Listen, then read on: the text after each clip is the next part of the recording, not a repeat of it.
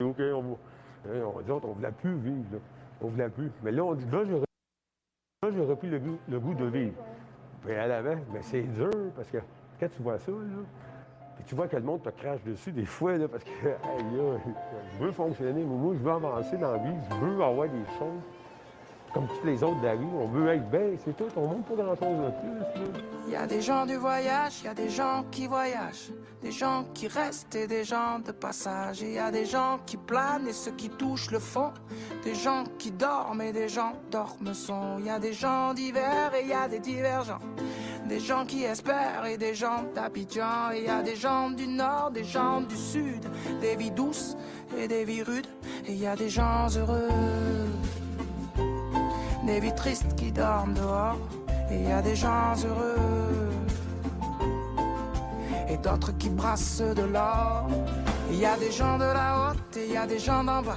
Il y a des gentils, des gendarmes, des junkies et des scaras. Des gens qui pleurent, des gens qui rient, des dirineurs et des Carla Bruni. Il y a des gens valjean qui mangent leur peine. Oui, des vrais gens qui font de la peine. Des gens qui s'aiment et qui s'assemblent. Des gens différents qui nous ressemblent. Et il y a des gens heureux, des vies tristes qui dorment dehors. Et il y a des gens heureux et d'autres qui brassent de l'or.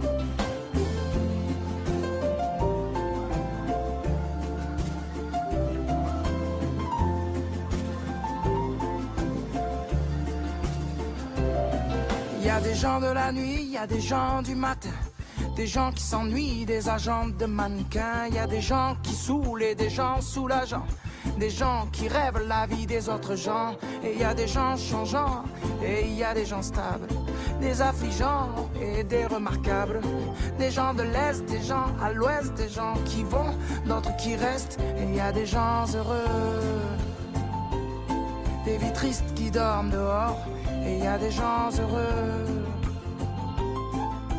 et d'autres qui brassent de l'or. Et il y a des indignés, des indigents, des déjantés, des commerçants. Il y a des gens simples, des gens seuls, des gens chanceux et des gens humbles. Il y a des amants, des dirigeants, des gens qui en bavent et des braves gens. Il y a des gens gays, des sergents. Et dans tout ça, et dans tout ça, nous deux. Et dans tout ça, nous deux. Dans tout ça, nous deux. Dans tout ça, nous deux. Et dans tout ça, nous deux.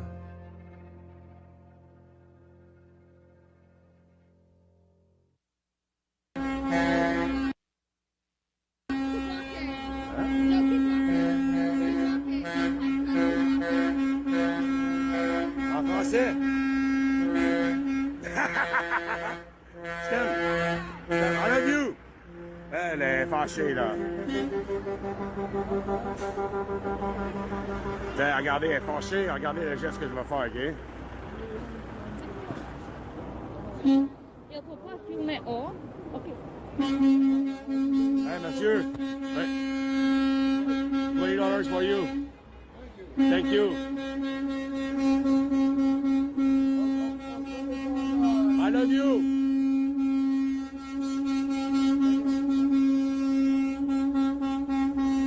La fille m'a envoyé chier. J'ai donné des 20$ à l'itinérant.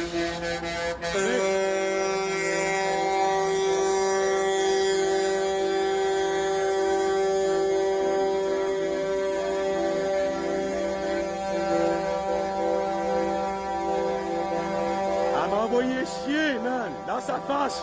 Un 20$ à un itinérant. L'amour. L'amour est bien plus que la haine. La haine, là.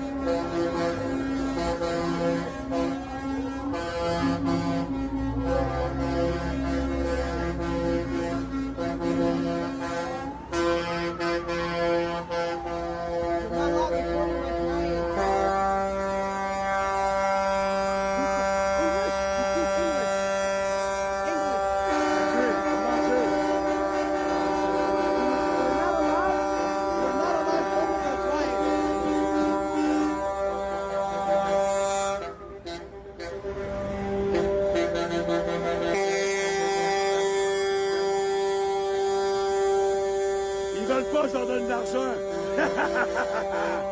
Fuck you, ils vont en avoir de l'argent. Ah, monsieur, vous ne pouvez pas donner de l'argent à ces gens. Ah ouais, moi, m'en a donné de l'argent. Tabarnak, t'as-tu vu, gars? Si t'es assis à terre, il crève de faim. Il a frette. Même si c'est un refuge, ils ont le droit, si. Moi, j'étais en moyen, on s'entraide. On a plein de dons, on le transmet au monde. Ah, ils me font tous salut, regardez.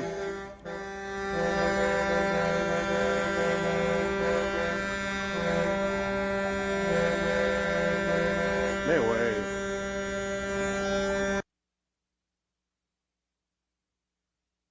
Grammarly makes communication.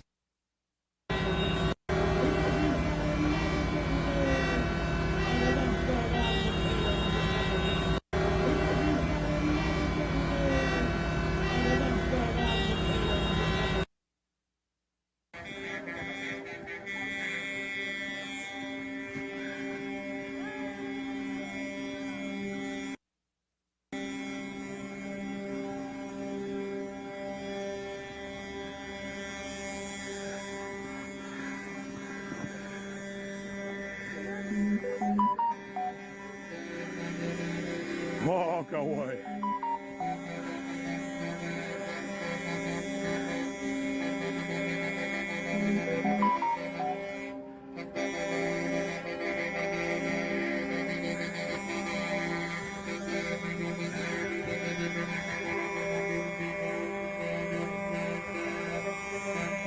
Ah ouais, on occupe le boulevard, fuck. La police, c'est pas là. Oh, Convoy. Ah ouais, let's go.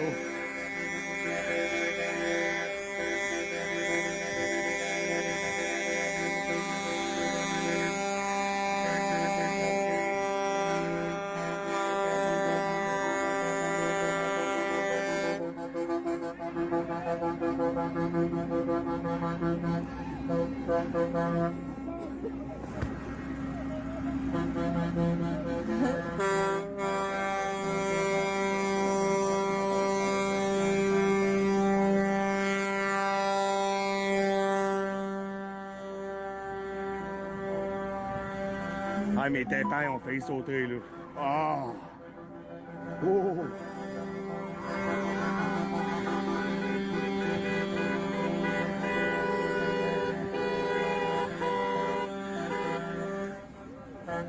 Hey, fuck Trudeau! Fuck Trudeau!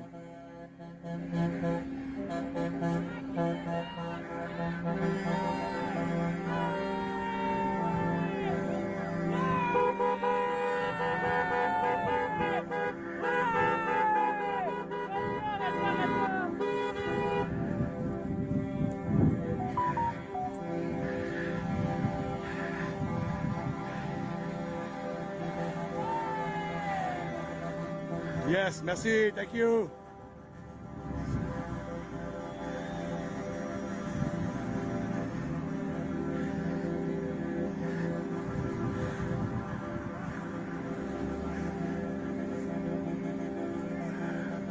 On a le droit à des saluts comme on a le droit à des fuck you, hein? Ça fait partie de la gang, ça.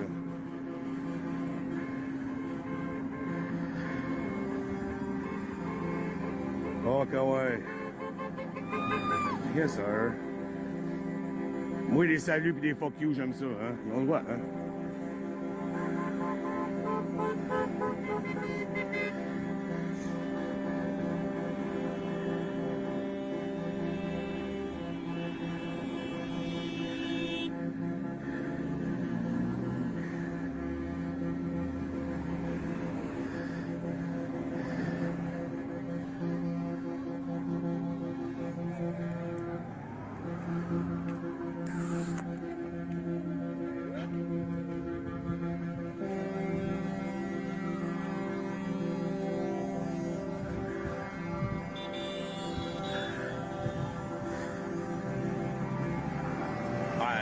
Il y a pas mal de monde à pied, en tout cas.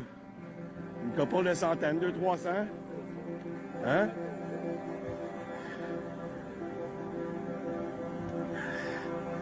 On est rentré dans Ottawa. Moi, pour vrai, je misais pas là-dessus.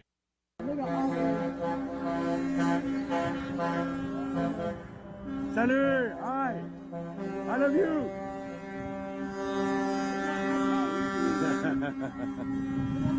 Ah, la sécurité capote là, d'un affaire de je sais pas quoi là.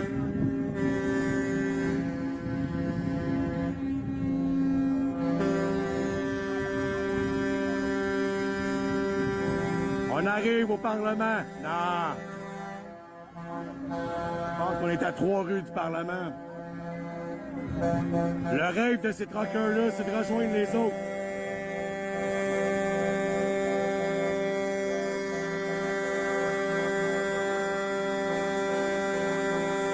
Ouais, partagez, partagez, partagez! Partagez, c'est gratuit, c'est un clic.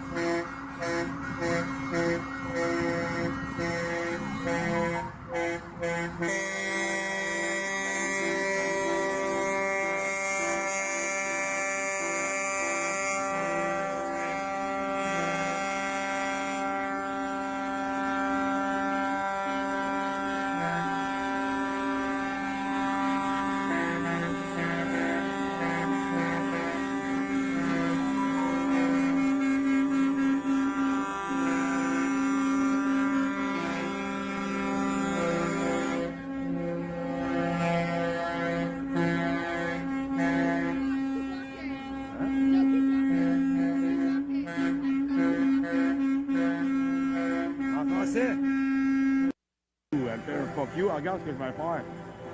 On va distribuer du cash. Ils ont le droit d'avoir des sous. Même s'ils se droguent à soir, qu'ils se droguent, qu'ils boivent, ça leur appartient, ça. Vivre dans une société de même, là, on peut bien geler, Chris. Pas pour rien que le pot est légal au Canada pour endormir une belle population, hein.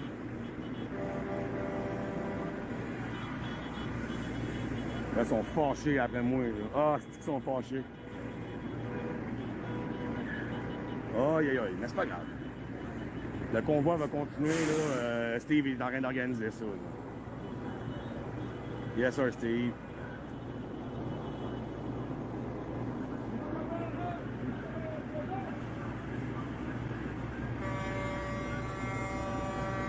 Et voilà, on va se situer devant un refuge. Ouais. Les trucks vont rester ici à soir, puis demain, on en revient avec plein de bouffe. Je vous promets que demain, on en revient avec toute la bouffe qu'on a au QG à Gatineau. On vient dropper de la bouffe ici, puis de l'argent. Ok, ouais, et voilà, on reste ici. Eh oui!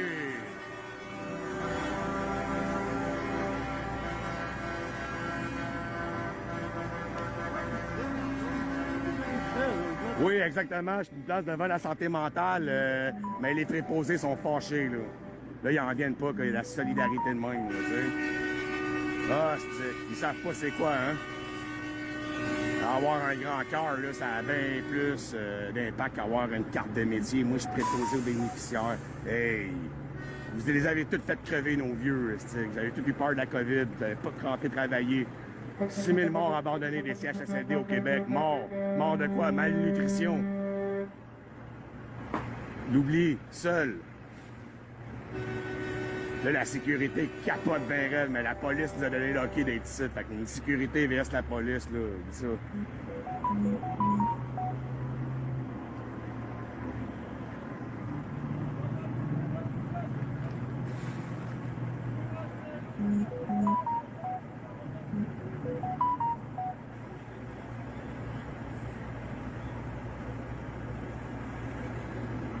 Ouais, ils ont bloqué la rue complètement. Ben oui, les truckers ont bloqué les deux voies. Il n'y a plus un char qui va passer sur ce boulevard-là, je pense. Eh oui, eh oui, Occupy! Eh oui, Occupy! Il n'y avait pas un esti de truck ici avant qu'on arrive, mais là, on est ici, on va occuper la place. Oui, c'est une place pour les santé mentales. Je sais pas comment on appelle ça en Ontario, là, mais c'est sûrement peut-être comme Old Brewery à Montréal ou la Maison du Père ou... l'affaire de Dan Bigra, là, le refuge, là.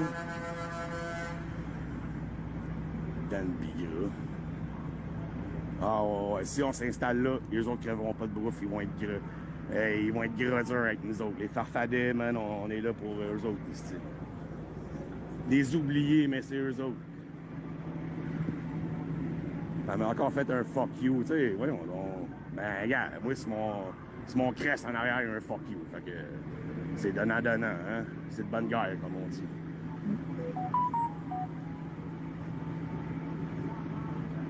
Bravo, Jésus Côté, là, je regarde les commentaires un peu, là, mais bravo. Ouais, c'est bien d'aider son prochain. Comme en guerre, on laisse jamais un patriote derrière, hein. Et voilà, le party est commencé, là, je vais me rapprocher. Là. Ça avancera plus, on va se rapprocher du convoi. Ben, je veux juste pas passer à côté de la fille, là, elle me regarde croche, puis on va passer en place. C'est pas de la belle énergie, on va aller l'autre bord. T'sais. Je veux pas faire de merde ici, là, t'sais.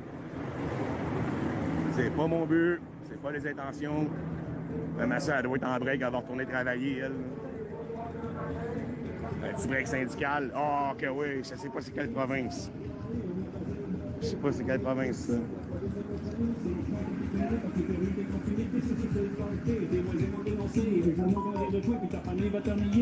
J'ai peut-être pas du coronavirus, mais c'est pas une raison pour arrêter de penser. J'ai peut-être pas du coronavirus, mais c'est pas une raison pour arrêter de penser. Je me suis levé. Es-tu correct? J'ai mis les culottes, puis je suis allé protester. Des gens par milliers pour nos droits et libertés. Viens-t'en.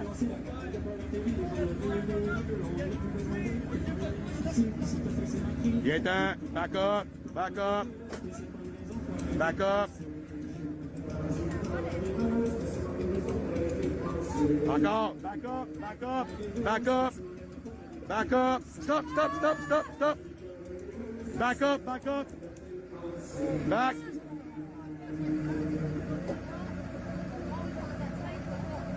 Back up. Back up, tu peux couper. Exact. Ah.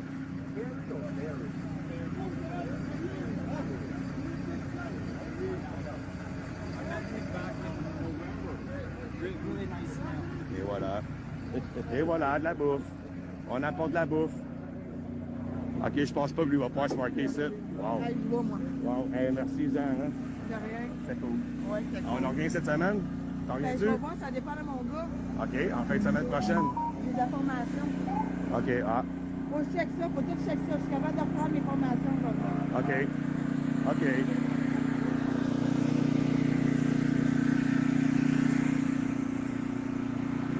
Ouais, mais il va pouvoir se parquer en coin. Et voilà, les farfadets avec les pauvres. On est direct devant. Wow. Ça va avoir un impact, ça.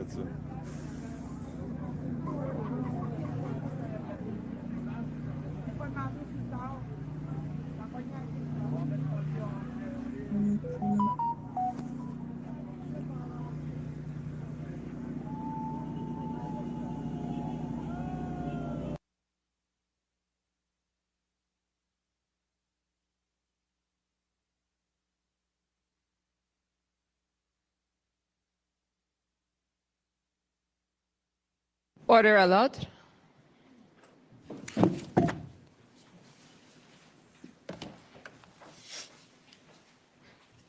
The Public Order Emergency Commission is now in session. La commission sur l'état d'urgence est maintenant ouverte. Good morning, bonjour. We're going to start the day a little differently today, rather than have one of the convoy or protester witnesses. We're going to have start with a Commission Council presentation. Yes. Good morning, Mr. Commissioner. It's Daniel Shepard for the Commission. If Mr. Clerk could bring up the PowerPoint presentation. Mr. Commissioner, today the Commission is presenting its next overview report dealing with fundraising in support of protesters. Next slide, please. COM OR 705 describes the major fundraising activities that took place to provide money to support protesters in Ottawa. This overview report describes a variety of entities that were involved in this process, including crowdfunding platforms, financial institutions, payment processors, as well as cryptocurrencies. The report provides a narrative of meetings and decision-making that took place with respect to how these fundraisers would be organized, constructed, and how money would be distributed. And it provides information available to the Commission about the ultimate sources and disposition of approximately $24 million in donations. Next slide. Before getting into the results of the investigation, a few words about the process that the Commission used.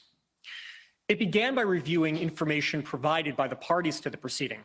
However, a great deal of the information necessary to complete this investigation was not in the hands of the parties. The Commission, using its powers of summons as well as negotiations, obtained additional documents from 6 non-parties to this proceeding, as well as engaging in an open source investigation for further information. Commission counsel also interviewed 10 witnesses who provided statements that then were used to complete this report. Next slide, please. There were certainly a number of fundraisers that were in play during the Ottawa protests.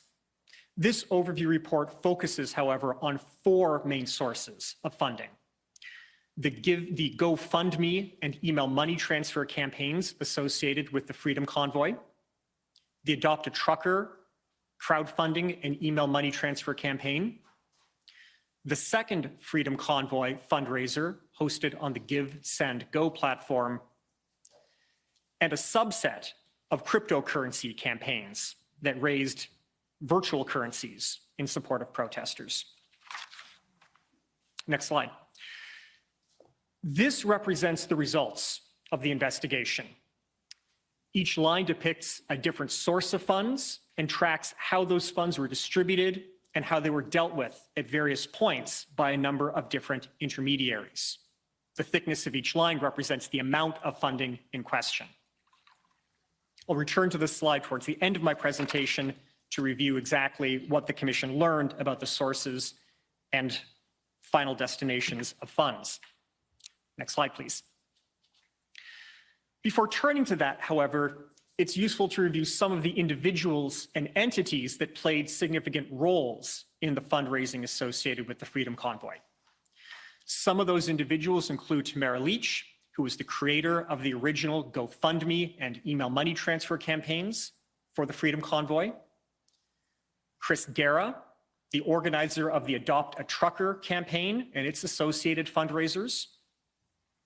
Chad Eros, an accountant who provided advice to the Freedom Convoy organizers, created the Convoy Corporation, and played a significant role in the creation of the GiveSendGo campaign. And Jacob Wells, the co-founder of GiveSendGo, who was also involved in the move of the Freedom Convoy crowdfunding campaign to his platform.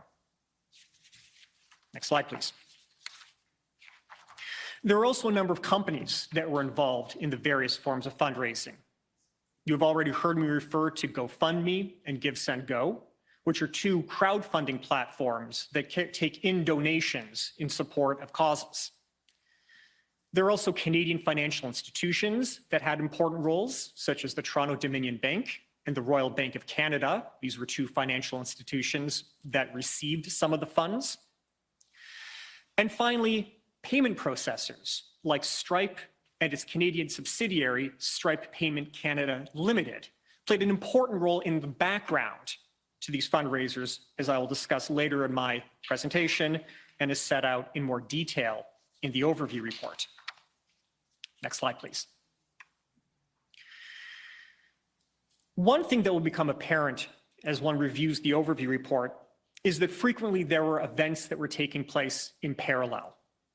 It is not a strictly linear story that can be told, but rather one has to understand that different actors were engaged in different forms of fundraising conduct at the same time.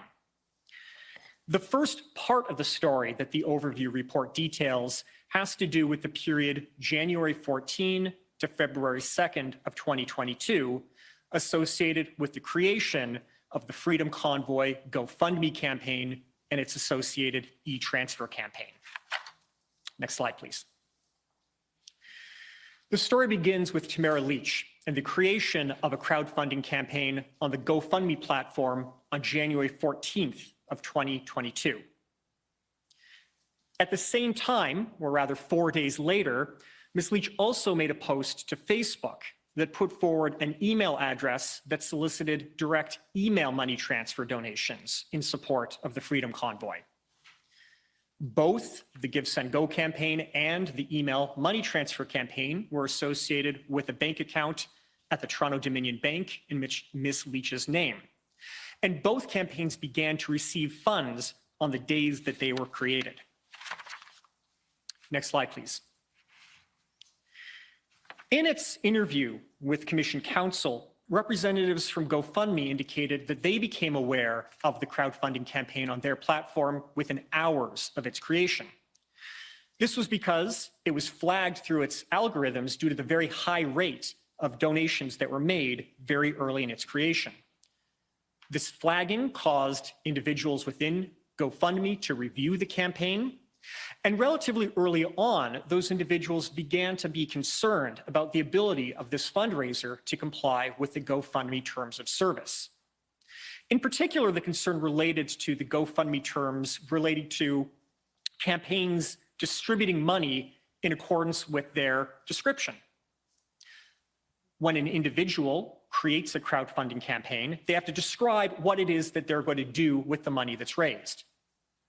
GoFundMe requires people who organize campaigns on their platform to actually distribute money in accordance with what they tell the public they will do with it. In the case of the Freedom Convoy fundraiser, the description said that it would do certain things with the money, such as, we are asking for donations to help with the costs of fuel, food, and lodgings. Funds will be spent to help cover the costs of fuel for our truckers first and foremost, will be used to assist with food if needed, and contribute to shelter if needed. Any leftover donations will be donated to a credible veterans organization, which will be chosen by the donors. GoFundMe reported that it had concerns with these statements. They indicated that, for example, they were uncertain how it would be possible for what was now thousands of donors to all agree on a credible veterans organization that could receive leftover funds. Because of these initial concerns, they tasked what they called their VIP team to reach out to Ms. Leach. This is a group of GoFundMe employees who are responsible for dealing with high-profile fundraisers. And they reached out to Ms. Leach starting on January 16th of 2022 to discuss the fundraiser and how the funds might be spent. Next slide, please. These communications continued between the 16th and January 27th, initially with Ms. Leach, but very quickly turned over to a group of other individuals who were working with her to manage the campaign and to deal with GoFundMe. Over the course of this period, GoFundMe representatives posed questions and received answers. And by January 27th, they had reached the point where they felt comfortable releasing at least some of the money that had been raised. Up until this point, donations remained in the control of GoFundMe. On January 27th, in order to formalize the assurances that Ms. Leach and her associates had provided GoFundMe, they provided something that they refer to as the attestation letter. The attestation letter was a document that they asked Ms. Leach to sign that set out a number of obligations on her part that she would have to agree to in exchange for access to the first $1 million of funds. This included pledges that she would act as a fiduciary for the beneficiaries of the fundraiser, that is to say, the truckers involved in the Ottawa protests, that she would deliver funds in a manner that was consistent with what she had set out in the fundraiser itself, a series of accountability mechanisms, such as requiring truckers to sign registration forms and to provide receipts in order to receive reimbursement, and to make reimbursements through email money transfers to create a form of a digital paper trail that could be tracked.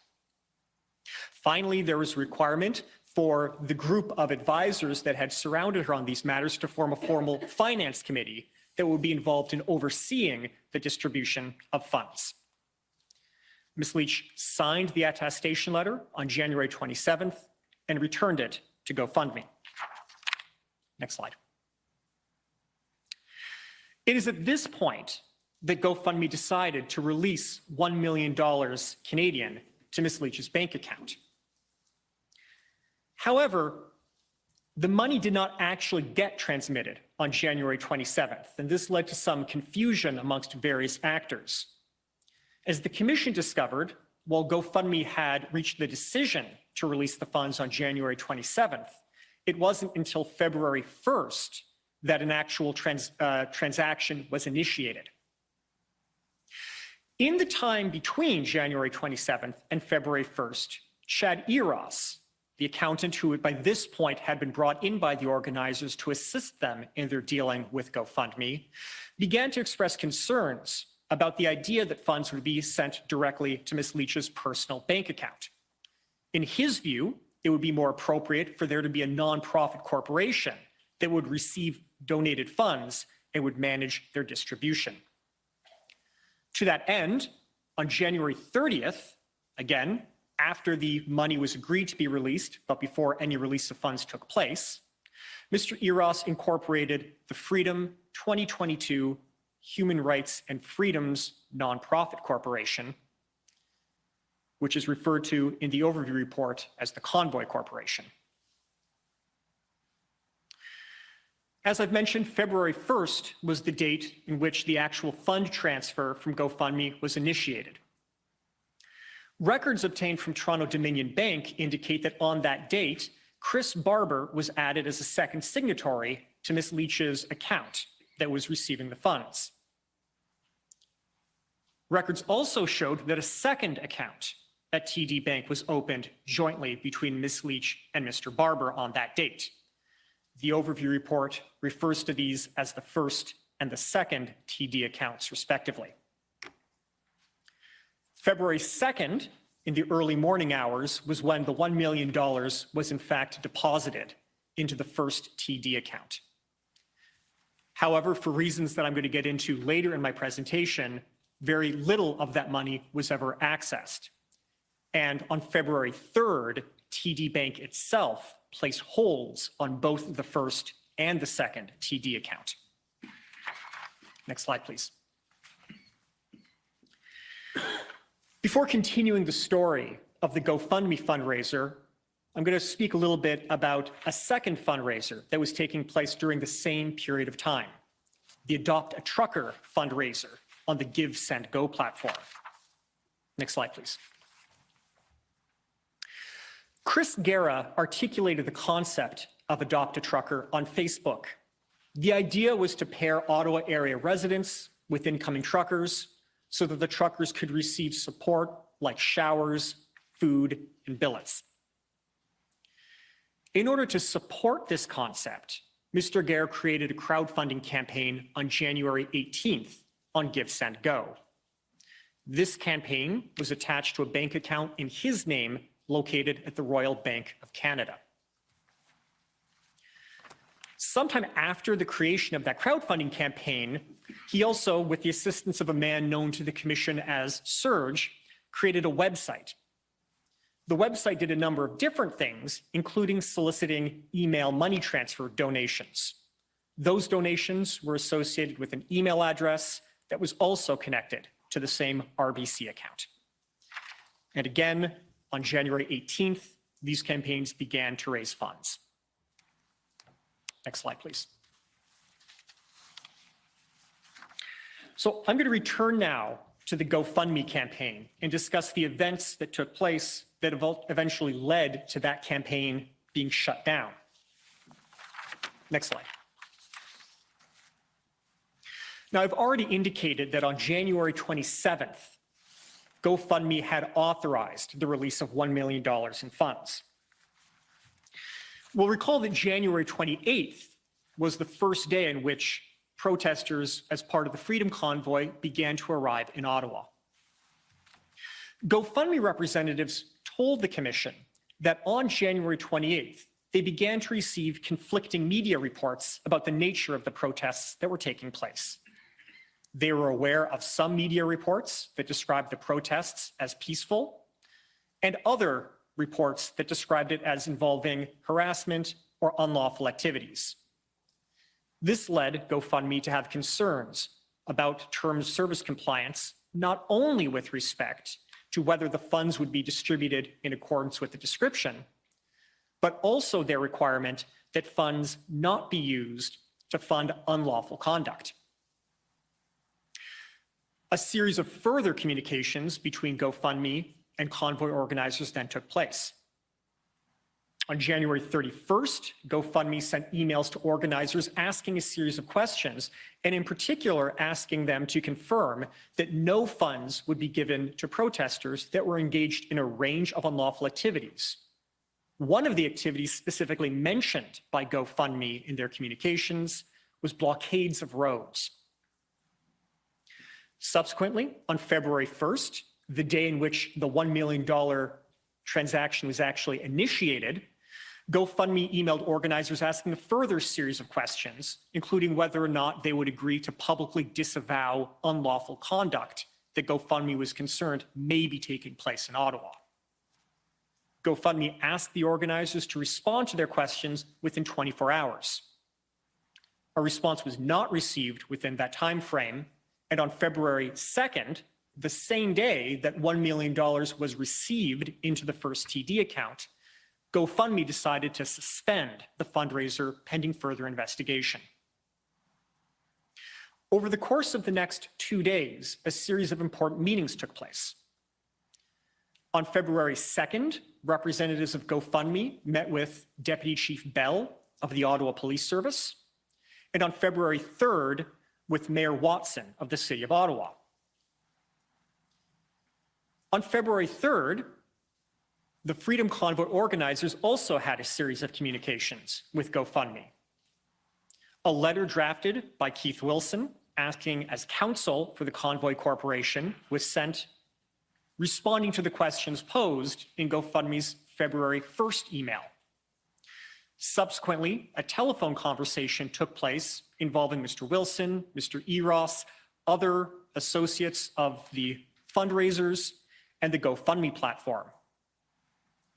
In their interview with Commission Counsel, GoFundMe representatives indicated that they left that meeting unsatisfied with the responses that they had received, and they continued to have concerns about the lawfulness of the protests and the role that the funds might play in those protests. On February 4th, GoFundMe had a second meeting with Deputy Chief Bell. It was also on that date that representatives of GoFundMe reported that they believed that individuals associated with the Freedom Convoy leadership were using social media to encourage harassment of GoFundMe employees. GoFundMe reported that its employees had received a number of threats after the decision was made to suspend the fundraising campaign, and those threats increased in frequency on February 4th. In the evening of February 4th, GoFundMe made the decision to cancel the fundraiser, and over the course of the next 24 hours, arrived at the conclusion that they ought to refund all donations made to the platform. Next slide, please.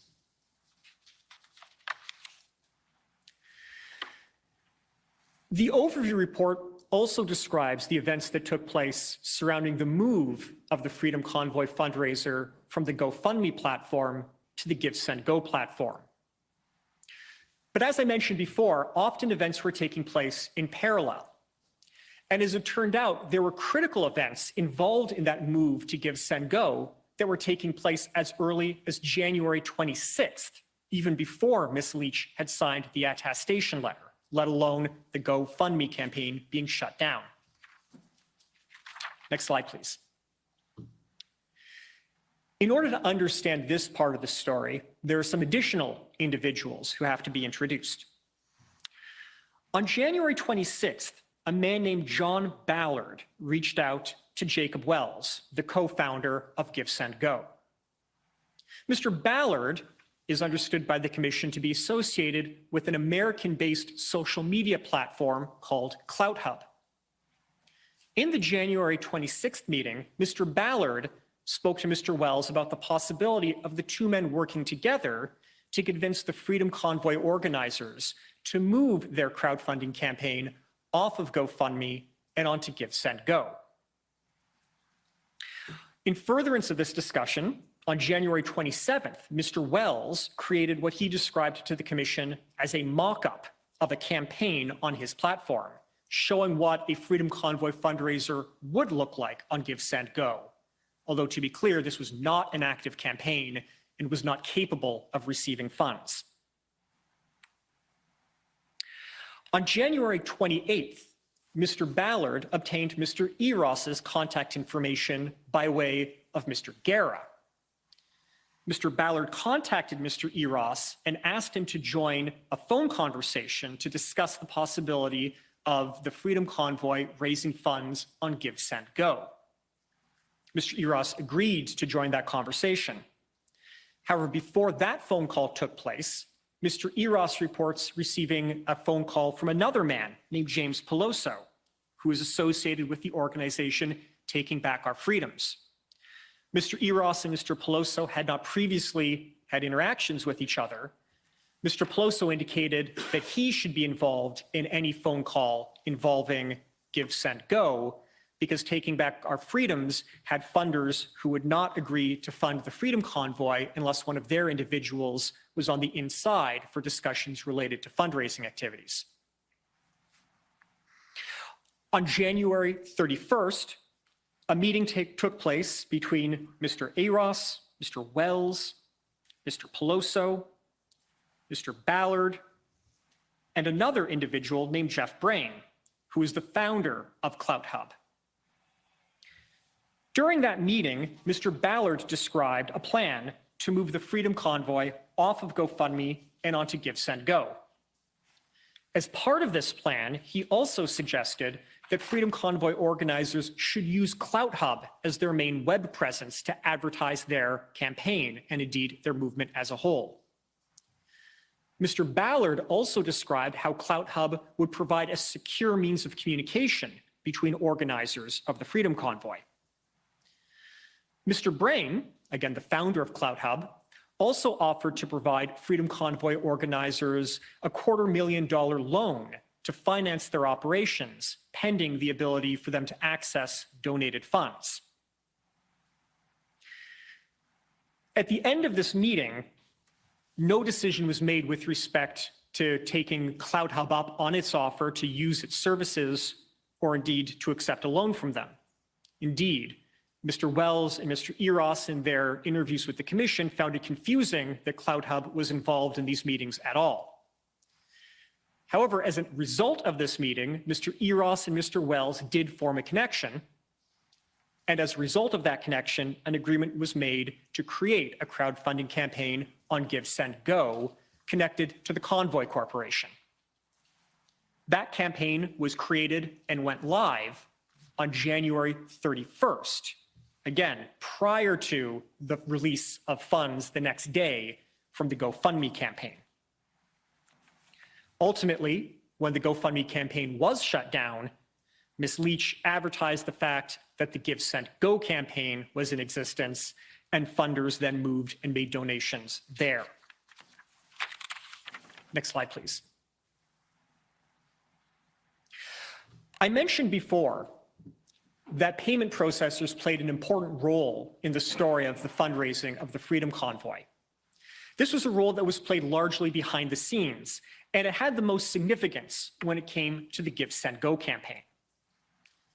To the public, there was only ever one campaign on GiveSendGo associated with the Freedom Convoy fundraiser. However, for reasons connected with how Stripe operates, there were in effect, two campaigns associated with the Freedom Convoy fundraiser on GiveSendGo. And in order to understand why that came to be, one has to understand a little bit about what payment processors are and how they operate. Most crowdfunding platforms don't actually accept and distribute funds themselves. They are, in effect, kind of a social network shell that provides a platform to attract donors. The actual work of receiving electronic donations and distributing those donations to bank accounts are done by payment processors like Stripe. On the GiveSendGo campaign, in order to set up a campaign at all, one needs to have a Stripe account. However, in order to create a Stripe account, an individual has to have a bank account to associate with it. This presented a unique difficulty for Mr. Eros, because at this point, the Convoy Corporation did not have a bank account. Recall that the Convoy Corporation was only created the day before, on January 30th. He therefore could not create a Stripe account and therefore could not attach it to the GiveSendGo campaign. As a temporary solution to this problem, Mr. Wells suggested that he use his Stripe account, attach it to the campaign on GiveSendGo, and that is what happened. And so between January 31st, when the campaign first went live, and February 7th, the GiveSendGo campaign was actually attached to Mr. Wells' Stripe account, and through that, his personal bank account. On February 7th, Mr. Eros did create a Stripe account. However, that account was not connected to the Convoy Corporation directly. By February 7th, the corporation still did not have a bank account. In order for Mr. Eros to create a Stripe account, he reached an agreement with Keith Wilson to have the Stripe account attached to Mr. Wilson's trust account at his law firm. Once this took place, on February 7th, the fundraiser was switched over from Mr. Wells' Stripe account to Mr. Eros's Stripe account. And from February 7th until February 10th or 11th, the evidence on that point is conflicting, donations made to the GiveSendGo campaign went into Mr. Eros's Stripe account. On either February 10th or 11th, the Stripe account was switched back to Mr. Wells' Stripe account, and all further donations made to the GiveSendGo campaign went there. Next slide, please.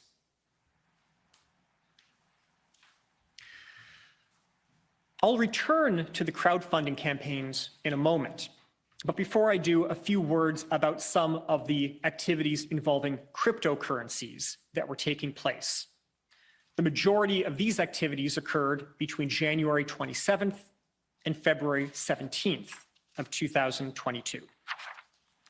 Next slide.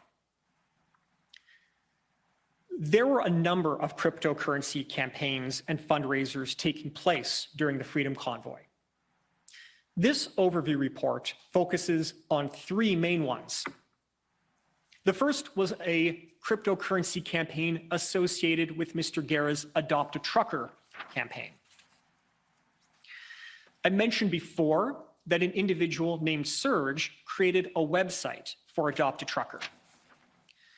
In addition to soliciting email money transfers, that website also provided information that would allow individuals to donate any of 6 different types of cryptocurrencies to the Adopt a Trucker campaign.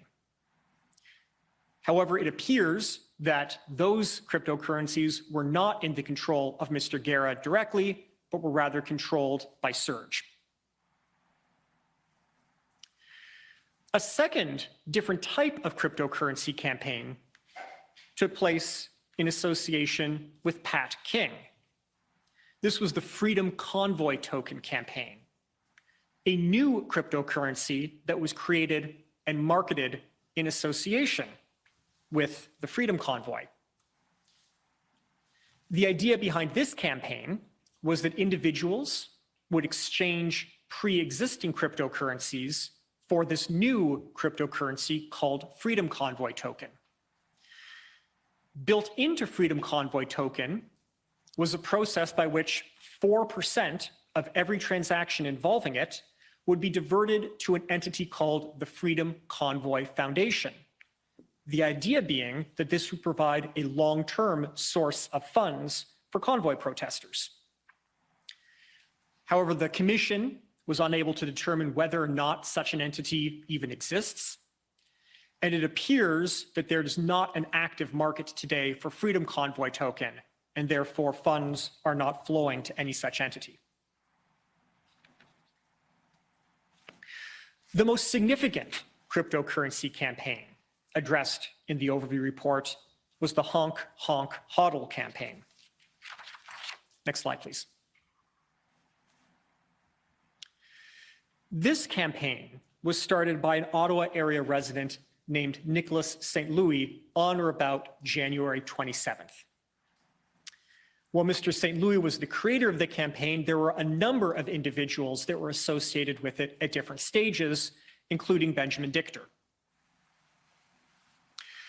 Using a cryptocurrency crowdfunding platform called Tallycoin, this campaign ultimately raised approximately 22 Bitcoin in donations.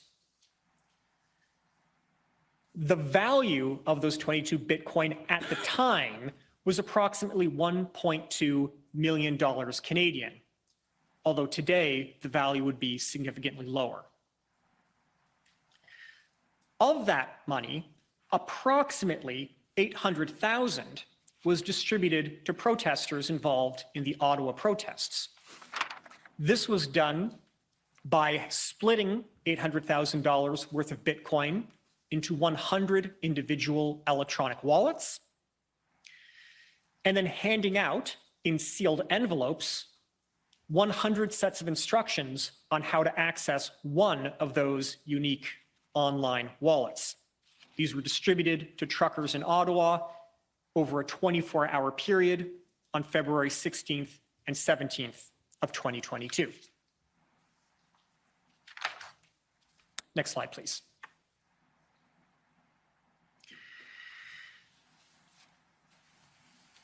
We get to the part of the narrative contained in the overview report that deals with how all of the funds we've just been discussed were eventually blocked from arriving in the hands of fundraisers.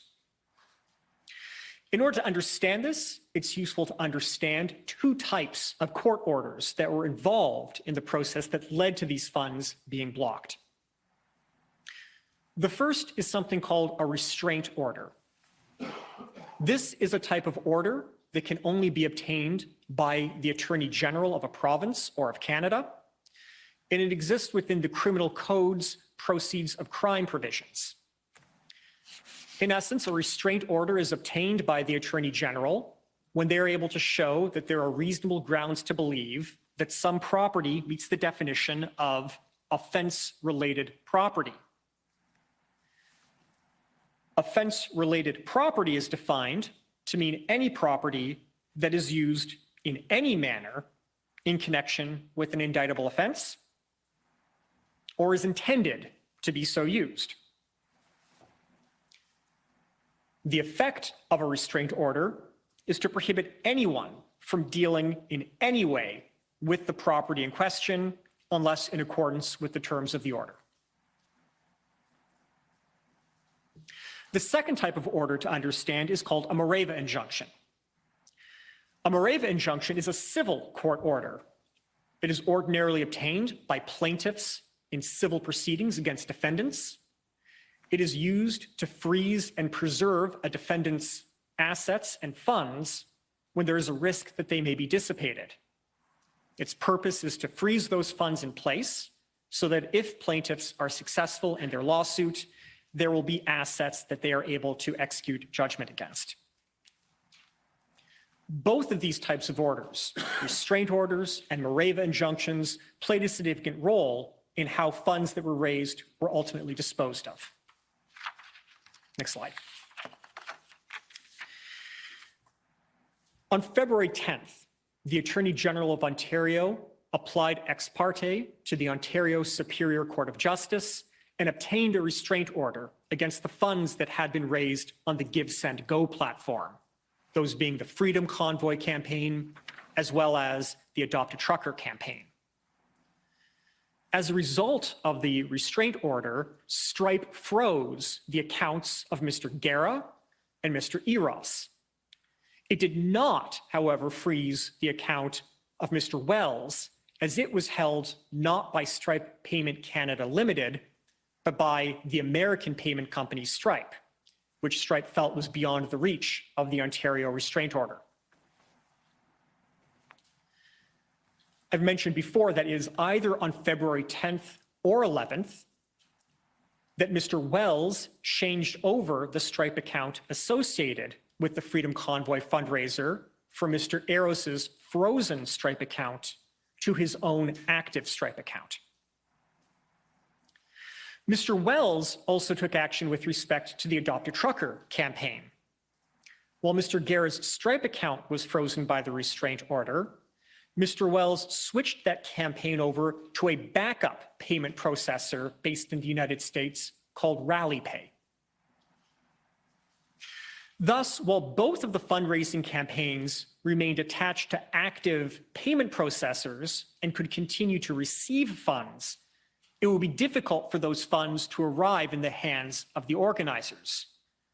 By this point in time, both TD Bank and RBC had been put on notice of the restraint order, and they too were prevented by its terms from dealing in any way with the funds raised on GiveSendGo. On February 17th, Zexi Lee, in her role as the representative plaintiff of a proposed class action of Ottawa residents, obtained a Mareva injunction. This order applied to a broader set of assets. It included those assets covered by the restraint order, but also applied to several other individuals and other assets. For example, it applied to assets that were raised by Mr. King, and it applied to a range of cryptocurrencies that were not the subject of the restraint order.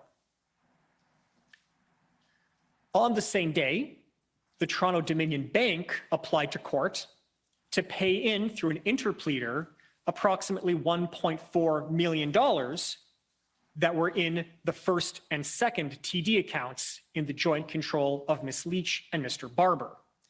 They did so on the basis that the true owners of those funds were unknown and that the funds should be held by the court until such time as the proper recipients of that money could be determined. The money then stayed in these various bank accounts in various locations, frozen by both the restraint and the Mareva orders. This changed on March 9th, when the Mareva injunction was varied to allow these funds essentially to be pooled in the hands of an escrow agent who would hold them all pending the outcome of the Ottawa litigation. And in the days and weeks that followed, the funds that we have been discussing so far were transferred to the escrow agent, where the Commission understands they remain. Next slide, please. This then takes us then to what the Commission understands about the sources of the various funds and their ultimate destinations. Next slide. During the events in question, there were many public statements and questions raised about the issue of foreign versus domestic funding. And in the order in council creating this commission, this issue is also flagged for the Commission's consideration. As a result of this, the Commission made inquiries with various entities about the sources of funds, both in terms of number of donors and in terms of the value of donations. The result of these inquiries show different patterns for different fundraisers. The simplest are the email money transfer campaigns associated with the Freedom Convoy and Adopt a Trucker. Those campaigns were 100% Canadian in that they relied on the email money transfer system that exists within Canada. All donations to those fundraisers originated, at least immediately, from a Canadian domiciled financial institution. The Freedom Convoy GoFundMe campaign was also largely Canadian in its origin. GoFundMe reported that 86% of donors were based in Canada, and that by value, 89% of donations originated in Canada. The two campaigns on GiveSendGo, however, show a different pattern. Both of those campaigns were largely American-based in terms of where donors were located. Freedom Convoy, 59% of donations originated from the United States, 51% for Adopt a Trucker. However, when measured in terms of the value of donations, the values are slightly different. 55% in terms of the actual dollars donated through Adopt a Trucker originated in Canada. And in terms of the Freedom Convoy campaign, an equal amount of money originated from Canada and the United States at 47% each. The remainder from other countries around the world. Next slide, please. And so we return then to this chart that describes the value of money flowing into and out of a number of different entities. I'll begin with the GoFundMe campaign. The GoFundMe campaign raised in excess of $10 million Canadian. $1 million of that was released to Ms. Leach's Toronto Dominion Bank account. However, the full amount was also refunded to donors. In other words, while GoFundMe released $1 million, it also refunded all donors the full amount of their donations, making up the $1 million shortfall themselves. In addition to the $1 million that was deposited into Ms. Leach's TD account from the GoFundMe fundraiser, she also received $419,416.63 in email money transfer donations. Out of this approximately $1.4 million put into the first and second TD account, only $26,000 was accessed. The remaining $1,393,000 and change was placed ultimately into escrow as part of the Mareva injunction.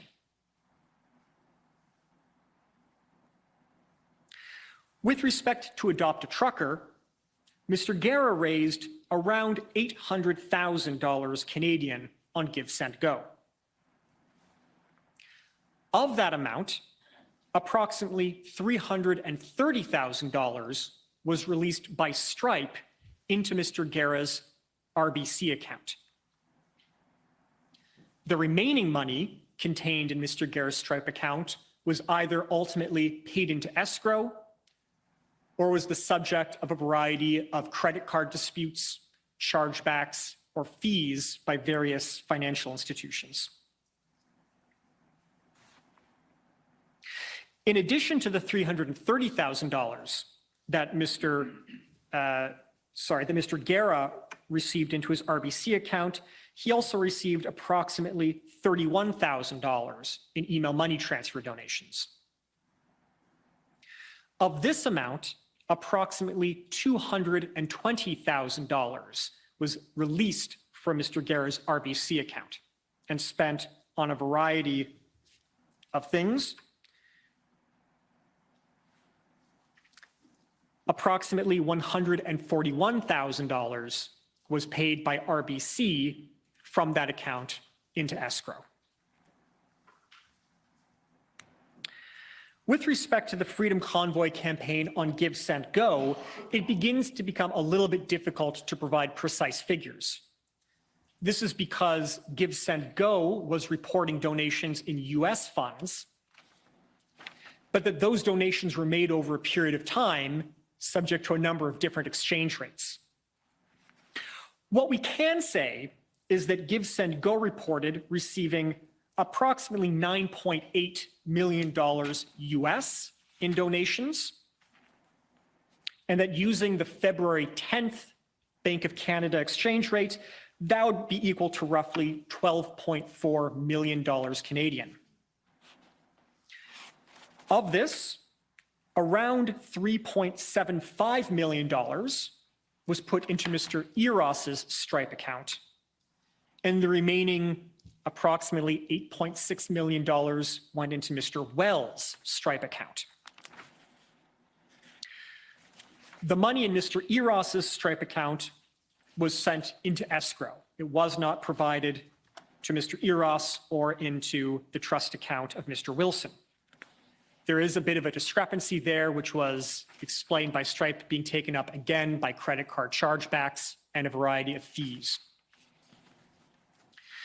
In terms of Mr. Wells' Stripe account, while the Commission did not have access to any banking records associated with this, in communications between Mr. Wells and Stripe that the Commission did review, it appears that all donations made and put into his Stripe account were refunded to donors, with the exception of certain fees that were subtracted, as well as components of those donations that donors had indicated should go directly to GiveSendGo.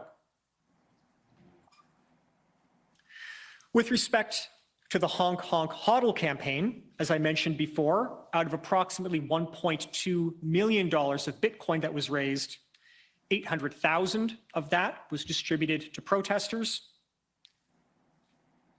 Paid into escrow was 7.57 Bitcoin, which at the time was worth approximately $413,000.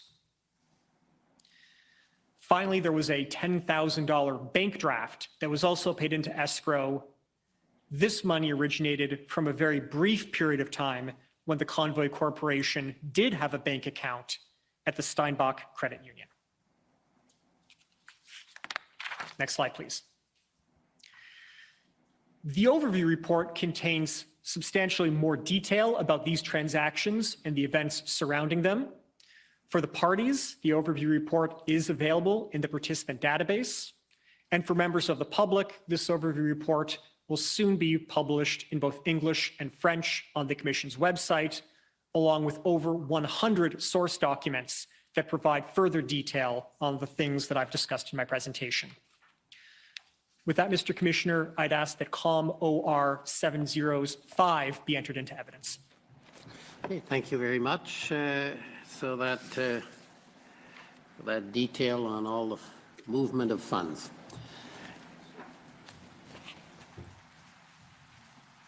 Now, are we in a position to move to the next phase? Yes, sir. Okay.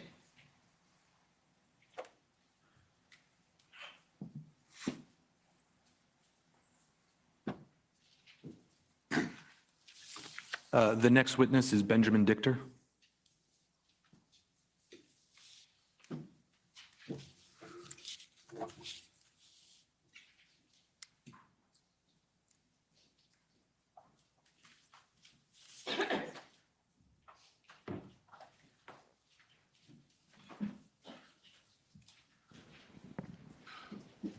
Mr. Dichter, will you swear on a religious document, or do you wish to affirm? Religious documents. We have the Bible, the Quran, or the Torah available? You have a Siddur, Torah, yeah, please.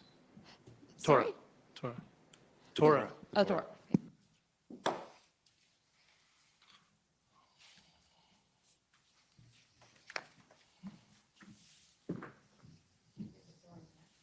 Thank you.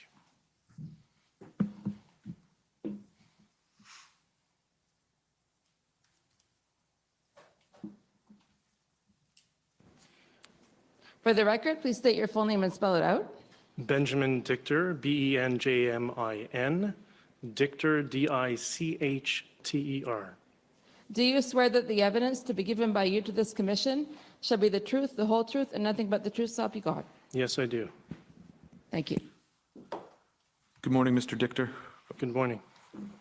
The registrar takes the Torah. Your counsel here, Jim Carahalios, I believe, wants to make a brief statement before we begin. Okay.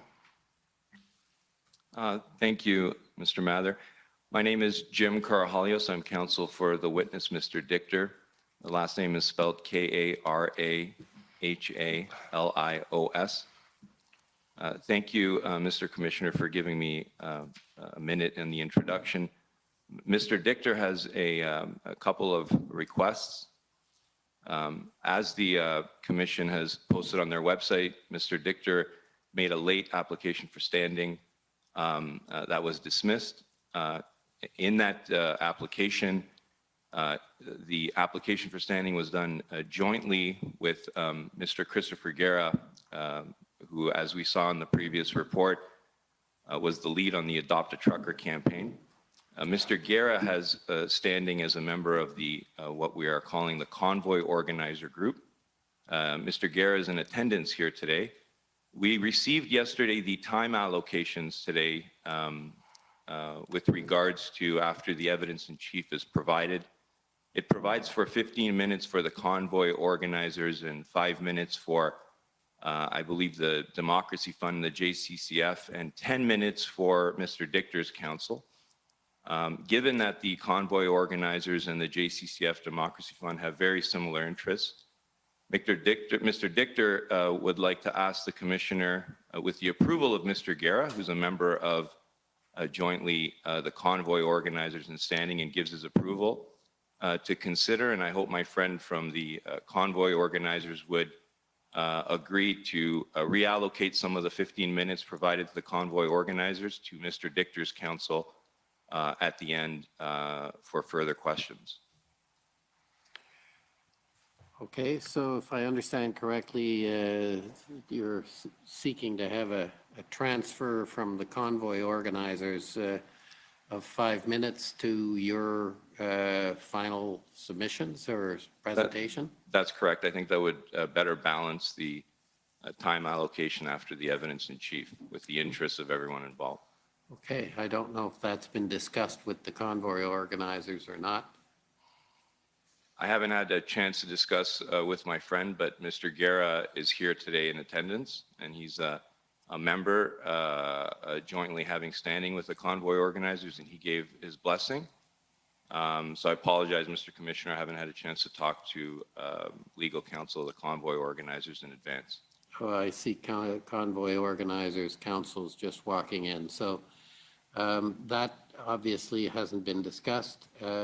So we can address it when we get to the point of cross-examination if it hasn't been sorted out before then. And I can assure you we won't be shortchanging the witness. We've been quite understanding about the situation for witnesses who are not represented by counsel. Thank you, Mr. Commissioner. The second brief thing I'd like to ask on behalf of Mr. Dichter is in his application to have his counsel lead his testimony here today, you correctly pointed out, Mr. Commissioner, Rule 59 that allows for Mr. Dichter to apply for additional time in the evidence in chief led by his counsel, if I understand it correctly. At the end of Mr. Mather's evidence in chief, if you could just give Mr. Dichter a little bit of time to decide whether he wants that Rule 59 application to be brought forward to you for more time in evidence in chief by me, that would be appreciated.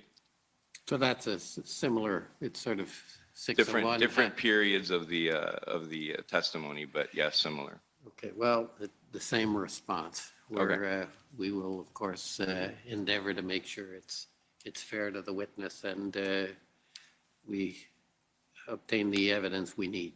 Thank you, Mr. Commissioner. Okay. Good morning again, Mr. Dichter. Good morning. My name is John Mather. I'm Commission Counsel. I just have a few questions about your background to start. I understand you're from Toronto, is that correct? Yes, I grew up in Toronto in a middle-class family, Bayview North Mills. I grew up in a Jewish home. I was adopted, and I hit the jackpot with my family. And later in life, I found out from my biological siblings who found me, I am the descendant or the grandson of Brigadier General Dennis Whitaker. So, yeah. Excellent. And what's your current occupation? I'm a trucker, and I produce podcasts. How long have you been a trucker? Several years, about four years approximately, and I've been an owner-operator for a couple of years. And can you just give the commission a sense of the nature of your trucking business, where you travel, what sort of loads you carry? Yeah, I drive to the United States, mainly in, as we call it, the upper right corner. So Rhode Island, New York, New Jersey, all that sort of stuff. With the carrier I work with, predominantly commodities, paper, that sort of stuff. And can you give the commission a sense of the sort of podcasts you produce?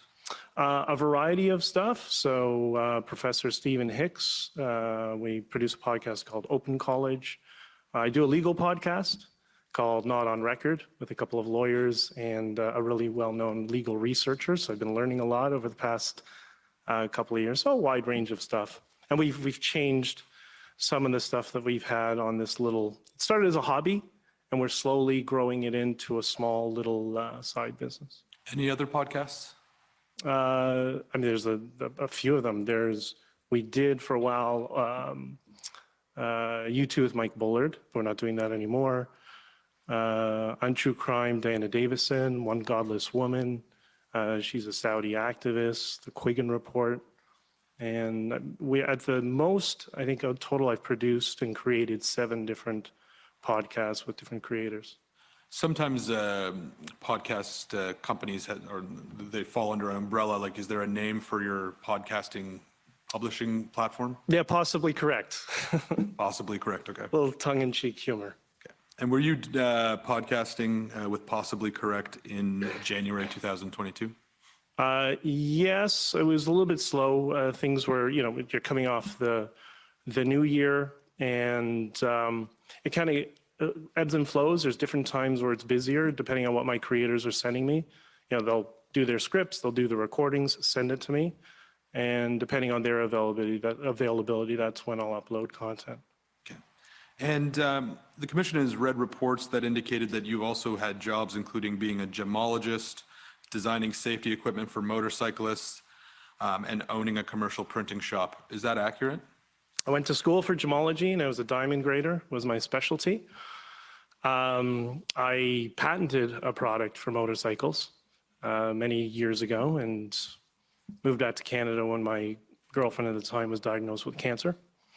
And I had a printing business on Ryerson University's campus, well, adjacent to Ryerson University's campus for several years, yes. I also understand you ran for city council in 2014, is that correct? Ran for city council in 2014 and also ultimately ran for federal politics for the Conservatives. Right, and that was in 2015? 2015, yeah. And when I say city council in this setting, I should say that was the city council of Toronto, not yes. the city council of Ottawa, is that correct? Yes. And you've also founded a group called LGBT Tory. Yes. Can you tell the commission what that group is? Yeah, LGBT Tory was basically a community organization for friends of mine who were conservative, and in the gay community, there was a lot of tension that was building up, and they felt very, I don't know, we'd say alienated. Where my business was adjacent to the gay, because I have a lot of gay friends. And so we decided, let's put together an advocacy group, a meeting group, whatever, just to allow people to come out. And, you know, Doc, who founded with me, always says it was easier to come out as gay than it was to come out as a conservative in the gay community when we started. And is that group still active? Periodically. We had a meeting a couple of months ago, and looking at moving forward in the near future. I'm so busy with so many other things at this point, so they just kind of meet with me for my ideas, advice, messaging, that sort of stuff. Shifting now to the protests in Ottawa in January and February 2022, how did you get involved? Tamara Leach called me on January 15th, and you know, I knew Tamara, it seems to be, from what I'm learning in testimony, I knew her the longest. And she reached out to me. She said, we've started a GoFundMe campaign within the past couple of days. It seems to be taking off. If you could come on board, help me with messaging, pressers, press releases, all that sort of stuff. And I said, yeah, sure. So I decided to get involved with her. And how did you first meet Ms. Leach? I met her 2017 or 2018. I was in Alberta. I was connected to her through some other people. I went to Medicine Hat, and that's where I met her. Stayed at her house, actually. When you say you connected with her through some other people, who were those people? People that were fans of one of the podcasts that I was doing. And so they invited the podcaster out, and I just kind of tagged along and got to see Medicine Hat and Grand Prairie for the first time in my life. And what was that podcast that they were fans of? The Quiggin Report. Quiggin Report. Yeah. So, sorry, you said that was around 2017, 2018? 17, 18, some of that.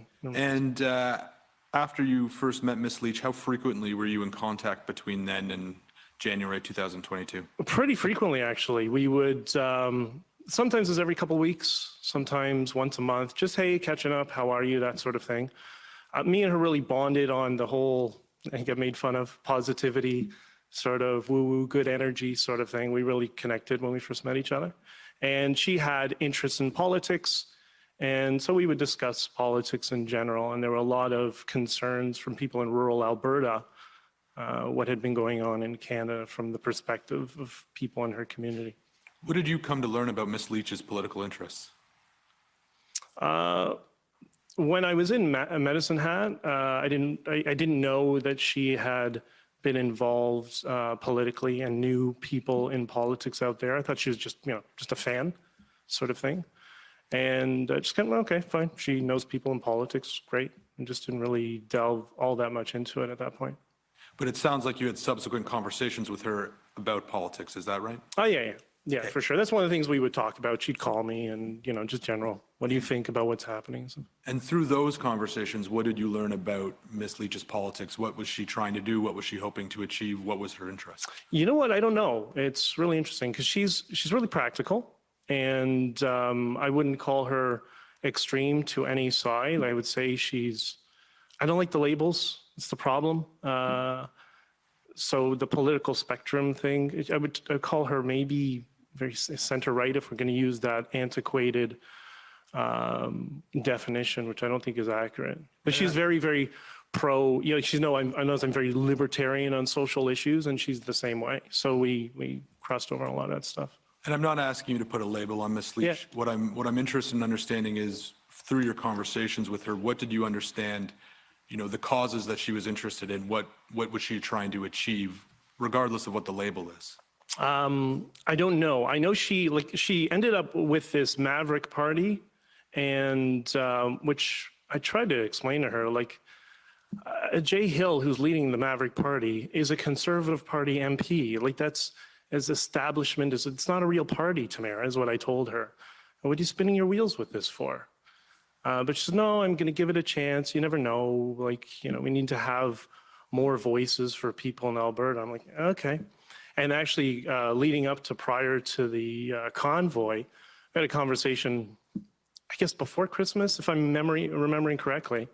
And she seemed to be coming around. She said to me, yeah, I think you're right all this time. I think I'm just getting frustrated, because she notices all people tied to the Conservative Party and Maverick. I don't know the details. That's just what she was communicating to me. So the sense I get from that response is that she was involved in the Maverick Party, and you raised with her, this is tied to the Conservative Party or has relationship, and that's an establishment party. It sounded like that was something you weren't in favor of. Is that fair? No, it's kind of the deceptive tactic that if you're the Conservative Party, then just be part of the Conservative Party. Don't make fake parties. You see a lot of that going on lately. And I just find it's deceptive to the voter base who may not understand this is the sort of thing that goes on in politics. I just don't support that. Just be who you are, right? At that point in time, in December 2021, were you still a supporter of the Conservative Party?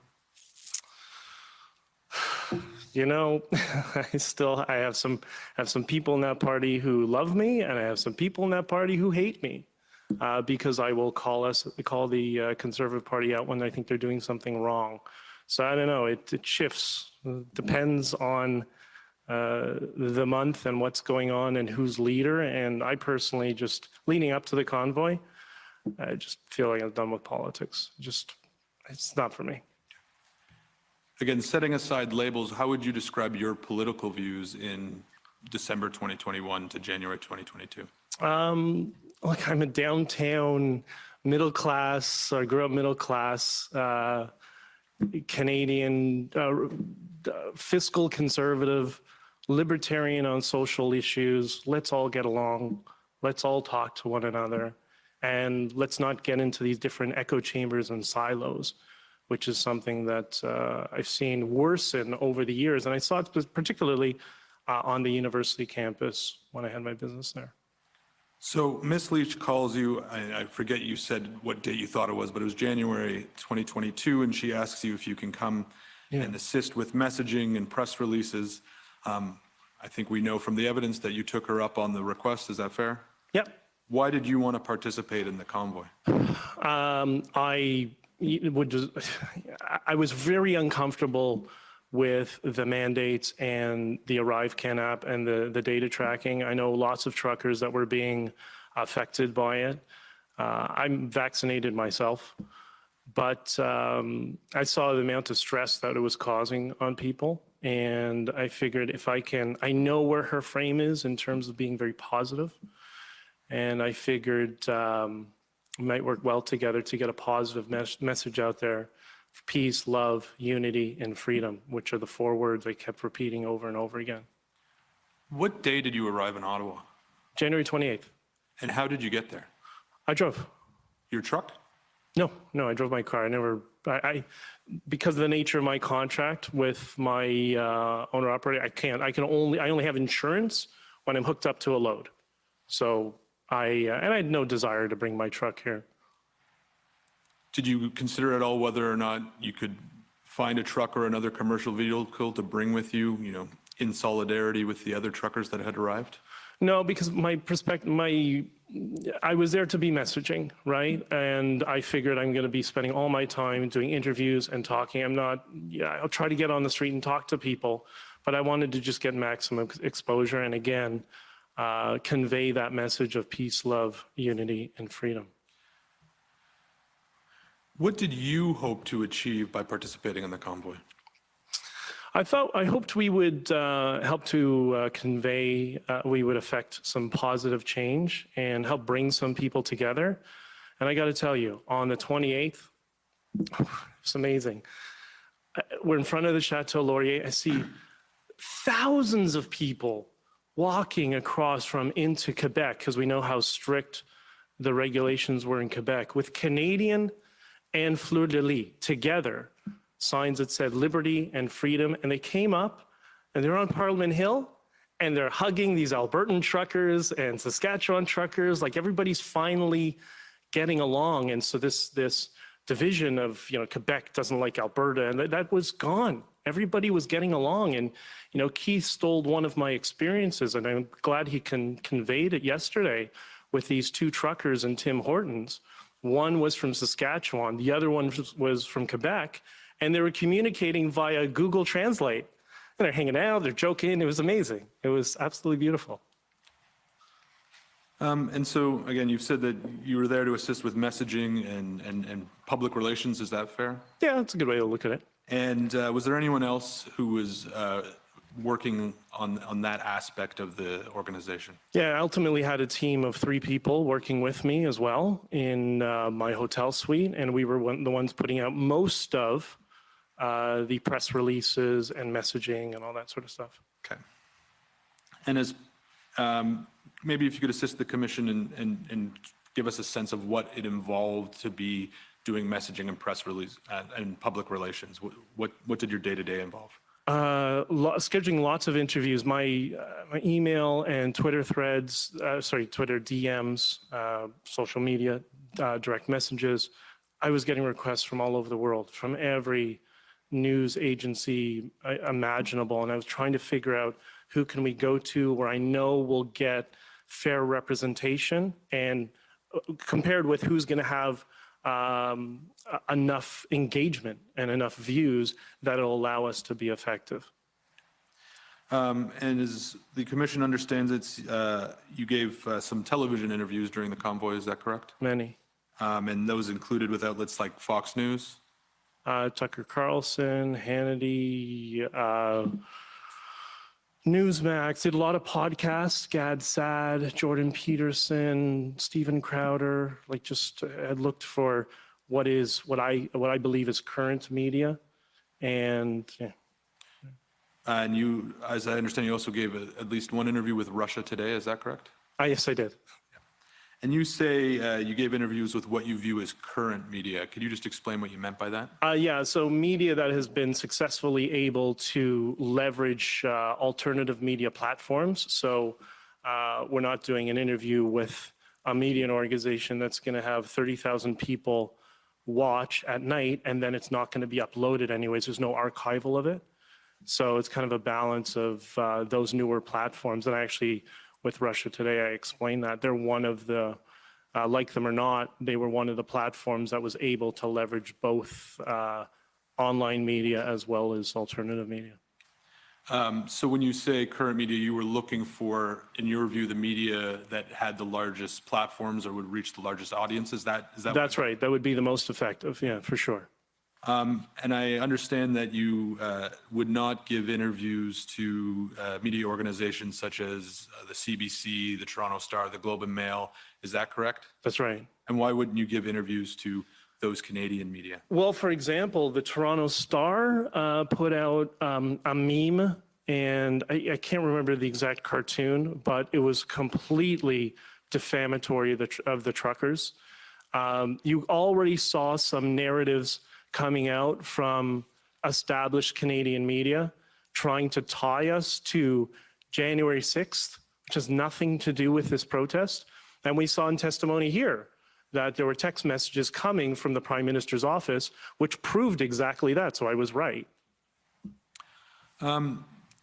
We've heard some evidence from different witnesses so far about you having suffered some injuries on your way to Ottawa and during your time in Ottawa. I'll just give you an opportunity. Can you just explain exactly what happened and when it happened? So on February 4th, somebody came into my room and said, the lawyers just did a video that's the complete opposite of our messaging. We call it the War the World's video now. And I looked at it and I was horrified. It was, come to Ottawa, your freedoms are dying, Canada is dying here, like doom and gloom, not peace, love, unity, and freedom, which built the movement.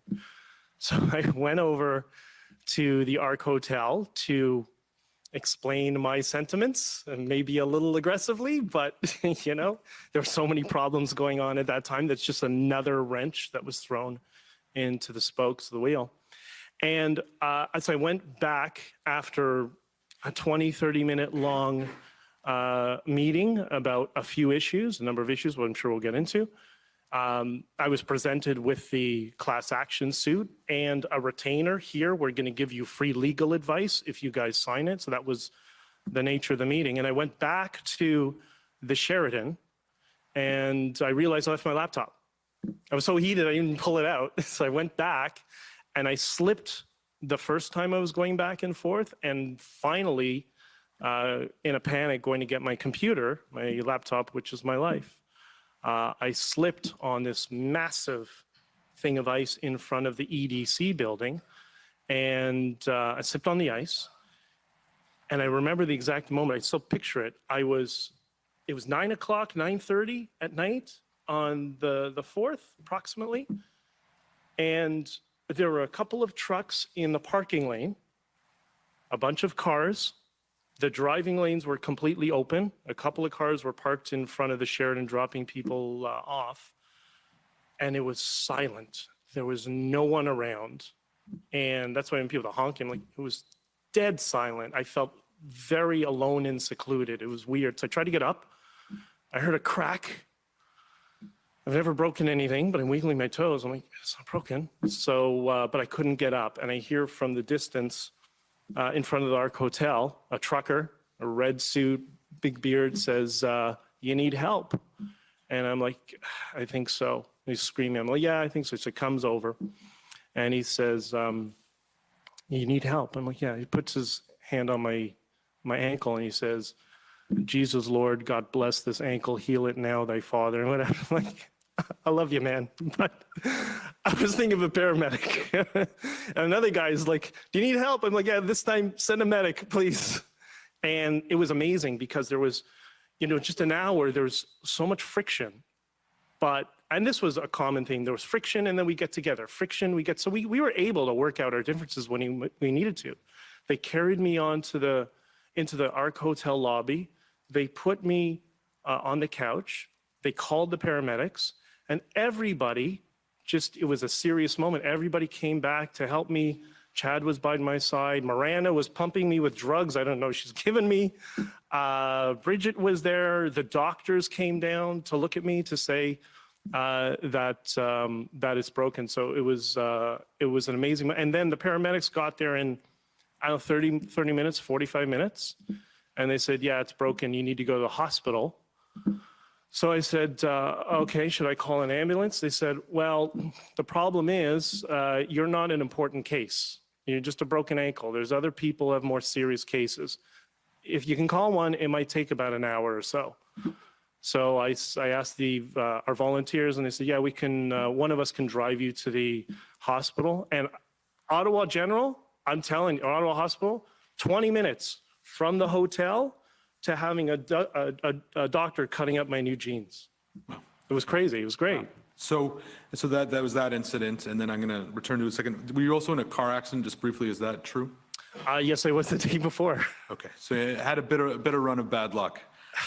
Yeah, but there were other things on my mind. My mind was the messaging. We need to keep everybody happy and peaceful and all that sort of stuff. But yeah. So I want to pick up on the context or what happened before you slipped and fell. Mm-hmm. You said that there had been a press conference on February 4th with, I think you said, the lawyers. Is that right? No, it wasn't a press conference. Okay. Somebody came in and said the lawyers put up a video that's doom and gloom, the opposite of our messaging. And I said, what lawyers? What lawyers are talking about? And that's when I went across to find out who these people were. Okay, so did you see the video yourself? Yes, I did. They showed it to me. And did you recognize the lawyers in the video? No, I didn't. Who did you come to learn who the lawyers were? Keith Wilson. Okay, and so you were staying at the Sheraton Hotel? That's right. And you went to the Arc Hotel? Yeah. And why did you go to the Arc Hotel to find out who was in the video? Because that's where they were. And who's the they in the So we had 3 different hotels. So the Sheraton became messaging. My team was dealing with that. The Arc Hotel was doing, I guess, logistics, that sort of, there was always conflict there. And the Swiss Hotel, I think, was security, communicating with the police, emergency lanes, all that sort of stuff. They actually had it took a while, but they got it pretty well organized. So I was told that they're at the Arc Hotel now, go and see them. That's why they said the video, so I went there. And they are at the hotel, the lawyers? Yeah. And then who did you meet at the hotel? Keith, Andre, Eva, and Chad. I met him for the first time. There's a couple other people. I think Bridget came. Tamara came in about 15 minutes after I had my heated exchange. There was maybe 10 people there. Okay, so Keith Wilson. Yeah. Eva Chipiuk. Yes. Andre Memomari, I believe. Yes. Okay, Chad Eros. Yeah. Bridget Belton. Yes, and there's a couple other people from the board. I don't remember who. Okay. And what describe the conversation you had at that point in time? I might have used some trucker words with Keith to explain my discontent that I just spent almost 3 weeks of my life getting everybody on a message of peace, love, unity, and freedom, and it worked. People are here with hippie tie-dyes. There's people left wing, right wing, all wings just hanging out together. And I said to him, do you understand what you just did? Knowing I have a brother in policing, 2 nephews in policing, like I understand that world a little bit. Mood and behavior is what they're monitoring. They don't care what we say. It's mood and behavior. The mood and behavior was positive until right now. You just undid all of that. And he seemed concerned. And he said, oh, I'm sorry. Like, well, and I should have thought that before. Anyways, that was it. And then the next thing was, well, you've just been served, congratulations, with a multi-million-dollar lawsuit.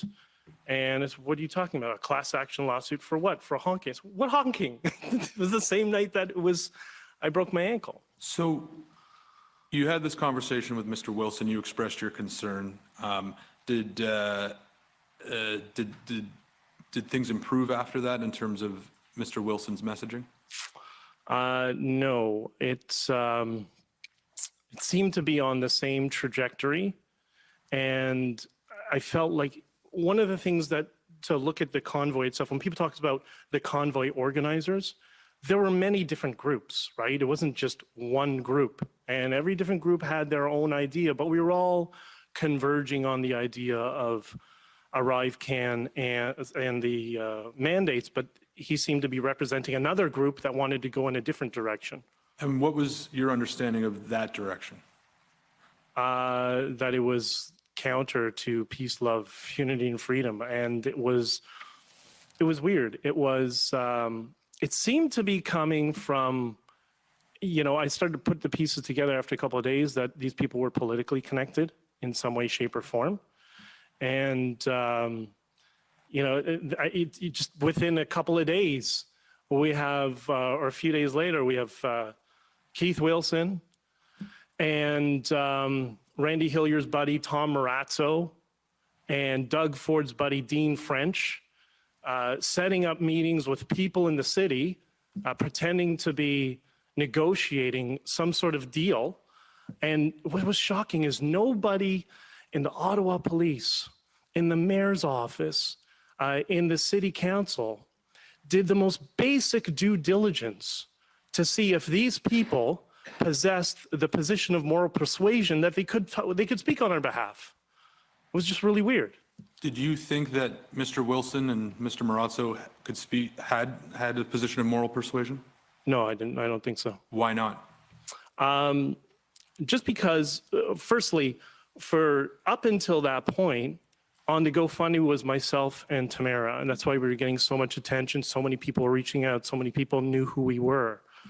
I'm a trucker, so it's a little bit of a, there's a culture amongst truckers as well. These were lawyers that, I don't know, they seem to have some ulterior motive, or they seem to know people in politics that I don't know that they had, they may have been organizing a deal with the city, but maybe they're structuring a deal for Doug Ford, but it wasn't for the truckers.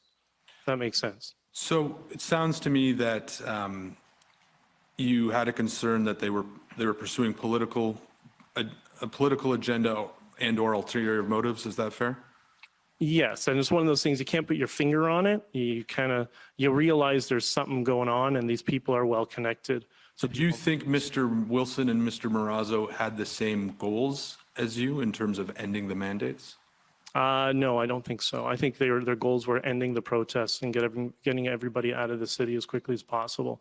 Because when I first met Tom Marazzo, he said to me, I thought we got somewhere. He said, listen, I'm just going to be here dealing with the trucks. I don't know who put him there. I don't, there was very fluid all the time. Okay, fine. He said, I'm going to be dealing with the trucks. I'm going to be a ghost. Nobody's going to know I was here. And I will be invisible. And I thought, great, perfect. So finally, because every day we were dealing with different people setting up their own press conferences, we finally got that under control. I'm like, great. So I'll deal with the messaging. The trucks are parked, so I don't know what you want to do. You want to move trucks? That was a little suspect to me in the back of my head, but I just kind of left it there. And then the next morning, somebody comes into my hotel to tell me, Tom Marazzo, guess what he's doing? I'm like, what? A press conference. I'm like, it's less than 12 hours ago. He told me he's not going to, what is going on? And that's the cats we were trying to herd. Did you ever speak with Mr. Wilson or Mr. Marazzo about the concerns you had about what they were doing? Yes, many times, to everybody. I spoke to Tamara about it, and Tamara agreed with me. And she put out a number of messages to people. She was typing messages with me to tell people. She got on the phone, because this happened numerous times, telling people no comms or no communications goes out unless it's approved by Benjamin and his team. So that's with respect to who's doing the messaging, but That's right. Your concerns that Mr. Marazzo and Mr. Wilson were seeking to end the protests or find a way for the protest to end, is that something you ever brought to them and asked them about? I didn't say to them directly. I'm going to go to him and say, you're trying to sabotage the protest. I mean, then it's a little bit jumping the gun. The indicators seem to be there, but I couldn't prove it. So what did you do to try to understand if this is actually what they were trying to do? What I wanted to do was just control the messaging first. Stop going out and doing press conferences. I remember when Keith said to me, yeah, we're going to try and reach out to the city. And I remember saying, what are you reaching out to the city for? Just wait. Dance parties, barbecues, we're feeding the homeless. Just wait. We have to have a press conference every day. I'm like, it's not a hostage negotiation. And you're the ones, because they agreed with me, that the legacy media just lies. So you're telling me the legacy media lies, yet you want to run to the legacy media and do a press conference every day? I'm like, just calm down. Everybody relax. We'll do a press conference at the end of every week, except for if something materializes and we need to do a press conference when the government brings some sort of representative who's going to speak with us. I can't hear, they're talking. Sorry. Okay. You try and either not talk or keep it down, please. And Mr. Dichter, yes, we're translating all of this. Oh, sorry, slow down a bit. Please slow down. It's my apologies, yes. You know, you get excited and that's okay, but I'm try and get excited with a slow speed. Okay. Will do. My apologies. So, Mr. Dichter, I've heard, you know, what you've said about dealing with the messaging and your approach to the messaging. And I understand what you're saying with respect to I wasn't going to go to Mr. Wilson or Mr. Marazzo and say, I'm concerned you have ulterior motives. Are you trying to end the protest? Did you raise that concern with Ms. Leach, Mr. Barber, Ms. Belton, anyone who I presume you didn't have a concern about? With Tamara, for sure. And Tamara and I spoke all the time. There was a day and a half that I had to leave from when I left on the 30th, came back on the 2nd, ended up being the 3rd because of the car accident. I must have talked to her 25 times that day. Like, we were in constant communication. Me and Tamara had great communication during the entire time. And what did Ms. Leach say in response to your concerns? I'll handle it. We'll take care of it. I'll talk to them. The primary thing was the messaging, of course. But when this whole idea of let's move trucks to Wellington, I don't understand what is the goal of that. I mean, I was just in some of these, the streets in the middle of downtown that only had a few trucks on it. I didn't see these residential streets, and I'm sure people will give me some, anecdotes of a street here and there that might have had a truck on it. Okay, that might be the case. But that was not my experience. The whole idea of let's consolidate everything into Wellington. The cops told us where to park. Chris Guerra was here for a week. He got maps from the Ottawa police saying, park your trucks here, because we wanted to have safety routes so safety vehicles could get through during the protest, emergency vehicles, and people could just generally drive around. And I was driven around a couple of times. So I was in a car when I came in and out of the city. Like, I got in and out of the city, no problem. And we'll get to the agreement with the mayor to move the trucks more in a moment. But okay. I understand that's what you're referring to when you're talking about moving trucks to Wellington.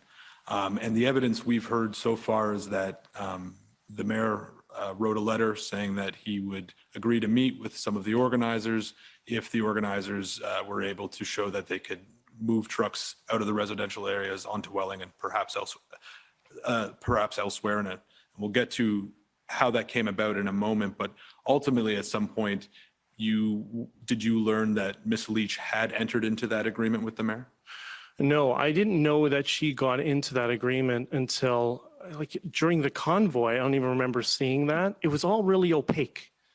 So it was, we're doing a deal. What? We're taking care of it.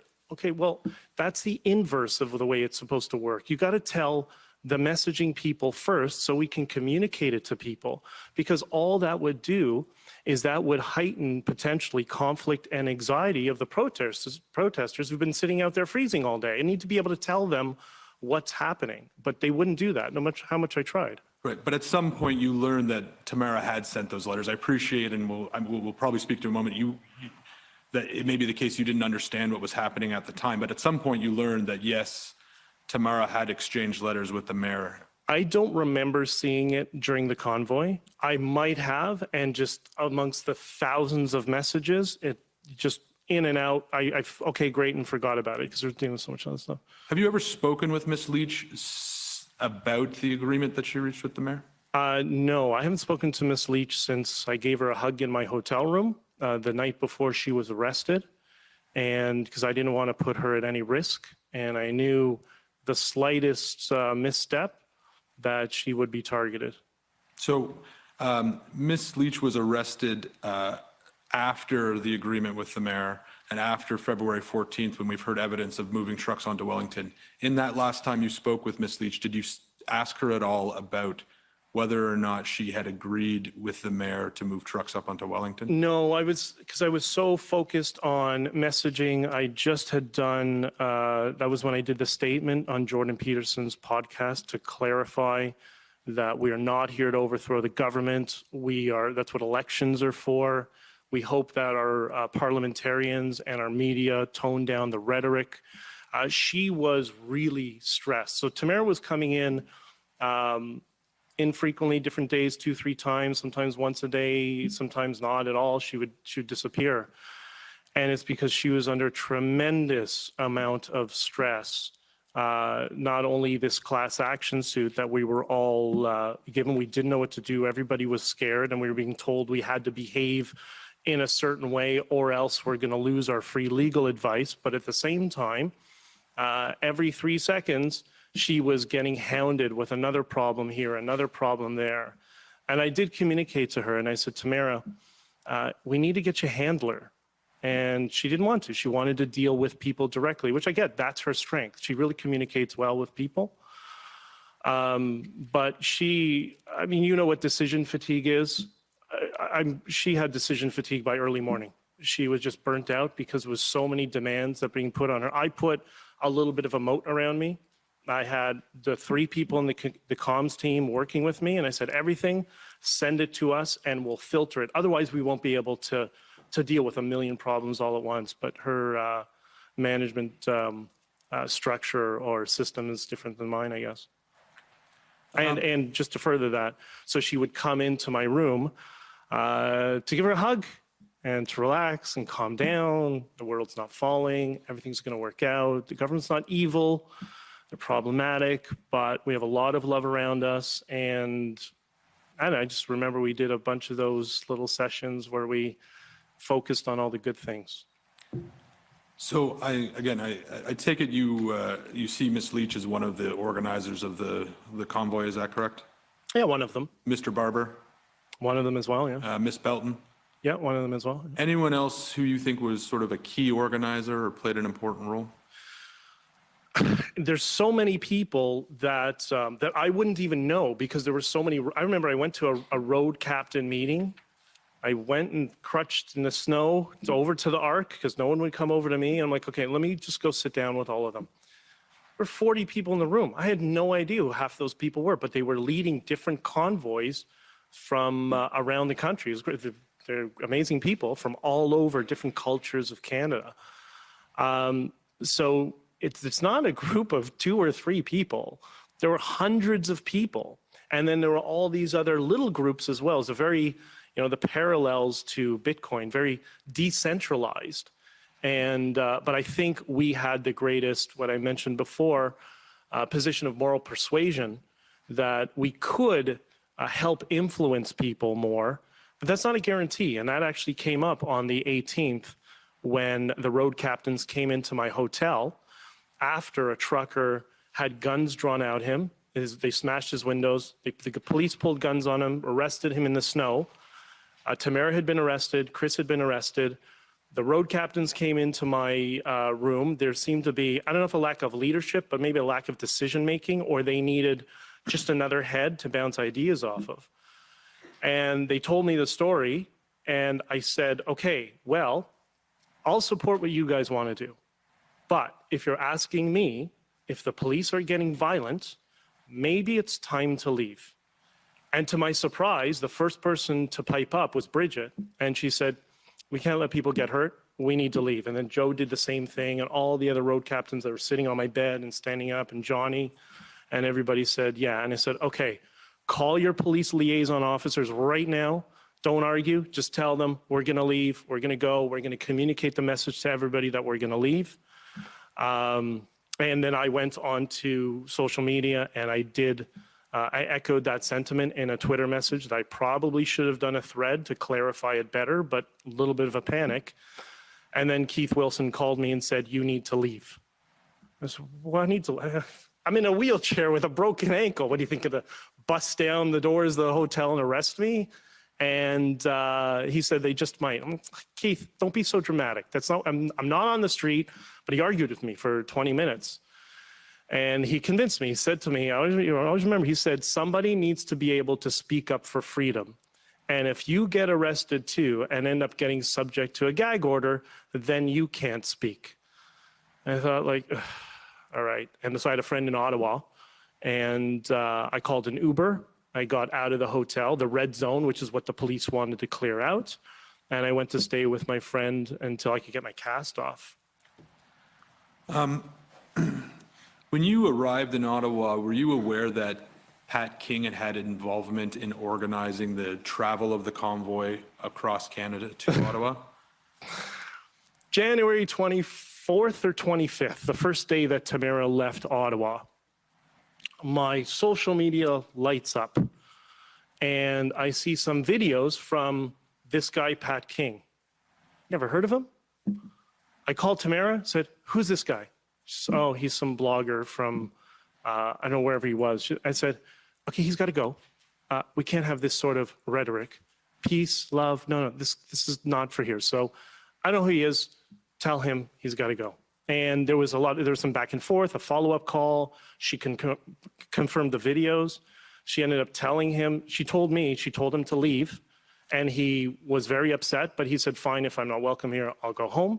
And I said, "Great, nothing personal, but we can't have that sort of rhetoric here." And then the next day or two, I don't know what was going on behind the scenes because they were driving across the country. I was in Ontario preparing, doing messaging. And she said to me, "Yeah, he said he was going to leave, and then he showed up at the next trucker stop." I'm like, "Well, you got to deal with this. I don't know what to tell you." So. And when you talk about Mr. King's rhetoric, what rhetoric? I don't know if he was trying to be comedic. I don't know if he was serious, but some offensive rhetoric to myself and, well, not to me personally, but to certain ethnic groups, Indigenous ethnic groups, Jewish groups, whatever. And then I saw the first I saw is bullets.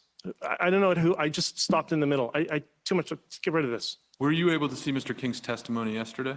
I did. Okay, and some statements were put to him, including statements he made about Indigenous people, statements he made about Asians. Is that what you're referring to? Yes. Do you remember, were those the postings that you saw at the time? Okay. Yep. And I take it, and you can correct me if I'm wrong, but were you concerned, let me put it to you this way. Were you concerned about the fact that the substance of those statements, did they offend you, or were you concerned about those statements would be associated with the convoy, or was it both? I personally don't get offended very easily. I got thick skin, and I think people who say silly things should be able to say silly things, and we should be able to respond to them. I didn't really care about that. I really cared that he would negatively impact the tenor of the convoy, the mood of the people. I was worried that he would cause some unnecessary anxiety. You know, when I was thinking about how are we going to envision this protest, a little too personal, but I thought of, don't laugh at me, I thought of when I was younger, going to Grateful Dead concerts or Fish concerts or Allman Brothers or Bob Dylan, that vibe of peace and love, especially the Grateful Dead, without the drugs, because I'm not into drugs. And I thought that's the feeling that we need for this protest to bring everybody together. And I was worried that this sort of rhetoric, which is completely inappropriate, just did not marry to what we were trying to achieve. So, and as discussed with Mr. King, the media reported on some of his past rhetoric, some of his past statements. The media also reported on statements you had made in the past. Do you know what I'm talking about? Yes. Yes. And in particular, there was reports that, in this case from the Globe and Mail, that at some point in 2018, you gave a speech to the People's Party of Canada in which you alleged that Islamic front groups were infiltrating the country's political institutions, and they quote you as saying, quote, "The adaptation of political Islam is rotting away at our society like syphilis."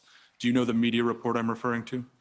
The Globe and Mail, I don't remember, it's been a few years, but yes, in general, yeah, I do. Is that something you said in 2018? Yes, and I entered my testimony in the Ontario legislature into evidence in this hearing where I quoted numerous imams that were quite extreme in their rhetoric about Jews and the gay community. And amongst LGBT, there were a lot of people that supported us, that were part of our group, that were really concerned about that sort of rhetoric. So I stand by the statements. Did you have any concern, and I appreciate you stand by the statements, but do you have any concern about how those statements might affect the Freedom Convoy given your role in the convoy? No, I didn't. As you've noted, and you provided context to those statements in the legislature, is that correct? Yeah, in the Ontario legislature. Okay. At the time, did you take any steps to contact the media who were reporting on those statements and provide the context you provided the legislator and now provided today? No, I mean, I look at during my skepticism for legacy media is quite high. And I saw during the convoy a headline from the same newspaper that the truckers are weaponizing freedom in the name of white supremacy or something like that. And I just kind of, at this point, I dismiss it all. I really don't care what they write. The commission has heard a fair bit of evidence about Mr. King's role, and we've spoken about Mr. King and also about Mr. James Bauder. As someone who was involved in the organization, in your view, how influential were Mr. King and Mr. Bauder to the convoy? I don't even know what James Bauder looks like. I've never seen him before. He had some MOU thing that was written in 2019. I thought it was a meme. It was a joke. Like, that's not how people are serious about litigation and political change, right? So I just dismissed him. There was the other guy, Jeremy McKenzie, who's been my personal troll because I'm a Jew for the past several years. And these are all people that have almost zero following, but the legacy media seems to be wanting to make these people who have very little or nothing to do with the convoy into celebrities. That's why I was really concerned that in the case of McKenzie, that he's being asked to testify here. Why? And nothing to do, it's not a trucker, had nothing to do with the convoy. There's just rhetoric. Do we want to make him famous? Like, I don't get it. It makes no sense to me. When you say Mr. McKenzie was your personal troll, can you expand on that? Yeah, he has made several comments throughout the years about Jewish conspiracy theories. I laughingly say he makes Mel Gibson look like a rabbi. He is really, really aggressive towards Jews. Whatever, that's fine. I don't really care. And while I was producing a podcast several years ago, this woman who is a Saudi refugee who grew up under extremism, she was a doctor and moved to Canada. And he was harassing her online. He was harassing me online. Like, this is what he does. Apparently that's comedy. Whatever, fine. Do you think what Mr. McKenzie does is comedy? No. What do you think it is? I think we're living in this era where there are people, when they say something that is extreme rhetoric, then they say, oh, it's just comedy. But when it's, digestible, then they say, oh, this is serious. They want it both ways. And I think he goes in that category. And that's why these people have such small followings. But again, there are personalities in the media that want to elevate these individuals. It just makes no sense when people say, oh, they have 20,000 followers. Firstly, that's not very much. And secondly, yeah, he would have 2 if it weren't for you. Keep talking about him. The Streisand effect, right? I'm going to return now, and we got to it already a bit, but I just have a few more questions about the agreement that was reached between Ms. Leach and the mayor and some of the events that's surrounding that. So the mayor and Ms. Leach exchanged letters on February 12th. On February 13th, there was a news report that came out saying that the agreement that was reflected in those letters had been reached. And then if we could pull up COM 831.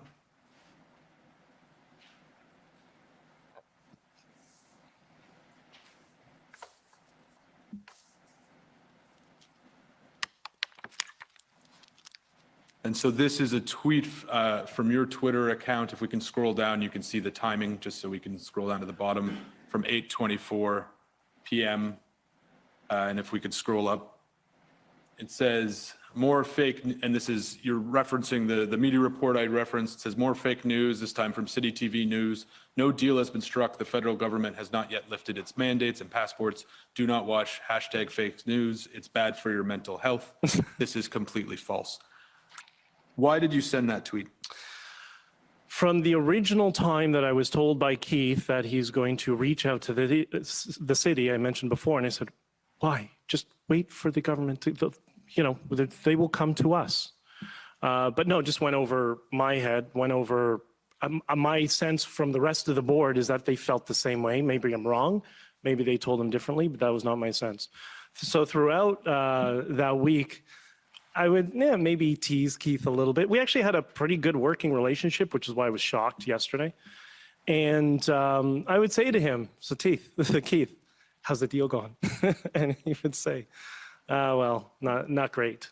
And on February the 13th, I did the same thing. I said to Keith, how's the deal going? And he says, not great. So either he was lying to me or he was lying in this scenario. I don't know. And then that night, I was starting to go into Twitter Spaces to communicate with people. And I just got destroyed. I got attacked by a couple of thousand people in a Twitter space. You're a bunch of sellouts. Randy Hillier put out a tweet. So I don't know, if you can't convince Randy Hillier, Tom Marazzo's buddy, that we have a deal, then how have we convinced the city or anybody else there's a deal? But okay, fine. And so I sent a message to Keith the following morning. And I said, Keith, I just got attacked last night. I think I get everybody calmed down and whatever. What's the status of this deal so I can put an end to it? I can't remember how I worded it exactly. And he said, neither Eva nor myself have drafted anything for the city. More rumors. Okay. So everything is the same as I have been told the entire way throughout. That's fine. So if we could pull up BJD 6017. And this is a document that you provided to the commission, I believe, yesterday. Okay. Yeah.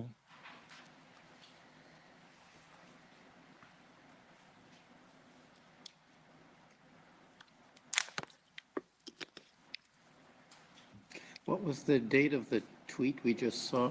It's February 13th at 8:24 p.m.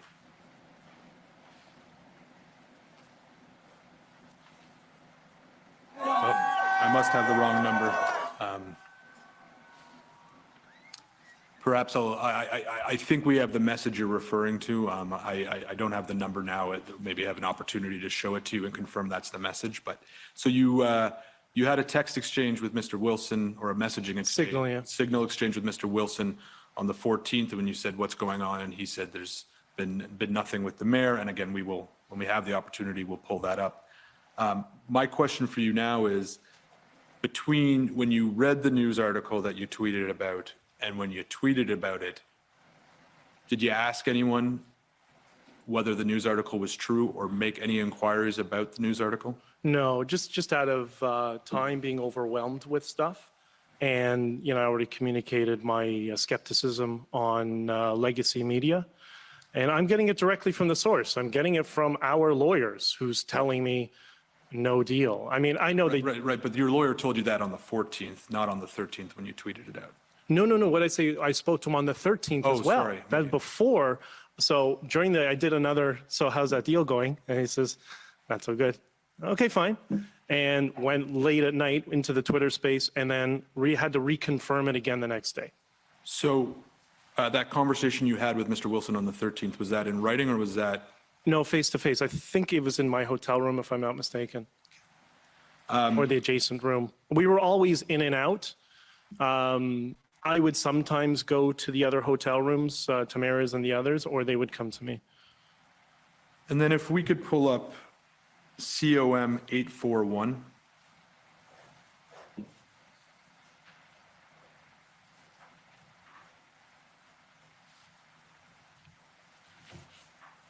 So the first, your tweet, which is there, says more fake news from City TV, no deal has been struck. And then we see this is a retweet by Tamara Leach, from Miss Leach's account, which I think is an important distinction as we get to. 3 minutes later, in which Miss Leach's account says the media lies to their viewers, no, quote, deal has been made, and the mandates and the passports. That's why we are here. The commission has heard and received evidence that you had access to Miss Leach's Twitter account and that you were the one who made this tweet. Oh, from the very beginning. Yeah, she asked me to take over. She didn't know Twitter very much. She did Facebook. She said, you deal with Twitter.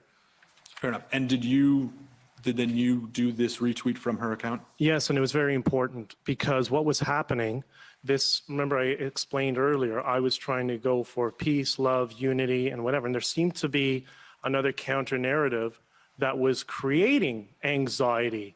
And people were starting to attack Tamara, myself, everybody, you're sellouts. I never got my money for gas. What do? You can see the tenor already of frustration was building up. So I needed to communicate to everybody that no, relax, nothing has changed. If it is, we'll let you know, kind of was my thought. But you could already see the anxiety being ramped up. And the last thing we could have was any sort of conflict and violence, and that's why I was trying to echo that statement until we get something substantive. If we got a deal in writing and said, here we are, okay, fine, that's a different story, but that never materialized. You were in regular contact with Miss Leach? Oh yeah, for sure. Is there any reason you didn't speak with her before you sent out this tweet? No, because we had a communication teams of myself and 2 other people, so all the comms were amongst us on the Twitter side, which became a primary platform that we were using.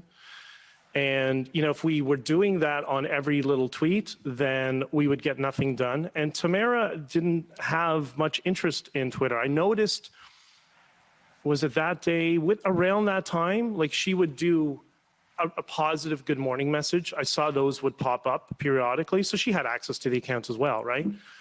And, but that's about it. And I guess because she was overloaded, she was dealing with so many other things. And she was, I think, primarily on Facebook, if I'm not mistaken, which I wasn't on. So, Mr. Commissioner, I've come in my time. If I could have 5 more minutes just to address one more document and then one more item. Okay, and you'll come back to that one document. You wouldn't. Yes, if, yeah.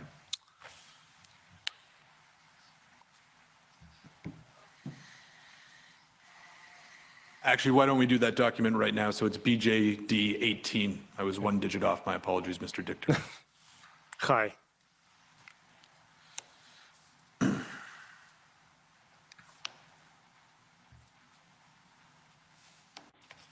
So on the screen, this appears to be a message you've provided to us. I take it this is the message that you sent Mr. Wilson on Signal. Yeah. And then if we scroll down, we have his response.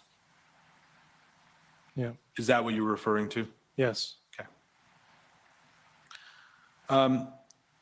Mr. Wilson has both given testimony and also had an interview with the commission.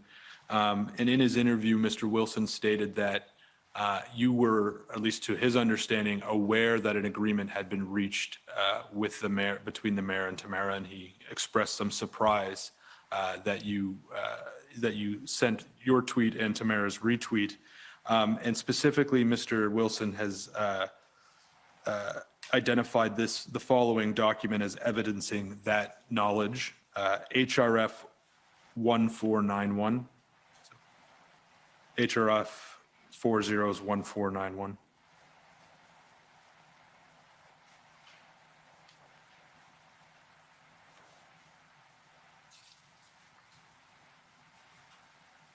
So we'll scroll down. You'll see that this is February 12th at 3:47 in the afternoon. Mr. Wilson writes you, the middle paragraph says, hence, the drafting committee will keep working on the broader document for review by the board tomorrow, but in the meantime, below is a draft communication for the captains/truckers specific to the mayor's arrangements to allow you to advance into Wellington and Elgin, while at the same time taking away the excuse that Trudeau wants to unleash the police goons and seize trucks. Remember, we are trying to block Trudeau from having the justification to cause the police to use the new emergency powers against the truckers and to allow the truckers to stay here in Ottawa for as long as it takes, etc. And then if you scroll up, to the top, you then replied shortly afterwards saying, looks good to me. What did you understand Mr. Wilson to be talking about in his email when you responded, looks good to me? This was a communication to the Premier's office, was my understanding, is that they were going to be drafting something for Doug Ford. They're making some headway with him. And that's how it was communicated. Okay, fine. Good to me. If we get a response, they're finally going to talk to us on the provincial level, that's progress. In Mr. Wilson's email, he says, below is a draft communication for the captain/truckers specific to the mayor's arrangement to allow us to advance into Wellington and Elgin. What did you understand that to mean? In terms of the mayor's arrangement, I don't know. I don't know the details because, again, everything was opaque, that I wasn't told any specifics or details whatsoever.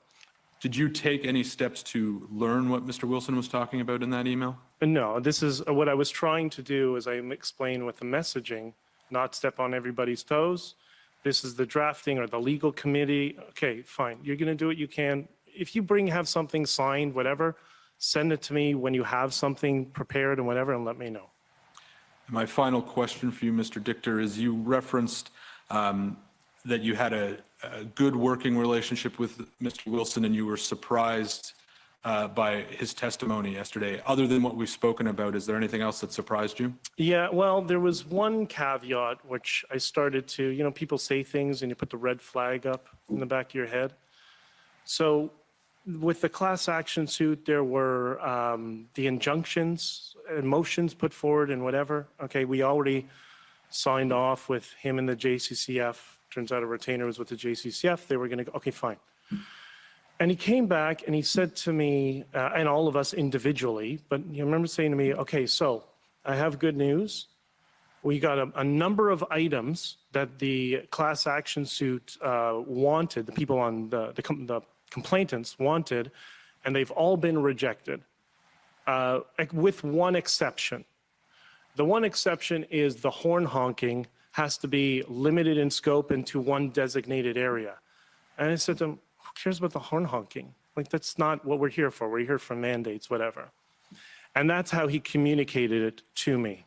And that was it. So then what I didn't tell him is I took that document and I sent it to a friend of mine who is a legal researcher at a firm. And I said, this is what I was told this document says. I don't read legalese. Can you just interpret it? Because he's saying that the media is lying, that we actually won. What is your interpretation? And she said to me, I don't know who's telling you you won. They wanted the horns stopped or whatever. That was the part of the injunction. And they won. So whoever's telling you you won is not being honest with you. And I thought, is he just overselling it because he's trying to be compassionate and he knows we're under a lot of stress? Or was it just dishonest? I don't know. I tried to give him the benefit of the doubt at that time. And maybe he's just trying to be supportive in some sort of way. Thank you. Those are my questions. Thank you very much. Okay. Commissioner, sorry. Yes.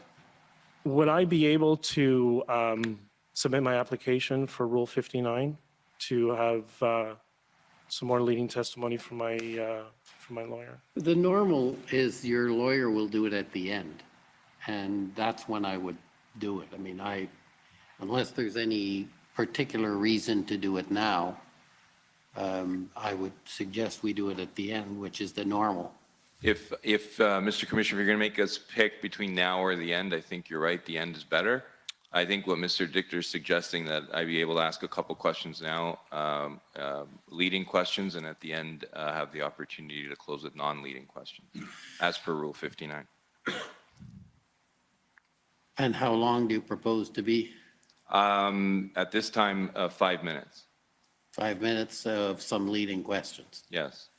Okay, are there any objections or concerns? So, oh, sorry. I do have a concern.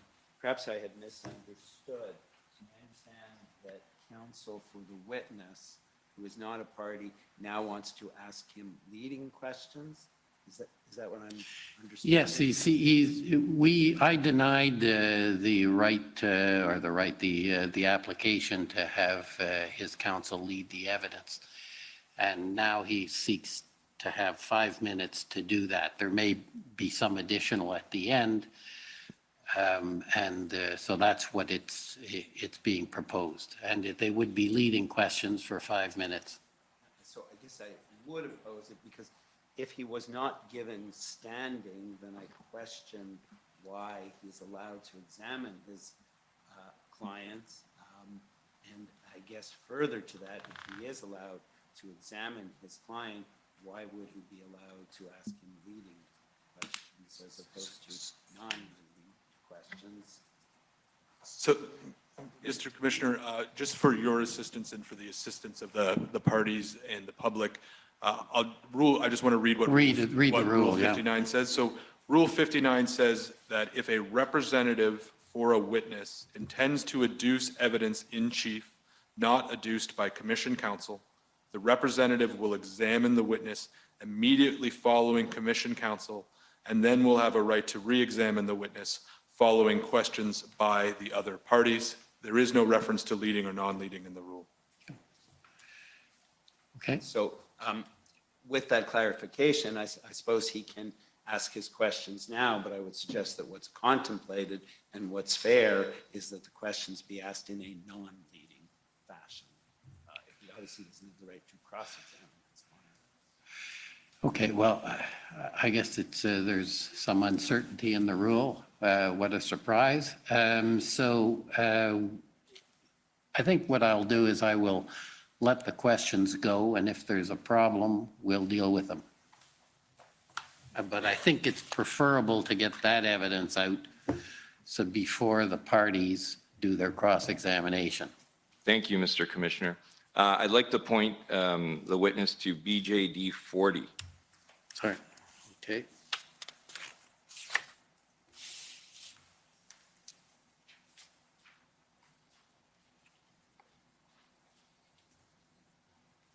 Sorry, BRB 40. My mistake.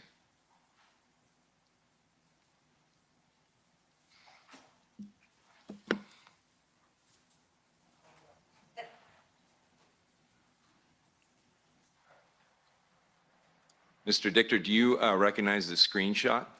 Yes, I do. That is the group, one of the group chats in Signal where we were communicating, myself, Tamara, the lawyers, the board. And who was part of this group chat? Like I said, most of the board that were involved, Chad, Keith Wilson, Eva, Tamara, Chris Guerra, like all of us were in it. And this echoes the same sentiment of the other text message. You made a statement in that group chat on February 14th at 6:51 a.m. talking about how you were being accused of certain things from supporters on your Twitter space the night before or early morning, depending on how you look at it, 1 a.m. What was the response to your, if we can scroll down, we can see a response to Mr. Dichter's statement there. Can you read that out for the commission? Yeah, from Tamara. I haven't seen any statement yet, so don't worry about meeting at 9. If I hear anything, I will let you know. Where was Mrs. Leach staying during the protest? The Sheridan. Where were you staying during the protest? In the Sheridan. What floor were you on? The 16th floor. What floor was she on? I think the 14th, but I might have that wrong. How often did you guys see each other? Frequently. There were a couple of days where she wasn't around, but frequently. Did she ever mention to you in those frequent interactions that she was working on or had reached any kind of deal with the mayor? No, and if she did, I've forgotten it, but I don't think I would forget that. And this exchange on the group chat seems to confirm that? That's right.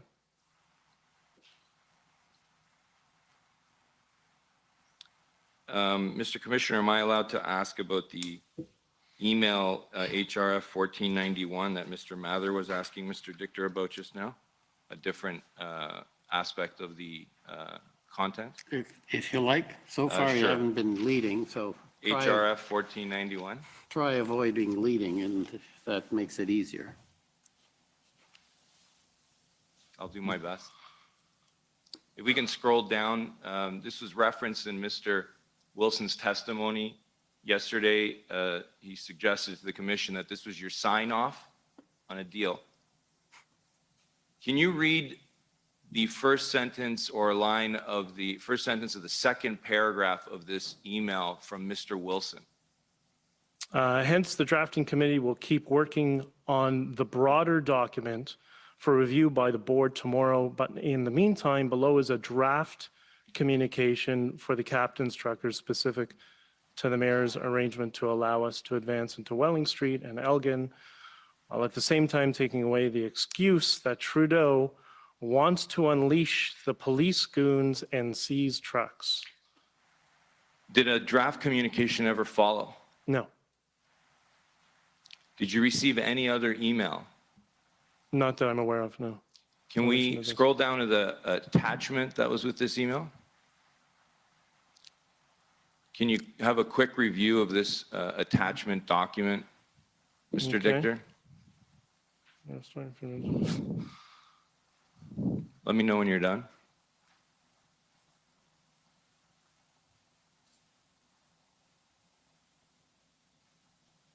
Yeah.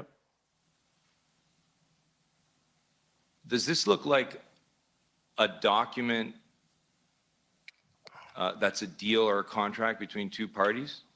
No, well, that was my whole point. There's no witness, signature, date, nothing. It's just a letter. What is this? Like in your experience as a communications person, what is this document? Public relations. Like a press release? Mhm. Okay. If I can ask the attention, the commission to pull up a document that I'm, BJD 12.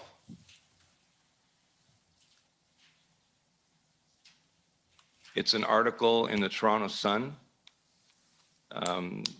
talking about Dean French working on a deal. If we can scroll down to, I think, the 4th page. Some text, maybe go up. Okay, down, sorry. The next line in the article.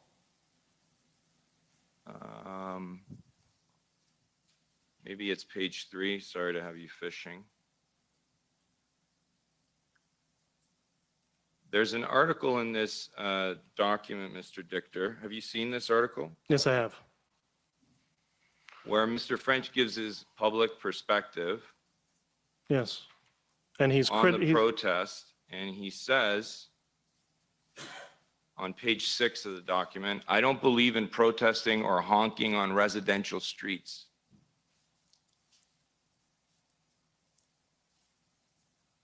Do you know who Dean French is? He is Doug Ford's former chief of staff and friend since the 1990s. How did he end his tenure as chief of staff to the premier? He resigned in disgrace.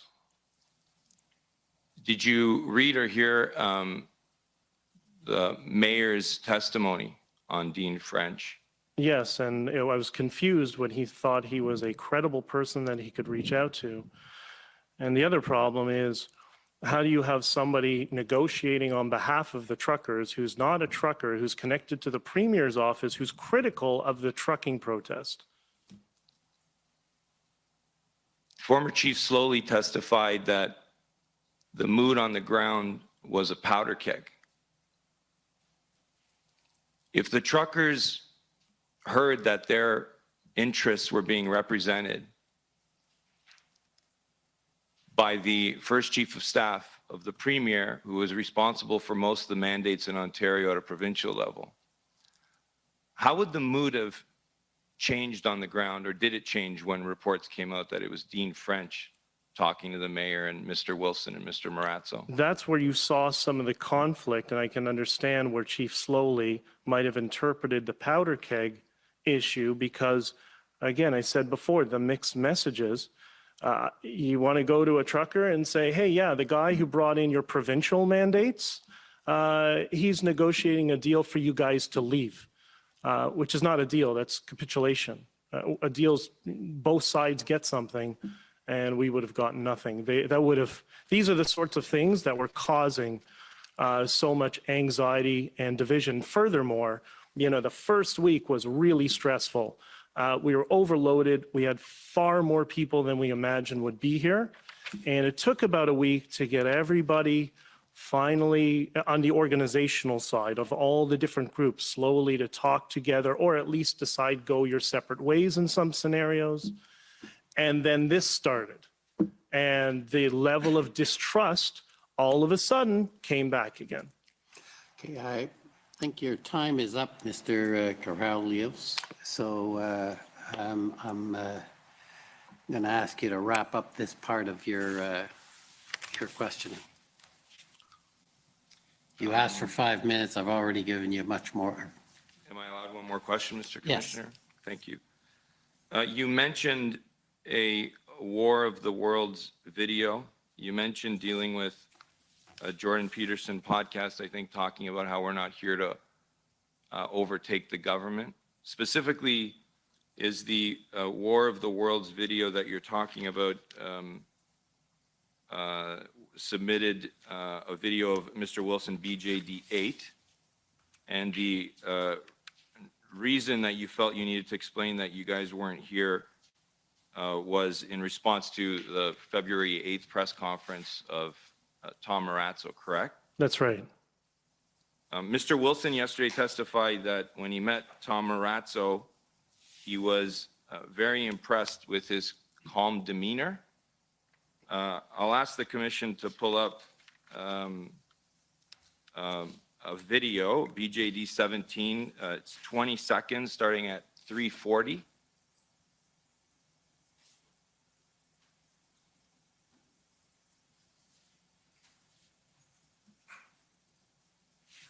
Tom Marazzo, give it up. Go ahead to 3:40 because it's a long video.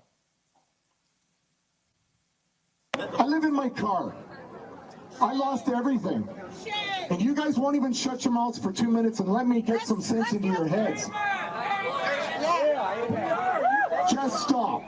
Just stop. Check your ego. You know what? I think that's all we need. Okay. I'm sure Ms. Zexili will be very proud of Mr. Marazzo talking about supporters of the I'm not protest. sure you're here to give evidence. Mr. So. Dichter, what can you say about Mr. Marazzo's demeanor in the context of Mr. Wilson saying yesterday he found him a good negotiator? I think we're going to close this off at the moment. I gave you a question. You've done more, so we'll put off if we can deal with further questioning at the end if need be. Okay? So we'll take the morning break and come back in 15 minutes. The commission is in recess for 15 minutes. La commission est levée pour 15 minutes.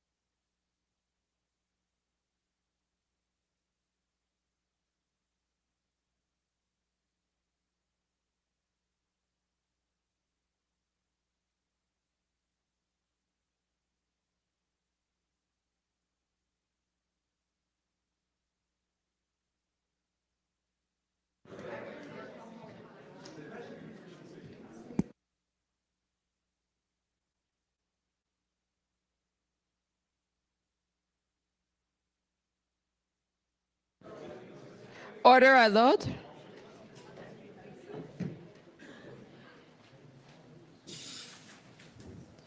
The commission is reconvened. La commission reprend.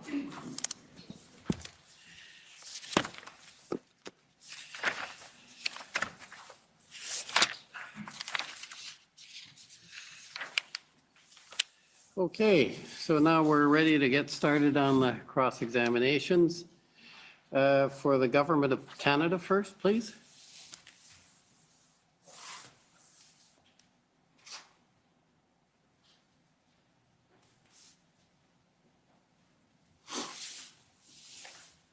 Thank you, Mr. Commissioner. Good afternoon, Mr. Dichter. My name is Andrea Gonzalez. I'm one of the lawyers for the Government of Canada. So as I've understood your evidence, Mr. Dichter, you were the spokesperson and really generally media relations person for the Freedom Convoy, correct? Yeah, we had a team of three other people and myself, and I led the team.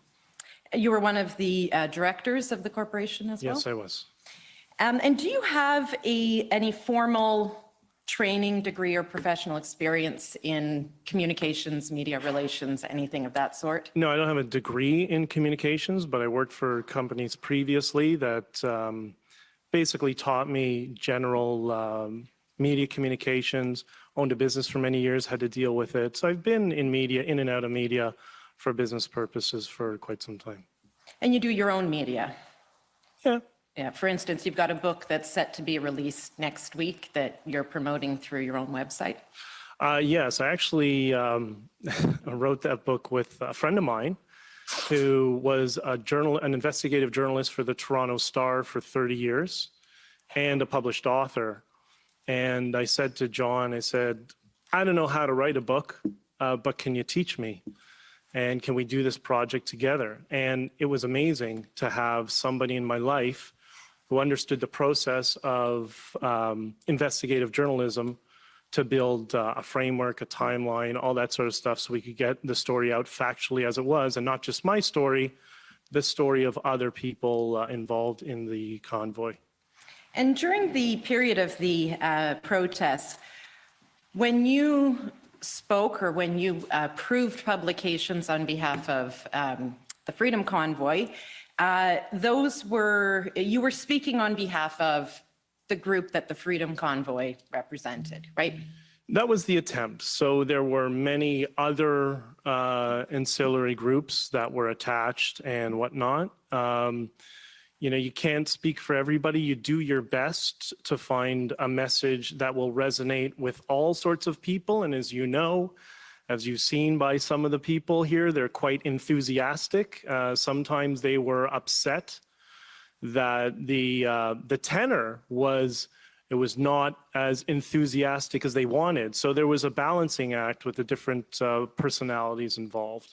Right, and you've said previously you couldn't control the truckers, you couldn't control the protesters.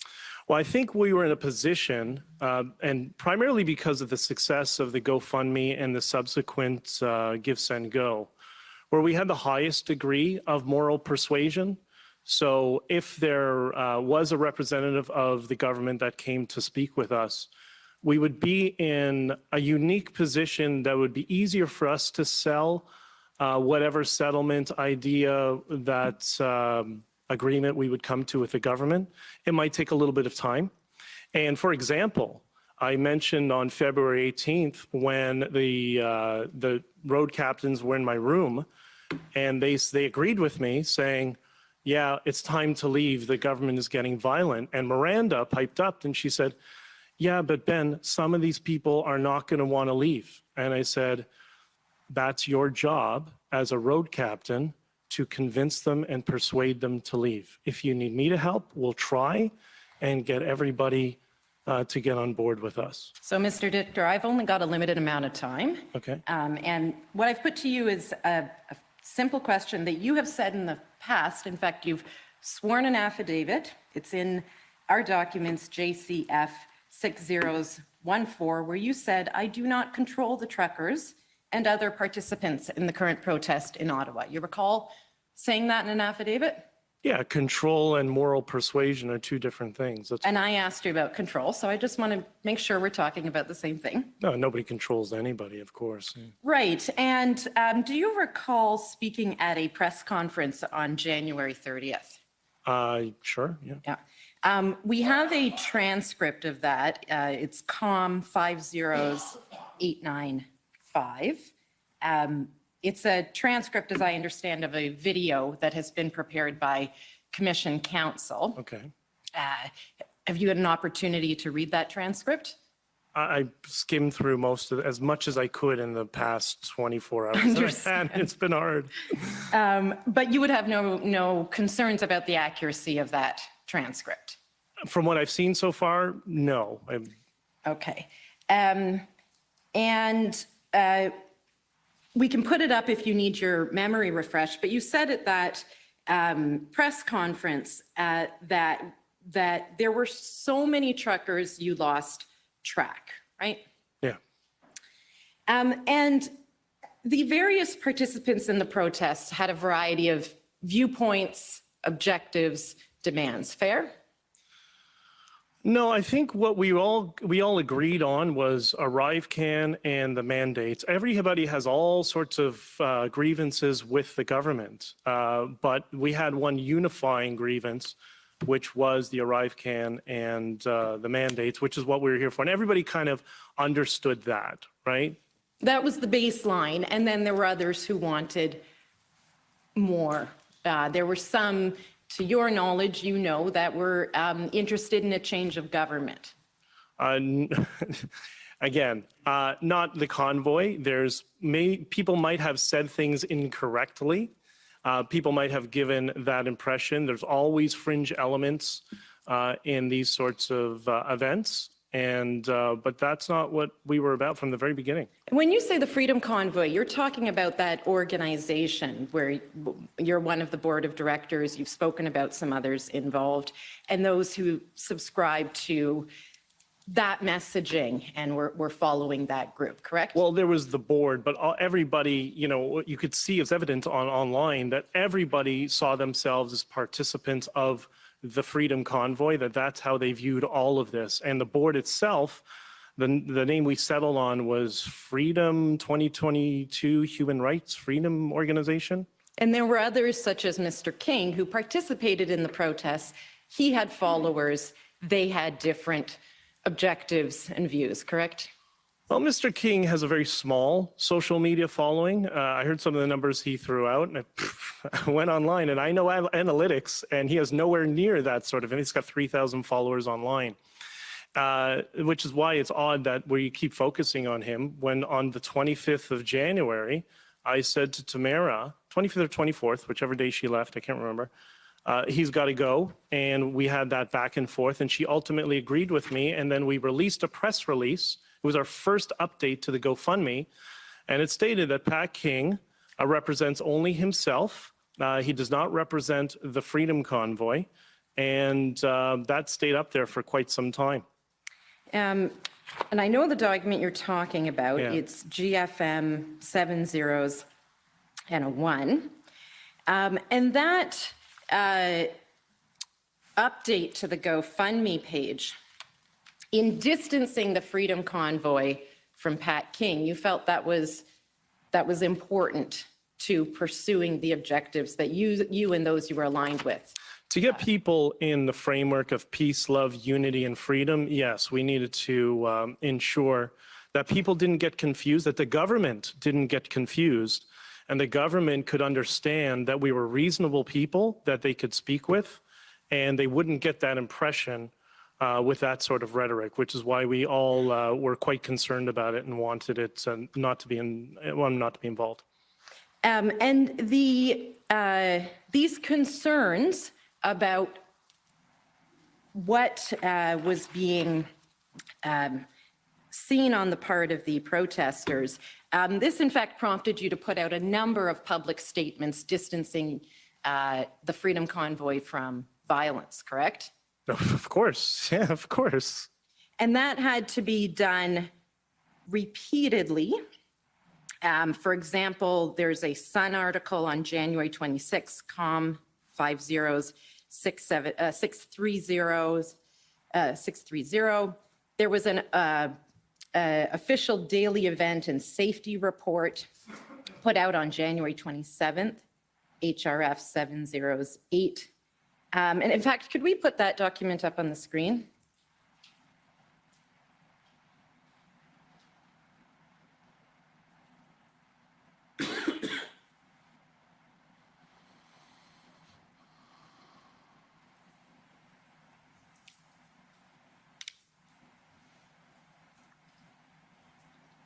Is this the type of document that would have been approved through you or one of the other three working on communications?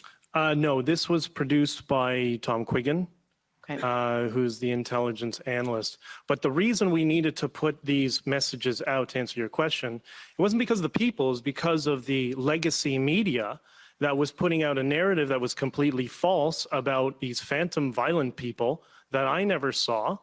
And so we had to put these things out and we saw by the text message in this testimony from the Prime Minister's office that they were doing exactly what I thought they were doing. Again, I'm going to ask you to just focus yourself on my question. All I did was ask whether you approved these messages before they went out. The daily safety reports, no, that was Tom. No. And if we go down, maybe on the second page, bullet number 10, Convoy organizers are developing an internal intelligence capability to identify potential sources of violence. A separate report on identifying violent groups/individuals will follow. And if that's going out in the name of the Freedom Convoy, it's being represented as something true and accurate, correct? Yes, it also has the word potential. Right. Now, the objective, as I understood it, from the GoFundMe page of the Freedom Convoy was to stay in Ottawa until all mandates were lifted. Yes. You understand, sir, you do legal podcasts, you're a former candidate for Parliament, that the federal government does not have the jurisdictional authority to lift all mandates in Canada, right? Federal mandates? Yes. Well, no. The wording of the GoFundMe page was all mandates. I want to make sure we're on the same page, that the best the federal government could do was lift federal mandates, right? Yeah, we knew if the federal government lifted their mandates and the provinces would follow. And in fact, the opposite happened. The province dropped all their mandates and the federal government held on to it until last month. And so you didn't know that. That was something you hoped would happen, right? I think it was a good educated guess understanding how government works, yeah. But fair to say there was misunderstanding on the part of at least some participants about what the federal government could do with respect to all mandates. And there were times when you found yourself in the messaging ensuring that it didn't give the impression that the Freedom Convoy was asking the federal government to do that which it had no authority to do, right? Ask that again. Yeah, sure, I'll break it down. There was misunderstanding by at least some participants in the protests as to these, notions of jurisdiction and what the federal government could or couldn't do. Oh, there's definitely people in society who need some education in civics, there's no question. But in terms of people who are leading organizations and groups within our board, we understood that it was the federal mandate because that's the mandate that were destroying truckers' careers, their businesses, and their jobs because they couldn't cross the border. And so I've seen in the documents, I don't have time to take you to them, that there were times where you had to ensure that the messaging was refined to not lead the impression that the Freedom Convoy was trying to get the federal government to revoke all mandates. Right? It was to remove the federal mandates for sure, and the federal mandates would lead to all mandates. That was our optimistic assumption, and I think evidenced by what happened on the provincial levels, that was probably a good assumption. And you were asked in that January 30th press conference that we talked about, about whether there was any point to trying to get the federal government to lift the mandate on truckers crossing the border because there was a parallel restriction in place on the U.S. side. You remember that? Yes, but the... Sorry, before you go on, I just want to clarify that you did in that press conference acknowledge that fact, but say that you understood that the U.S. restriction had been adopted at the request of the Canadians, the Canadian government. And it came here first, and the U.S. never enforced it. But that's what I want to make sure we're both clear on. The U.S. mandate was announced first, right? It was announced after. It was the Canadian mandates that were announced first, from what I remember. Okay, well, I think the evidence is different on that, but I'll leave it there. Could be. And so when you and the Freedom Convoy say we are in this for the long haul, you recall using that statement at times. Yeah. You were not willing to leave until your demands were met, fair? I was reflecting the sentiment of the truckers that were coming here. It wasn't BJ's decided we're going to stay here permanently. It's the truckers that assembled their convoys, and there were so many convoys we couldn't keep track. They all agreed, and that was their sentiment. I was trying to reflect the sentiment of them for the government so they would understand, which was odd that there are people in the city of Ottawa that said, oh, they're going to be here for 2 days. Okay. And your understanding is that that group would not be prepared to leave Ottawa. These were committed, dedicated individuals to their cause, yes, as you understood it. And they were not going to leave Ottawa until they had accomplished their goals, right? Well, I think at least we start with somebody from the government who would hear them, because what this protest was, this was a cry for help. And they felt completely alienated and abandoned, and they were losing everything they had. And this was an act of desperation. Mr. Commissioner, I'm 1 minute over my 15 minutes. Could I have another 5, please? In circumstances, I'll give you another 5. Thank you. Been generally reasonable. Thank you. And so we've heard you give some evidence about the agreement, the deal between Ms. Leach and Mayor Watson. And the tweets and your understanding of that series of events. And just to confirm, you did come to understand that there was an exchange of letters that set out an understanding at a minimum, a deal as to what would happen for there to be a sit down between the mayor and representatives of the Freedom Convoy. You understand that, yes? From what I understand, there was attempts to communicate. I didn't know at the time, nobody told me that people connected to Doug Ford's office were involved in that communication. And you discussed Mr. Wilson's connections with those events this morning. Who did you understand Mr. Wilson's client or clients was in the course of these dealings? Well, Mr. Wilson told me it was that we were his client, but the retainers was with the JCCF. I didn't say anything because my mother is a paralegal, so I know some of the basics, and I knew that retainer was not legitimate, but I didn't even bother to pursue the matter because there were so many other things on our problem, and we were desperate for free legal advice, and that just became a nuanced argument that maybe we'll figure it out in the future. And did you ever see the letters that were exchanged between Ms. Leach and Mayor Watson? No. To this day, you've not seen those? Oh, no, now I have, yeah. Now you have, but not at the time. Yeah. And so I gather you did not make any efforts yourself to try and get those who were parked in the residential areas of Ottawa to move their trucks in accordance with this exchange of letters. Yeah, no, that was my understanding with Tom Razzo, where he said, I'm going to deal with the trucks. And I said, great, I'll deal with the messaging. And the next day, he's doing a press conference. But I didn't want, there's so many things I had to deal with. And I didn't want to step on other people's toes. That's what I was trying to do.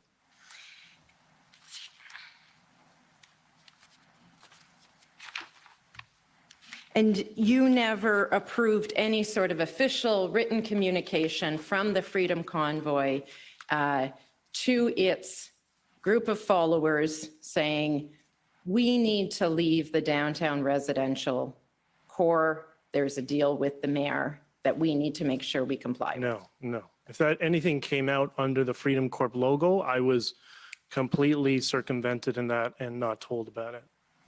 Okay, thank you for the indulgence, Mr. Commissioner. Those are my questions. Okay, thank you.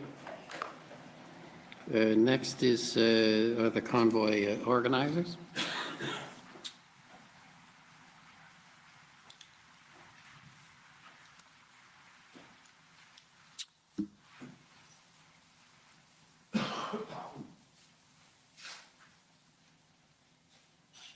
Mr. Dichter, Brendan Miller, I'm counsel for Freedom Corp. I've been watching you for a few weeks. Nice to meet you.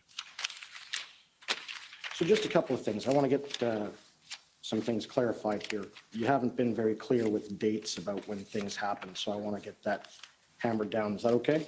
Sure. All right. I understand on February 4th, 2022, or maybe it was the 3rd, you were in a car accident out in Kingston. You ended up in a ditch. Is that right? I ended up in a ditch in a tree on February 3rd, and 45 minutes later, I was in Tim Hortons doing an interview on Stephen Crowder. Okay. And so you were in Kingston, and then I take it you got in back to... Kemptville, sorry. In Kemptville, and then you got back to Ottawa the evening of February 4th. Is that fair? No, February 3rd. February 3rd. Yeah, I was picked up by a friend who came to rescue me after the interview to get back into Ottawa. Right. And then was it the 3rd or the 4th where you broke your leg? The 4th. The 4th. So February 4th. And after you broke your leg, I take it you were in the hospital for a brief period of time, or were you? I got out of the hospital the next morning at 7 o'clock in the morning. I don't remember much of that day because of Dilaudid and all the medication, but midway through the day, I started at least to become aware and got back to slowly working through media and stuff like that. Okay, so February 5th, you get out of the hospital. No. I was out of the hospital on February 5th. Yeah, the morning of February 5th. So morning February 5th. So you get out of the hospital and your leg's broken. I understand it was a pretty bad break, eh? Still hurts so much. Still hurts, right.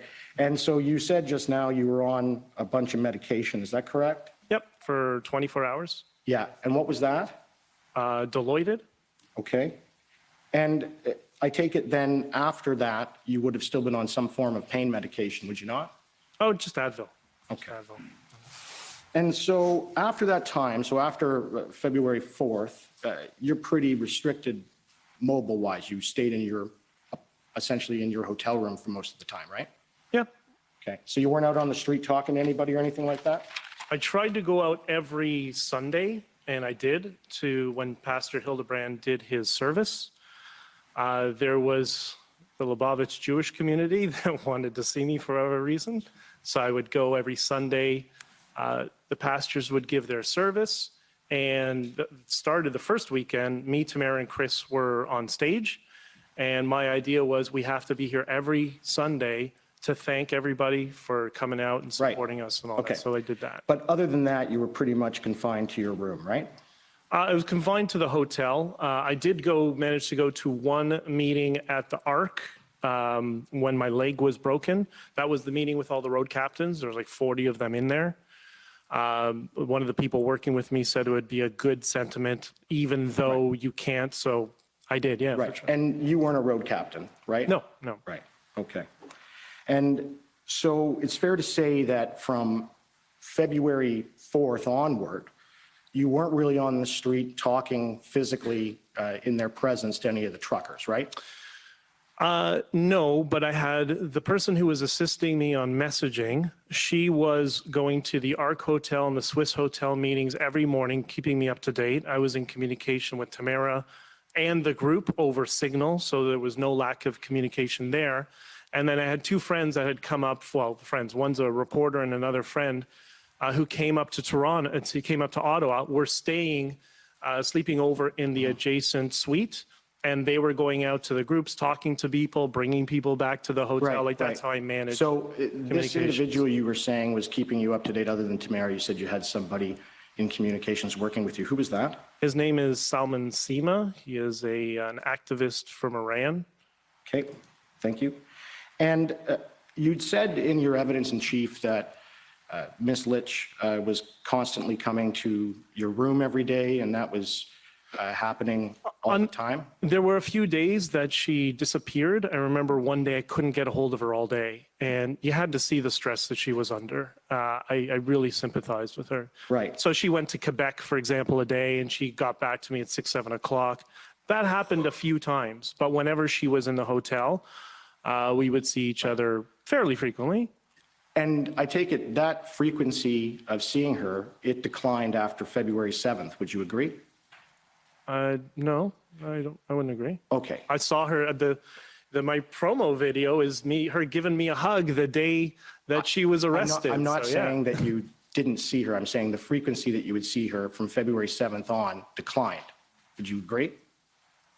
I don't remember it that way, but it could be Okay. because so much was going on. Did you know that basically everyone other than yourself and Chris Barber had checked out of the Sheraton on February 7th, 2023, and were staying at the Swiss? I know there was a lot of jockeying around with hotel rooms because we were getting death threats. We went to the Arc to the Sheraton, and I know she left.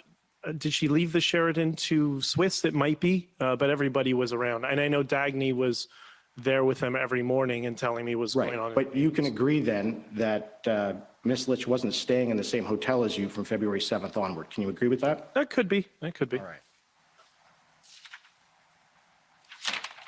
It's also, remember, she had a hotel room. We had so many different hotel rooms. You know, I was in 4 or 5 hotel rooms that were Tamara's. I don't know if everybody knew which hotel room belonged to who. It was just a block of hotel rooms. It didn't really matter, you know, whose room was whose. Right, but all of these folks, they had to basically come and see you because you were confined to your room. I would go to the other rooms when they're around. So there was also a boardroom on the 16th floor, if I remember, that I went up to for a couple of meetings. So Now- communication was there, like it wasn't, you Right. know. So I want to take you to February 11th, 2022. Okay. You knew about that meeting that was taking place between the members of the board and Dean French and the mayor, or through the mayor. You knew about that on that day. I didn't know about that. You didn't. No. You're saying you didn't know about it. No, I heard Dean French's name in one of there was a news article. I didn't know the capacity at the time. Now I do. I didn't know the details of it. Again, everything was opaque. It was, Keith, we're going to go do a deal with the city. So there was a board meeting that you couldn't attend around that time. You attended by phone conference because you were in your room. Do you remember that? No, I don't. You don't. Well, they had a meeting. You were in attendance, according to our records, and this was all discussed. It was on phone or Zoom or You Signal? called in. Everyone else was there physically. It was at the Swiss. I don't remember. And you called in. I don't remember. You don't remember? No. Okay. Well, that's going to be testified to, so I have to be fair to you. No, fair enough. Right. And so all of this was discussed before the deal that was discussed with the mayor. Everybody knew about it, and you're saying you didn't? No. All right. So the deal, as I explained before, when Keith said we're going to reach out to the city, I questioned that strategy. And the board was willing to reach out to the city. I said, I don't agree. And I got no specifics in terms of what they were going to do. Because a deal is what? Leaving? How is that a deal? So I don't let me, understand. It let didn't me make get any back to this. sense. So the board, the majority of the board didn't agree with you. Fair? Okay. Yeah. Right? And you were eventually removed from this board. Is this correct? Or did This you was quit? after. Yes. Yeah, because well you- after. Right. Do you want to know why? Well, I'm going to get into that. And some of the animosity that arose was that the board had voted to do all these things, enter into these agreements. Then you broke into or went into Ms. Litch's tweet account or whatever they're called. Broke into? Well, you went into it and pretending to be her. The entire time, right, as she asked me to. But you posted something that you knew was a lie. No. You knew that they had done this deal. You knew. There's no deal. Mr. No. Commissioner, I'm going to object. I think the questions are getting a little argumentative and accusing the witness of lying. I don't think that's the role. Yeah, I hear your objection, but I think this is cross-examination, and I'll give some latitude. So you're saying before you went in to her account, representing to the public at large, I didn't go into her account. I was using her account from the very beginning, and the account is linked to her cell phone number. Right. If they didn't want me to be using it, which was never told to me, guess what? You could just tell me you don't want to use it, which was never communicated no to one me. on the board and no one else told you to do that. You did that on your own initiative. No, Tamara told everybody in the board, all comms go through Benjamin. Yeah, I'm not asking about that. I'm asking about the No, but tweet. this is an important, I fact. understand. I would like you to answer She was telling me everything goes through him. Right, that's Yeah. nice. And so that gave you the prerogative to go on to her Twitter and make something up and say that Didn't this make is something fake up. news. There, I think this is just getting into argument, and I think he's answered the question. I'll move on.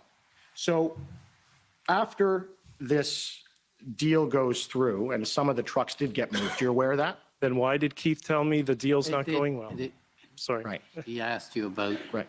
Okay, trucks were moved. So let's try and, focus on. you answer the question, and we'll get through this.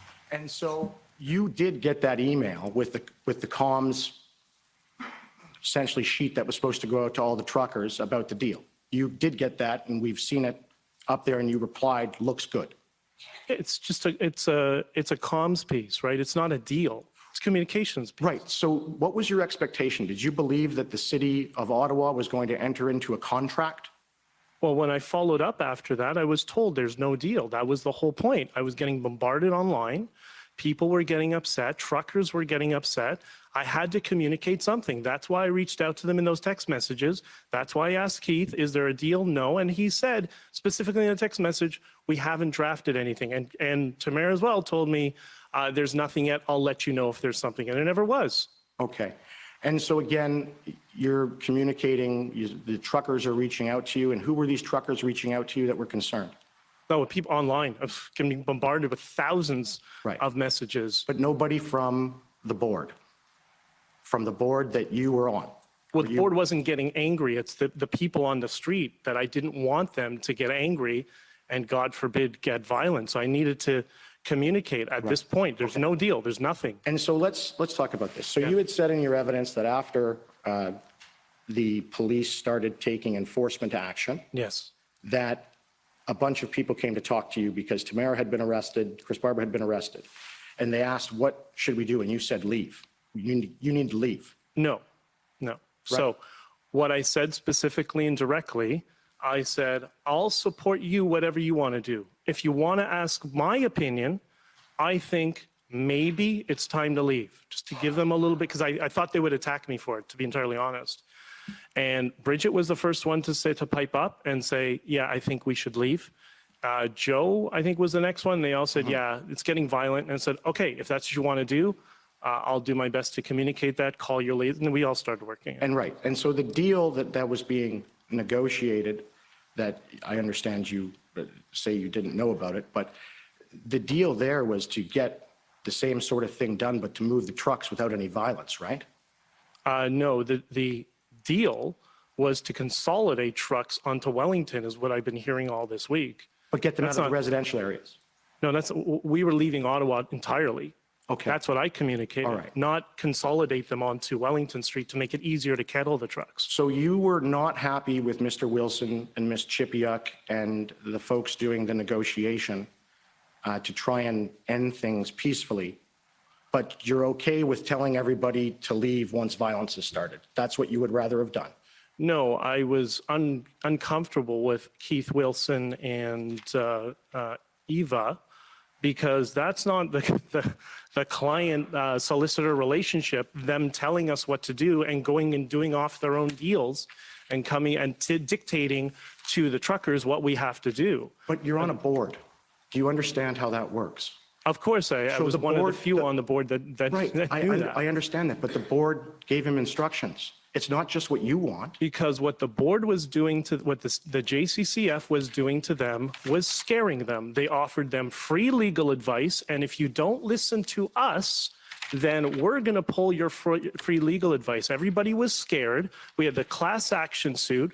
We didn't know what we were going to see potentially. And then we had all of this pressure coming from the JCCF regularly trying to dictate how the messaging should, well, not the messaging, but how the convoy should operate, how the board should work, whatever. Right. It was really difficult. It really caused a lot of problems. And I also understand again that you were making the decisions about what media outlets that you would communicate through. Is that correct? Which Keith supported. And he mentioned yesterday that, anyways, yeah. I understand. So, but you specifically mentioned here today, Russian Today. Yes. Right. And I understand that my clients had no input into you communicating with Russian Today. You just did that. Yes, like all the other interviews. Right. And you're familiar that Russian Today is essentially a Russian propaganda outfit. You're aware of that. Yeah, they thought it was hysterical as well because the CBC. So you went to a Russian propaganda outfit if I can in explain. order to portray what you believed was the message that you wanted to portray? Mr. Commissioner, is he asking the question or answering the question on behalf of the witness? He's asking the question. The witness will get a chance to answer. Yeah. Okay. So you went to Russian Today on your own accord, which you know is a Russian propaganda outfit, and thought that that would be a good communication strategy? It's funny how back then they supported me because there was a reason I did that. The reason I did that is because the CBC started disseminating some more narrative that maybe the convoy is a Russian operation. And I wanted to bait the CBC into building that narrative. That's how alternative media works. And they didn't take the bait, but it was great. But you weren't instructed to do that. That was just on your own initiative. No, I was instructed with my team to do all the communications. That's what I was told to do. But never specifically contacting a Russian propaganda outfit. That's a wonderful narrative, but they loved it when I did it, and everybody's changing their minds. I think it was a question. All right. Okay. Next, we have the Ottawa Police Service.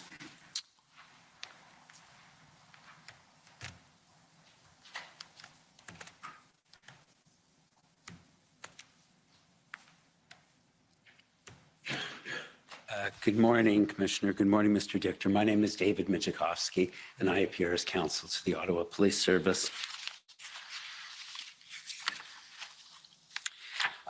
Am I correct, Mr. Dichter, that when you came to Ottawa, it was not your intention to disrupt the lives of residents? No. The people who live here, no. Your beef was with the government? That's right. And so there would have been no reason that the police would expect that when you got here, you or other members of the convoy would engage in harassment or honking or engage in antisocial behavior with the residents. I didn't see any harassment or antisocial behavior myself for the first few days that I was walking around or when I went on the stage any of the days. I've heard a lot of claims, swastikas, for example. And the woman I spoke to had a swastika on her sign. She said, yeah, because I'm a religious Jew.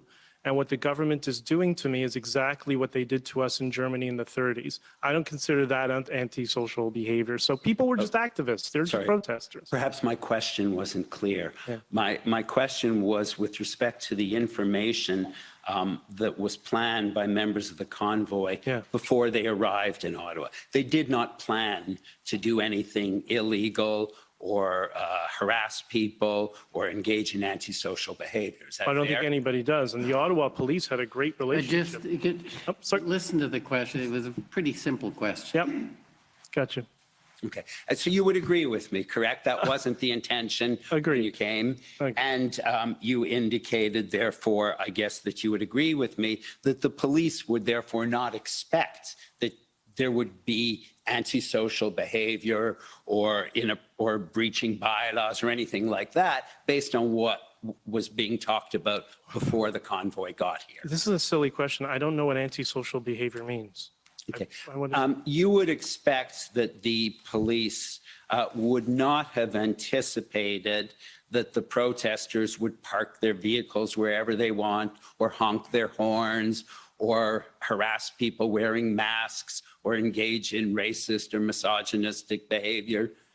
That wasn't your plan, so therefore you wouldn't expect the police to anticipate. Well, that, and would you? parking the trucks is where, the trucks were parked where the Ottawa Police told us to Right. park them, yeah. Okay, so my question to you again, perhaps I wasn't clear, Yeah. and I'll break it down. No, that was not in our intention, of course Right. not. Of course And so not. therefore, the police wouldn't expect that either. They would expect what you were promoting was a peaceful demonstration with love and where people got along, correct?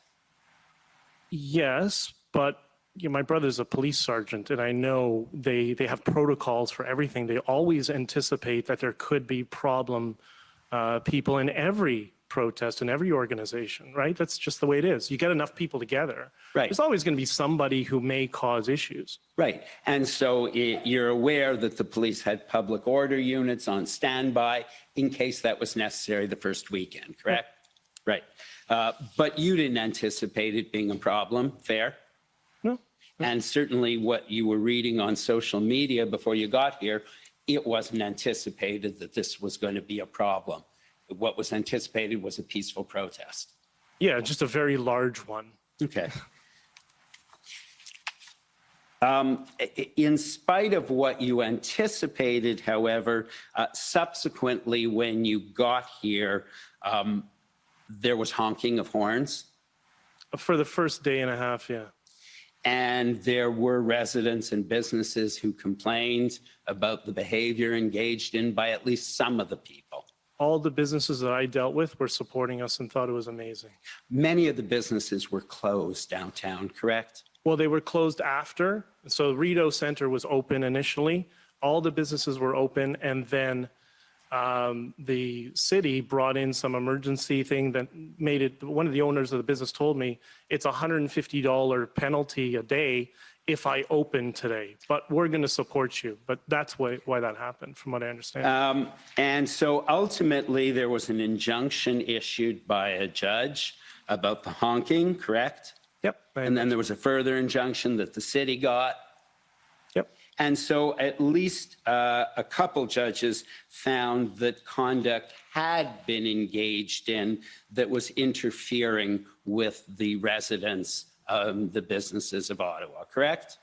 I don't know what evidence was provided to him because I was not in that case. I don't know if it was just claims of this and it was not substantiated and the judge just ruled that if this is happening, it can't. Because I was not a participant in those Right. proceedings. But you would assume that our justice system works where there's evidence and judges make decisions based on that evidence. Of course, but judges have different leeway. Everybody's different in what they accept. Treason is a very serious crime, isn't it? Yeah, I would say so, yeah. Okay, and so one of the things you did is, if we could please turn up JBA 0080.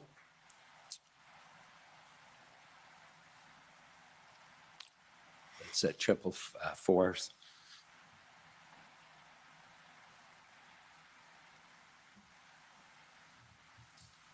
That's something that Mr. Bauder put out. Do you subscribe to the views of Mr. Bauder? No. Okay, so you can take it off. That's fine. So I take it then that you don't subscribe to the views of Mr. Bauder, and it sounds to me from your evidence that you've had some disagreements with some of the other members of the convoy as well, correct? Yes. Do you want me to expand on the MOU? No. I'm just asking you, you've had conflict with the views of some of the other members of the convoy, of the Freedom Convoy as well. We correct? were all really good. We were all really tight, and we could resolve our issues in the very beginning until the 4th of, the 4th of February, when I first met people from the JCCF, and that's when all of a sudden the distrust started. And I think some of the people who wanted to be on the board got very upset. But initially, things were great. For the first couple of weeks working with Tamara, everything was awesome. Right. And so things, however, fell apart and there wasn't cohesion within the group anymore. On certain issues, when I broke my ankle, I told that story when I was on the couch. Everybody came and coalesced around me. They're all very supportive. And we have some differences, but it was an amazing moment. So we were able to resolve conflicts when we didn't have people that were, fueling some division, in my opinion. I've listened to the testimony from Convoy protesters all week. Yep. And have you as well? Yes, I have. And it sounds like there's a lot of disagreements. Well, I think the only board member was Chris Barber, right? He was the only board member who testified. Okay. So it sounds like there was a lot of disagreement among your views, Tamara Leach's views. No. Tamara and I were in sync the entire time. At least, that was my impression. We were messaging, calling, texting. Like, everything was great. Right. And so, as I understand it, you were of the view that Keith Wilson wasn't honest when he told you that there was no deal. Say that again. What? Keith Wilson? Yeah. He wasn't honest when he told you there was no deal. It seems to be that's the case. Right. But And he was the lawyer representing some of the group, correct? he was representing the JCCF. Right. So there was some disagreement there. And then I believe Ms. Leach didn't tell you about the negotiations with the mayor, correct? That's right. I didn't know she So met with the mayor. So there was some withholding of information there. It was opaque for sure. Yeah. And so when you got the letter that she wrote, that Freedom Manifest, you didn't interpret that as telling truckers to leave, right? No.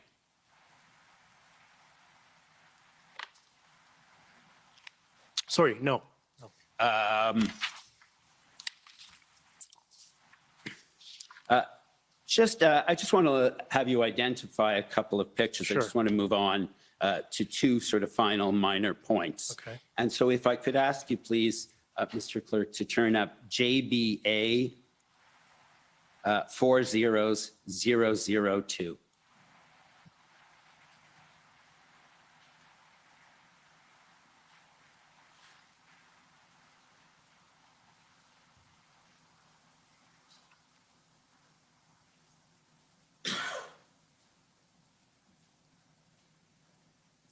And so these are some pictures, I take it, that you took on the day that enforcement action was being taken, correct? No, I didn't take it. I was in a wheelchair. I couldn't go out in the snow. I didn't take that picture. Okay, but you've seen these pictures, correct? Yeah. That's Metro Toronto Police, no? Yeah, so I'm saying, in fact, we can see some indications on the picture of some badges of some officers. Then we can see on the back, on the yellow vest, we can see other officers identified by A12. Correct? Yeah. Right, so you could see where the various police were coming from, correct? I wasn't on the ground. So when I was in the hotel, for example, my friend Salman, who's been in many protests in Iran, he was running out and coming back to me and predicting everything, saying, this is what they're going to do. This is how they're blockading everybody off. And he said to me, who put all the trucks in one area? I'm like, I don't know. I have no idea. Okay. So that was mine. But I was in a wheelchair. It was snowy that day, so I couldn't even get out if I wanted to. Okay, let me move on just to address my final point. You can take that picture off, please. If I could ask you, Mr. Clerk, to put up JBA 0020. So 4 zeros, Mr. Commissioner, just 002A. for the record, I thought the parties, per the rules, were to provide the witness with at least 3 days of the evidence they were going to call. So I'm just, for the record, the next piece of evidence. Je croyais que normalement les témoins recevaient les documents que vous alliez présenter. Oui, là, je ne veux simplement présenter que ce qu'il a déjà mentionné lui-même, mais ces documents-là étaient des documents que M. Victor avait affichés. Donc, cela existait. Je ne vérifie pas systématiquement si la base de données est là, mais je ne fais que référer aux documents auxquels il a fait référence lui-même. Bon, ben, continuez, on va voir ce que ça donne. Vous avez fait référence à une conversation à savoir que la police vous a dit où mettre les véhicules. Pas moi, c'est un de mes collègues. Bonjour, Jason. Voici donc les cartes de la ville. Et vous aviez demandé à avoir les cartes pour midi. Voici donc, ce sont des zones qui ont une certaine infrastructure. On ne peut pas avoir. I'll pass that along when I get it, correct? Okay. And so you understood that was information the police were giving to the convoy participants as to where they could stage their vehicles, correct? Yeah, this is one of the reasons I was surprised Chris Guerra was not called as a witness here, because he was here for a week, so he could clearly comment on these issues. I just spoke to him on the phone a few times during the week just to make sure he's okay, and but that was his area in his department, right? Right. And just the final one in that one is JBA 400068.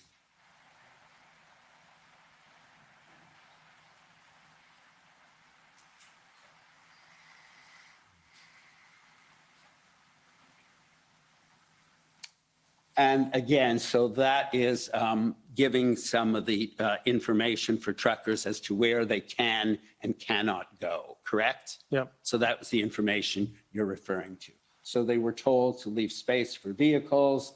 They were told where there would not be convoy access. And you understood coming into the city. Did you come in on what day? I've been, you're way over time. I thought you were just going to put a document to them, and now you're going into a, so you're going to have to wrap up. Sure, just to finish that up, what day did you come in? The 28th. So that'd be the Friday. Yes. And on Saturday, you saw that a number of entrances to downtown were closed off. Is that correct? Yeah, the team that was at the Swiss Hotel was just dealing with volume. That was the problem. Nobody anticipated, the longest convoy in history. So that's what really caused it. And I know they were working with police, from what I understand, to clear up and make sure that the emergency laneways were opened up, and that was their primary concern. Thank you very much. Thank you for your indulgence. Okay, next is the Ontario Provincial Police. Sorry to interrupt, Commissioner. It's Christine Johnson for the Ottawa Residents and Businesses. I'm just not sure if we were perhaps missed there in the lineup. I believe we have 15 minutes with Mr. Dichter, and I know it normally goes from most time to least time. I'm sorry, I didn't hear you. You.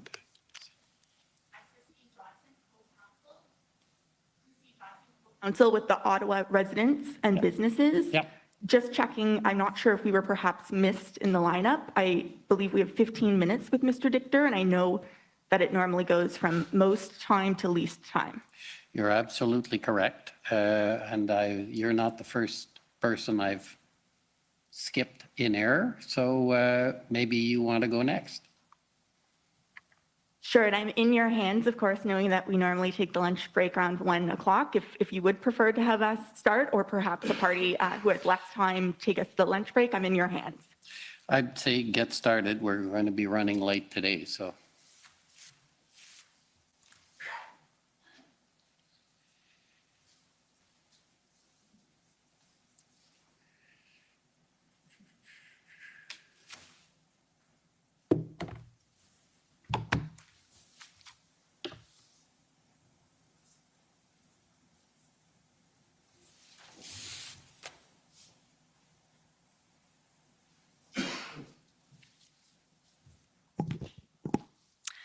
All right. Good afternoon, Mr. Dichter. Good afternoon. As you would have just heard, my name is Christine Johnson. Yep. I'm one of the co-counsel representing the Ottawa Residents and Businesses Coalition. Okay. I just have a couple of areas of questioning for you today. Okay. It might come as no surprise that my first area of questioning for you, sir, is going to be about the honking that residents and businesses observed during the convoy protest. Yeah. So you told us this morning, Mr. Dichter, that on the evening that you fell and slipped on the ice and broke your leg, that you didn't hear any honking at all. It was silent. Is that? It was eerily silent. It was really weird. Yeah. But you would agree that there was loud, prolonged, frequent honking day and night throughout much of the convoy protests in Ottawa. No, I wouldn't agree with that. I would agree for the first couple of days. But I was living down here too in a hotel, and we all had to sleep. Truckers who had their kids in their cabs, they needed to sleep. So I don't know where this narrative is coming from. I didn't witness that. You witnessed no loud, prolonged honking. For the first couple of days, for sure. Because you had multiple convoys coming in all through the night, different times of the day. People were moving things around. When they had the dance parties, or during the day, like so many kids would do this, go up to the trucks, honk, because it was that sort of vibe. It was amazing. So there was honking throughout the day, continuing beyond the first few days? No, because I was only on my feet, remember, until the 4th. So for the first couple of days, I will say there was honking for the first couple of days as everybody came in, but it was not sustained for weeks. I was here all 3 weeks. And we heard that after your fall on the ice and break of your leg, you were confined to the hotel most of the time. Is that right? Most of the time, I got out at least once a week, and there was that meeting I went to at the Arc with the road captains. There might have been one other, I remember some other reason I was in the lobby, went in and out. I just can't remember what it was, but yeah. So you wouldn't have heard the honking directly on the street because you weren't on the street for a good period of time? Well, I was in a hotel in downtown Ottawa, 2 blocks away from Parliament Hill. There were trucks, a couple of trucks parked on the street in front of the hotel. Those weren't honking. The adjacent street, they weren't honking. If I'm staying in downtown Ottawa, right in the core of all of it, and I'm not hearing honking, I don't know where the honking's coming from. But you're aware that many residents were expressing concerns that they were hearing frequent loud honking and they were disturbed by that honking.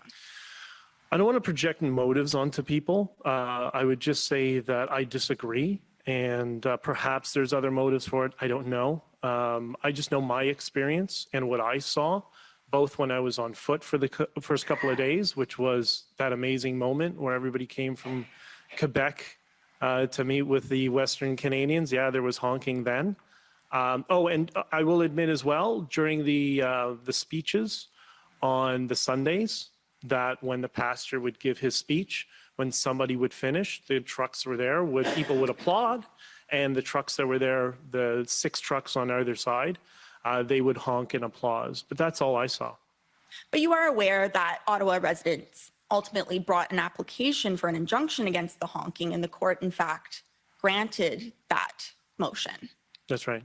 That's what I mentioned before. And I may have caught you wrong, but I believe that you just told one of my friends that you weren't a participant in that proceeding at all, in that motion to obtain an injunction proceeding. No, that was handled by the lawyers that were representing us. And so you don't recall the fact that you swore an affidavit that was submitted into evidence for use on that motion on February 7th. What did it say? What specifically? I believe it attested to the fact that you were in Ottawa as part of the protest and you did not own a truck. That's right. So you No, were I own aware, a truck. The truck wasn't in Ottawa. but you affirmed that affidavit for use in the motion injunction. I'm getting lost. Can you simplify that? I don't- Sir, you told us earlier that you were not involved whatsoever Yes. in the motion for an injunction on February 7th against the horn honking. When, Yeah, I wasn't there. I didn't attend the proceeding. okay, you didn't attend the proceeding, but you did in fact supply an affidavit for use in that proceeding. I signed an affidavit from my lawyers, yes. Thank you. And again, you're aware that that motion was successful and that the court was convinced on the evidence that there was honking and it would cause irreparable harm if the honking were to continue. Okay, is that how they worded it, irreparable harm? Okay. Were you ever provided a copy of the court's decision? I was provided with court decisions later on, like they would show us, but it was so busy. There were so many things going on, and we all left the legal stuff in the hands of legal. I dealt with messaging, certain people dealt with trucks, other security, that sort of thing. So it was, so many things came in and out, right? So the lawyers for the JCCF never provided you with a copy of that court order at the time it was obtained? It might have been within the couple of days they would have sent an email, and just because I was busy. And were you aware that pursuant to that court order, you were required to communicate the terms of the order on your personal social media? No, nobody told me that. Okay. And in fact, you never did communicate the terms of the order on your social media? I don't believe so. I'm trying to think. I don't believe so. Okay. Could be wrong, but there were so many thousands of messages that I put out there. I'm trying to think if I was told communicate, but I don't recall that. I don't recall that. Okay. So you've told us that you didn't hear a lot of honking. You didn't think it was a key feature of this protest at all. Is that fair? That's right. So I want to ask you about your personality on social media. You have a Twitter account, Mr. Dichter, that has honk in your name on Twitter, correct? Yes. And what is the significance of that? Why did you include honk in your Twitter name? Oh, it's just humor. The idea that when we came here, I mean, it's both humor and a cry for help from the government. Like the little bit of honking that you saw, it wasn't to be aggressive. You have to understand what these people's lives were going through, and they were just completely desperate. And I know some of them. One particular driver, a Ukrainian driver, he was very passionate in the beginning for honking because he said, they don't listen to me. What do I have to do? I have to honk or something. And we're like, well, let's tone it down a little bit. That was in the first couple of days. So some truckers did communicate to you that they felt as though the honking was a way to get their message across, get their voices heard. Yeah, but again, it was just for the first couple of days. And that's when we all, I believe that's when I changed my social media tag to put that. Okay, so that was going to be my next question, was when did you insert honk into your name? I believe it was in the early days, but so many things going on so many days, it's hard to keep track, right? And one of my friends has already asked you about a forthcoming book that you'll be publishing about your experience in the convoy. And I understand that the title of that book is Honking for Freedom. Yes.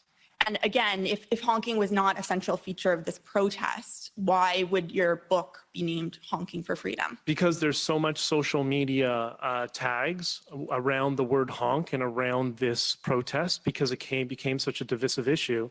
And Cry for Freedom didn't really have the same element in communicating what was going on. And honk was just a natural title for it. Okay. Mr. Clerk, I'm going to just have this witness look at a couple of documents. The first is HRF 6042. And while this is coming up on the screen, Mr. Dichter, you've already been asked about those daily event and safety reports that were put out for convoy participants. Yes. I believe you've told us that you didn't have direct involvement in these. They were put out by Tom Quiggin.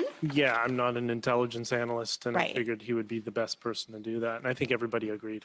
And Tom Quiggin was the host of the Quiggin Report, hosted on your podcast, correct? Yeah, he also has worked for the RCMP, the Bank of Canada, military. He's got a very impressive CV in terms of his career working for that Okay.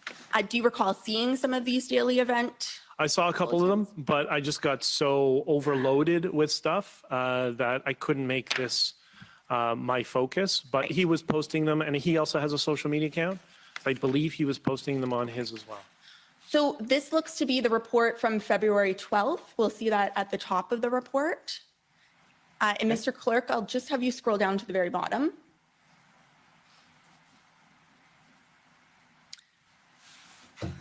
So we have a daily humor and meme warfare section. From looking through a few of these reports, it seems like it was common to have a daily humor or joke section at the bottom of them. Lighten the load.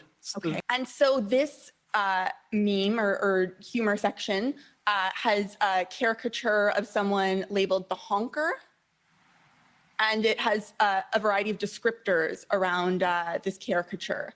It says, doesn't vandalize, just honks, uses meme warfare in real life, creates a schedule of the honk for maximum freedom enhancing effects, disrupts the status quo by not letting people sleep in tyranny, withholds the soy from reaching the soy jack until freedom improves, uses the power of vibrating air to chase the prime minister out of the country, just straight up says to the crying soy jack, the honking will continue until freedom improves. Train horn not enough, we need a ship horn. And there are a variety of caricatures at the bottom, looking to have tears pouring out of their eyes, their hands in their face. They're called NPCs in internet culture. And can you explain that to us, sir? A non-playable character is the term, what it means, yeah. And we see the reference to the term soy jack. Can you illuminate us on what the term soy jack refers to? You have to really, this is going down the rabbit hole of internet humor culture. Like, it's a joke, right? It may not lend itself to legal proceedings, but this is, I mentioned Elon Musk. This is the sort of thing that he would put out frequently. He's probably the most popular to do it. And also, we knew there was a honking injunction, so people would go out on social media and they would put hashtag honk honk. It wasn't people actually going outside and honking. It was their way to show their support for the convoy. But you would agree with me that this type of humor, whether it's in jest or not, is perhaps not getting the message across to convoy participants to lay off the horns in light of the injunction. No, I think it's good to get people to have something that, it might not be your type of humor, but for people who were freezing in their trucks for 3 weeks, they need something. They need some sort of pick-me-up. And I think for them, it's a way for people to vent, right? That's why we have free speech, for conflict resolution. And that's the power. That's why humor was very important. And there's so many memes going around the internet through all of this. Some of it was, look, for me, some of it was too extreme and distasteful. I get it, but I'm not going to dictate what people should say. It's, okay, that's not my thing. But then other stuff was great. It was, you have a whole range of different worldviews and opinions, because with people from all over the world that were supporting us. When I was in Colombia, there were people there who wanted to meet me because they were supporting. When I was in Miami, there were people who recognized me as Uber drivers that were supporting us. So you have a whole range of people with different worldviews. And in the interest of time, I won't take you to the second daily report of this nature, but for the record, HRF 6043 is a February 13th daily report that has a humor section along these lines as well. And I don't know if you recall it off the top of your head, but there is a daily humor section at the bottom that says the supreme art of war is to tire the enemy with honking. So something that you find equally funny along these lines, I take it. Well, it's not literally honking in your truck. Again, you'll probably see those memes were grabbed from the internet, where people were putting memes up with the hashtag honk honk. That's where it all comes from. And lastly, sir, I'll just ask you a couple of other questions about the impact, just very briefly, on Ottawa residents and businesses. We heard you say this morning that it was your understanding the Rideau Centre was open initially. Yes, I was in there. I got coffee at Tim Hortons. But you were aware it was only that first weekend that it was open. It closed very soon on that first weekend of protest and actually remained closed for the duration. You might understand that came from the city, that they demanded that all the businesses closed, and the Rideau Centre as well was one of them, which didn't make sense to us because the businesses we were attending, they'd never been so busy. Like, they were so happy. We had so many businesses tell us that they made record profits. Right? Yeah. So, sir, I would tell you that your information on that sounds to be inaccurate from our discussions with our BIA and clients. So, who was it who told you the businesses were forced to close because of the city? Well, I think it was the Iconic Cafe was one of them. One of the shawarma places that stayed open. There's a number of videos online. One that just came out last week from somebody who works in one of the restaurants, and she said they were coming around to our restaurant, the media was coming around telling us these people are dangerous, you should close. And she said if I wasn't there to see the media trying to coerce us to make us think the truckers were dangerous, I might have believed it. But I was here, I saw it, I saw everybody was peaceful. We served you, and it was great. So I think there was a little bit of some narrative and politics going on there. Well, But I don't know. are you aware, sir, that many businesses were forced to close because of maskless protesters and their concern about the fines that they as businesses might face if they were to stay open and have maskless patrons? I don't know. in their stores. I can't comment to that. That might be the case, but I do know when my business was in downtown Toronto, I would try to stay open every day of the week, especially when university students were in town. And if I had something like this, it would have been amazing. I wished I would have had an event like this when I had my business in Toronto. Notwithstanding any concerns that, young employees might face harassment or anything like that, you wouldn't have had concerns when you were running your business of those sorts of things. Truckers are very... You're well over your time, and I'm not sure this is getting anywhere. The next is the Ontario Provincial Police. Yes, good afternoon, Commissioner. I have no questions. Thank you. Okay.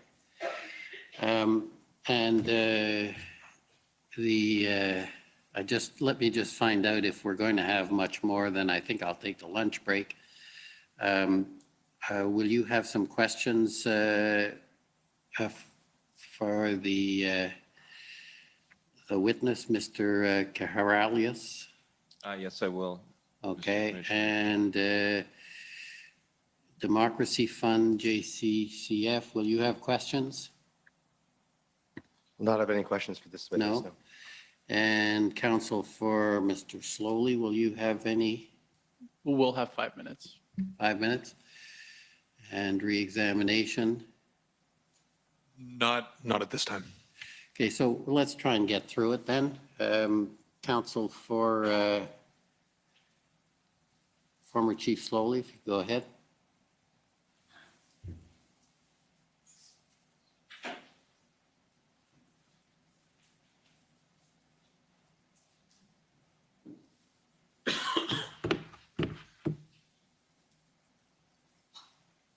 I'm Nicholas DeStefano for former Chief Slowly. I'm Mr. Dichter. Hi, Nicholas. So we heard a lot about how you were part of a group, a corporation that represented sort of certain protesters, correct? Yes. But there were also other groups that were present in Ottawa protesting, correct? There were so many groups, yeah. Yeah. And you stated earlier that there were more protesters than you expected there would be? I think we all agree to that. Right. The events were just on a scale that you yourself and sort of members of your group just did not expect, correct? Yes. And within your group, you testified that you sort of had people at the Sheraton that were responsible for messaging. Some of you were at the Arc Hotel responsible for logistics, and others were at the Swiss Hotel sort of speaking with the police and dealing with the police, correct? Yep. Did you yourself interact with any of the PLT members from the OPS? No, I didn't. Can you remind me who from your group was responsible for that? I don't know. I found out I didn't realize that all the road captains, I don't know which ones had PLT and which ones didn't. It just seemed to be random, and maybe I understand the PLT is part-time. That might have had something to do with it, because I do know there were occasions where some drivers, captains, whatever, were trying to get in touch with PLT members and they couldn't.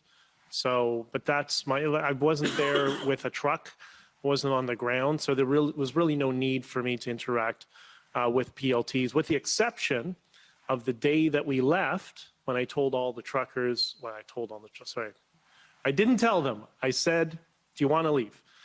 And I suggested call all your liaison officers, and I'll meet you upstairs in the board meeting in the boardroom afterwards. And I walk up, Bridget is yelling and arguing with the PLT. I'm like, just say you'll do whatever you want. You got to go home. You got to leave. But I personally didn't. So we heard some evidence that Mr. Marazzo had been in contact with the PLT. Yes, that's true. You didn't know about that at the time? At the time, I didn't know. And you would have had no input into any of those discussions? No, because they seem to be running their own show. Right. And we also heard from you that when Mr. Marazzo or sorry, we heard from you that when members of your group did indeed reach an agreement or purport to reach an agreement about the movement of trucks, that you did not agree with the outcome of that agreement, correct? Well, the whole idea of, I was told repeatedly that there's, it's not going well. I didn't assume not going well means there's a deal. So, and I don't understand the deal. We're not getting, that a deal is two-way, right? Just capitulating and saying we're leaving. Like, if we told that to the truckers, they would lose their minds, get so angry. Right, and I'm not going to put the text message back up on the screen, Yeah. but we saw a text message earlier where you referred to thousands of protesters scolding you about the purported agreement. No, not, well, some were protesters, many of them were protesters, but we had so much online support, that's what was driving a lot of it. So a lot of it was people within Canada that were supporting, people that were in Ottawa that were supporting. So you had a whole mixed bag. And that was going on all the time, regularly. There were people that were streaming in Twitter Spaces, that's like a communal group, that they would be in a group that was live, meaning active people talking for 24, 36 hours straight with hundreds of people, sometimes thousands of people. And on February 6th, you gave a press conference and you mentioned, there's a transcription of this, I'm not going to put it up on the screen, but you mentioned that in Ottawa, there were certain rabble-rousers who were trying to make this about them, and they were sort of outside of your group and outside of your entourage. You remember that? Yeah, so we always had those other, there was our, Freedom Corps, aligned with, let's say, the GoFundMe, where the money was being raised, and there were all these other little groups for sure. And you stated that you couldn't police those people, and you agree with that still?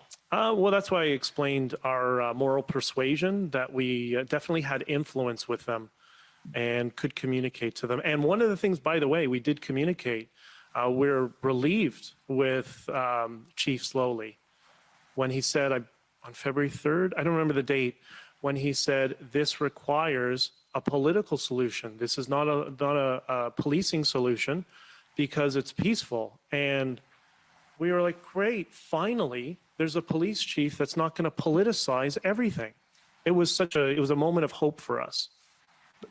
But you agreed that members of the protest that weren't part of your entourage were sort of independent operators, they were sort of free thinkers, and you couldn't force them to do something that they wouldn't do, right? Like, for example, you're aware that Pat King was asked not to come to Ottawa at a certain point, and then he did indeed come, right? You couldn't force them to do something they didn't want to do. Which is what I understand Tamara was trying to mitigate that, realizing that he's not going to, I don't want to latch on, but he's going to be like many other people. He's just going to come along. And I guess my understanding is the strategy was just keep him under control, keep him out of the limelight. And, but I never met him. I've never talked to him, don't know him. And just one last question, Mr. Commissioner. And so you would agree with me then that even if your group was able to make some sort of agreement with the police, and that there was some sort of buy-in to that agreement, and that it was mobilized, whether it be to stop honking or to move trucks somewhere, some of those rabble-rousers could have moved in and parked their trucks in the exact same spot that they were moved out of, or just simply not abided by it because you had no control over them? No, I disagree. And I disagree because people in the trucking industry, it's a very regulated industry. We know rules, PARS documents going across the border. It's not the central casting description of what a trucker is. It's far more corporate than people realize. So I was not terribly worried that, but there are people that are very passionate about it.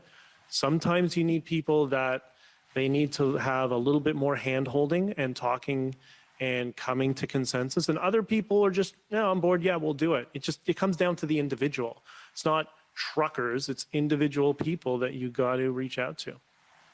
Understood. Thanks. Thank you. Thank you. So the only remaining then is Mr. Corralius. I may be pronouncing it wrong, but. Okay.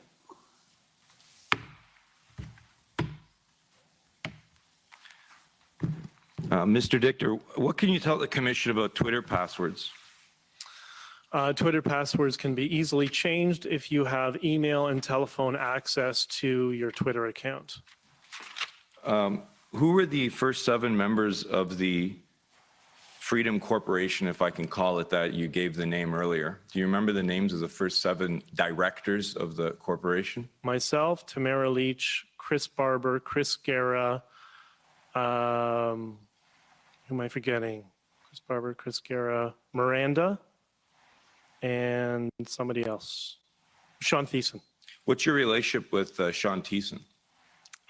It was actually quite good. Sean and I actually connected better than everybody. Like we really, I mean, maybe with the exception of Tamara, seemed to be a pretty reasonable guy and kept in touch with him.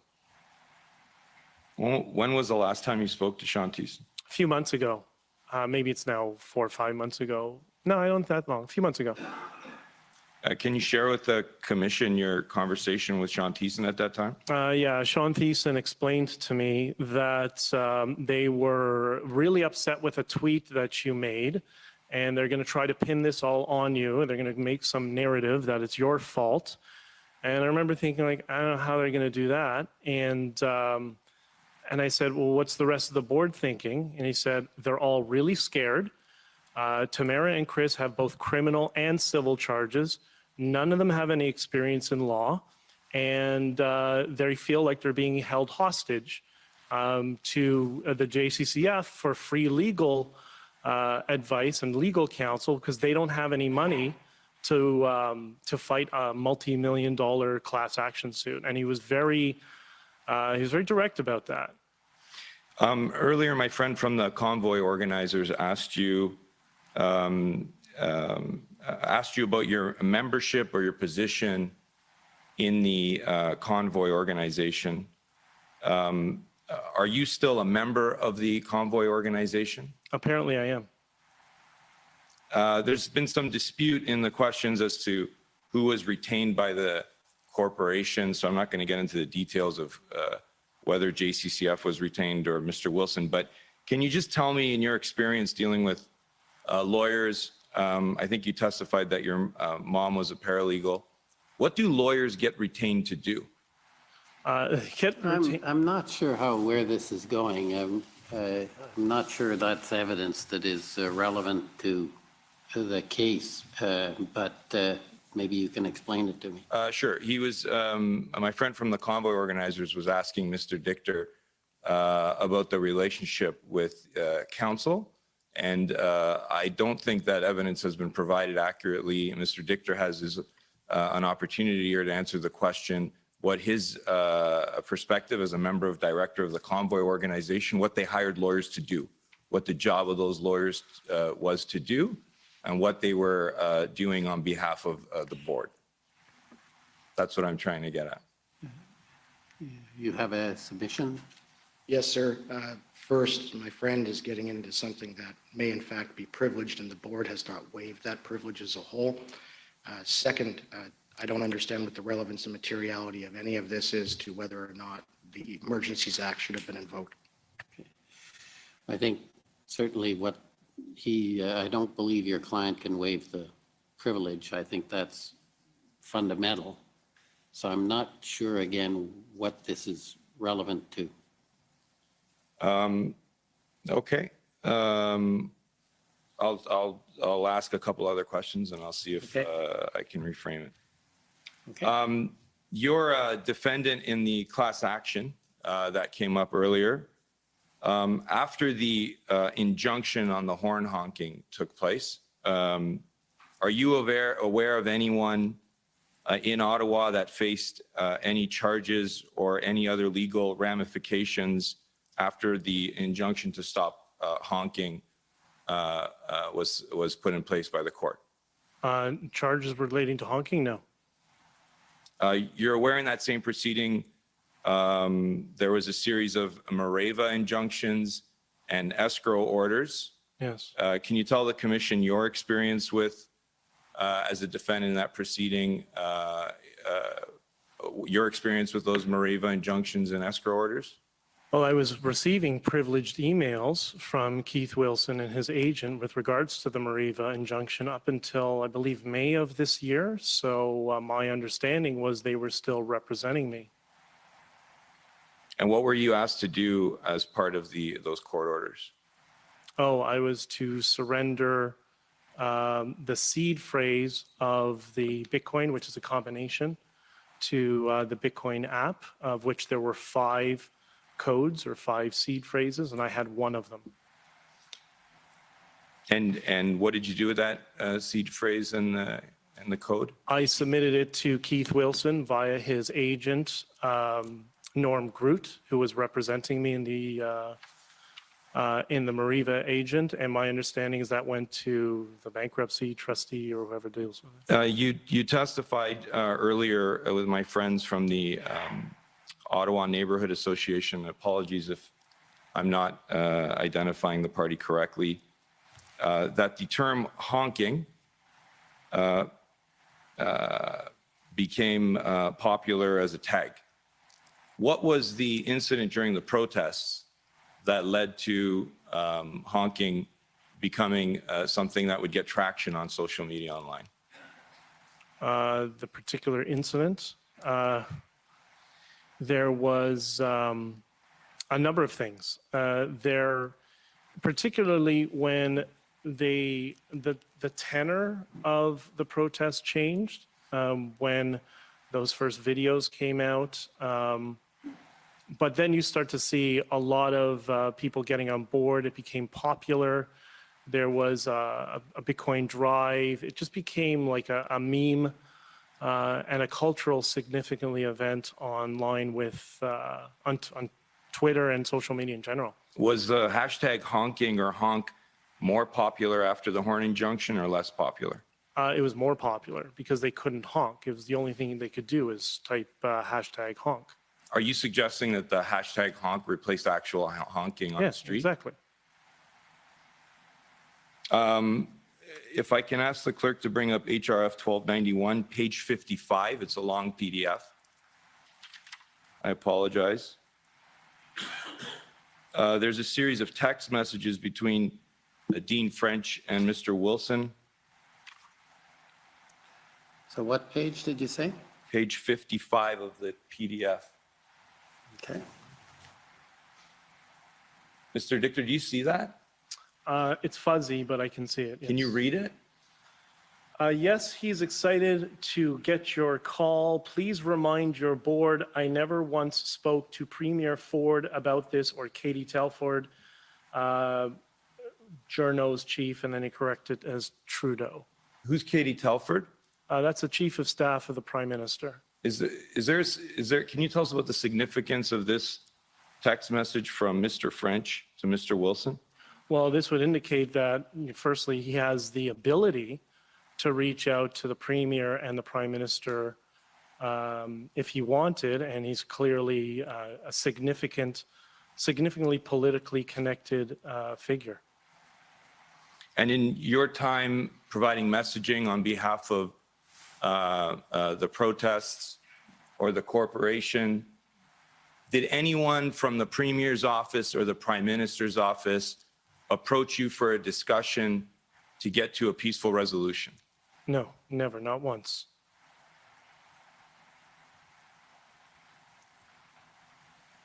Just 1 second, Mr. Commissioner. HRF 1325, please, Mr. Clerk.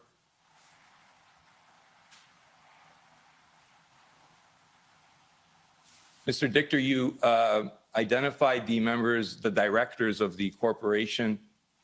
You see this document seems to be meeting notes from a meeting at City Hall. Yeah. Yep. What directors from the corporation were at this meeting? Looks like Chris Barber, and that's all.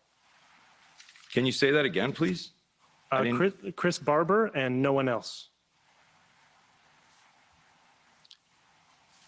These are not board members.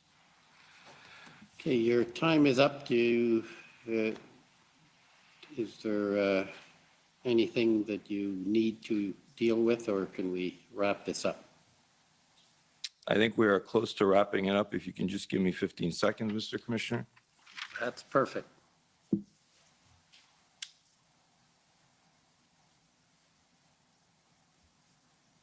There is an email in evidence and I'm running out of time, so I'm not going to look for the number. And it's an email from Mr. Wilson to you. And the third line of the email says, Trudeau will be pissed. Can you tell us your opinion on that line from Mr. Wilson to you? Okay, Trudeau will be pissed. Just wait a minute, there's an objection. Sorry. Sir, this witness is being asked to interpret a document not authored by him and give his opinion of it. And I don't, again, see how any of this is relevant. It was an email from Mr. Wilson to Mr. Dichter, submitted in evidence. And I'd like Mr. Dichter to share his thoughts on what he thought of an email concluding with Trudeau will be pissed meant from Mr. Wilson. We don't have context. I don't even know what he's referring to, sir. And Okay, I don't can see take the a few relevance of minutes. this. I'll find you the document. I just thought it I wasn't a document submitted by Mr. Dichter. I assumed the other parties knew the document. Yeah, if you're going to refer to the document, I think we have to have it brought up so that. We'll try to identify it. Just give us a moment. Okay.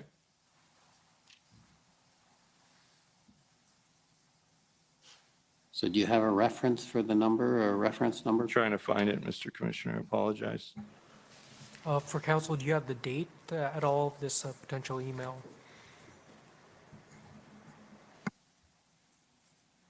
Do you have the date for it? HRF 1276.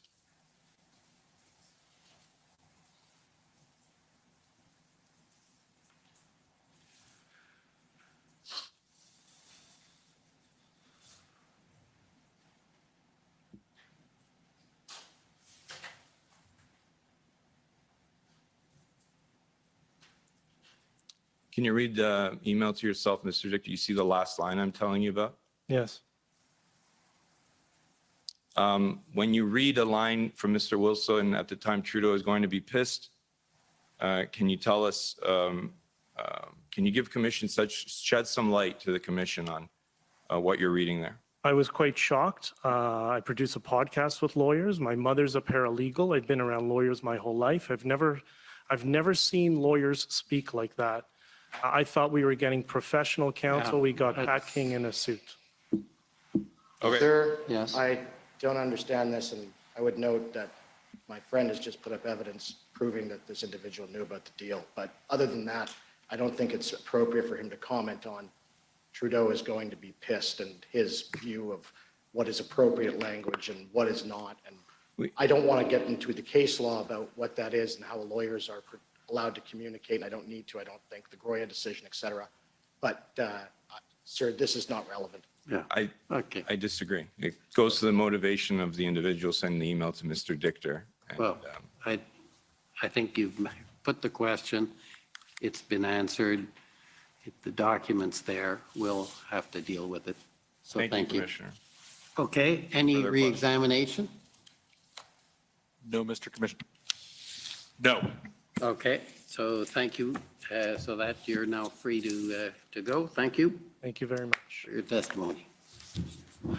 We're going to, no, 55 minutes. We're going to take a little bit shorter today and come back at 2:30. The commission is in recess until 2:30. La commission est levée jusqu'à 14h30.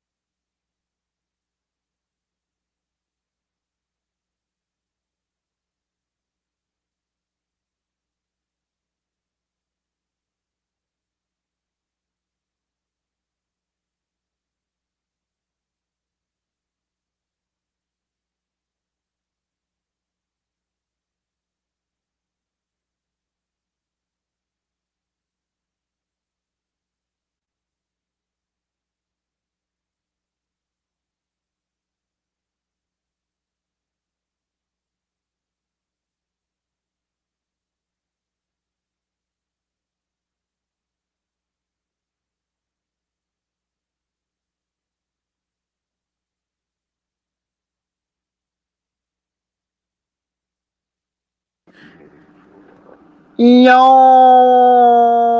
what's going on, everybody? Freedom. I want candy, and I wanna meet Randy from the Trailer Park Boys. What?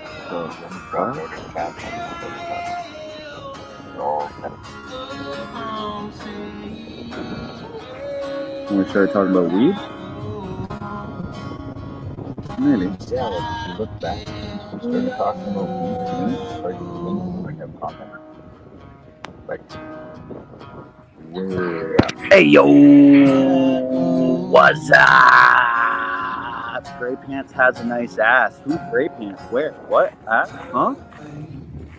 Hey, look at the picture I took and a video I made.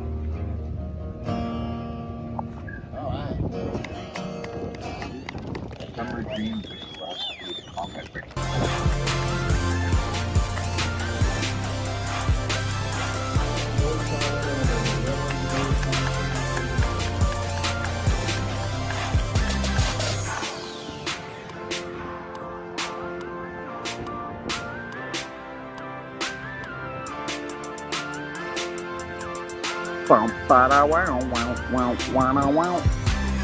That was a good Canada Day video.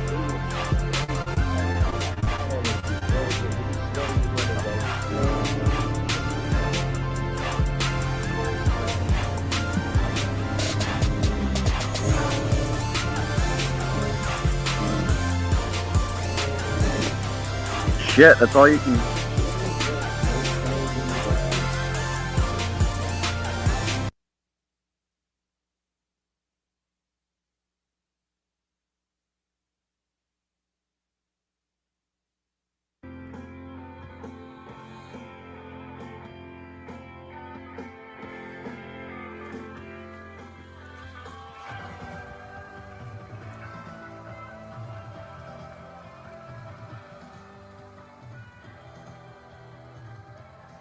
What the? Oh.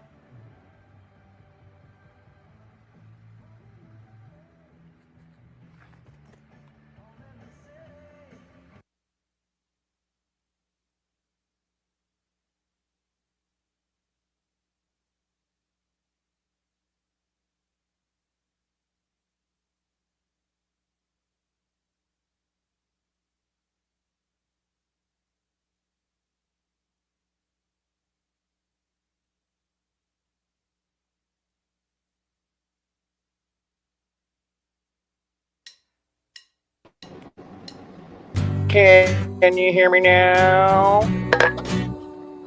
Never surrender. Fight is not over.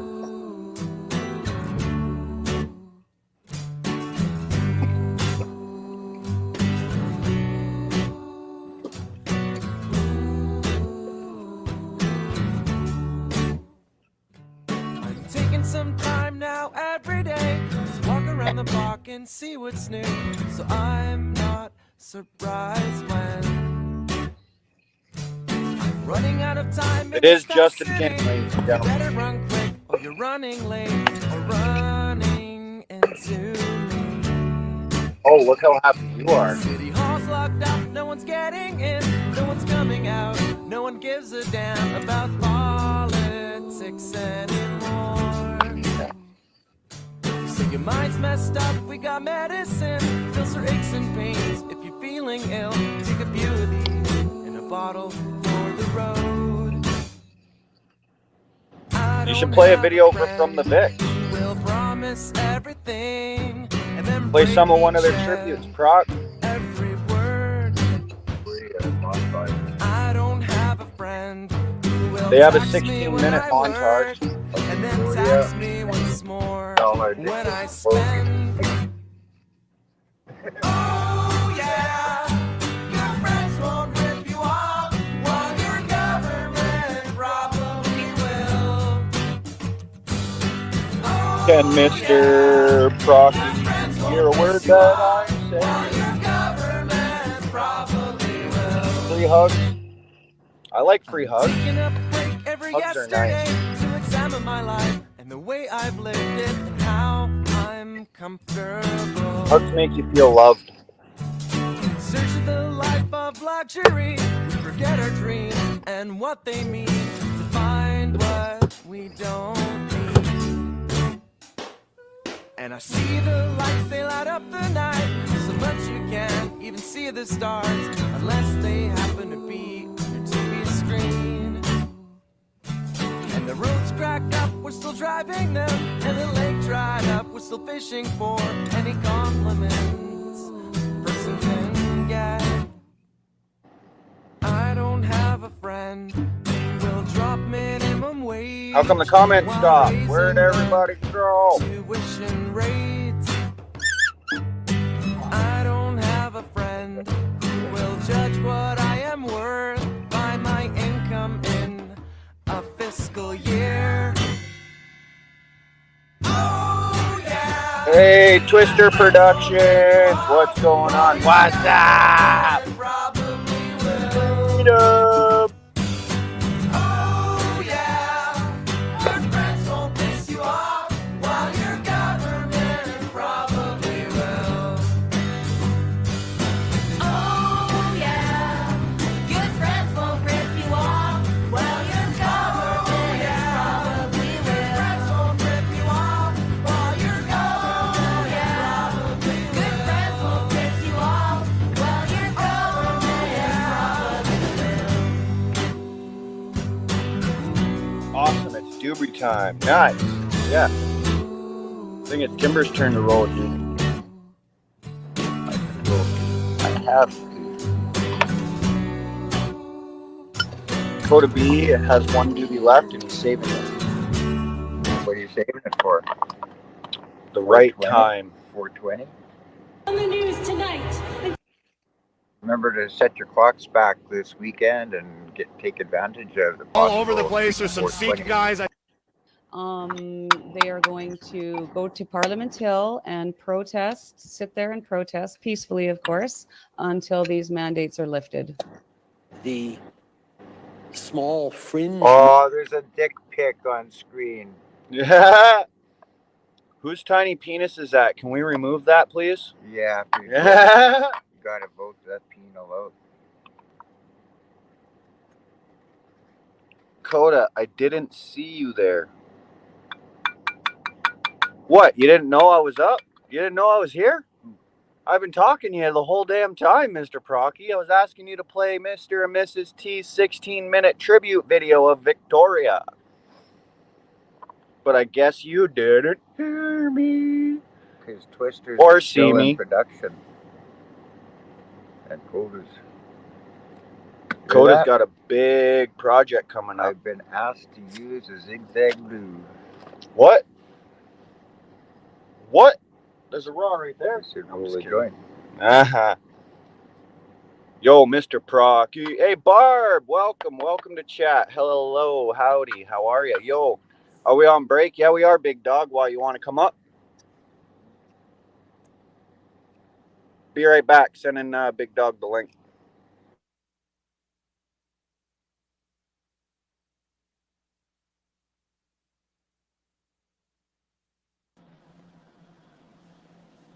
There we go. Now I should be able to hear you. Oh, word. What's going on? Now you can hear me.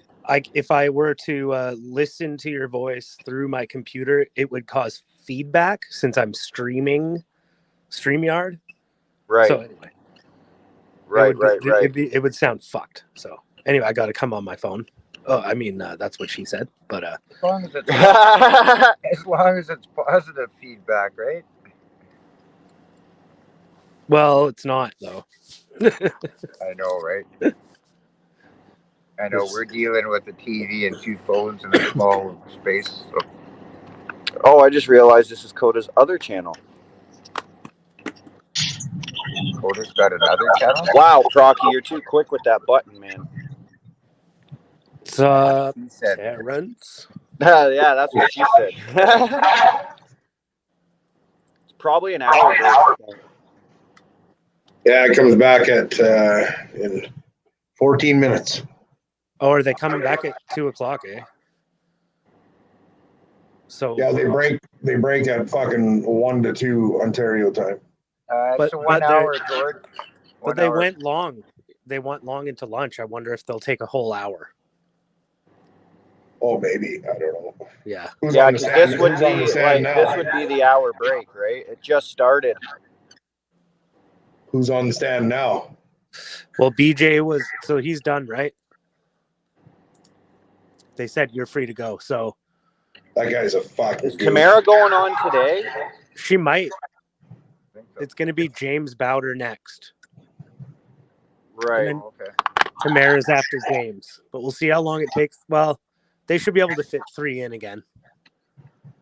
And that makes sense. Do you have the court doc? Do I have what? Or schedule? The what? Do you have the schedule? Yeah. Like the court doc? It's on the... Could you community post it?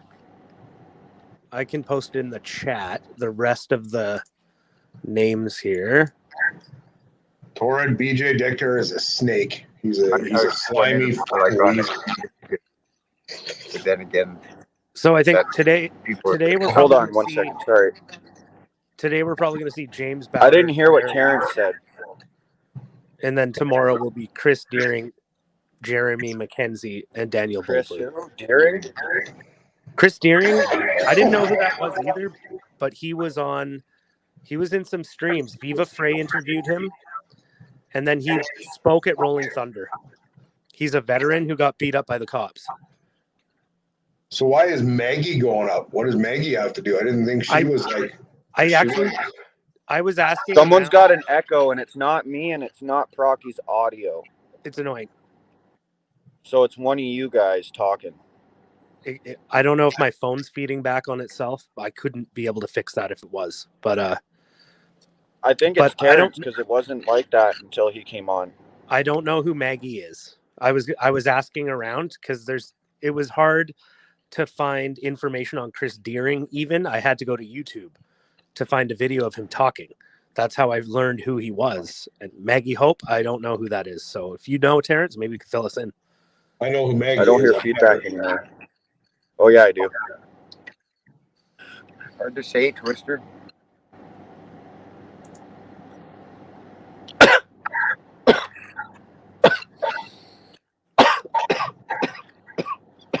Oh.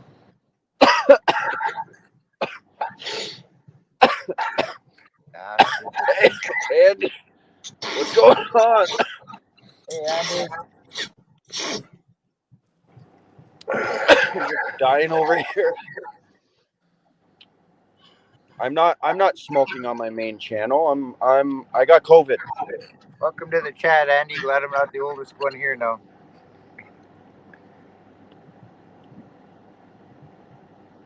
I'm just kidding, guys. I'm just kidding. You don't have COVID to doesn't worry about actually. COVID if you have such a fucking layer of tar in your lungs. You're good to go. No hack, no hide. Don't cough, don't get off.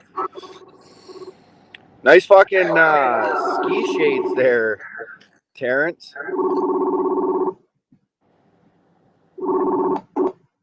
Hello. Hello. What's up? Oh, not much. We're going nuts Where's the mail key? What happened to the mail key? I think I'll just go ahead and mute Terrence. Maybe he muted us and thought he muted himself. I don't know. Interviewed what? Mark Friesen interviewed your Mackenzie a while back. It was a good interview. I could send it to you. What? My Mackenzie? What? What's your Mackenzie? I don't get that. Me neither. Oh, maybe she means Jeremy McKenzie?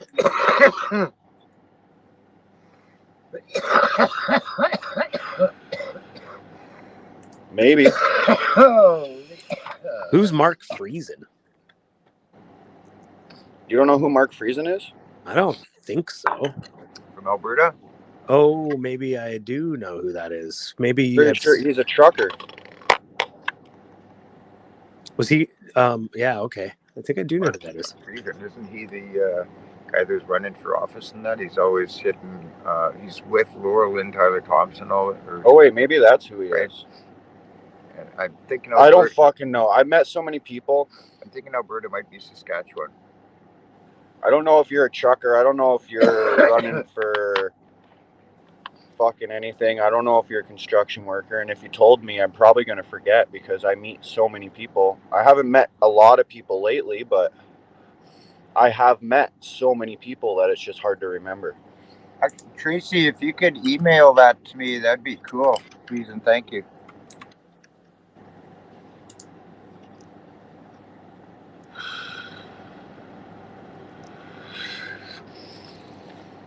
Yeah, Tracy, send it to me on Messenger there.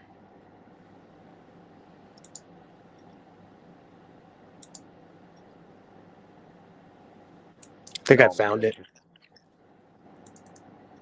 Too small for me, huh? That's what she said, but never not to me. You hear that when he said that's too small for me? That's what she said. Was that like a testimony? What? No. That's why I said not to me, though. I'm just kidding. How did you know she said that? I'm just kidding, guys.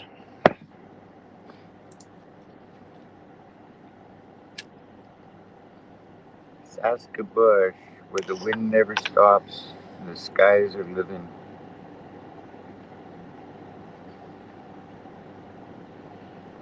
Saskatchewan, Flatland.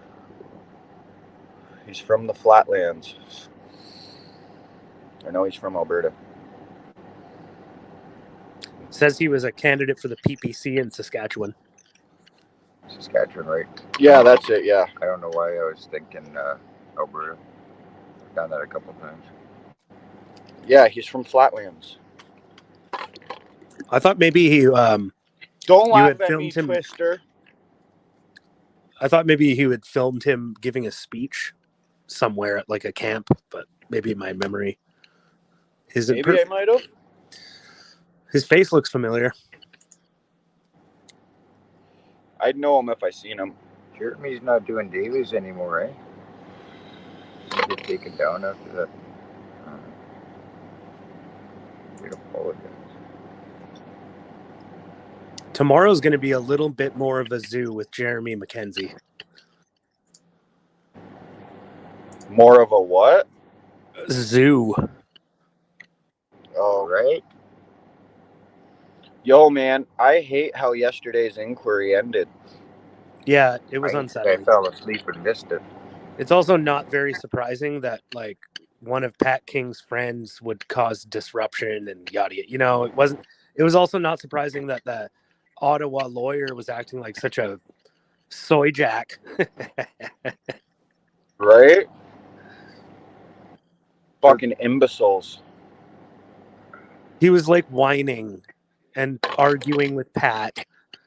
And then it was, anyway, that's the kind of shit that would never happen in a real courtroom. And then everybody found out that, I mean, don't get me wrong, I don't mind Pat. He's awesome for standing up and doing what he did, and he's a self-made man and all that, but found out he's only got 3,000 followers on the internet. You're funny. That's going to be interesting if they bring Daniel and Jeremy into the court at the same time, I think, too.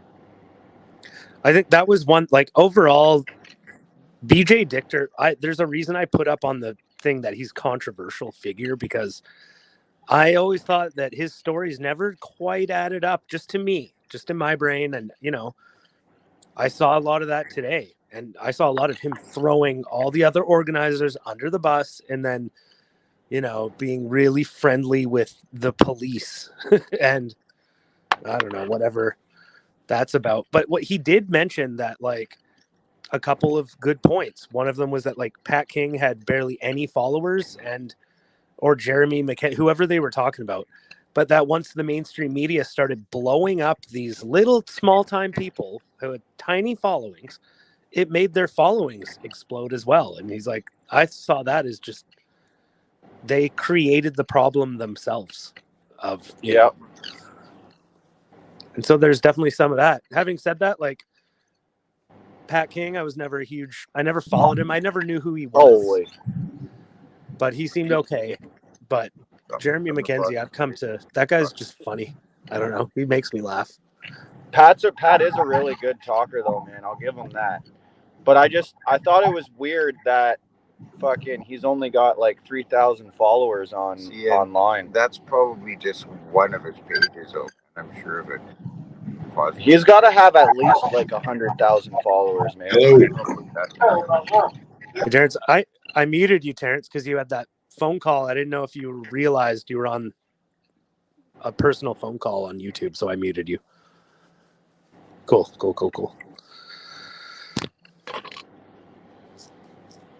Yeah, Pat, I don't know. There's clearly Is he still on? Are you still on a phone call? It was good that Pat was able to kind of clear up that record a bit, because they had this video evidence in the evidence that was a compilation of different clips that someone else posted on TikTok, took every single clip out of context and mashed them together to make him look like a vile person. And he was that video. able to try and find that video. He was able to clear that up. And will be used against you. Anything you say, right? Imagine if I walked in there. Rocky, think about all the things we've said on the channel. And you're right, Tracy. Pat organized the nothing that 2019 convoy that he took to Ottawa. And were you one of the people that I showed that I'm everywhere on Google? I used to have way worse language towards politicians before the movement started. And then I was like, okay, I better clean up my language, because it's not going to reflect well on anyone if I keep talking like this. So I understand sometimes. What? If you Google search Coda B123, you'll find me everywhere. And if you Google images, you'll find images of me taken everywhere. Ones that I never even posted on YouTube. You're so big. No, people are like trying to dig shit up on me. They're trying to post my past out there. People are trying to like clip out fucking shit out of my videos. There's this, dude, I found a website dedicated to my live streams, and it's in a whole nother fucking language. But you see, clear as day, Coda B123. Well, Coda does sound like a Japanese name. So how do you check those things out, eh? Like Oriental languages and like Russian or I don't know. I don't even know what they're saying, dude, because it's in another fucking language. Pardon my language, but don't piss off Rouleau, Coda. He'll clear the room.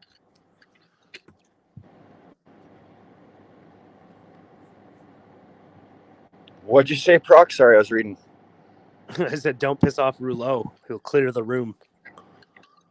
Yeah, no shit. That was something Steve Charlon did, right? He used the word shit, or I guess merde, in his testimony, and that pissed off Rouleau. He's like, no. You don't enter swear words into the record unless it's like a piece of evidence. I'd be like, listen here, suck my nuts and deal with how I talk. I'm fucking Canadian, and I know you got to go. I swear more than a goddamn trucker, so. You got to go full Ricky. Listen, I can't properly represent myself unless I can smoke and swear in your court. Because I can't fucking speak without fucking swearing. So I can't. Like to make a request under the People's Voices and Choices Act that I be able to smoke and swear. I need to be able to Terrence swear. nod his head.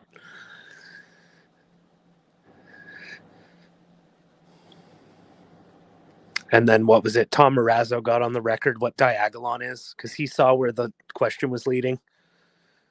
And he's like, now I see you're showing a video of me introducing Jeremy McKenzie. So I think I know what your next question is going to be, and I'll describe diagolon to you. It's a made-up country whose vice president is a time-traveling, cocaine-addicted goat figurine. Yeah, I fucking loved that. So I hope that answers the question. Tom Marazzo's a okay, I have boss, no man. further questions. What were you going to say? Pat Kelly? Who's Pat Kelly? Pat and Kelly.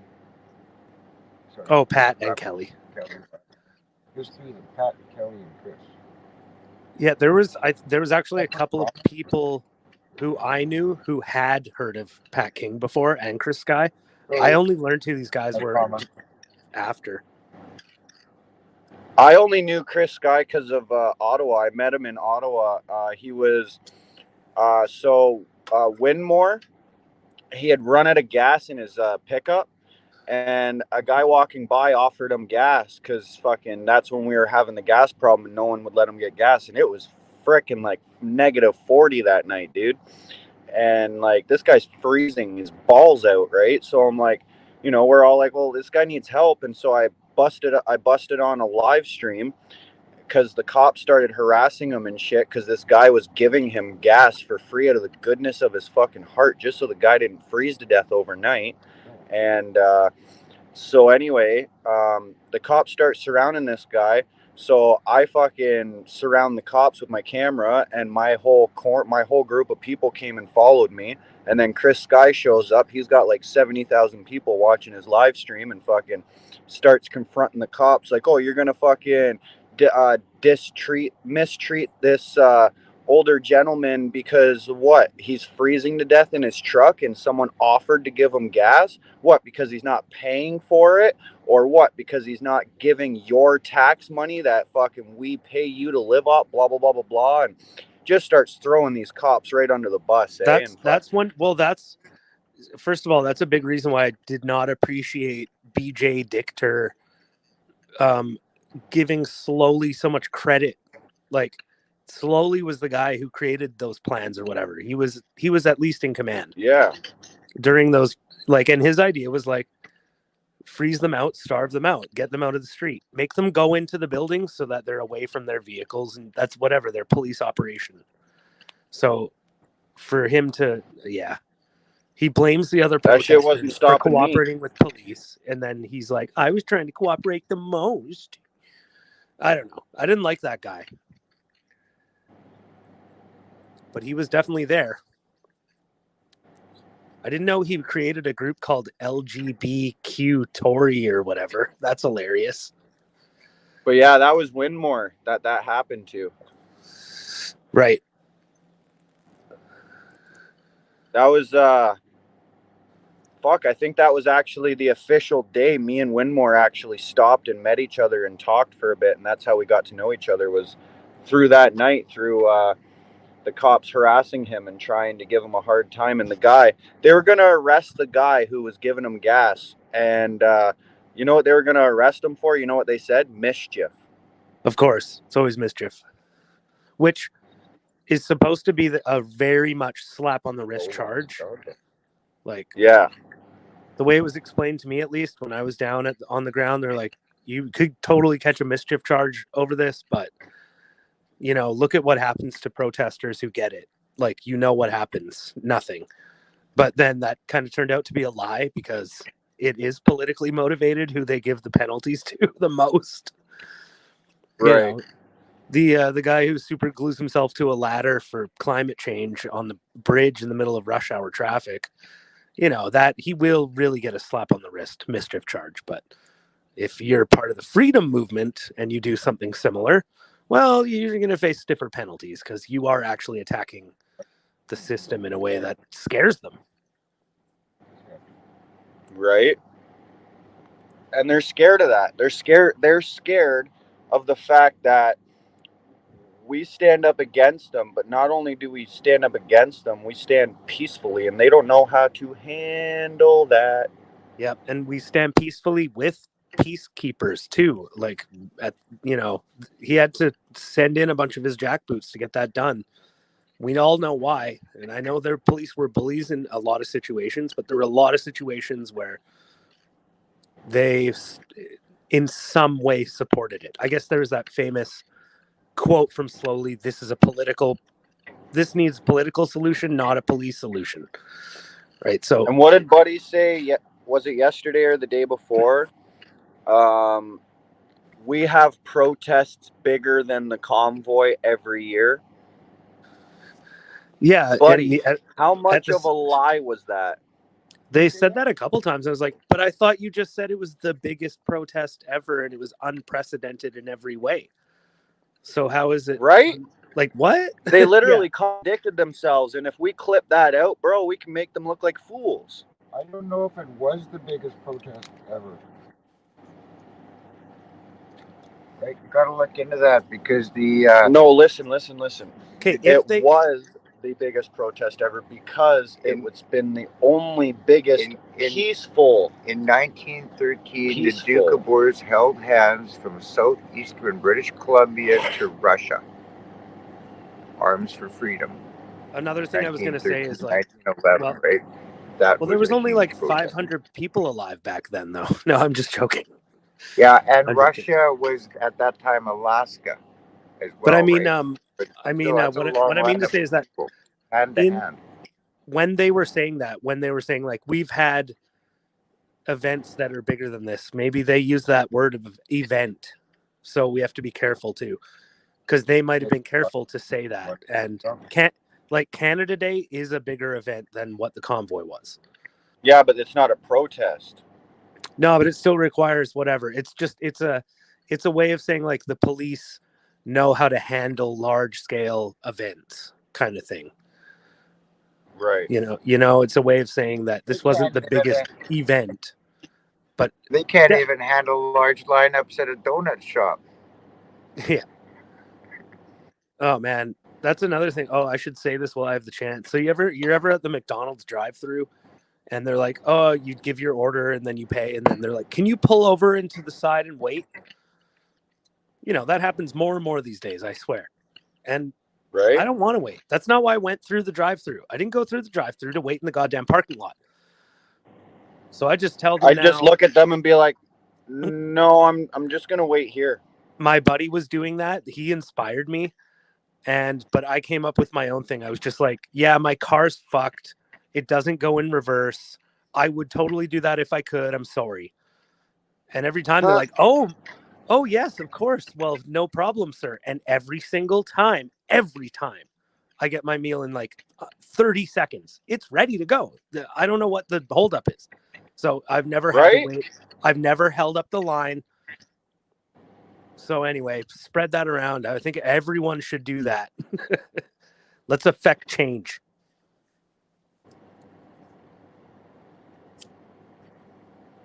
Okay, my rant's over. I think I want to do a video. Yeah, do a video like that. Go through the McDonald's or something, drive through, order a big ass fucking meal. And don't do my thing. Just say no. Right? I'm just be like, no, thank you.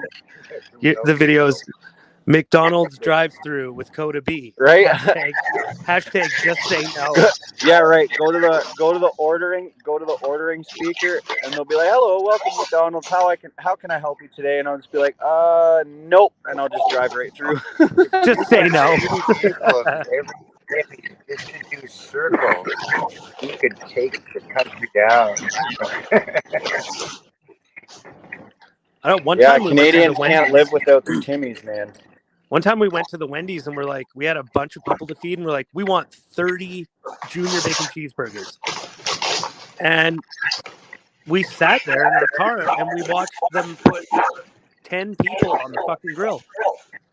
They just got her done. That's how you do it. Fuck, that echo's coming from Terrence. For sure.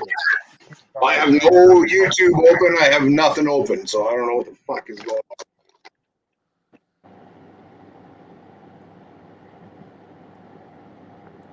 Yeah, maybe it's your computer.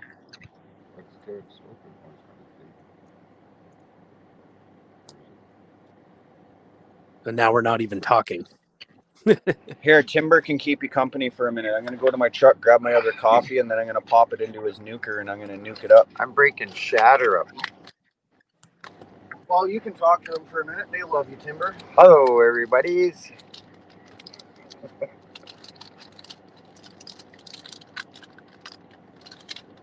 Actually, I think they're probably watching the Jeeps. I'm a Jeep fanatic. I've had a few and I love them. Do you know what Jeep stands for? Yeah, this one, isn't it? Back when I was Coda's age, just after the Tyrannosaurus Rex vanished, Yeah, this is it. They're going from Colorado, Utah into Colorado. The Black Bear Pass, I went down there, and it's noted as one of the most dangerous four-wheel drive tracks in Colorado. It's crazy switchbacks, eh? Like even a Jeep is almost too long sometimes, it seems, eh? I don't know if you can see my TV screen from there, but they're just coming into the switchbacks The now. camera's off. It's an amazing place, though. But if you guys are into four-wheel drive in Colorado, well, BC's very cool too, eh? But Colorado's got some amazing trucks. Oh yeah, Rockies, friggin'. Actually, And Colorado was one of the states I always had on my map that I would maybe move to, but they're kind of turning a little too blue these days. But we'll see. They have very loose gun laws. I want to own a minigun, and it's one of the states you can do that. Nice. Kind of funny, they got some of the hardest four-wheel drive areas, and they were the first to legalize weed. Right? Not that it's relevant. Rednecks and hippies, bro. Rednecks and hippies. That's it. Well, this Black Bear Pass, actually, if you can see my screen, you kind of want to do it straight anyway, or relatively. Yeah, I used to have a couple beers on the trails there. I don't do that anymore. That was more of like my early 20s. Yeah, me too. Always had brown trout with me, eh? Kokanee? Like fish or like the beer? Well, if you're a freshwater fisherman, you know the kokanee trout, right? It's kind of brownish, and so is the kokanee bottle of beer. So I always called brown trout, right? Going out fishing for some brown trout. Yeah, what is 4x with beer? Oh, kokanee's a trout. Okay, I thought for some reason it was some kind of a freshwater salmon type species, but I don't know a ton about. I think it's a trout. At least that's what I grew up believing it was a trout. Now I'll have to check it. Me too. But hey, if you ever go to the Kokanee Brewery, dang, I was so drunk I don't remember what town I was in. Castlegar or probably Cranbrook. Yeah. Right, there's a campground right across the road from it, so you can literally crawl back to your tent. My friend used to. It's a good brewery to visit. My friend used to run a farm in Winlaw, which is like just north of Castlegar. Spent some time in the Coots. Beautiful, beautiful country. Goodness. It is. It really is. I love that area. Actually, that's how I found out about that Doukhobor hand-in-hand human chain. There was a huge Doukhobor, that area with a lot of Doukhobors, fighting for freedom coming out of Russia. And there was actually a leader who's got a major monument in Castlegar. They blew up his train coming through a tunnel and killed a bunch of people. And that was like early 1900s, eh? Oh, Creston. I'm not going to mention any Rothschild brothers or anything that might have been connected. Yeah, don't. Maybe later on the backup. Right. Some really interesting history though about them in southeastern BC.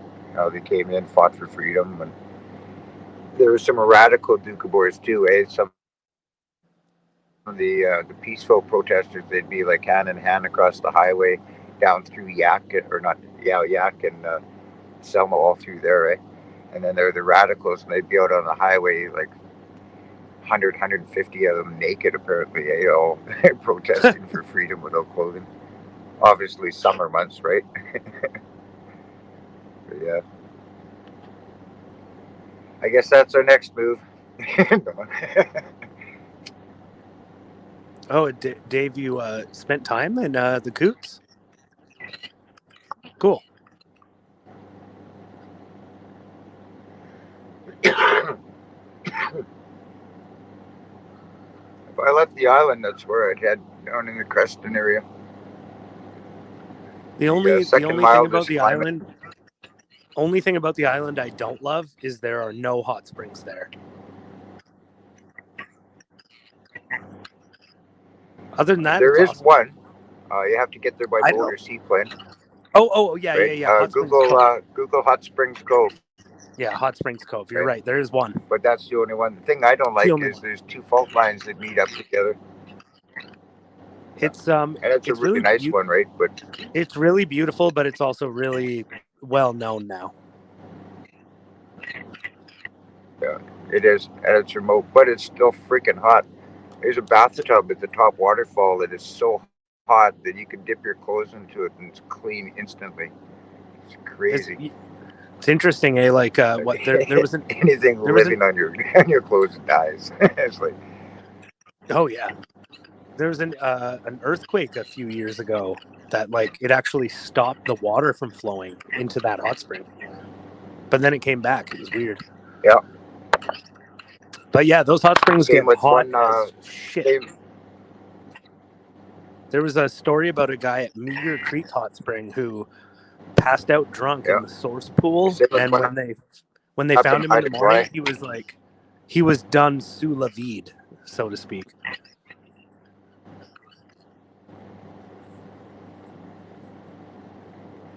yeah, hot springs, you definitely want to be down around, well, Nelson in that area. Yeah, there's a ton there. Well, Ainsworth, I actually have not gone there. My friend did. He didn't recommend it. He said the photos lied, but I'm sure it's very Well, Ainsworth's kind of like a hotel now, isn't it? Like Harrison? It is. It's like a resort-owned kind of place, but there are caves. There's like, you're in caves, Yeah. but then there's like St. There's Leon one just and the north. Cusp. Yeah. Well, there's one in the Cusp that has nothing. It's just you walk up to it. It's free, public, no buildings or anything up there. Yeah. Yeah, St. Leon's is like that. I think it's like it's in the creek. Some of them have tubs. Some of them are just like creek pools. I like the creek pool ones a lot, but I also like the tub ones too. But the resort ones are kind of like. There's that other one too. There's that one up by Revelstoke too, up by the Enchanted Forest Radium Castle and stuff. Radium Valley Gap area. The Radium Hot Spring, I think. His feed's going funky again. Mine is? Coda needs data. Coda needs data.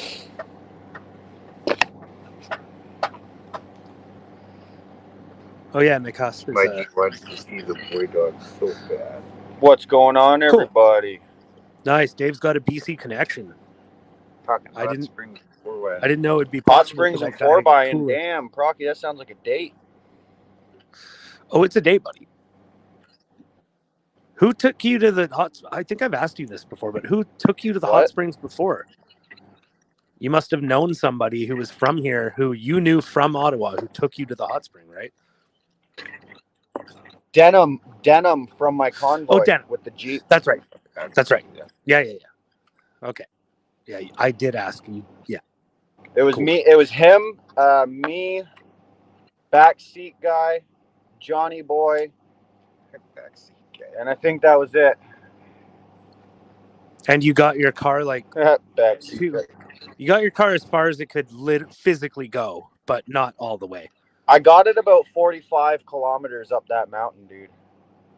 I got it to right before there's this one turn, but it turns, it also turns into a fucking hill with giant ass rocks sticking out of the ground that if I slid once, dude, I was popping all my tires. So I said, I'm not even going to attempt going up that.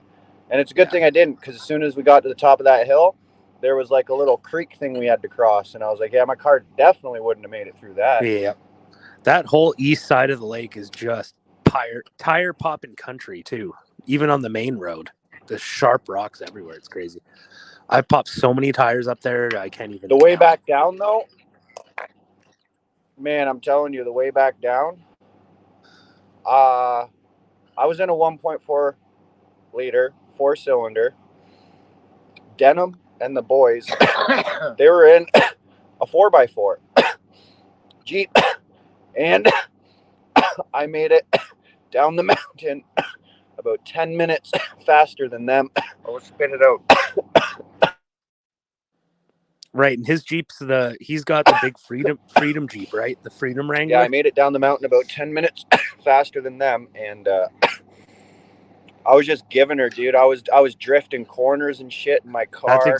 You're lucky, man. That's exactly how you blow tires. What? That's exactly how you blow tires. Hold on, I gotta refresh.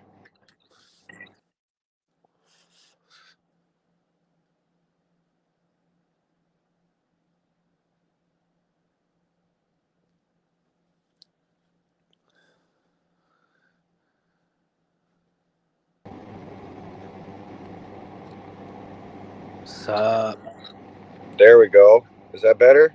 Yeah. I was just saying that's how you pop tires, skidding around corners and shit. Yeah, fuck yeah, dude. Oh. Why is your cameras off, Coda? What? So why is your camera off? Because my connection shit.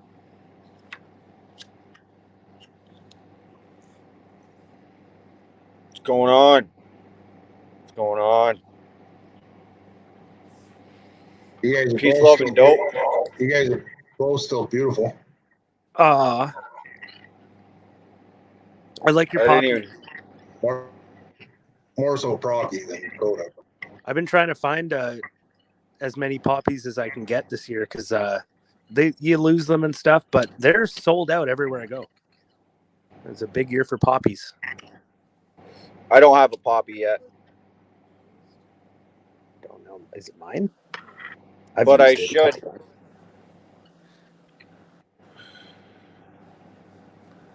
I'm gonna go buy a couple and I'm gonna deck my truck out with poppies, yo.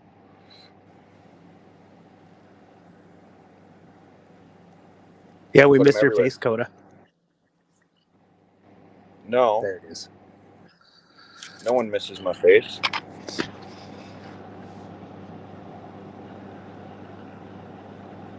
Talk to the coffee.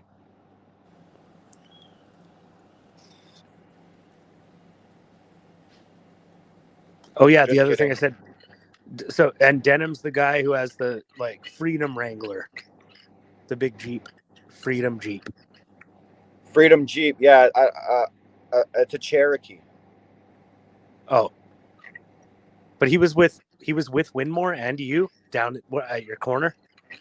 Am I right? No, he wasn't with me. He wasn't with me in Ottawa. He was with me on the convoy on the way out.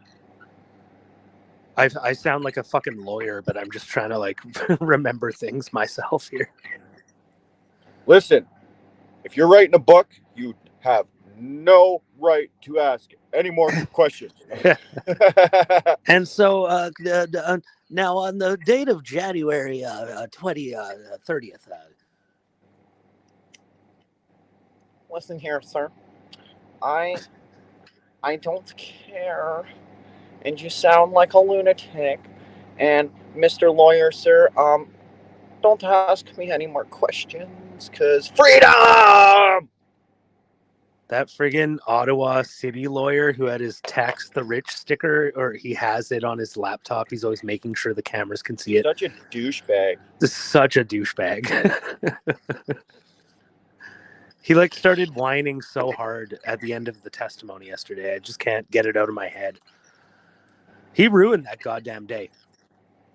Yeah, he was a whiny little, wasn't he? A whiny little fart. Yeah. It was still the best part of the whole inquiry when fucking the commissioner almost fucking booted that lawyer right out of the fucking room. I couldn't tell who he was booting out. Well, he was talking to the lawyer. At first, I thought he was talking to Pat too, because I thought it was Pat's friend. No, he was like another, you got to go or whatever, blah, blah, blah. And then then he looked at Pat and he's like, you too. And he's like, sorry. Like, So yeah. He was talking to the lawyer first. Because the lawyer was just getting real fucking. Trying to tell him this isn't publicity. So did the $100,000. Is that for your child's fucking, blah, blah, blah. And he was just going. Yeah. I was good though. I did good. I really enjoyed that. The only one that fucking really threw me off was fucking Bridget Belton at the end there. you know, the way they started with the demands and shit. And although I agree with them, but that's not how you go into something like that. Like that's not, it wasn't good. They really It used didn't really matter because it's an inquiry. It's not a trial and it's not, you know, blah, blah, blah. But They and then used at it the as a end, shock they started box. going into conspiracy theory bullshit, talking about Nazi Germany and shit like that. I was like, no, don't do that. Don't do that. Yeah. Yo, It's sad Pat was talking fucking pure like amazingness yesterday. I love the way he was talking. I did good. Barber did really good.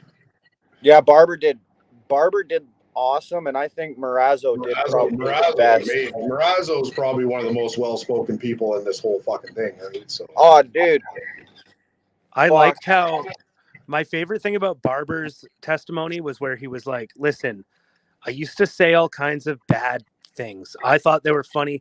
When I got to the convoy, I saw how all kinds of different kinds of people were coming together as Canadians, and that he's like, his story is like the convoy healed my racism. Yeah. And I'm like, oh, that is such a good message to send. no, Barber did good. I think he did good anyways. Double shot. Yeah. I couldn't watch Victor. Yo, my favorite part was fucking cocaine. Tom Marazzo talking about the cocaine addicted goat. Yeah.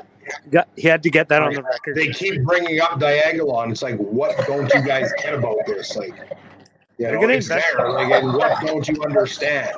They're going to investigate this and figure, like, it's relevant because the feds kept bringing it up. It was mentioned in the House of Commons like 10 times, man. Exactly. So I really hope they probe this, and where is the disinformation, misinformation coming from? I have pretty high hopes that they're going to maybe figure something out here, and they might bring in people from the media to testify as well. I hope they better. I just love Jeremy's video. If you watch Jeremy's video on his response to the House of Commons in Diagolon, he showed the creators of Diagolon, and there's a black guy there. Yeah. You know, like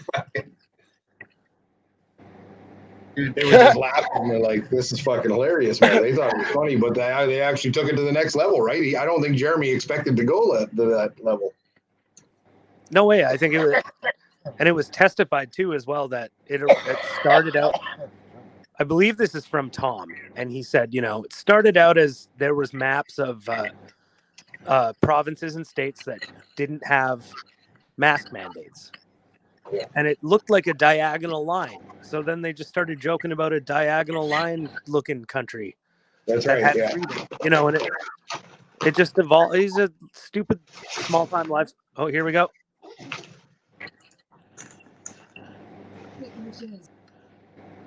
Boom shakalaka.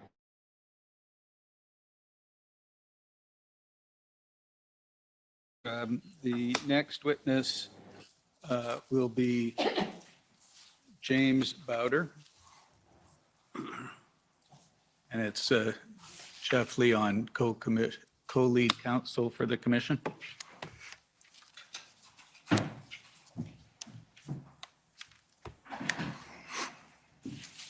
Mr. Bauder, will you swear on a religious document or do you wish to affirm?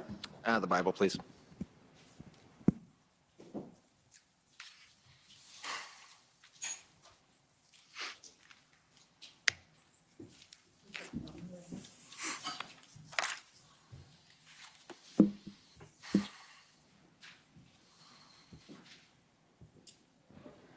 For the record, please state and spell your first name, your full name. James, James, Ralph, Ralph, Bauder, Bauder. Do you swear that the evidence to be given by you to this commission shall be the truth, the whole truth, and nothing but the truth, so help you God? I do. Thank you. Thank you. Commissioner, Mr. Bauder does not have counsel, and he's requested to take the protections available to him in giving his evidence. Okay, well, I understand you're under subpoena, Mr. Bauder, correct? Correct. Okay, I have deemed that the witness has objected to answer each and every question on the ground that his answer may tend to incriminate him or may tend to establish his liability to a civil proceeding at the instance of the Crown or any other person. And if but for the act or the act of any provincial legislature, the witness would therefore have been excused from answering the question. Then although the witness is by reason of the act or provincial act compelled to answer, the answer so given shall not be used or admissible in evidence against him in any criminal trial or other criminal proceeding against him thereafter taking place, other than, of course, a prosecution for perjury in the giving of that evidence or for the giving of contradictory evidence. So that will be for each question and answer, it's taken that you've taken the protection afforded to you under the charter and the various statutes. Okay? Thank you, Commissioner. Good afternoon, Mr. Bauder. Good afternoon, Jeffrey. Can you tell me where you were born? I was born in Kamloops, BC, Canada. I understand today's your birthday. It is. Well, happy birthday. Thank you. You currently reside in Calgary? Correct. And for how long? Better part of my life, I guess. I met my beautiful wife, Sandy, and moved there 15 years ago, I guess. I've been in Alberta and BC my whole life. Okay. And what do you do for a living? I am a truck driver. And how long have you been driving a truck? Since I was a kid on the farm. Has and that then been... from there, in my early 20s, and then went into a different career path than truck driving. And from there, I just picked up the wheels a couple of years ago. Okay. And what was that other career path? My background started in oil and gas when I was 18 years old. And by the age of 26, I had worked up to consultant level, of where then I specialized in various levels of governance, policy design, and risk mitigation internationally at the C+ director level. And I understand you have some education in corporate governance? I've got a very interesting CV, yes. Could you just briefly tell us a bit about your corporate governance experience? So I don't know why that's relevant here today. However, I spent a better part of my career looking for the truth and auditing and assessing governance models, looking at the root cause analysis of our governance, and then cross-referencing that over to policies and looking at policy design, and then using risk mitigation factories and modelings. From there, was able to develop corrective action models for projects all over the world. Thank you. And I want to deal with some of the convoys that you've been involved in. I understand that in 2019, you participated in the United We Roll convoy. That's in February 2019? Correct. And that convoy went from Calgary to Ottawa? Correct. Red Deer, actually. Red Deer. And that convoy was involved in protesting legislation related to oil and gas issues. Yes, at that time, I believe Naughty Notley and Justin Trudeau were ganging up on us, and we said enough of that. And what was your role in relation to that convoy other than participating in it? Did you have a role? Yes, I did. My role was to represent Unity. I had just started the Canada Unity Foundation, and I got a call from some beautiful people and said, James, this is right up your alley. You should get into this. And that was an amazing journey. Just amazing. Did you play a role in the planning? No. Okay. Now, you mentioned Canada Unity. I understand that Canada Unity is a humanitarian organization that brings people together and bases its foundation on community. Is that correct? And one of the things that Canada Unity does is oppose COVID-19 public health measures? What Canada Unity is developed into has been my honor and privilege to serve. We represent and we defend all Canadian lawful freedom of choice by coming together in unity. Okay, and that's the mission statement. And you have taken a position that with respect to COVID-19 public health measures. What's that position? I find them all unlawful.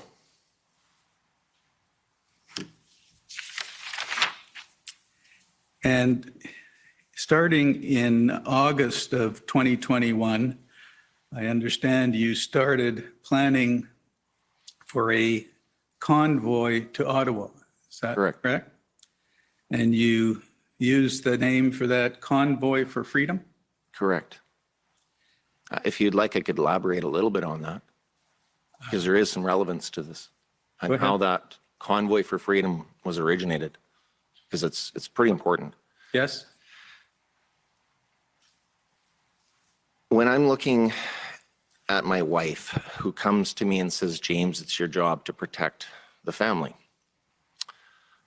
I didn't know what that would detail. However, I just found my faith and got recently baptized. And that day I got baptized, it stuck. It stuck deeply. And you can imagine my world going from international, flying, the only object of news I got was CNN and BBC in an airport. So I have a pretty good understanding of how corporate decision makers and policy makers can get very distracted with the media and not get the full facts. So I made a prayer to save my soul because of all the division and divisiveness that I was witnessing in my country. And the answer to that prayer was Convoy for Freedom. Okay. And to specialize and put unity at the forefront of that convoy. And does Canada Unity have members? A few. How many? Hundreds of thousands. And how do you join Canada Unity? We have a platform, multiple platforms. Now, Mr. Clerk, could you put up on the screen COM 50505?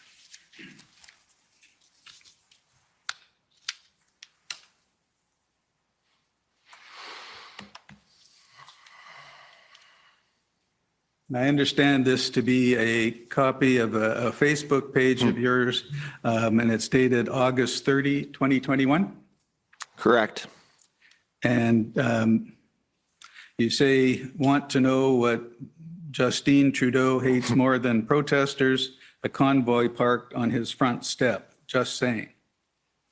And then you go on, if you have a semi-truck and are willing to step up to save our great nation from becoming China, text me, I am ready to make some noise, but I need you big truckers. So was this a call for people to participate in your convoy? Yep. Yeah, I was watching and witnessing the destruction of Australia and our brothers down and sisters down there. And two factors gave me the motivation to do this, other than answering and being directed by God on this, was the United Rural Convoy, and me coming here and witnessing the homeless in the streets, where you can check this on Canada Unity's YouTube. I didn't participate in the politics because I'm non-political with our foundation. And that's hard to see that we're actually, there's a definite line there. So I went out and I actually fed the homeless, and I made a documentary on it. Okay, remember that was my first time I came here. So then, So watching Australia start a convoy over there over these unlawful mandates, and seeing our brothers and sisters down south get treated like third world citizens. It gave me enough motivation to step up and do what Canadians do. We are the peacekeepers of the world. We need to step up in unity and show the world what peace and unity is all about. I just want to remind you, as we've talked about, we have an hour for you to give your evidence. I know you want to be able to tell your story. True. So you were supposed to do this. Okay. So you say further down, the convoy will be 100% geared for uniting Canada, no political agendas. You say simple terms, no vax passports Canada-wide, no masks mandate Canada-wide, no more lockdowns Canada-wide. We demand our government put immediate stop to all of the above, correct? And so that was the goal of that convoy? Yep. And you started from Calgary and went to Ottawa? Correct. Did you go, in terms of the planning, how many vehicles were part of that convoy? Upwards of 500 sometimes. And then there was, we made a big boo-boo when we started. We had all our registration dates, and my wife and I were in Calgary with Action for Canada, and we were convoy of one. Okay. So, and we got going, and then it got bigger and bigger and bigger, and it just, it grew. And you planned it all? Did you, yes, develop the maps and the routes, the logistics, schedules? No, actually, I made a post asking for help, and from there, I got a lot of help. A lot of help. And I'm grateful for that. And when did you arrive in Ottawa? I can't remember, to be honest. It was in October sometime. And if you're going to ask me dates, I'm terrible with dates. So, no, October's fine. If you need the actual date evidence, I can provide that at a later time. I'll ask you for it, okay? Now, if I can ask you to put up on the screen, please, COM 50858. This is another Facebook page of yours from December 13, 2021. And it says, Operation Bear Hug Ottawa was a great success. This was what we've just been talking about, the convoy? Yep. And you say Operation Bear Hug. What is why Bear Hug? So if you want, I've got, hang on here. Okay, where is that one that I'd like to bring up? Sorry, what are you referring to? Because I'm going to actually read my evidence to answer your question, John, or Jeffrey, if that's okay. Well, what are you referring to? JBA 00000, so 6 zeros, 43. Okay, can you bring up that document, please? And then I can answer that question about the bear hug, right there.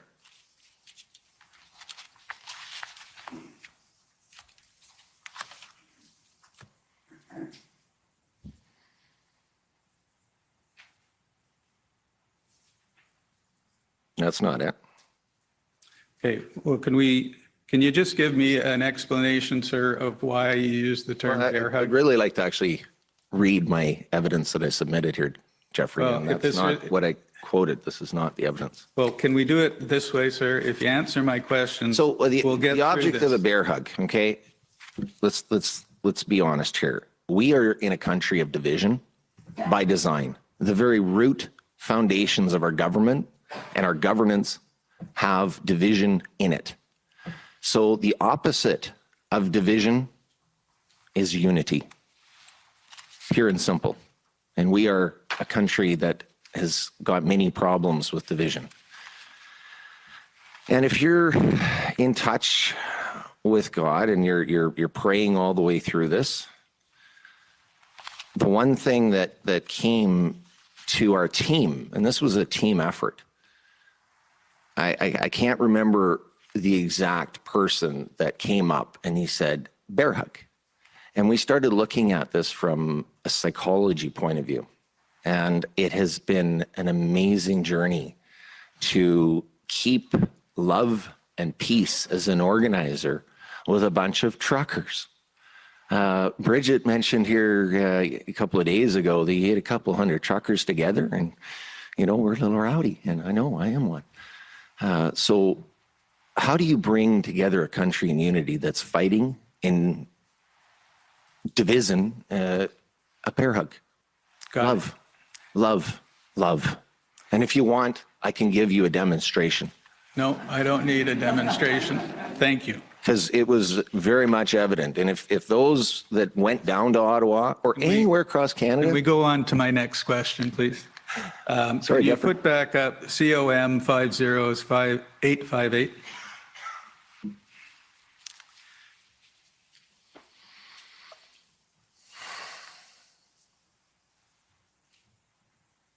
And just quickly I want to deal with the things you did in Ottawa in that convoy. Say you went maskless shopping and maskless dining on day one. And then, every day. And then on day two, you went to Dollarama and they shut down their tills, but they were told by the police to open. Correct. And then day three, you did a media blockade at CTV. What's a media blockade? We just showed up and blocked the parking lot? Yes. Not like we were on the street. So there is laws on doing this, and the police of Ottawa were very, very helpful. And these are the laws that we can operate within. Yeah. And because then I've been working with the police all the way through from day one, August, every day. And this is what we can do. So we held CTV and, you know, I think for half an hour or 45 minutes each person. And then we had a little chit chat with them about their propagandas that they were spreading. And yeah, it was lawful.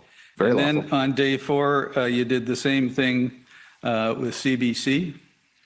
Yes. And then you say you went over to Justine Trudeau's and the Governor General's houses and held a block party in the middle of the street, shutting down the road for about 30 minutes. And you say the police were called and they didn't interfere. Correct. So that lasted 30 minutes at each residence? Correct. And there was I do remember something, we did 2 back-to-back convoys over there because the first convoy, we were told that Trudeau was going to be in the main house, on Sussex, I think. And then he wasn't there. So we turned around, we came back to Confederation Park, and then we got news that he was at the cottage. So we did the pretty big convoy size at that point. So we jumped in and we went back to the cottage, and you know, the police that were there with us, they were pretty cool. They all started scurrying and trying to catch up to us. And then they caught up to us and I said, James, what are you doing? So I said, we lost something. And he said, well, what'd you lose? And I said, our freedom. We're trying to go find it. Okay, thank you. And then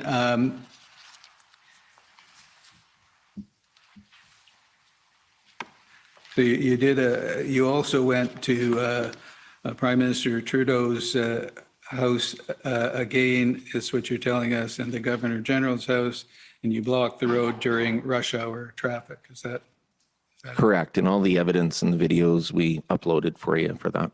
And further down, you mention Bear Hug 2. Correct. And so your plan was to repeat this, if you could do that? So the original Bear Hug 1, we had been marketing and promoting Convoy to Ottawa and doing several convoys all across the board and marketing when the time comes that the federal mandate is imposed on the trucking industry. Get ready. Be prepared. So we thought that was going to come on in December. That's why we were there for Bear Hug 1. And it didn't happen. So we knew that the federal government was still itching to put this federal travel mandate on and force us to take vaccines just to travel.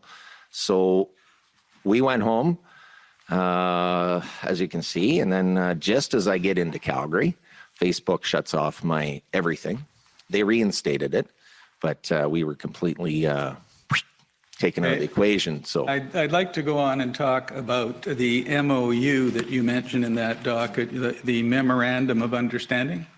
yes. And can you bring up, please, COM 50866?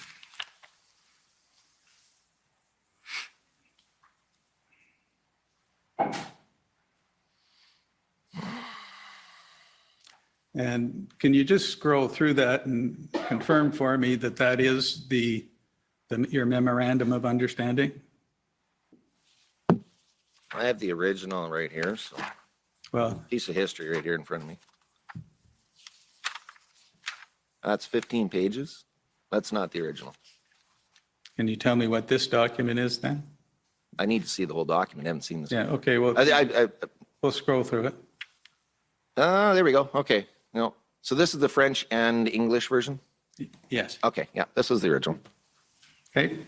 And then I take it that this document was prepared by you and by your wife, Sandra, and by a gentleman named Martin Broadman. Correct. And who is Mr. Broadman? Martin Broadman is a truck driver with a also similar interesting past. With his background, he also worked international as well. And I think it would be an understatement to say that this is a very important document to you. It served its purpose. Okay. And has it remained the same since the outset? Have there been any changes to it? Not since we strategically withdrew. Sorry? Not since we were strategically withdrew. And so that's, you withdrew that in February 2022. February 8th, I believe. Yeah. Yeah, after we got viciously attacked by this government and slandered and defamed and character assassinationed and Yeah, everything. we'll come to that. Okay. If we can go to page 2, please. If you just scroll up. Next page. Sorry, can you go back?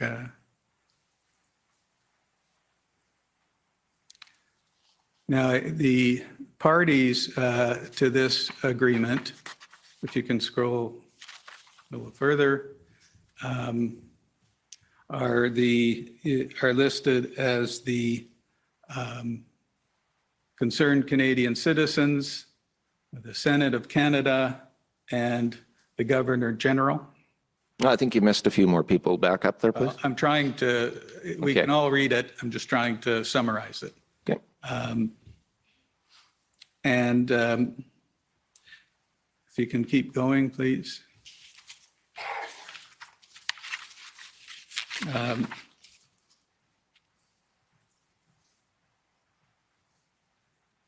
To where it says, to where it says the Senate of Canada, or sorry, let me start with the concerned Canadian citizens where we were. There it says represented by you and your wife and Martin Broad, correct? Correct. And the Senate of Canada would be represented by the Honorable George J. Ferry, QC, the Speaker. Correct. And the Governor General would be the Honorable Mary May Simon. Correct. Representing the Queen in Canada. Now, did you have any legal assistance in drafting this document? No. The three of you did it on your own? Yep. And so Because an MOU isn't a legal anything. It's just words. So. And I take it that your intention was to have the Senate and the Governor General enter into this MOU along with you, correct?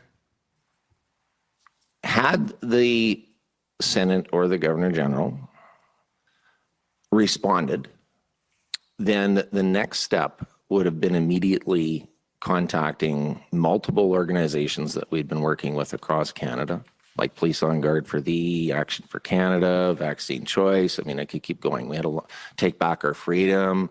We had a lot of groups that we could have we could have facilitated establishing the Canadian Citizens Committee so that we could then sit down in partnership with the Senate and the Governor General and address the unlawful mandates that are happening across this country and come to some resolution. Now, can we come to Article 3 where it says mandate? I'd just like to review these with you. So Canada Unity, that's CU, and I guess that's SCGGC, which is the Senate and the Governor General, agree to form a committee called Citizens of Canada Committee.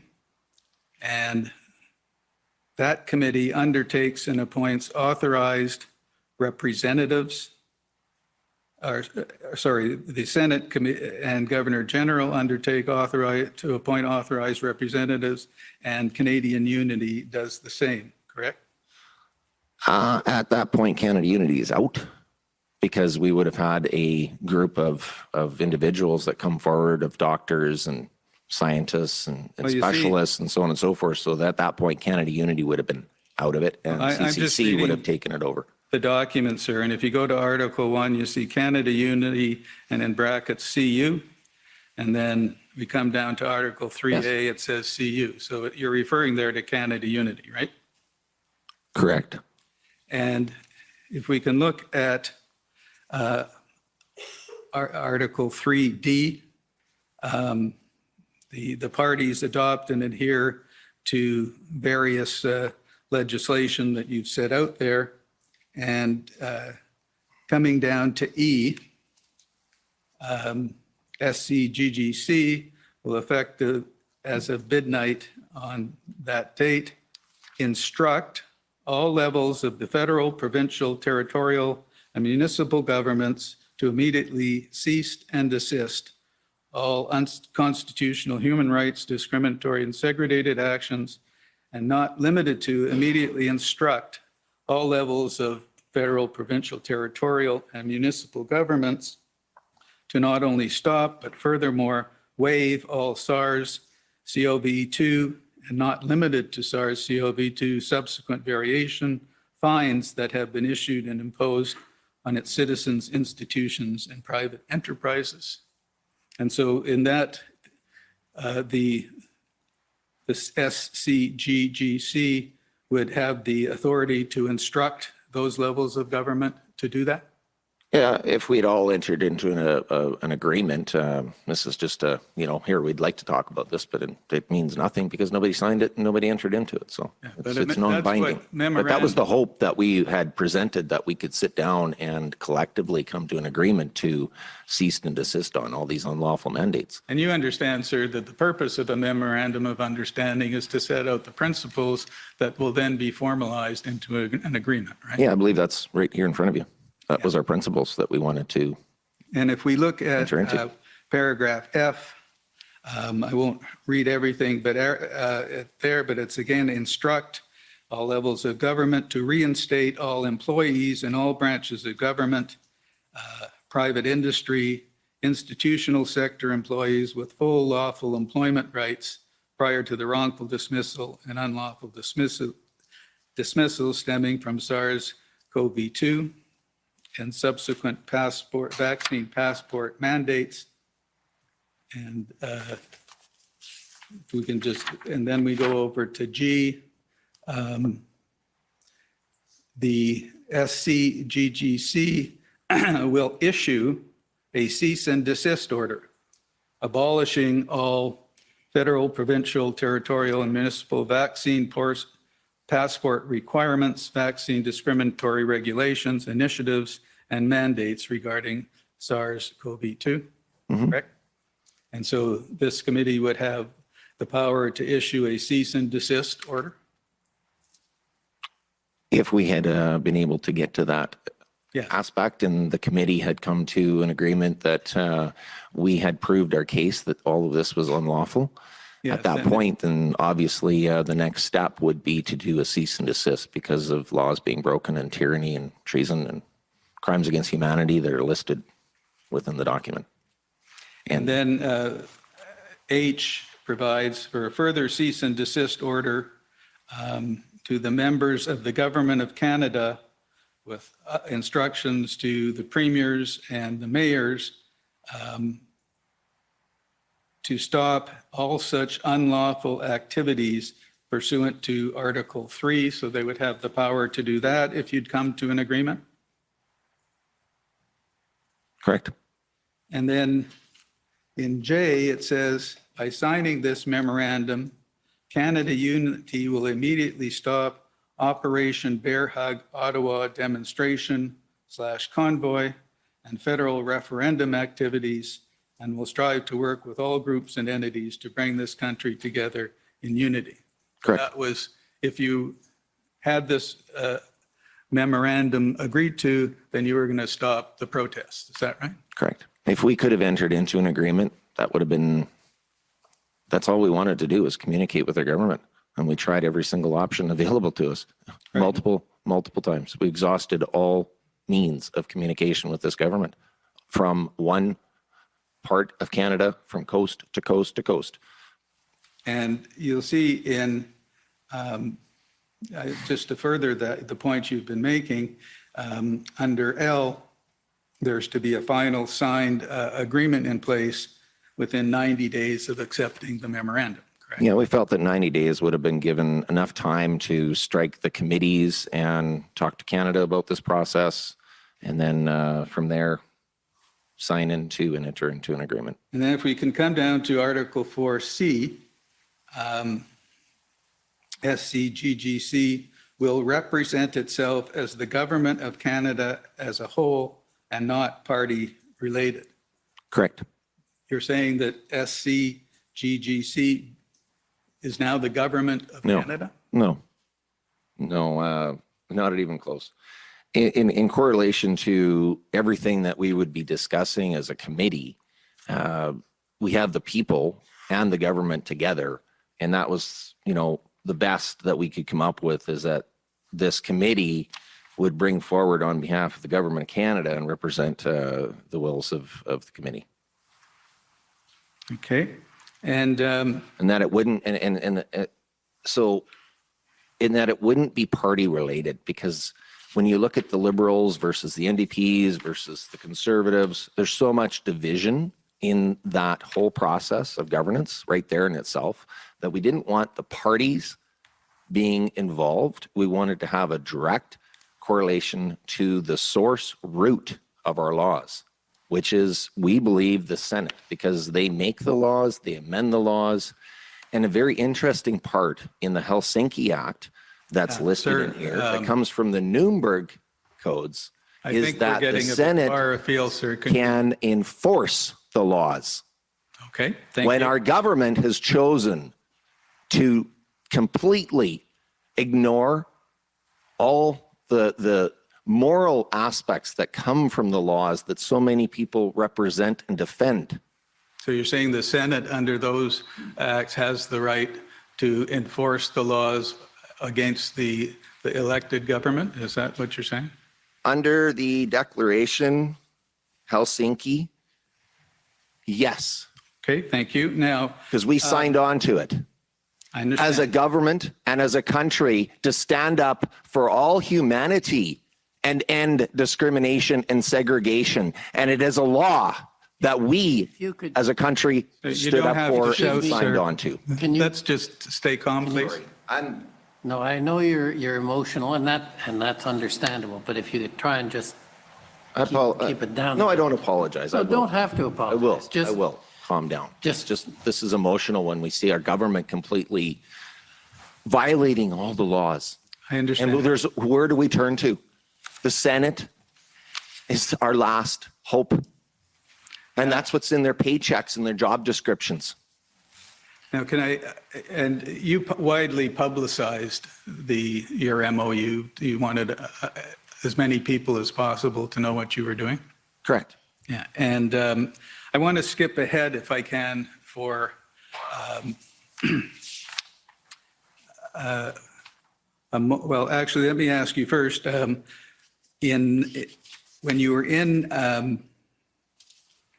Ottawa with the Canada Unity Convoy, I understand you sent this by registered mail to the Senate and the Governor General, is that right? We sent it all over, and it's listed in the MOU who we sent it to. Okay. But those were the people that you sent it to because those are the parties, and then you sent it to a number of other entities, correct? Correct. And if we can come forward for just a moment, and I'll come back to the Freedom Convoy in January, February 22. I understand one of your purposes was to again see if you could get the attention of the Senate and the Governor General to sign this memorandum, correct? Enter into an agreement with the committee. And when you were in Ottawa in January, February 2022, did you again send it to those parties? No, it's already been sent. I see. Okay. And it was receiving an enormous amount of support. Our servers were going crazy, literally. And you were aware, weren't you, that the Governor General was getting a lot of phone calls from people that supported this? No, I wasn't. Okay. Why? Was that a problem? I'm just asking the questions. Okay. So was I. Now, you told us before that you withdrew the MOU, I think on February 8th. And if you can bring up OTT 30-24296.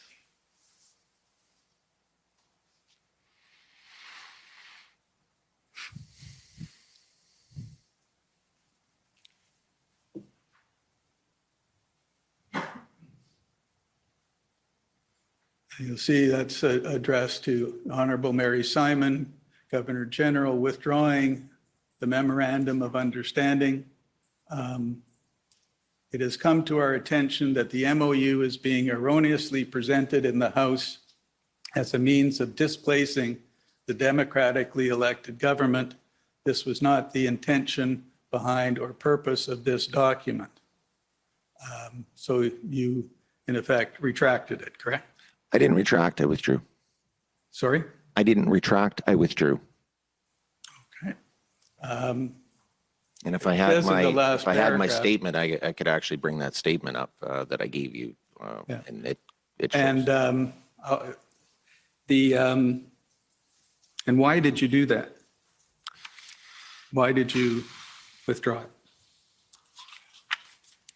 I can tell you I didn't want to, and that I didn't need to. However, we had grown and morphed so fast as a humble family of truckers coming together. And there was documents flying left, right, and center, press releases, Zoom calls. We were going at Mach 2 and 2 phones and 18 gears. And I think looking back at the amount of work that we were doing nationwide to come together and put this convoy together, there were so many people that had never heard of me, and I hadn't heard of them, but we were all coming together for the greater good. So one thing that we had done is sit down as a group, and we had brought this forward. Martin, being the president of Truckers United Inc., had a lot of truckers, and yeah, we talked about the MOU. We addressed that it deals with all of our mandates.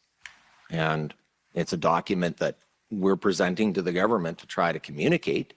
And we want to negotiate and sit down and say, hey, you've created and committed crimes against us by unlawfully enacting these unlawful mandates. So we would like to sit down as a group. And the MOU actually addresses all of that. It always did from day one, because 2 truckers sat down and wrote it. And a bunch of other truckers came in at the last minute.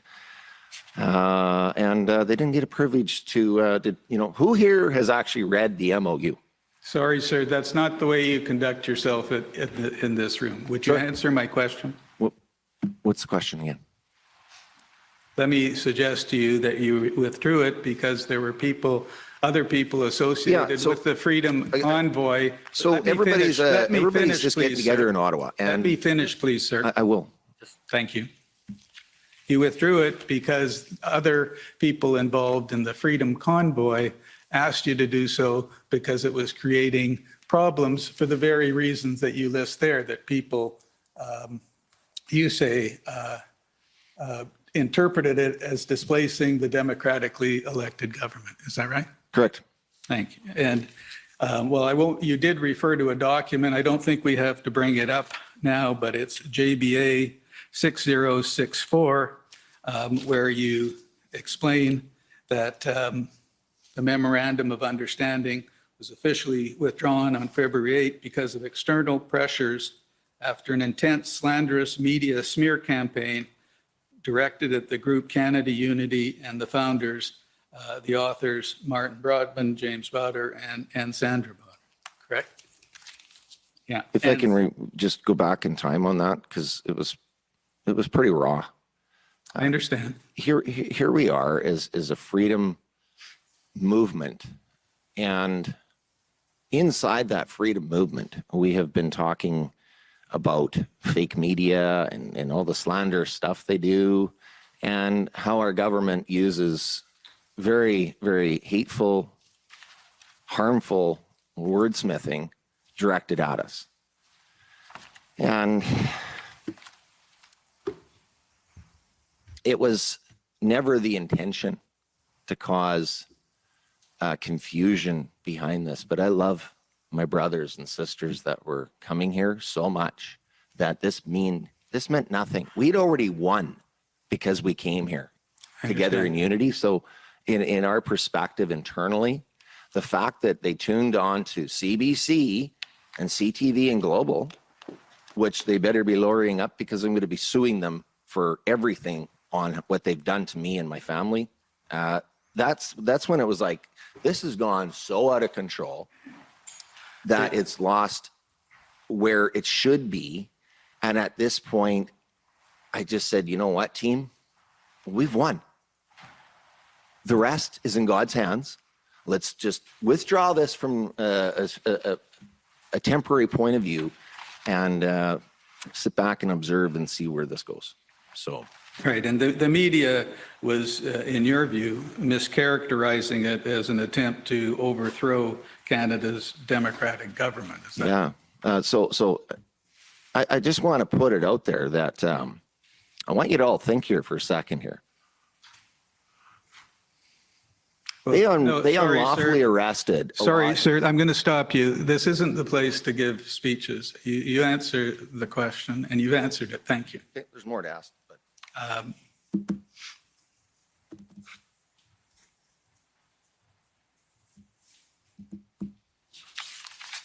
And could you pull up, Mr. Clerk, ALB 401819.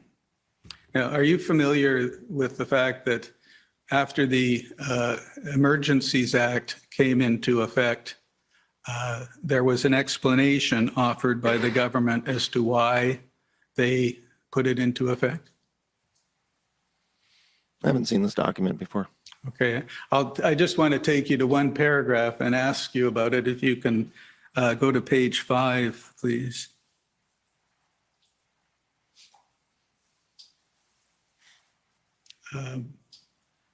So that paragraph that starts the protests, if you look on the screen, it's there, sir. The protests have become a rallying point for anti-government and anti-authority, anti-vaccination conspiracy theory and white supremacist groups throughout Canada and other Western countries. Protesters have varying ideological grievances with demands ranging from an end to all public health restrictions to overthrow the elected government. As one example, protest organizers have suggested forming a coalition government with opposition parties and the involvement of Governor General Mary Simon. Was that part of your memorandum of understanding? Nope. This is hilarious, though. And you see, it says, this suggestion appears to be an evolution of a previous proposal from a widely circulated memorandum of understanding from a group called Canada Unity that is taking part in the Convoy. The memorandum of understanding proposed that the Senate and Governor General could agree to join them in forming a committee to order the revocation of COVID-19 restriction and vaccine mandates. And I just want to deal with the issue of appears to be an evolution. In your view, was there ever an evolution from the memorandum of understanding to suggest that there be a coalition government with opposition parties and the Governor General? No, and we talked about that already in there where it said that the reason that we didn't want the parties in was because they weren't invited. This was just strictly the people of Canada and to sit with their Senate. That was it. And so this will help me actually with my lawsuit when I sue them. So thank you. You're welcome. Now, do you know Tom Marazzo? Mr. Tom. Yeah. I didn't know him. Did you ever talk to him about your memorandum of understanding? Yeah. I don't know if, I can't really recall if we did. We talked for about 15 minutes twice. Over the phone and then in person. And if we can... very grateful. I just want to show you a couple of other, in the interest of time, I will move on. You mentioned a document before. I want to take you to it, COM 50857. Jeffrey, for 1 second, can I just reference, or Jason, can you reference Well, that number? you can get it afterwards, sir. The number was ALB 1819. ALB 000 4 zeros? Lots of zeros. 1819.00. Sorry, I'll give you that again. ALB 401819. Thanks, Jeffrey. Got it. Yeah, you're welcome. Now, can we go to COM 50857? And I think you referred to this before, and I wanted to give you a chance to tell me about it. You'll see it's again, a Facebook post dated September 16, 21, to Constable Isabel Cyr-Piddock of the Ottawa Police. And you told us before that you remained in contact with the Ottawa Police during the Canada Unity Convoy? Correct. And was this part of the contact that you were talking about? Yeah, so I mean, speaking of contact with the police, prior to us getting involved, we took this MOU to Police on Guard for the nationwide. And we were ecstatic as two truck drivers that this prestigious, honored group of Canadians that represent our police and our military would endorse the MOU nationwide. And Mr. Bauder, you're kind of venturing off the questions. So we'll get a chance at the end to make a statement or something. So sorry, because we want Lots to of try and questions. get through it because there's It's another. tough. I like to tell stories. So I know you do, and it's obvious, but we're going to try and control this, okay? And thank you. This, I can tell you that this document is in evidence now, and it will be reviewed as part of the process of the commission in coming to its conclusions. I'd like to take you now to the Freedom Convoy in the period of February 2022. I understand that your view is that this was just a continuation of the planning that you started in August of 21. Correct. We didn't stop. Our whole team, just 24/7, every day we were doing it. We were going and we were standing up for our lawful freedom of choice. And at some point, you put in touch with some other people who were thinking of organizing a convoy as well? When? In late December, early January. Pat King. Yeah, look, remember? Lots Chris of people Barber. were calling me wanting in on this convoy. So who called you about that? Do you remember? No, where are you going at with Jeffrey? Well, Lots of remember people called who me. called you about getting a convoy going the end of December, early January? A lot of people were calling me to get it. Like, Did you we were already. Did you speak to Chris Barber? Nope. Until a Zoom call. I didn't know Chris before. Okay. I met him on a Zoom. Who invited you to the Zoom call? Pat King? I told Pat to put us. So you're referring to how we all came together as a Yes. team? Okay, so But I believe I'd like you just we, to answer my questions and we'll get through this. yeah, so you got to be a little bit more, like if you're looking for specific information and who I was talking to, then just put their name. Sure. I So can't let's read go your to mind. the Facebook Live event that was hosted by Pat King. That was January 13th. Okay. And did you know Mr. King at this point? Yep. How did you know him? He was with the convoy that we came here to Ottawa with back in 2019. And did you follow him on social media? Not really, no. Okay.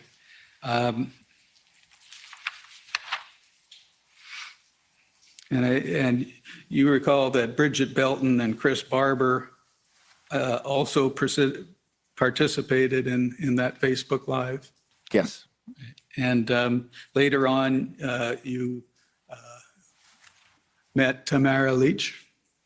Here in the Arc Hotel for the first time. Okay. And I didn't talk to her. I just seen her. And And I never met her before, and I talked to her on the phone prior to launching all this. I did my due diligence to make sure that our trusted invested interest in this whole movement. One thing that you don't want to put truck drivers with funds and stuff like that. We got enough to do, and we were looking for and trying to recruit somebody that we could trust to handle all the funds. And I remember talking with Bridget, and then talking, and she'd mentioned that Chris was hooked up with her, and they were, building the convoy. They were going to do some slow rolls and stuff like that. And I think we'd mentioned that we already had Bear Hug Canada, so that was the, for those that couldn't come to Ottawa, Bear Hug Canada would represent the slow rolls and so on and so forth. can I just stop you there? Those were individual protests that you had were promoting across the country? Nationwide. Yeah. So, And at that point, yeah, we all came together on a big Zoom and. Yeah. And so I understand that from your perspective, what happened then was that this was, you provided the structure for people to participate in this convoy by providing the material that you'd already worked up and developed for your own convoy. All the logistical aspects behind the scenes with our national partnerships that we had established, that, they were all involved already, and anybody was welcome because we're about unity. So we were, you want in, come on in. We don't care. This is for all of Canada to come together in unity. So. And so were you in touch with you left Calgary when on this, do you recall? Which time? For in January of 22. Yeah, when we left. Yeah, and were you in touch with you yourself, were you in touch with the police along the way? Extensively, every day. Talking about what sort of things? We had all sorts of routes going on. We had captains of the yin yang that were coming in. Western route was pretty easy to put together. It was the eastern, southern eastern Ontario routes. They gave us a lot of logistical stress, and we had to work very, very carefully with multiple police individuals. And so what we did was, instead of working, I worked with staff sergeants that had been working with since August 1st. So hey, we're coming back. How you doing? Get prepared. And then from there, they started funneling police to start connecting in with the captains. And as we started bringing more captains in, then we would start working on the routes in the back end so that it all flowed. And if you look at all the route maps and everything else, everything flowed into Wellington. So. And I take it that you were in contact with both the OPP and the Ottawa Police Service? Is that? OPP, PPS, and OPS. And so what happened when you got to Ottawa? How were you directed to go somewhere? I was coming in from the west, and what I wanted to do was hook up with Martin Broadman, and I knew that Bridget was bringing in the crew and our family coming in from Southern Ontario, and it was always planned that she would come in a day ahead of time. And then that actually turned out we had to split it up at the last minute because there was just so many trucks and it was just so large. So that became a Friday and a Saturday event. Then from there, I left to literally drove all night kind of thing so that we could get over to meet with the Eastern Convoy, as the Western Convoy with Chris and Tamara, they're coming in. Bridget's in with all the captains from the southern area, and there's still more captains coming in on that day as well. So then we're bringing we got the west routes, and then we went and grabbed the east routes so that we could all come together in unity. And when you came together and about to enter Ottawa, were you being directed where to go? Yeah, we were shamboozled and blindsided, because I can tell you, that was not the original plans that we had set down with those police. If you looked at the original mapping that was well posted, it was all points lead into Wellington. And we had really good detailed mapping on that. So you can imagine our surprise when we get to these blockades that, honestly, a real convoy, do a 98, crash the gate. We got us a convoy. We didn't crash no gates because we respect the laws. We respect the citizens. We were working in partnership with the police.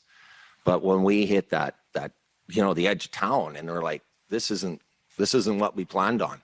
And from that point on, I got a lot of flack for that. People were blaming me and throwing me under the bus. As soon as I got downtown, it's like, and I was like, I didn't do this. What were they blaming you for?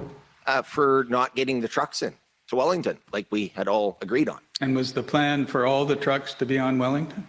There was two main routes that were on our maps, and our logistics team had put that in, and our maps are uploaded into the server. So there again, you'd have to bring those back up and review them all. But it was two main corridors that we'd had, and I don't have that off the top of my head. And so where did you yourself go? I went back to Confederation Park to start with Unity 1, and that's where I parked Unity 1, and then straight over to the Arc Hotel. And what type of vehicle were you driving? A 1991 Glendale Royal Classic that was adopted and named Unity 1, not by us, but Unity 1, because it was the first convoy vehicle that started this unity movement. And what size vehicle is that? That's big. It's 30-footer. Okay. And can you put up, please, Mr. Clerk, OPP 00001489? And this is a document you won't have seen before, Mr. Bauder, but it's comes from the Ontario Provincial Police Report, and it's dated January 28, 2022. And if you can go to item 5, I believe it is.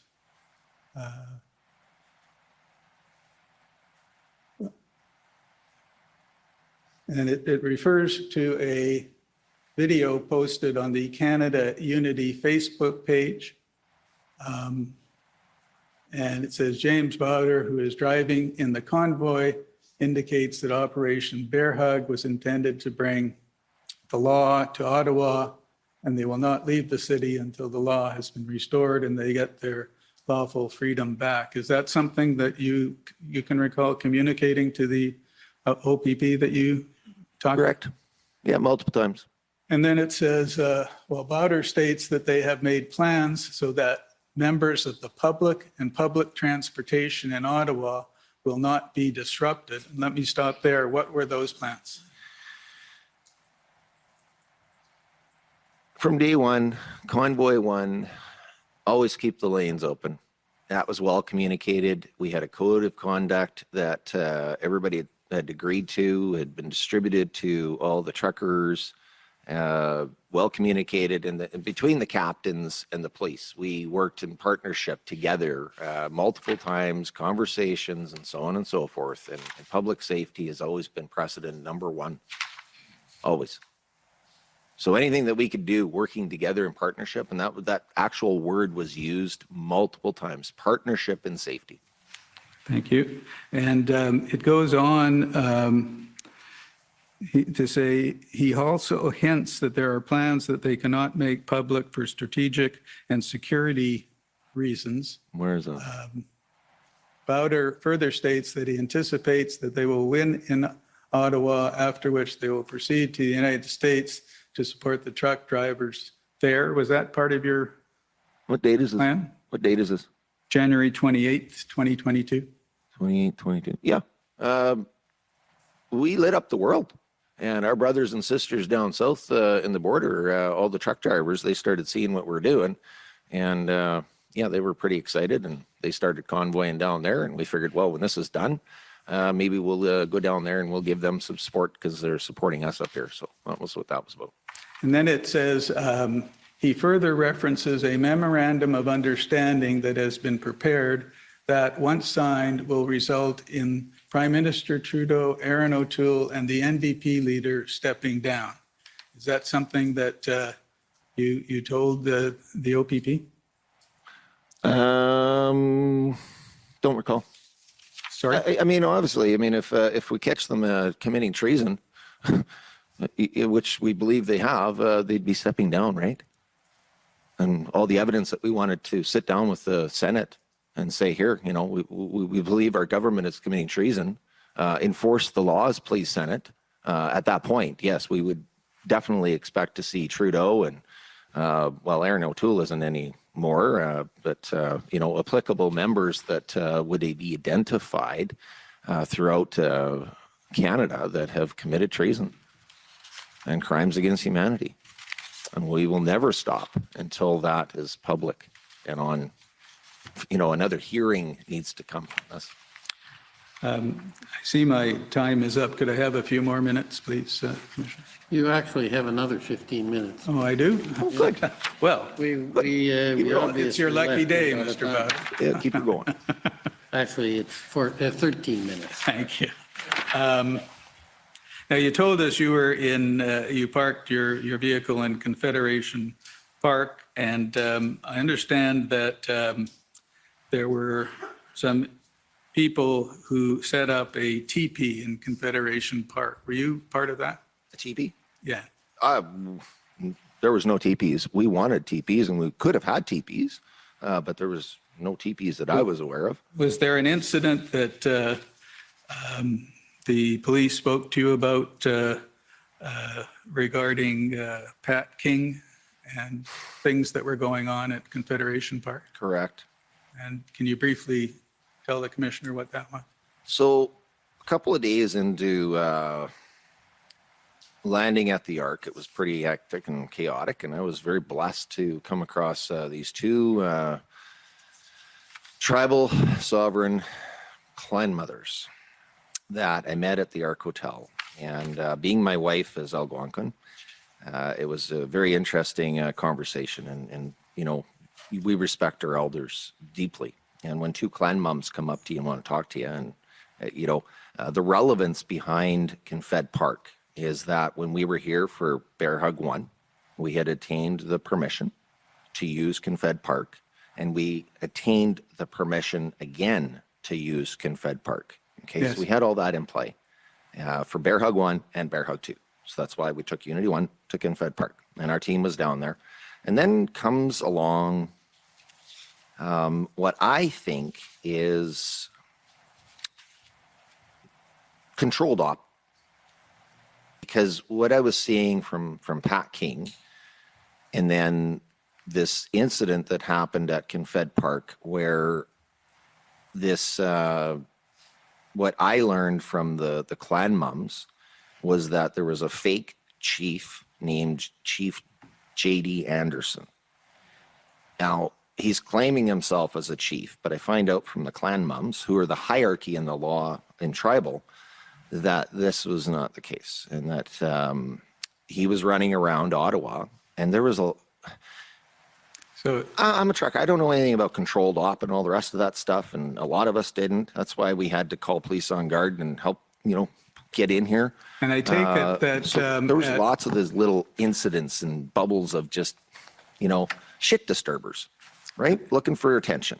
And I take it that at some I think point, Pat got wrapped up in that. yeah, And then they did something that is very wrong. They started a fire, and a sacred fire.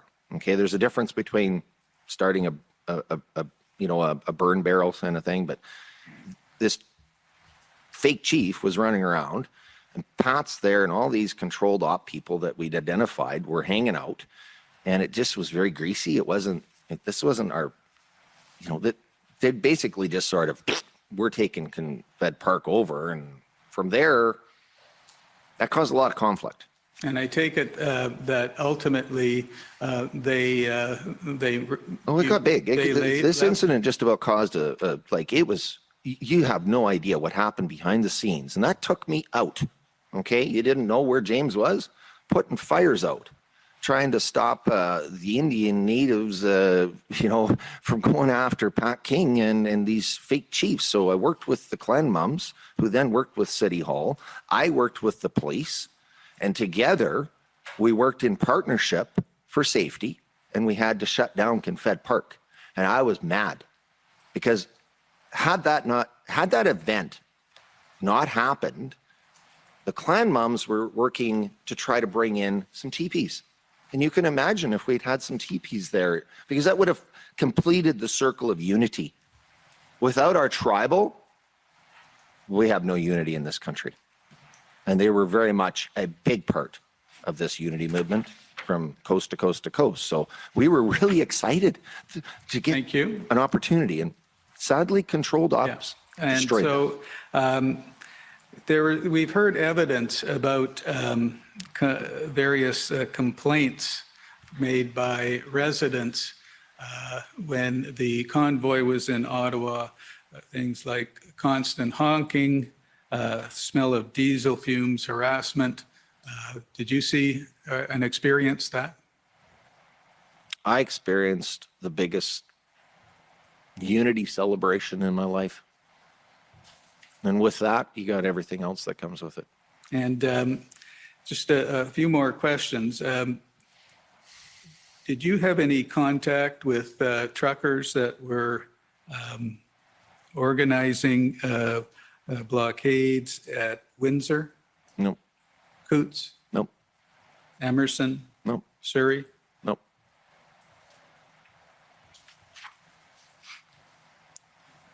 And yesterday, Mr. Marazzo, in his evidence, we had a live stream press conference from February 7th, and he made the statement I'm willing to sit at a table with the Conservatives and the NDP and the Bloc as a coalition. I'll sit with the Governor General. Put us at the table with somebody that actually cares about Canada. Did you know about that statement? No. Did you have anything to do with it? No. Sounds like a good statement, though. That's what we wanted to do. And Tom was entrusted deeply, and we're very, very grateful for Tom. Very grateful. He was exactly what we needed to help a bunch of truckers out that had a lot of emotions, a lot of fears. We had multiple police officers and agencies. Yeah. There's just so much going on. I understand. When And can we Tom come came in then with his to, background, it was a big help. I think they, at some point after the Emergency Act was invoked, I understand that you and your wife were arrested. Is that right? Correct. And I'd like to bring that video up if we could, because that shows. How long is the video? 5 minutes. Not even. It's actually quick. We'll can at least show part of it. It's relevant because it really is. It's the new video that you just received. That's this that morning. No. Go ahead. Yeah, That's the one that that we had problems with. Yes. This is the hearing clerk, just for everyone's benefit. That video is JBA 6081. Thank you.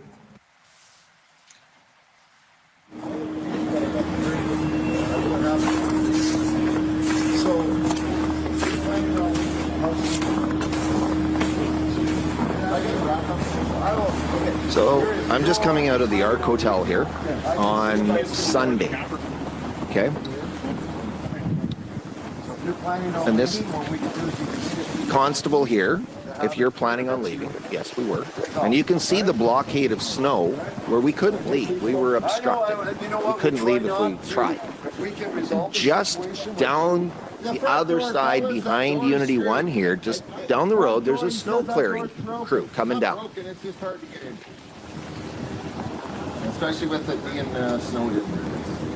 So you're willing to leave right now? We don't need to take action? I gotta get my hotel room. I wanted to leave. Okay. Yeah. Right there. We're cooperating. Talk to Sergeant Louis with OPS.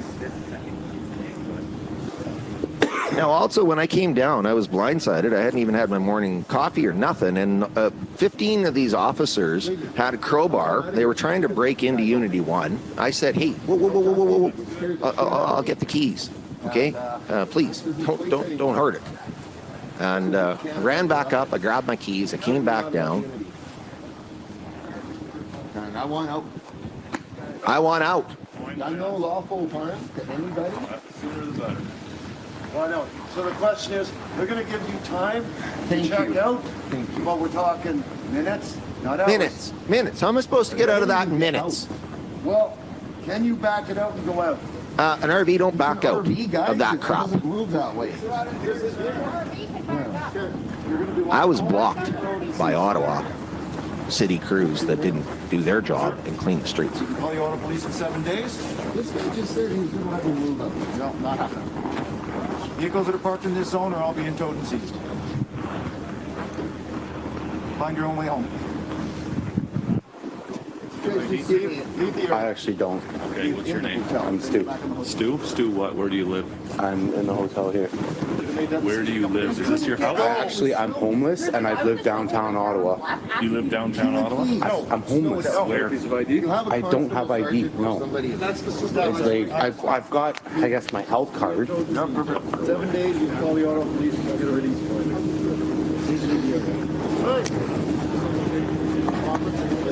is over. Conversation is over. What part of that do you not understand? We've already arrested 2 people at this location. Yeah, absolutely. Go check out. We'll give you, how long did you give? So when I run your name, they're going to tell me your address is going to come back to what? Find your own way home. Probably somewhere in Sudbury because I'm homeless and I've been in Ottawa since Canada Day and I've been living here. I'm on the Can you just pause it there, please? Do you want? At what point, can we forward it? Yeah, This part, yeah, just a little bit. about, Sure, try there. okay, let's try there. Yeah. Mm. Maybe back.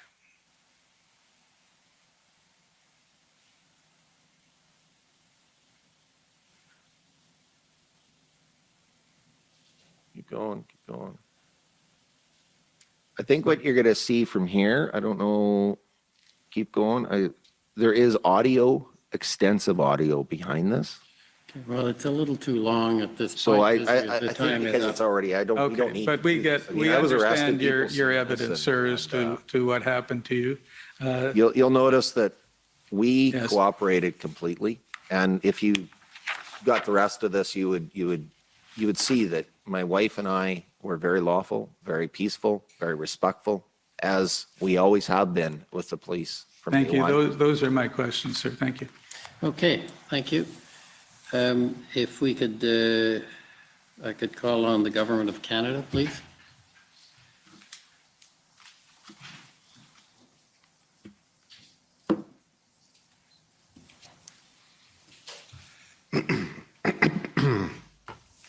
Good afternoon, Mr. Bauder. Good afternoon. My name is Brendan Vinianice, and I'm one of the lawyers for the Government of Canada in this matter. Happy birthday. Thank you. I wonder if we could go to a document that you wrote, I think, after you had left Ottawa. Which time? It's JBA 6043. On the first time, the second time, or the third time? Because it did 3 nationwide convoys. I'm not sure, you might have to tell me, but let me just ask you first if this is a letter that you prepared. Yep. And looking at it, I suppose, in fact, you were still on the, as you say, on the front line in Ottawa when you wrote it, and you talk about having been there for about 3 weeks, right? Can you just shrink this down a little bit so I can just, I mean, there's so much that,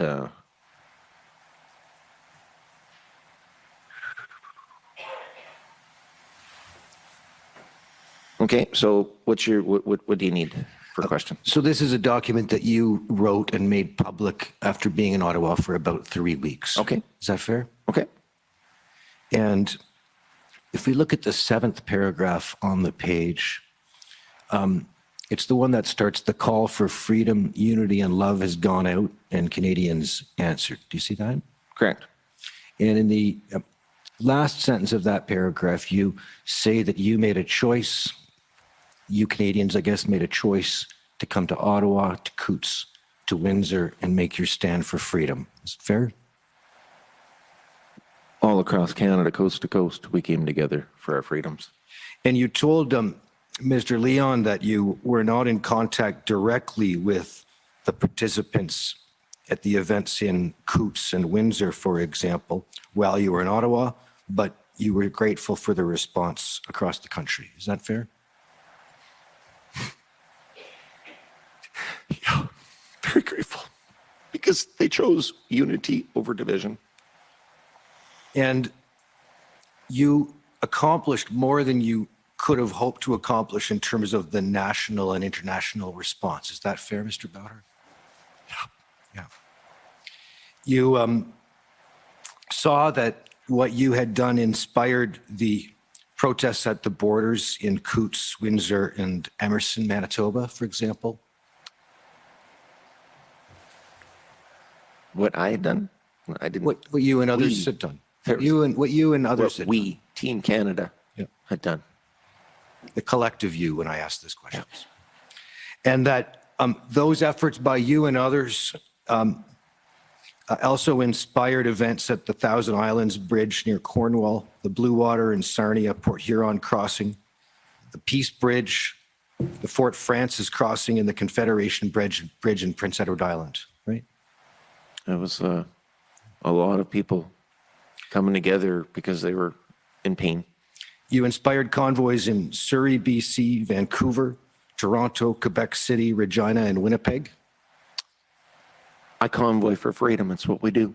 So if I'm guilty of anything, it's because I love to convoy and I love looking for my freedom that's missing. So apparently other people, they wanted to convoy too on their own accords under the Bill of Rights. And similar convoys were inspired in the United States too, right? Well, we started campaigning strategically bear hug, which I'm still wowed at how that traveled around the world. It was Convoy for Freedom, Freedom for Convoy, and Bear Hug. Those three just exploded around the world, and it's still amazing. It's godly. It went as far as New Zealand, Australia, Paris, Belgium, Finland, and the Netherlands, right? Thank you. Yeah. And the United Kingdom, right? Worldwide, we had the biggest unity movement in the world, and that goes down in history. And that's all of us, Canada. Thank you for coming together in unity and showing the world what this is all about. Thank you. Could we go to your statement of evidence, which you submitted to the commission? It's JBA 6080.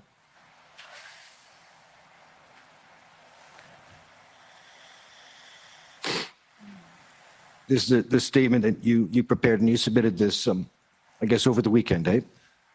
Oh, boy. You're bringing this one up, are you? This is the evidence statement that you were asking Mr. Leon to see earlier? Canada, this is the one that you want to look at and download and read, because it has links to evidence contained within that link Trudeau to treason. We'll come back to that. Could we go to page 4, please?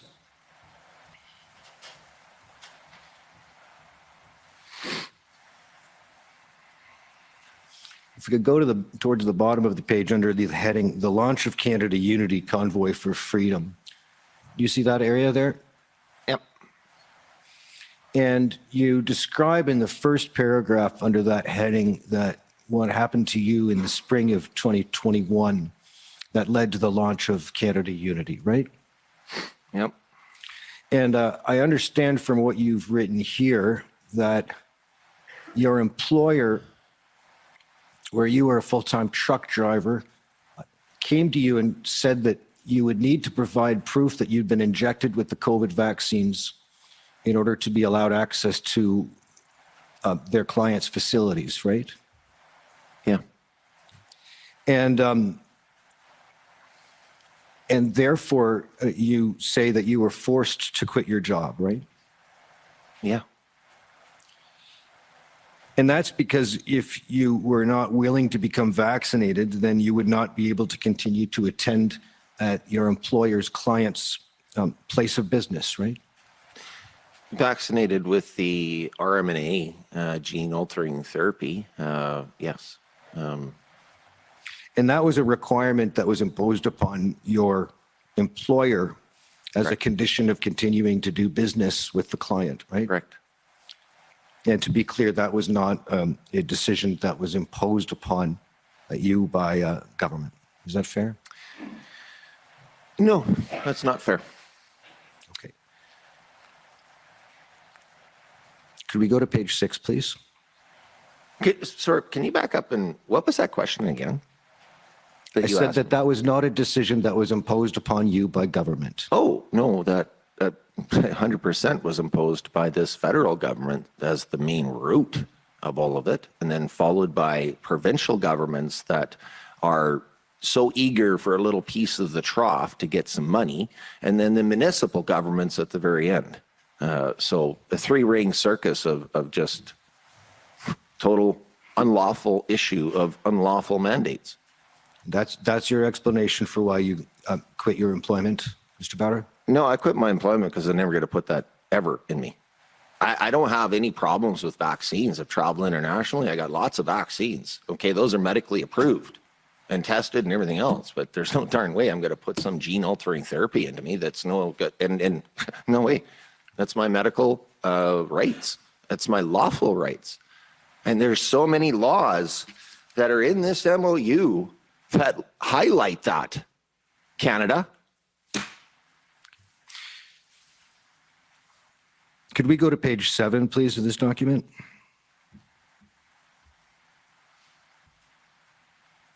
The second last paragraph on the page, please. Shoot, I may have the wrong page. Excuse me a moment.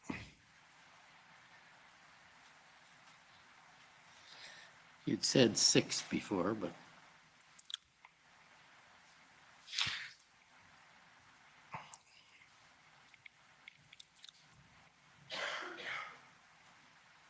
I just don't want to get it wrong twice. That's why we're here, because we did get it wrong. We chose division over unity, and hopefully we'll get it right, and we don't have to go down this path again. just, you can just wait for the question. Excuse me, it is page 6, second last paragraph on page 6. You see at the end of that paragraph, Mr. Bauder, you've written here that the words Convoy for Freedom and Operation Bear Hug got out internationally, deeply embarrassing our Liberal minister, specifically Trudeau and Freeland, as they were called out by the international community, as they rightfully should be. You see that? Yep. Who specifically in the international community did you have in mind when you wrote? I don't have names. There's videos all over the place. Like, you'd have to do that research yourself. There's a lot of evidence out there, and if you would like or you need evidence, by all means, I can provide it. I just don't have that recollection off the top of my head today.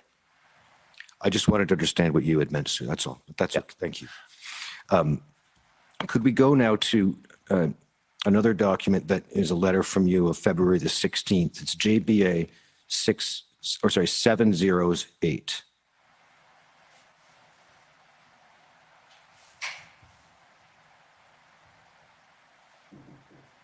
You see, this is a letter from Canada Unity. I take it by you that you submitted to the commission and wrote to the Ottawa Police. Do you see that? Correct. And if we look at the third and fourth paragraph on the page, please. Starting with the paragraph that starts Canada Unity and the Convoy for Freedom. Do you see that? Correct. And you say that you're also very concerned to hear about the estimated 2,000 missing firearms from Peterborough, Ontario, right? When crimes are committed, what do? We call the police, okay? And we had intel. We couldn't confirm or deny or anything. We just had intel. And any intel of crimes being committed that we could identify, hey, right away, 911.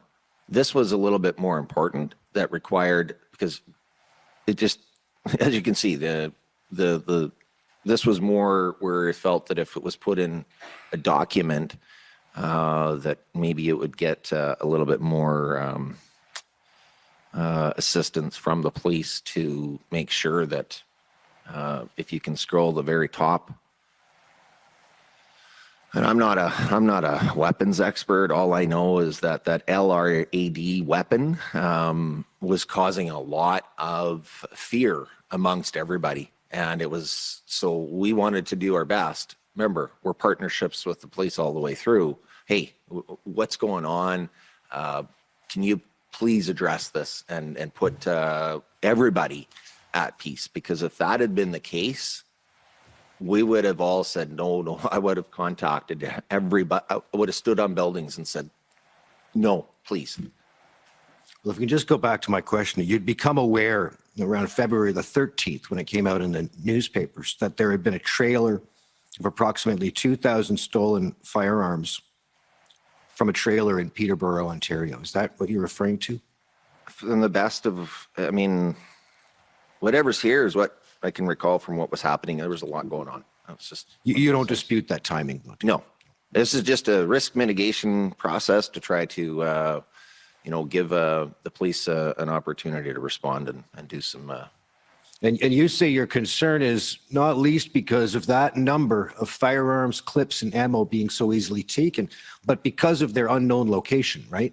Yeah, that's the evidence. I mean, we were getting intel that this was happening and they didn't know where it was, so. And you immediately, if you look to the next paragraph, you said, we have concerns that these weapons will be used against peaceful demonstrators or the citizens of Ottawa in order to blame the participants of this lawful demonstration, right? Correct. You were concerned that there was a connection between the events of the that were occurring in Ottawa on the Freedom Convoy and the theft of this large quantity of firearms, right? I didn't know anything other than I got some intel, and I can't connect any of the dots. I'm not a, this is just an observational request letter, really, that this is stuff that I'm getting. It's concerning.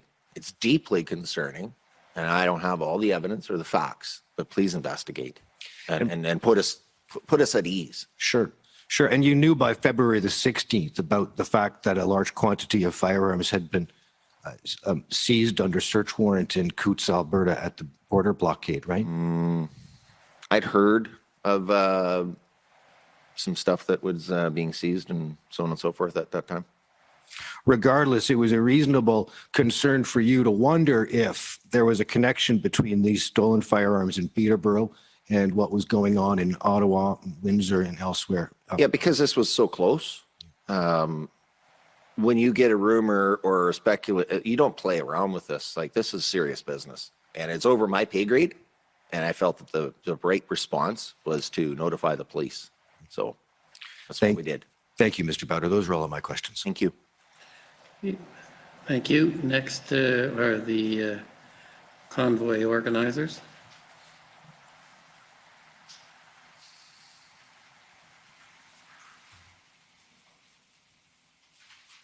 Good afternoon, Mr. Bauder. My name is Brendan Miller, and I'm counsel to the Freedom Corp, which is an organization that represented the protesters that were here in Ottawa in January and February of 2022. I am the lesser, better-looking Brendan of the lawyers. Come forward or put your mic a little bit. Yes, sure. There you go. Okay. So I want to first discuss with you again, you've mentioned and has been put in evidence this memorandum of understanding, right? Correct. So I take it that was just basically a piece of paper, fair? Yeah. Right. And therein, and nothing that I've seen at least, Canada Unity has never called for any form of violence. No. You never called to violently overthrow the government of Canada? Never. You never offered to do any form of sabotage, like blowing up bridges or anything like that? No. No, you didn't? Actually, can I, from that one there, speaking of rumors again, we got a rumor that our big trucks down in Windsor, or the big bridge down there, right? That the vibration. So we put a call out, used our social media. Hey, everybody, if this is the case, out, get off that bridge. Okay. And that's all that I could do from my position to try to risk mitigate, right? Anything to do with risk, right? I'm going to jump in and try to take a high risk down to a LERP. Right. But I take it that there was no motivation and no expression on part of your organization and yourself to call for any form of violence or destruction of property. No. We're Okay. calling for love and unity and peace and giving bear hugs. I mean, violence is the last thing in our minds. Now, you don't have to answer this question, and I'm just telling you because you don't have a lawyer, because what I'm about to ask you is subject to privilege, okay? So you don't have to answer it. You're not required. Did you have a lawyer help you prepare the memorandum of understanding? No. Okay. No, just two truck drivers. Two truck drivers. So it's just a document written by two truck drivers? Yeah. All right. With no legal advice? No. All right. And you can agree with me that in that document, of course, it's proposing that the Governor General and the Senate would essentially take over government in consultation with the committee? Is that... Not take over government. Yeah. No. Right. They would, because those are the key holders of our laws. Okay. When Trudeau messes up, we're supposed to be able to go to the Governor General and have a communication with her or him or whoever is elected in that position. And when you research into the Helsinki Act, you're going to find a very, very interesting Right. aspect. And I don't need to, this is just the only question. I just want to make sure you're clear. You understand, of course, the Governor General is appointed by the Prime Minister? Correct. Right? And you understand that senators are appointed Correct. in Canada? So those are non-democratic actors, right? Yep. Right? So can you agree with me that what you were actually asking for was somewhat of an undemocratic solution? Yeah, well, democratic, I guess. I mean, if you're asking to come together at a table and Right. communicate, you know, if they don't respond, you have nothing. Right. Right? You got nothing. Right. And you're going to communicate yourself into the wall because it takes two parties to make an MOU Right, I get it. become Okay. something. But the other thing I want to ask you is this, is that my clients, Freedom Corp, Tamara Litch, Tom Marazzo, Chris Barber, et cetera, none of them supported the memorandum of understanding. They actually asked you to withdraw it, right? It was them who requested it. I didn't hear them request. They didn't come to me personally and say, Okay. James, would you request this? My wife and the Sovereign Clan mums, we talked, and out of respect, just to say, hey, I mean, it served its purpose. Okay. Right at that point, because of other situations with the Freedom Corp, where I was put Tom in place, and then from there I backed off because I was dealing with all the shit that Pat had been doing and everything Yeah. else, and I didn't even get a chance to come and talk to the Freedom Corp. I didn't even know who they were. Okay. And so Really, I didn't know who the Freedom Corp was until weeks down the road. All right. And I take it my friend with the government, he put to you a discussion or a statement that you made about the Prime Minister had been condemned by the international community. Do you remember when he put that to you just moments Oh, ago? that, yeah. Right.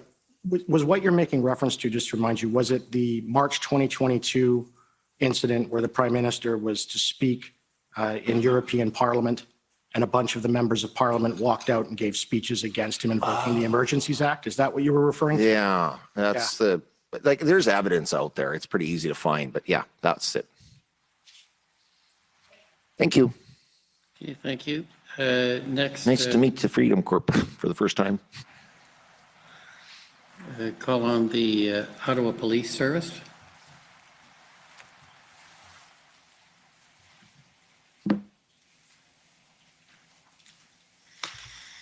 Thank you very much. My name is David Michikowski. I'm a lawyer for the Ottawa Police Service, Mr. Bauder. Nice to meet you, David. Thank you. You too. I understand that you participated, you said, in an earlier convoy to Ottawa. Is that right? Yeah. And that was the United We Roll? Yeah. That was in 2019? Correct. And I believe in that case, you ended up staying in Ottawa for several weeks? 2019? In 2019? Yeah, no, we came, we were here for 3 days and we went back home. 3 days? Yeah. And it was peaceful? Yeah. And were you parked on Wellington? I believe we were there and then we were out at Arm Prior and then we came back in. I think it was back and forth for a couple of days, honked our horns and went home. And you maintained contact with the police while you were here? I was not an organizer in that first 2019. That was compliments of Glenn Carrott and Haley Whale. I was just, I was there with my camera and I was a participant and I was invited to be on the convoy because, trucker and I was just invited. I was a participant and my wife had told me, she says, James, this is my first launch of Canada Unity kind of thing. She says, it's not about you. Point the camera on everybody else and give them their voice and let their voice be on the platform. Sorry, I wasn't an organizer of 2019 at all. No capacity at all. Appreciate that. But you were here with a number of other vehicles, correct? Yep. And you had no issues with the police? No. No problems? Not that I was aware. No, I was too busy feeding the homeless in Ottawa. Okay. And so there'd be no reason for the police to suspect this time that the convoy you participated in would cause problems because it didn't last time either, correct? No correlation at all, none. And I wasn't involved in with any of the dealings with the police for 2019 at all. Just a participant. I just want to talk about the parking situation. You talked about where you could park in Ottawa. Do you recall that? Which time? This time. Okay. And I think you said you had some maps. The first bear hug or the second bear hug? I'm sorry? The first bear hug or the second bear hug? This time, when you were here in February. Okay, second bear hug too. Right. Okay. And so you said you were given some maps. So if we could just maybe call up that map, it's JBA 400068.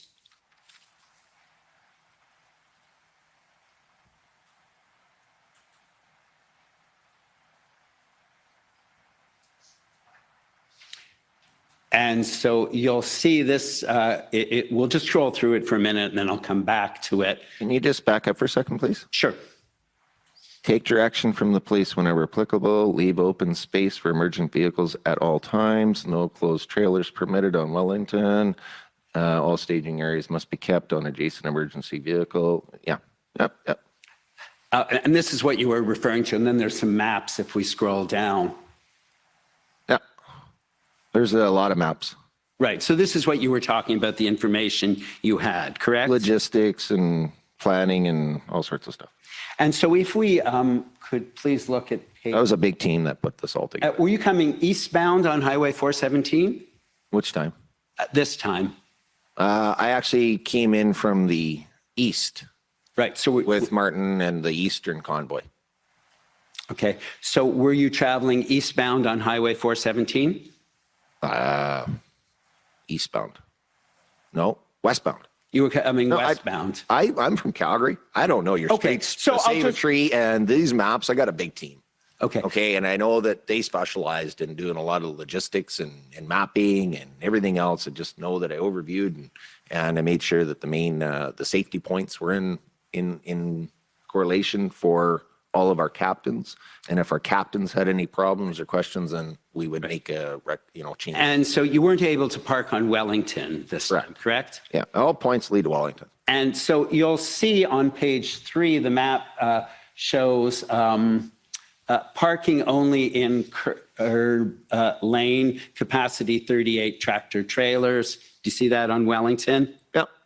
And so that was our goal all the way along, was take the curbs, leave the center open for everybody, and then we're there lawfully, and we're, right. But you see there's a limited amount of parking on Wellington, if you correct? know how long, Sorry, if you know how long a block is and how long 53-foot trailer is and so on and so forth, and you do the math, roughly, you can get about 38 tractors in there. Right. So you agree with me, there was limited parking, and you knew that on Wellington Street, correct? Yeah. Right. And so if we keep scrolling down, there are then instructions for where vehicles are supposed to come in, depending on whether they're coming from the west or the east, and there are staging areas for those vehicles, correct? Yep. Okay. So there's nothing that suggested that there was unlimited parking on Wellington, correct? Nope. Okay. And if you could also look at OPP, speaking of maps and parking, if we could just turn up OPP 404261.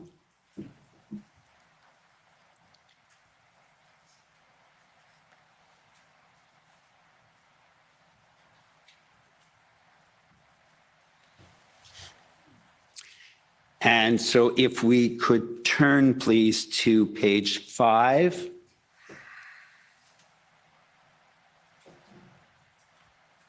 You'll see on the bottom, well, if you look at Parliament Hill Area 1, you'll see the traffic plan provides that a decision will be made by the incident commander based on the location of the individual convoys on when to shut down traffic in this key area. And then if you scroll down a little further, where it says stacking area, you'll see the real estate roadway on Wellington will be filled on a first come basis, no spots reserved, and then vehicles are to be staged along Wellington. And so there were specific instructions you understood as to where the convoys were supposed to be parking, correct? Correct. And then just finally, just to conclude, there is an article in, I believe, Vice magazine about you. Have you seen that one? You got it? Well, let me just... You're going to reference it? Do you want to pull it up? Let me just ask you this, sir. The article talks about you having Facebook postings saying that the 2020 election in the US was rigged. What's that have to do with this? I'm Let's leave just the US asking out you of it. I mean- if that's what's posted on your. I believe that it was rigged, but Right. what's that got to do with this? And you've shared on that Facebook hashtags for QAnon. Fair? Yeah, so? And that 9/11 was planned by a shadowy government body. Is that correct? If you've seen it, there again, you're trying to make me recall stuff that I don't have to recall, but I'm going to take your word. Okay. That you've seen it with your own eyes, obviously, that you're trying to do stuff. But what's the point? What does that have to do with us being here to talk about an emergency act that was unlawfully invoked by Trudeau? Right. And Hashtags? just to, sorry, I didn't mean to cut you off. Just to finish off, I understand, and I'll pull up this document and maybe you could just confirm it. It's OPP 403562.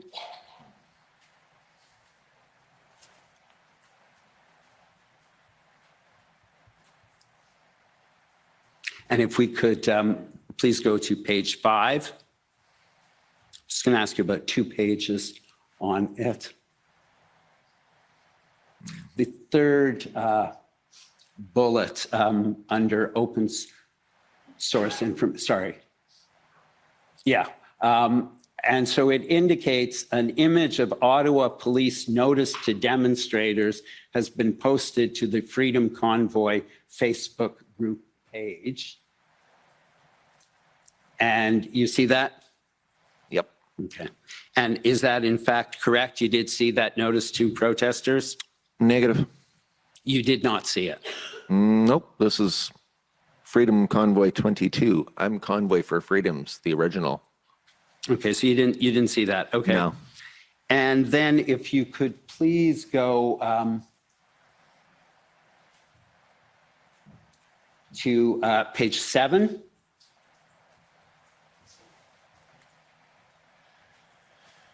The second paragraph, I believe. Yeah, you're actually highlighted in there. And it indicates police information indicates James Bauder of Canada Unity was more so aligned with King, that's Pat King. His current position as to who he may align with or direct his some odd 40-odd trucks remains a gap. So am I correct that you were in fact aligned with Mr. King? In what respect? In terms of your participation in the. So Pat King, I mean, it's no secret. I mean, the guy's a social media guy, and that's what we brought Pat King in for. It was social media, and he was really good at it. Plus, he also had a background in convoys and logistics and stuff like that. So I mean, Pat was Pat, and we don't have to agree. That's the beauty of all of this, is that we all had individual rights to be here, and we came together as a team with our indifferences included. Right, and then it talks about you having about 40-odd trucks that you believed were in your control. Is that a reasonable estimate? No. Was more or less?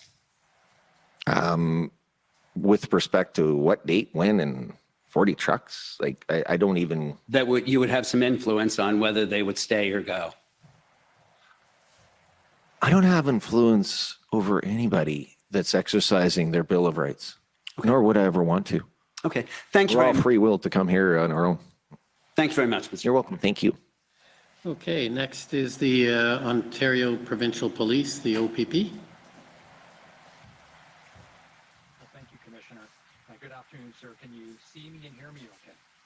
You're on mute, or we can't hear you, so. Is he here in the court? No, he's. Oh, Zoom. Zooming. Oh, He's Zoomy zooming Zooms. in. We're- Okay. We're high tech. I was like, here. huh? Can you hear me okay now? Yes, we can. Yeah. Okay, I guess there might be a bit of a delay which caused that issue. But sir, can you see me and see me on the screen and hear me okay? Yes.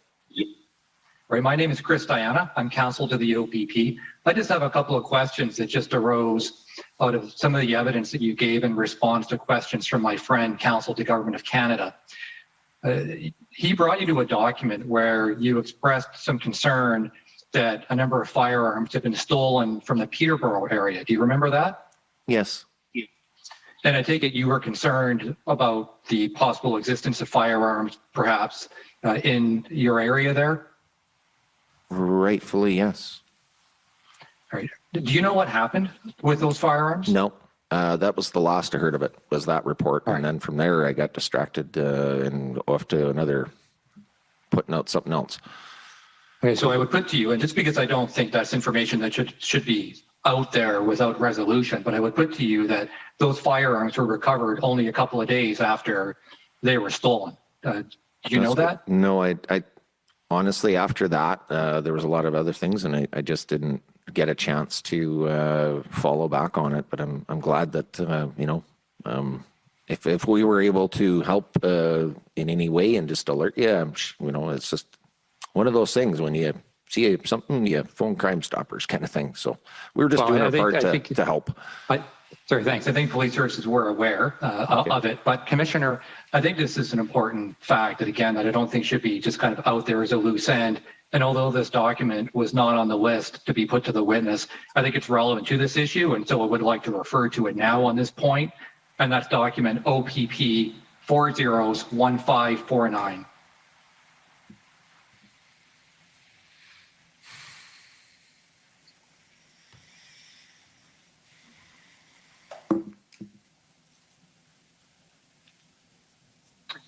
And if we could make it a bit bigger, thank you. And sir, you will not recognize this document as internal email correspondence within the OPP.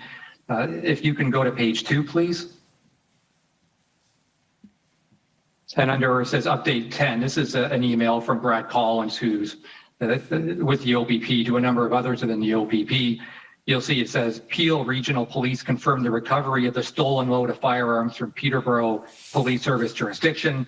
Information developing, but the load of rifles has been recovered, save for possibly a few individual pieces removed from skids. Do you see that, sir? Yes. All right. Well, thank you, Commissioner. I have no further questions, but I thought that was a factual issue that should be dealt with. Thank you for clearing this up, that we were able to help assist in catching some bad guys. No further questions. Thank you. Okay, thank you. Next, counsel for former Chief Slowly. Thank you, Commissioner. Tom Curry for the former chief. We have no questions for Mr. Bauder. Okay. Thank you.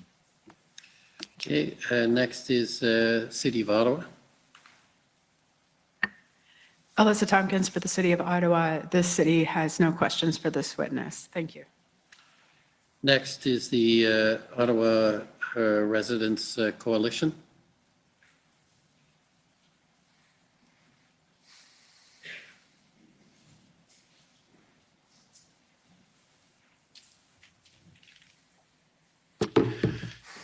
Good afternoon, Mr. Bauder. My name is Paul Champ. I'm a lawyer for the Ottawa Coalition of Residents and Businesses. Just have some questions for you. Nice to meet you, Paul. Nice to meet you. The MOU, people could sign that or show support for it online or? At the present time that we had it going out there, you could sign on it. Right. And then you would get a digital certificate of authenticity and everything else stating that you actually signed it, like DocuSign. Right. Right. And to your knowledge, did the other, some of the Convoy organizers, did some of them sign it? There's no way I could sit here and recall close to 400,000 signatures. That's fine. No problem. So next, I just want to talk to you a little bit about what the plan was when you were coming to Ottawa. Seeing some of the videos and whatnot and your Zoom call on January 23rd with Mr. Barber and Ms. Belton and Mr. King. What was the plan when you were going to come to downtown Ottawa? You were going to try to encircle downtown. Was that what Operation Bear Hug was? No. We wanted to come here and talk with our government, the federal government specifically. Okay. I'd ask the clerk to bring up document COM 00838. And that's the transcript. While he's calling that up, want to ask you another question about some of the protest tactics you were thinking about when you came to Ottawa this time. Was it discussed or was it planned to have groups of people without masks go into restaurants and shops and stores? Yeah. That was part of the plan, to make the point that you're free people who could go where you want. Yep. Because I mean, we were here for Bear Hug 1, right? And we've got all the videos of us exercising under the Bill of Rights, our lawful freedom of choice. And it just proves that when you follow the path of law, you'll find that these mandates don't have the law to back them up. And that's why we went with the police. And we talked with the police and we communicated with the police and we got it all on video. Sure, but they're there all the time. And at any given time, if we had committed and broken laws, we would have been arrested right there. But you know what? The police of Ottawa were really helpful, and they showed us that we can do lawful events. And from there, we told Ottawa that when we were here, we would be back. But the plan was as a form of protest to go into restaurants and shops without masks to show that we were protesting that all over the world. And Canada. I know I'm going to regret doing this, but the Canadian Bill of Rights has property rights. What about the property rights of the restaurant or the shop owners? Why couldn't they ask people to not come in unless they're wearing masks? Didn't they have those rights? Or was your rights more important than their rights? Well, let's see here.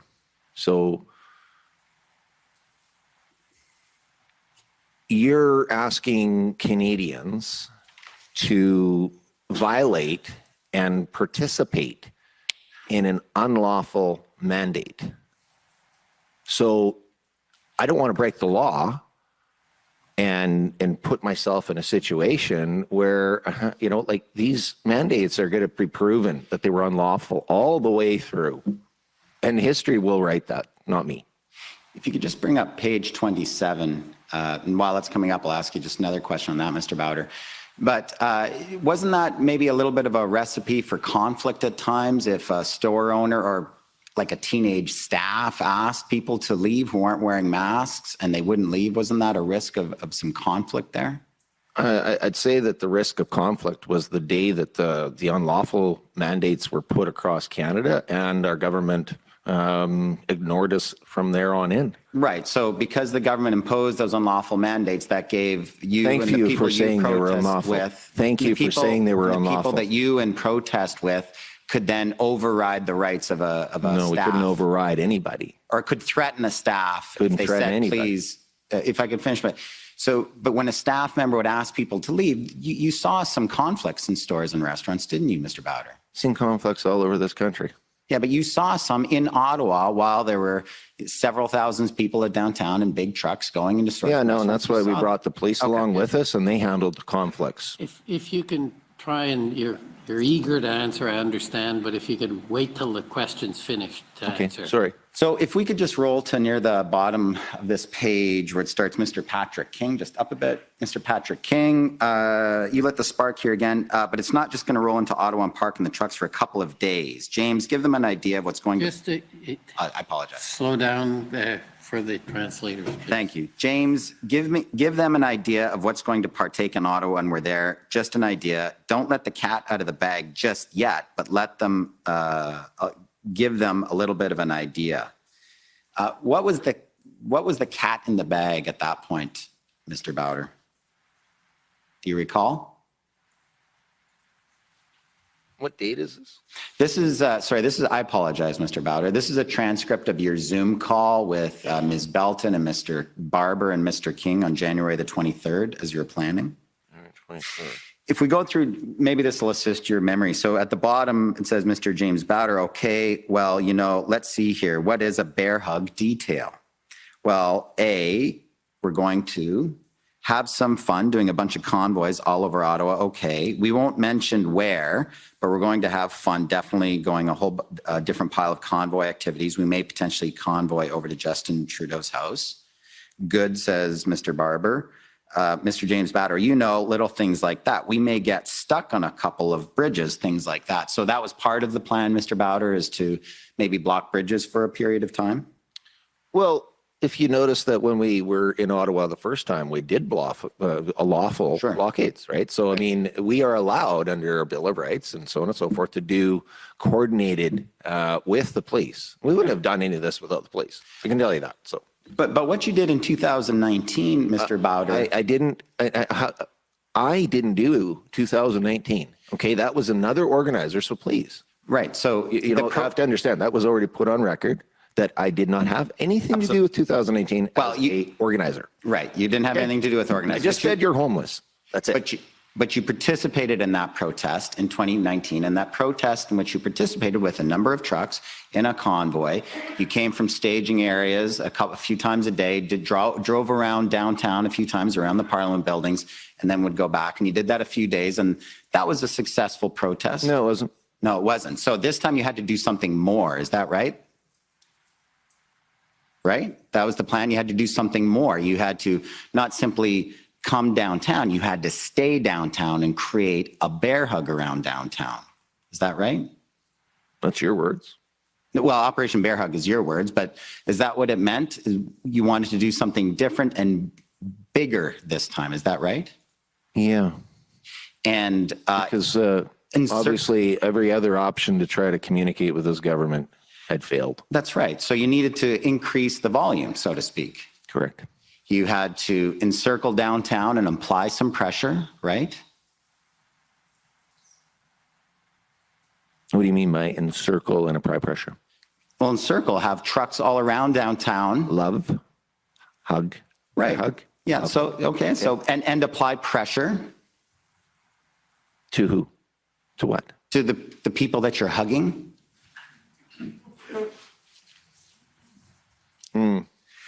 So, okay. All right, Mr. Bauder, I only have a couple more minutes here with you, but I want to ask you about horns. Now, the horns, when they're very loud and when they're all going at the same time, I've heard it described as something that's almost biblical. Is that something how you would describe it? Yeah, I'd say that with the reference of the trumpets and bringing down the walls of Jericho. Right, and that's where I was going to go. Joshua Book 6 talks about how you bring down the walls of Jericho with the trumpets, right? I have honestly never read the Bible, and I just got baptized last year, and I still haven't read the Bible. And I really am a weird duck, and I don't get it, but that's the truth. Could we, particularly council, I don't want to set off things, and I think it's important that at a minimum, council give the example. What does that mean, sir? So did I do something wrong? No, you did nothing Oh, I'm wrong. sorry. I'm just having some trouble with the What council? with the crowd and council, but that's my problem. Don't worry. You're giving your evidence. Everything's okay from your perspective. Okay. I'm nearly finished here, Mr. Bauder. I just want to understand. So you haven't read the Bible, but it sounds like you know the story of Jericho, right? I've heard of it from others. Right. It was fascinating. It was actually really interesting. Right, and that inspired you a bit for the tactics for the convoy protest in Ottawa, correct? No. Well, you raised it before I did. So right? If you want to get into this and talk about God, so when I got baptized, I was told by God to put this convoy together and come to Ottawa, and that's where I'm at. I don't want to get into big discussion about your faith, Mr. Bauder. I respect your faith. I just want to understand to what extent your faith inspired the tactics that you suggested and worked on with others with Ottawa. So it's my understanding with Jericho, the plan was to encircle the city. They walked around the city 6 days. I think it was just the Parliament building where they walked around the Parliament building because that's where the evil's at. Well, and on Saturday, the first day of the protest, Saturday the 29th, isn't that what the trucks did? They did a circle around the Parliament buildings. They went across the bridges over to Gatineau and around, right? The first bear hug? Yeah, no, this one on January of 2020. Well, I don't know. I was out in the east, so I don't know what was happening on that because we had 2 days of convoys coming from all over Canada. And I was, like I said, I was with the Eastern crew and we got stuck out in the middle of nowhere and then we had to come in here and that pissed off a bunch of people and it's just what it is. Thank you very much, Mr. Bauder. Thank you. Thank you. Next is the Democracy Fund Citizens for Freedom, JCCF.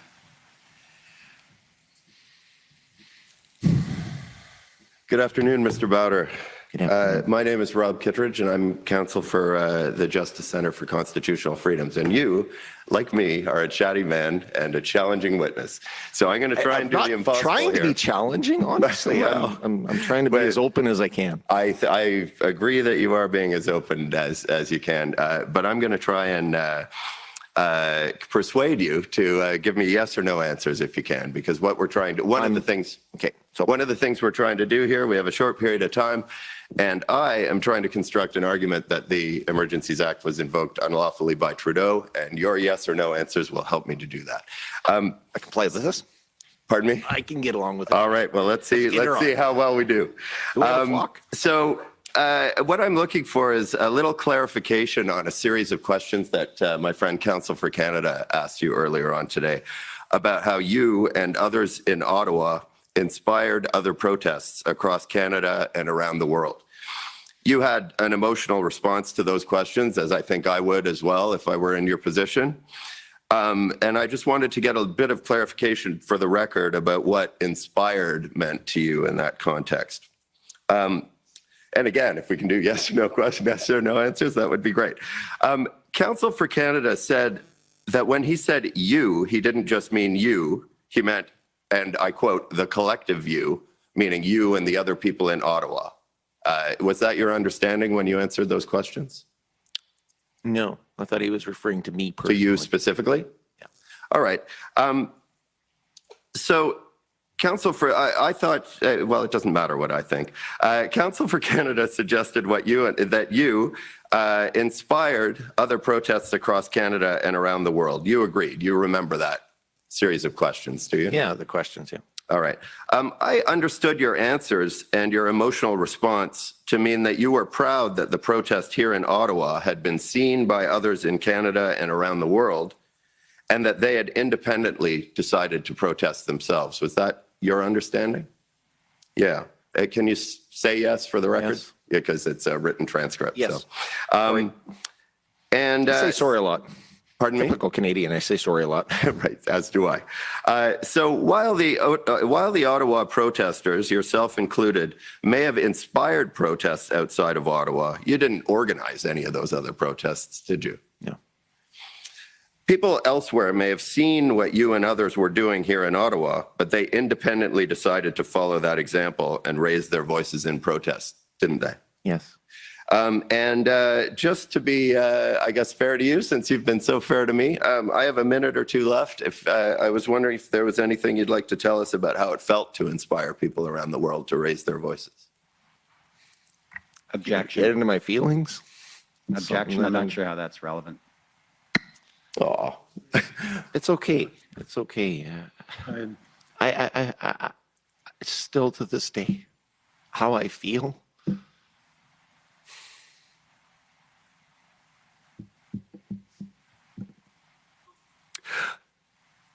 I'm broken, but because people come together and they chose on their own accord to choose one word, unity, I will forever be grateful and thankful for Canada for giving the world hope, because we needed it. I got a lot of feelings and I'm sorry.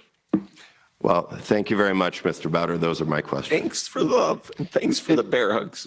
Mr. Commissioner, that's Paul Champ on the record. I apologize for not saying it earlier for the purposes of transcripts. I just know I didn't ask Mr. Bauder any questions about his many hateful comments about Islam, his many hateful and bigoted comments about homosexuals. I'm not sure how this is relevant. What are I you agree. doing here? I didn't think it was relevant. That's why I asked, but that's why I'm asking why Mr. Bauder is given an opportunity to answer those kinds of questions, which are otherwise irrelevant. Well, it's firstly, it was a question within his time period, and he was asked how he felt.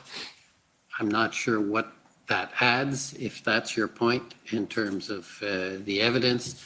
But in any event, I was going to give him, as he's unrepresented, an opportunity to say something at the end. So I think all this is done is do it in advance. But what exactly is your point? You want it, what, struck from the record, or do you want a further opportunity to cross-examine? What is it you're after? Well, Mr. Bauder has made many comments about unity. If that's relevant to the commission, I would ask him some questions about his views on unity. If you want to do further cross-examination, you stopped at the end. I was prepared. I didn't cut you off. If you want to come back up, you can go ahead.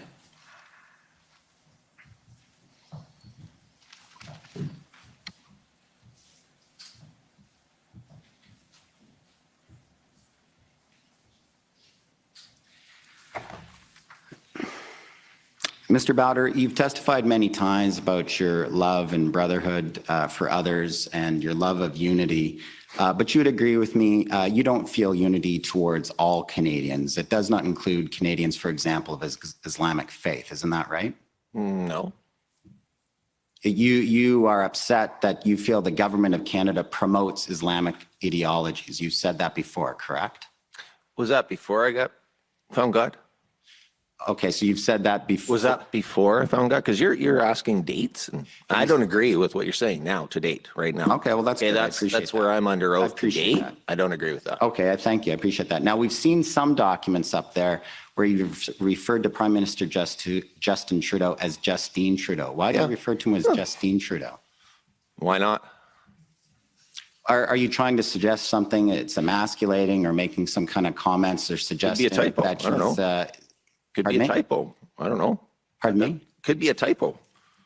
Was it a typo? It's your words, sir. Well, maybe it's a typo. I don't know. But are you telling us it's a typo, or were you trying to suggest something because you think it's somehow negative to be of transgender or so forth? As an alpha male, trucker, oil patch, farm boy kind of guy, and seeing old little Mr. Trudeau there in his boxing shorts with his juice box water bottle sort of things, yeah, we call him Justine. Thank you, Mr. Commissioner. Thank you. Okay, that's any re-examination? No, thank you. Okay. Thank you, Mr. Bauder. You're free to go. Am I free to go, or? Yes, you are. This is, you're completed your examination. Right on. I'm not done. Am I not allowed my 15 minutes, or no? If you'd like to make a statement, that's fine. You There's can a have it. video that I'd really like to bring up, and I lost my video stuff, and it's got to do with, hang on here.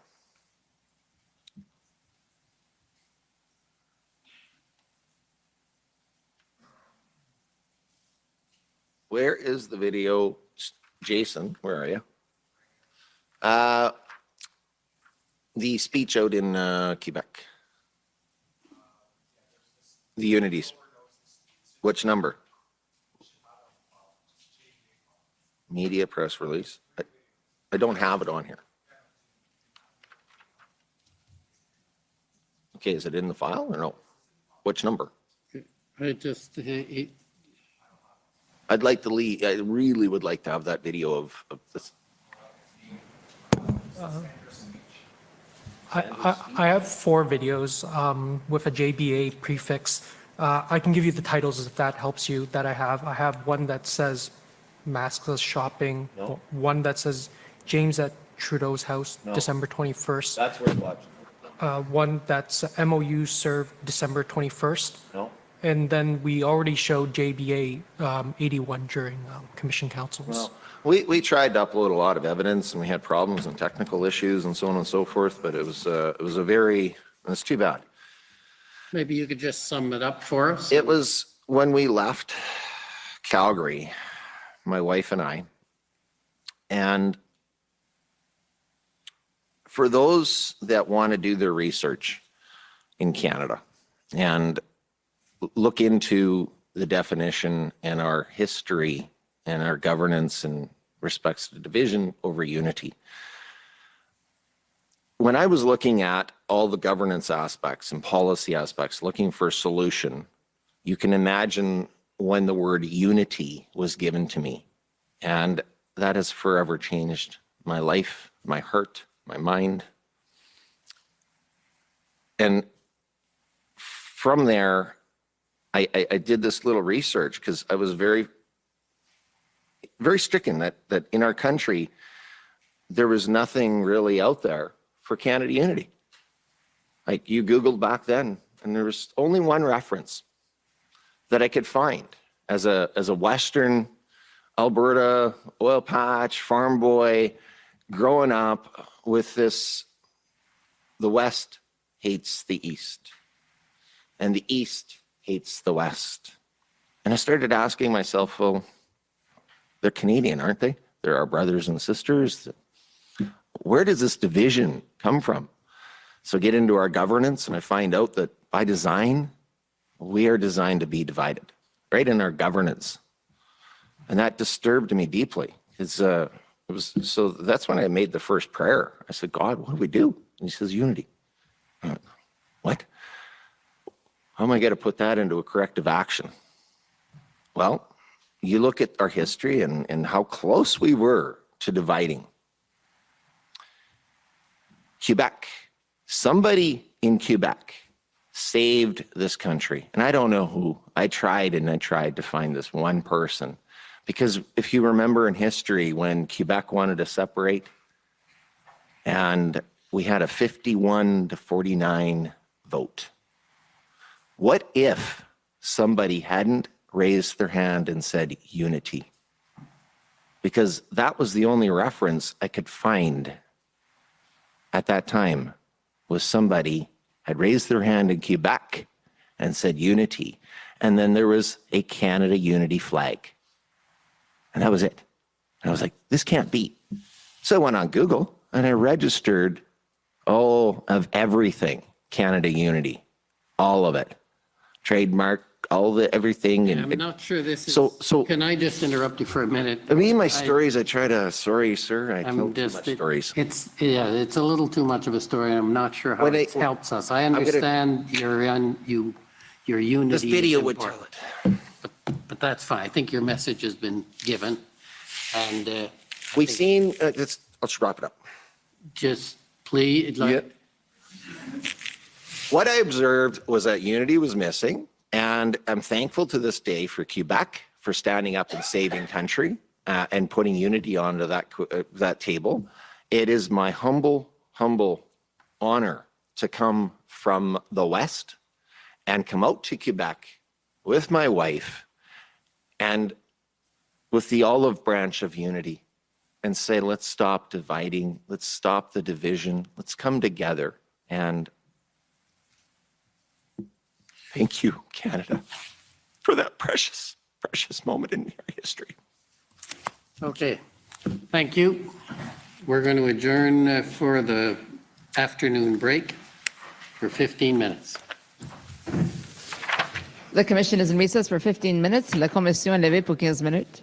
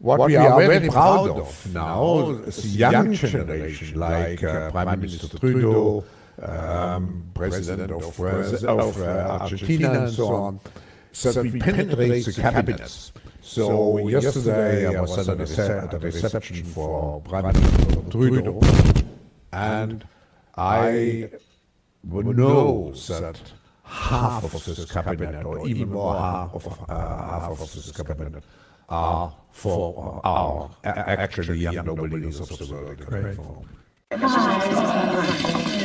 Meeting after meeting, Prime Minister Justin Trudeau rubbed shoulders with the movers and shakers in Davos. From Facebook to Microsoft executives, billionaire George Soros, and the CEO of Shell. Thank you, Professor Schwab, for your warm welcome and for bringing this impressive group together. We will see definitively a lot of anger already now, but probably increase by the end of the year, because this crisis will be with us until we really have found a remedy. So we have to prepare for a more angry world, and how to prepare? It means to take the necessary action. Ottawa police are preparing for truckers and supporters from across Canada descending on the nation's capital Saturday. Prime Minister Trudeau is their target after his government introduced new rules that require unvaccinated truckers returning from the United States to test and quarantine for up to 14 days. So what exactly do you intend to do? We are going to roll across Canada. They are going to go to Parliament Hill and protest, sit there and protest peacefully, of course, until these mandates are lifted. The small fringe minority of people who are on their way to Ottawa or who are holding unacceptable views that they're expressing do not represent the views of Canadians. Oui, on va s'en sortir de cette pandémie par la vaccination. Puis on en connaît tous des gens qui sont en train d'hésiter un petit peu, on va continuer d'essayer de les convaincre, mais il y a aussi des gens qui sont farouchement opposés à la vaccination, qui ne croient pas dans la science, qui sont souvent misogynes, souvent racistes aussi. C'est un petit groupe, mais qui prend de la place. Et là, il faut faire un choix en tant que leader, en tant que pays. Est-ce qu'on tolère?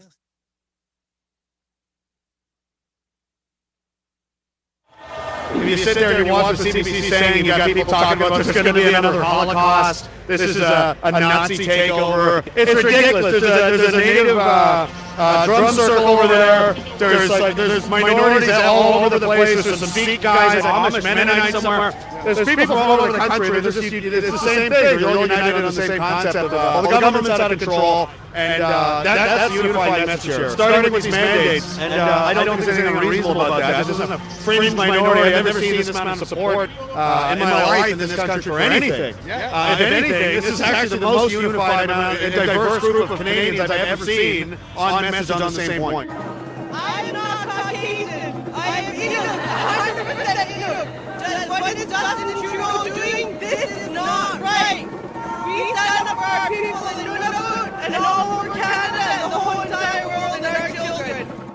So we heard about these people from across Canada coming here for whatever reason they have. It's like, you know what? Let's go out. Let's talk to all of our neighbors from across the country. And so far, every single person we have met has met us with so much love, so much understanding, so much peace, and they made me cry so many times just hearing their incredible stories for what they're fighting for. They should leave their house, watching the CDC, ingesting all this fear, and then they're the one that's lying. I told you report fake news, and I'm so thankful that I can come and bring my children, so that if our pictures are plastered everywhere, so that people would know this is a God-fearing family, honorable families that are coming here supporting this. This is about family unit, restoring family. How has this lockdown affected you? Yes, the lockdown is the biggest sorrow for me in my life. I mean, even I cannot go swim without QR code, and I have no job because I am refused several times because I do not have QR code, and all these restrictions It's accumulation. I can compare it only with fascism. The kids are suffering the worst because they see all this craziness. They cannot see people's faces. They cannot see smile, mimics, and even articulation. It's awful. This is fascism. It should be stopped. I'm not a misogynist. I'm not a racist. I have no problem with white people. I have no problem with other race, whatever. It is a vocabulary that has been spread in many countries. They use the same vocabulary in France, the same vocabulary in the United States. This is a concerted effort to use the same vocabulary globally so that people get brainwashed, divide themselves, and insult their friend, their neighbor. It's organized for that, and people have to see beyond the trap. It's really important. We're a very compliant society. We're also very polite, and so we will agree. But the problem is now it is the time to fight, and it is the time to get a little harder on things. So what brought me here is that I do not recognize my country. Things have changed enormously. In the last 6 years, Trudeau has changed the face of this country. So that's what brought me here, because I'm not as free as when I was young. What it means to me, maybe my hope for freedom. I left my house devastated. I lost my job. I am the only provider in the family. So there is no way back for me. I want to tell Canadians to do not lose hope. I came here to Ottawa. I was delivering hope, and I'm going to go back with freedom. So I'm going to have a load back home too. Yeah. What it do, y'all? It is your homegirl Tammy. You already know I'm not a pastor, but y'all gonna get the word today, and the word today is freedom. As you guys can see, I am currently in one of our trucks. My family owns an independent black-owned trucking company, and as a black woman, honestly, it's an honor to stand beside and with my fellow Canadian brothers and sisters in our quest for freedom, to keep our Canada the true north, strong and free. We are all different nationalities, different walks of life, different religions, different sexual orientations. But the one thing that unites us all is the word freedom. And we want to keep our freedoms, right? I'm completely disgusted to see the extent that the governments and medias are going to vilify and demonize the Freedom Convoy. I'm right here, y'all. I'm black. I'm proud. I will be in Ottawa. You know what was the vibe over there in Ottawa today? It's like freedom over fear, love over hate, freedom over fear, love over hate, unity, freedom, unity, freedom. This is the vibe was there, man. And make your slogans and do it. Go all the way in. And I don't know if I'm gonna sleep tonight. If I'm sleeping, in my dreams I'm gonna be in the Ottawa, right? So see you guys in the dream, all right? Good night.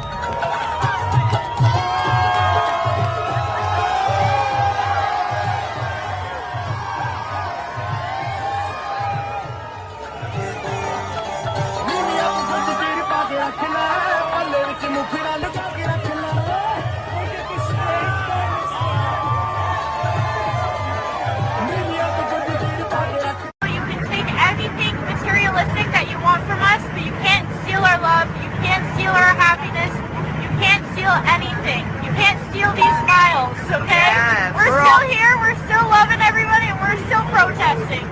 They are just giving away food.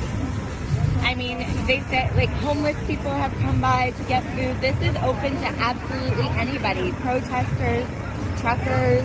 This is what Canada is about. Look at what we are doing and creating and how people are coming together to unite. These are people just volunteering their time and their services, and it's just such a beautiful thing. I mean, every time I click on a story, it's negative. So I just feel like it's very disappointing that we can't trust our mainstream media. We can't trust our journalists to at least report the truth.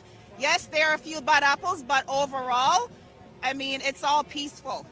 It's all positive. It's so like friendly and happy and joyous. I haven't seen this many happy faces in 2 years. So it's amazing to see. The atmosphere is just amazing. It's positive. The energy's great. The vibe's great. I mean, I'm glad I made the trek down here. We just want to announce the Six are back in the Freedom Convoy. The Khalsa's here to stay. We're here to join the fight for freedom. We're here till the end. And we ain't going to stop until the truckers and Canadians are victorious. The mandates have to end. And all you guys that are saying, oh, it's racism, all this. See it for yourself. See it for yourself. Don't make shit up hiding behind a computer screen. Come to ground zero in the heart of the convoy and make shit happen. Lord, this weekend has been a peaceful protest. No one has gotten arrested. No. And Lord, we pray that you will forgive this media, the lying media, that is trying to turn us against each other. All you people here today, all of what you're seeing here, this is not going to happen tonight on the 6 o'clock news, is it? You will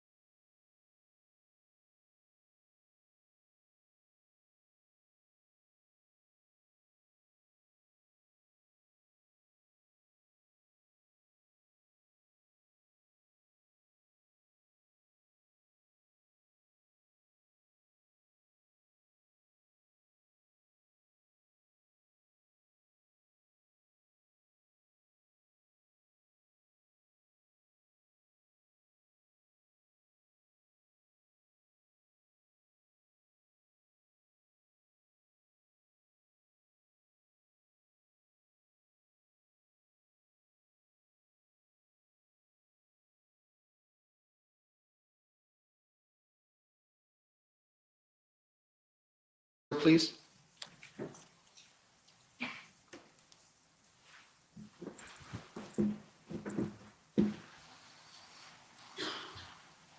And if we can just scroll down to, I believe, the third page.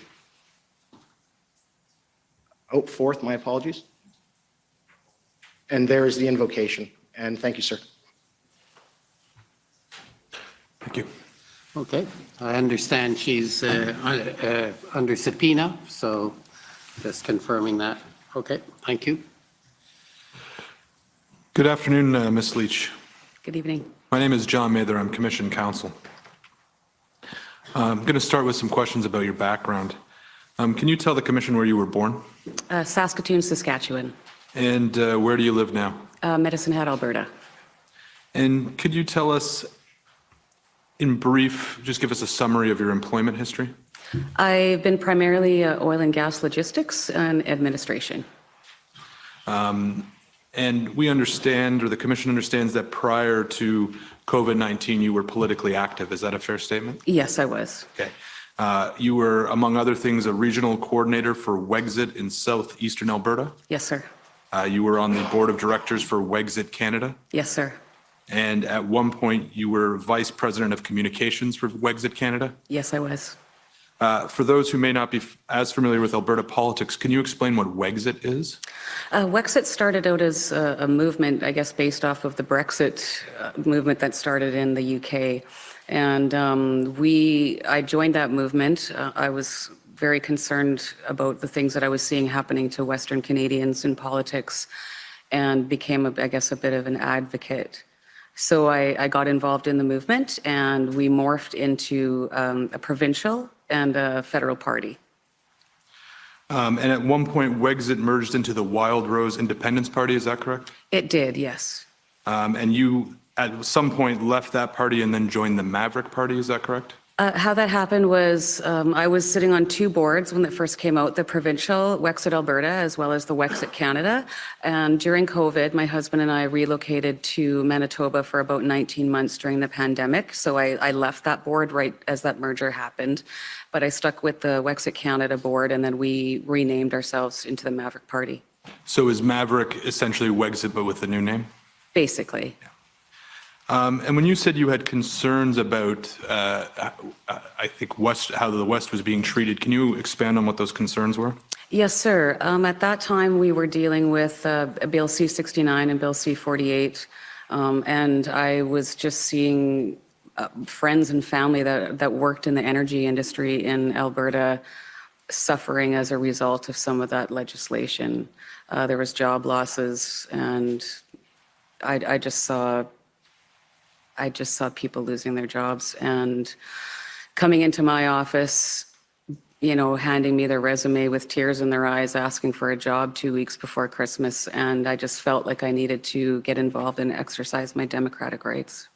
And again, for people who maybe not be as familiar, can you explain how those bills, at least in your mind, led to the job loss you're talking about? Well, Bill C-69 was the No More Pipelines bill, and I think you can recall at that time there was the Trans Mountain Pipeline expansion and other pipelines that they had been discussing or proposing, Energy East, for an example.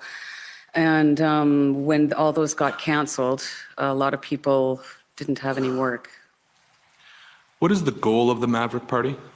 The goal of the Maverick Party was to seek constitutional reform for better equality for Western Canada, or to seek an independence, very much like what Quebec has, being referred to as a nation within a nation. And what, can you give any examples of the constitutional reform that the Maverick Party is seeking?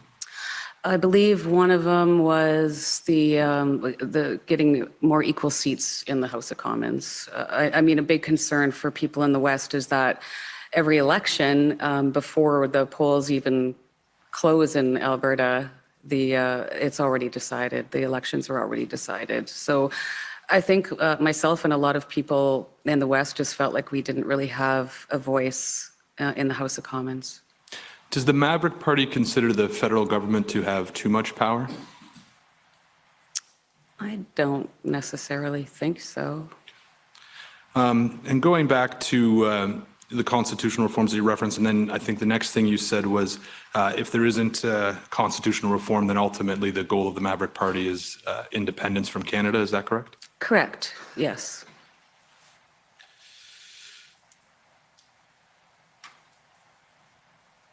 Have you ever been a trucker, Ms. Leach? Never. The Commission understands that in 2019, you also participated in the Yellow Vest movement. I did. Can you explain what the Yellow Vest movement was? Well, at that point, there had been Yellow Vest. I'm sorry, I don't speak French. I'm not sure of the French term, but there had been similar protests in France. And the organization that I joined in, Medicine Hat, again, was primarily to deal with the legislation against our energy industry, which is what we were advocating for. And we would have rallies every Saturday from 1 to 2 in front of the Tim Hortons and stand there with flags and hold signs, that kind of thing. And so those Yellow Vest rallies were rallies in opposition to the same legislation we spoke about earlier? That's correct. And you mentioned that it was, maybe is inspired the right word by the movement in France? What would be the right word? I guess inspired, maybe. And were you aware that the movement in France eventually came under some controversy for being associated with Islamophobia? I was not aware of that, no.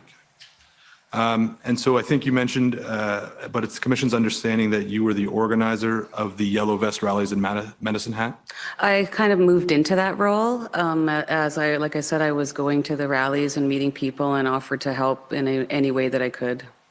And it's the Commission's understanding that the Yellow Vest in Medicine Hat ended up changing its name, is that right? Yes, they did. And why did the Yellow Vest group in Medicine Hat change its name? I read this morning an article, and I don't really remember what happened at that time, but I did see in the evidence that I was reviewing last night that there had been death threats against the Prime Minister. So clearly we wanted to distance ourselves from that. Right, and so if I could pull up COM 50908.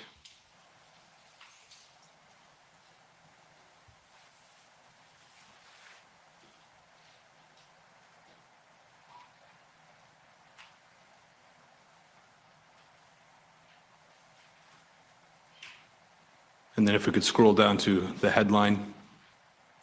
This is an article from January 12th, 2019, and says, following death threats to Trudeau, Yellow Vest Medicine Hat looks to change their name. Is that the article you're referring to? Yes, sir.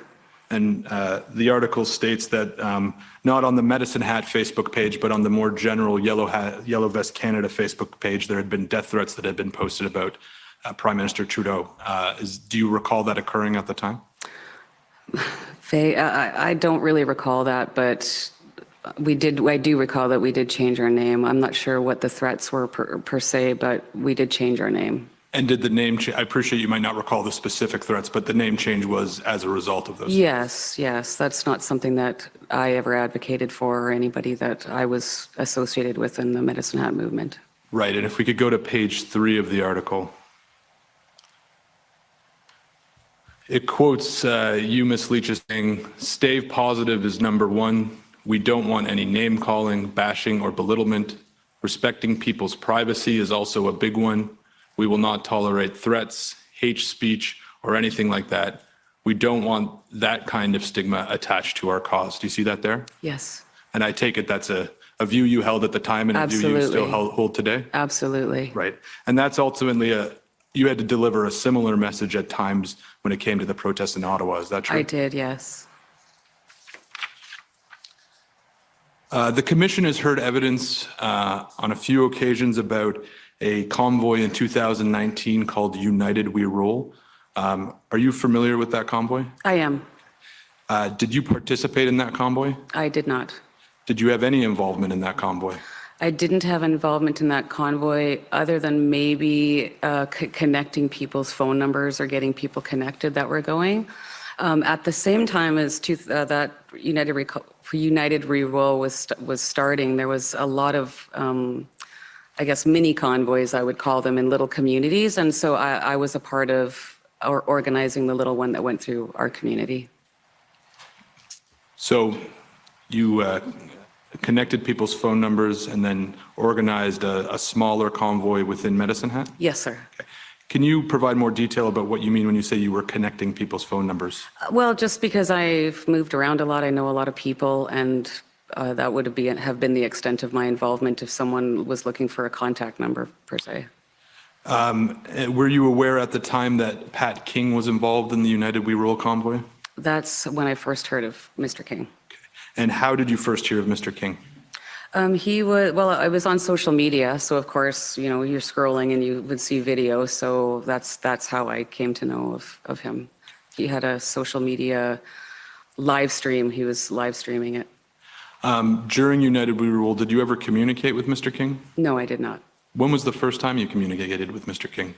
The first time I ever remember communicating with him was after we had started this convoy. So in the context of the Ottawa convoy? Yes, sir. We'll get back to that in a minute. Between United We Roll and the Ottawa convoy, did you follow Mr. King on social media? I followed Mr. King until the United We Roll was over, and then I stopped following him at that point. And when we talk about following, did you make a deliberate decision to click on follow on Facebook? I did. And why did you make that decision at that point in time? Because it was over and I really had no further reason to follow him. Did you come to form an impression of Mr. King's views in following him during United We Roll? I thought he was loud, very boisterous. Other than that, I didn't really know too much about him. Do you recall finding anything he said offensive with respect to United We Roll? I don't recall that, no. Did you communicate with James Bauder at all during United We Roll? I don't believe so, no. Do you remember when the first time was that you met Mr. Bauder? I would have met Mr. Bauder for the first time in person in Ottawa this past winter. Right. And then had you met him virtually before then? No. Or sorry, when we were organizing, my apologies. Yes, as we organized, he was in the meetings. So again, within the context of Yes, sir. January 2022? Yes.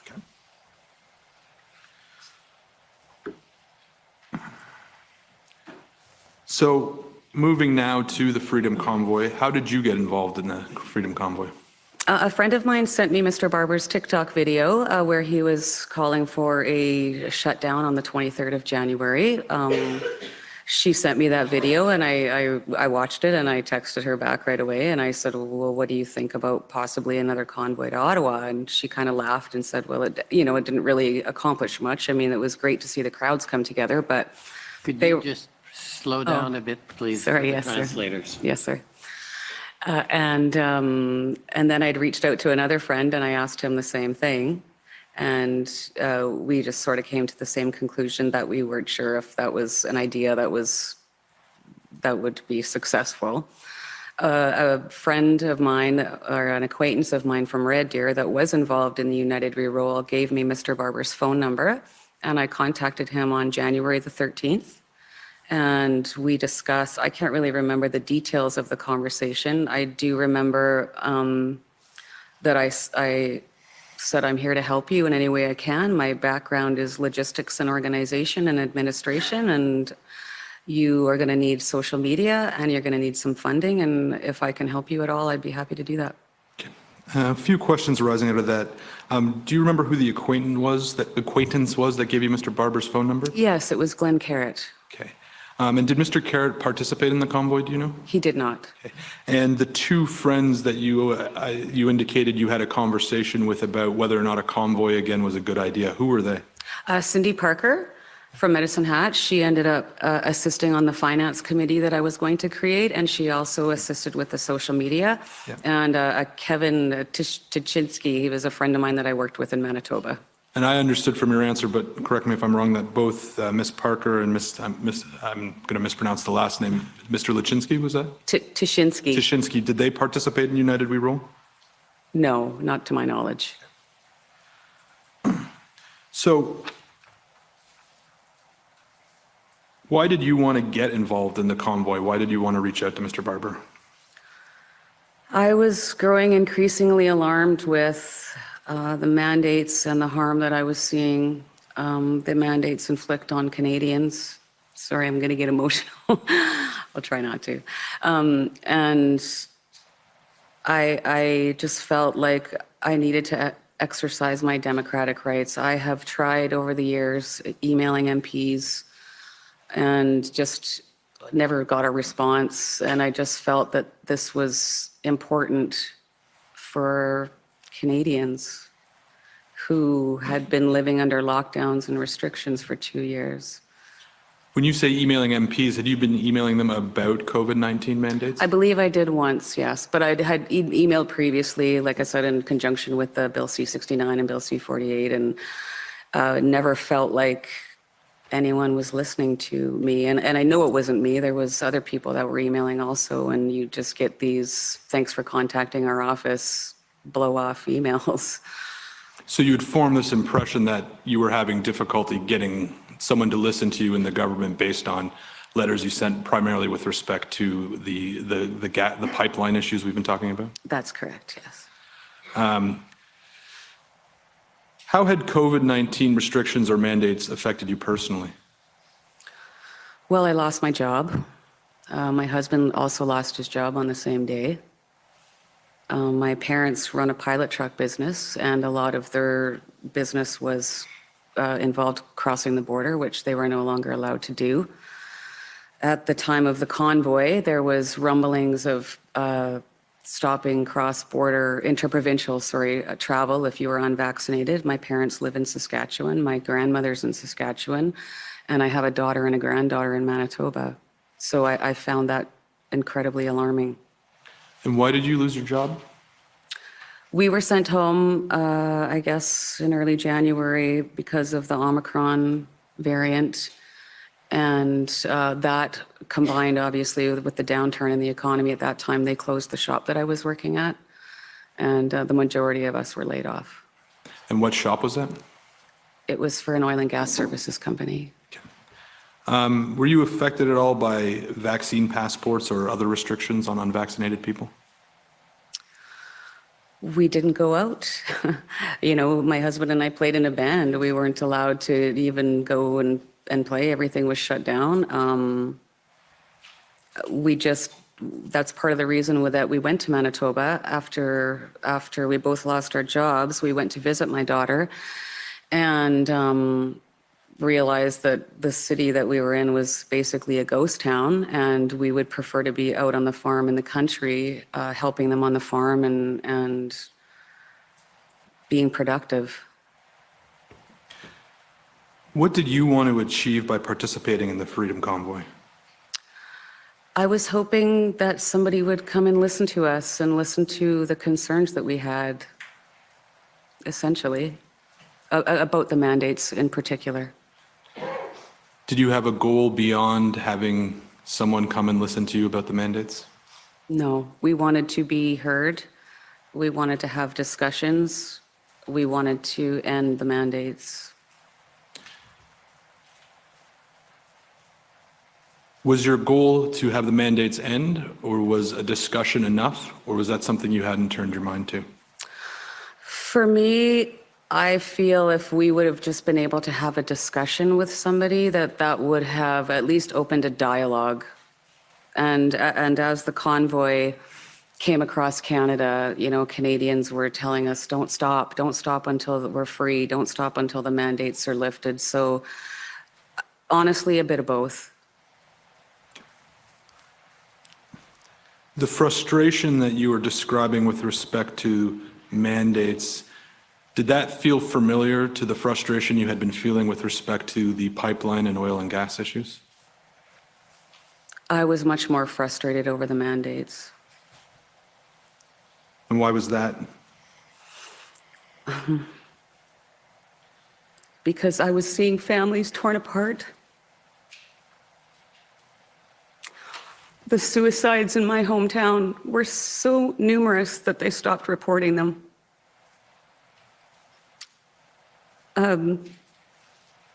Elderly people were dying by themselves in long-term care facilities and saying goodbye over iPads. My grandma is 94 years old, and she was locked in her little apartment by herself for 2 years. And now that she can go out and do things, she's not healthy enough. She lost 2 years of her life. My father is, I'm so sorry. Take your time. My father is a very social man. He is the Coffee Row, Saskatchewan father. And I remember him telling me one day that he went down to the local restaurant that he went to every single day. And these are small towns where everybody knows everybody, and he was asked to leave.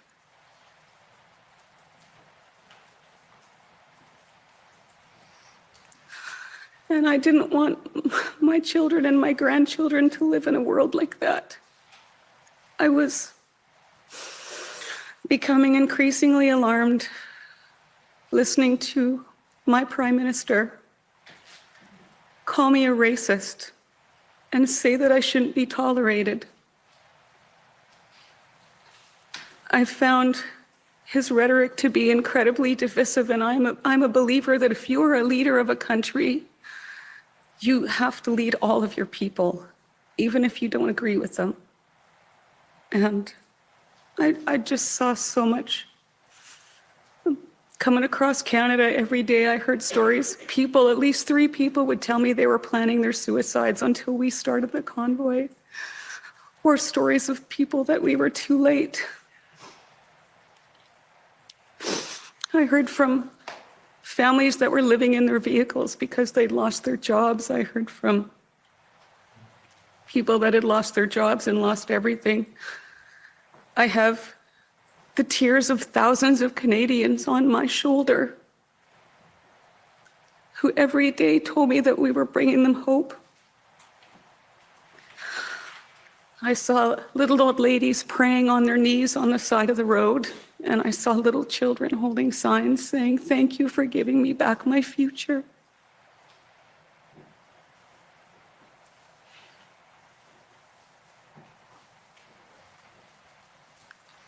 Sorry. So you offered to help in reaching out to Chris Barber, and it's our understanding that one of the first things you did was create a Facebook page, is that correct? Yes, sir. And started the GoFundMe campaign, is that correct? Yes, sir, I did. And you did both of those things on January 14th? I did. And a Twitter account also. And a Twitter account. Was that different than the Twitter account that we saw earlier today? That was your personal Twitter Yes, account? that was my personal one, yes. With respect to GoFundMe, had you ever done fundraising before? Not on that type of platform. Just community, selling chocolate-covered almonds or stuff like that. So never done an online social media driven No. fundraiser? Okay. And then it's the commission's understanding that on January 17th, you created, or the organizers created, a finance committee, is that correct? Yes, I did. And can you explain what the finance committee's purpose was? Yes, well, when I started the GoFundMe, I had asked, I think it was Mr. Barber, what should I set the target for? And he said $200,000. And I said, no way.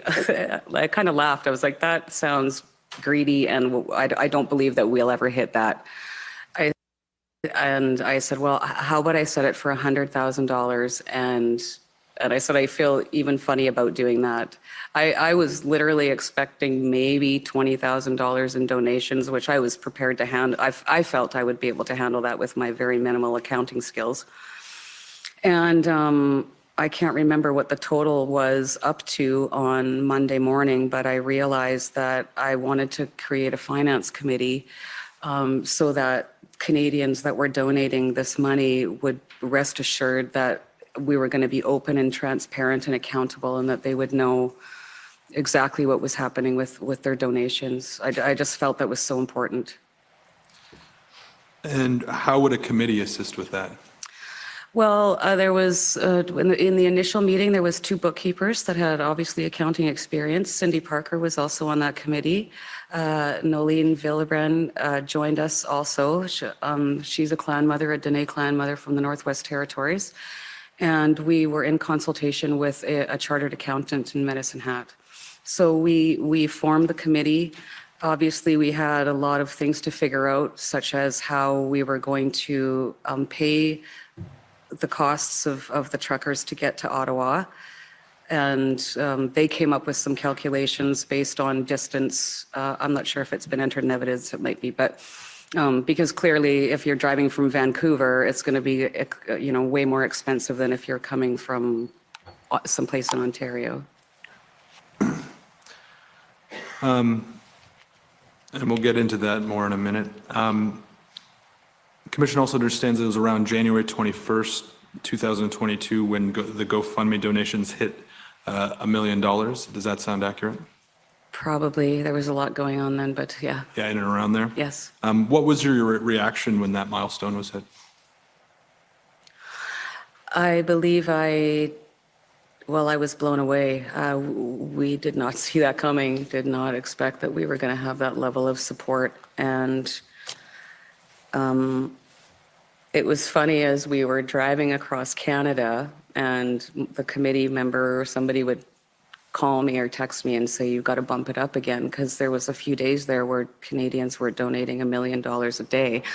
And it was very exciting and exhilarating, of course, but at the same time, I would just feel myself almost getting like more and more anxiety, because from my view, when you're talking that kind of money, the lawyers are coming. And here we are today.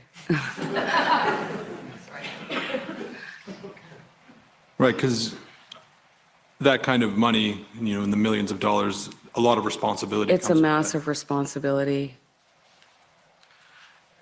Other than set up the finance committee, what else did you do to address the responsibility that came with having millions of dollars? Well, as you heard from Mr. Dichter, I contacted him, and I was, for the same reason that we added Chris to the accounts, I didn't want to be solely responsible. So I added him onto the GoFundMe campaign, just as I had added Chris Barber as a signatory on my accounts. Anything else? Probably. Sorry, my mind went blank. That's okay. And then on February 2nd, 2022, we understand that $1 million from the GoFundMe account was transferred to a TD bank account in your name. Is that accord with your recollection? Yes, sir. And then that TD bank account was frozen the next day. Does that sound right? That sounds about right, yeah. And then there was actually another TD bank account that got frozen. Is that correct? Yes, we opened I opened a checking account underneath that account so that we could keep the e-transfers separate from the GoFundMe donations. I don't know why, I just thought it would be maybe easier that way to keep them distinct. I wasn't sure, obviously, again, what was going to happen, and I was trying to just make sure that all the boxes were ticked and everything was going to be easily identifiable or easy to account for, I guess is a better way. Right, and it's the Commission's understanding that the donations were received both through GoFundMe and through e-transfers, and what I understand you be saying is to segregate where the money came from, you opened a second account specifically for e-transfers? Yes, sir. Yes, sir. Within a few days, or probably actually within a couple days of the GoFundMe campaign, we were receiving messages about people that were very hesitant to use the GoFundMe platform, and they were requesting an alternative method to donate money. So that's why we started that. How did you find out that your bank accounts had been frozen? Mr. Chadiros and I had gone down to the bank. The lawyers had flown in, and we were going to cover the cost of that flight. And so we went down to the TD Bank here in Ottawa, and we were going to wire that company, and that's when we were told, no, there's a hold on your account. The lady was excellent. She gave me a note and said, there's a Mr. J. Stein that has left his name on here if you could contact him. And then she indicated that he was working with the fraud department. If we could pull up com.or 705, and Ms. Leach, while it comes up, this is the overview report that was presented this morning with respect to crowdfunding. And if we could go to paragraph 87, which is on page 33.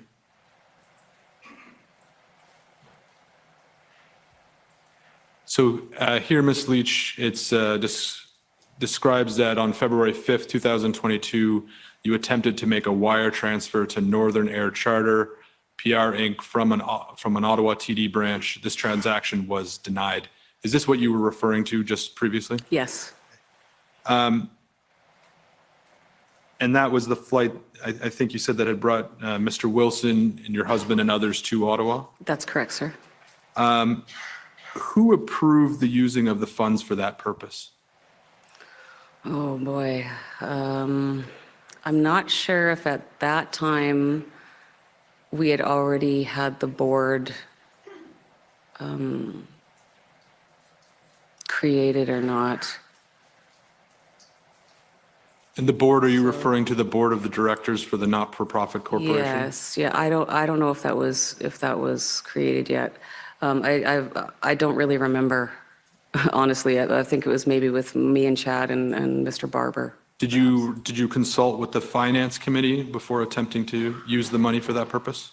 I don't believe I did. Do you know why recall. you? Sorry. That's okay. Do you know why you didn't consult with the finance committee?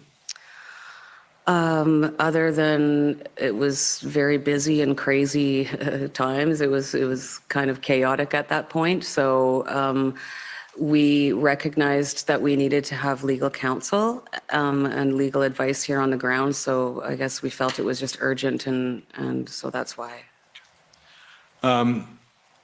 If we could, we can take that down.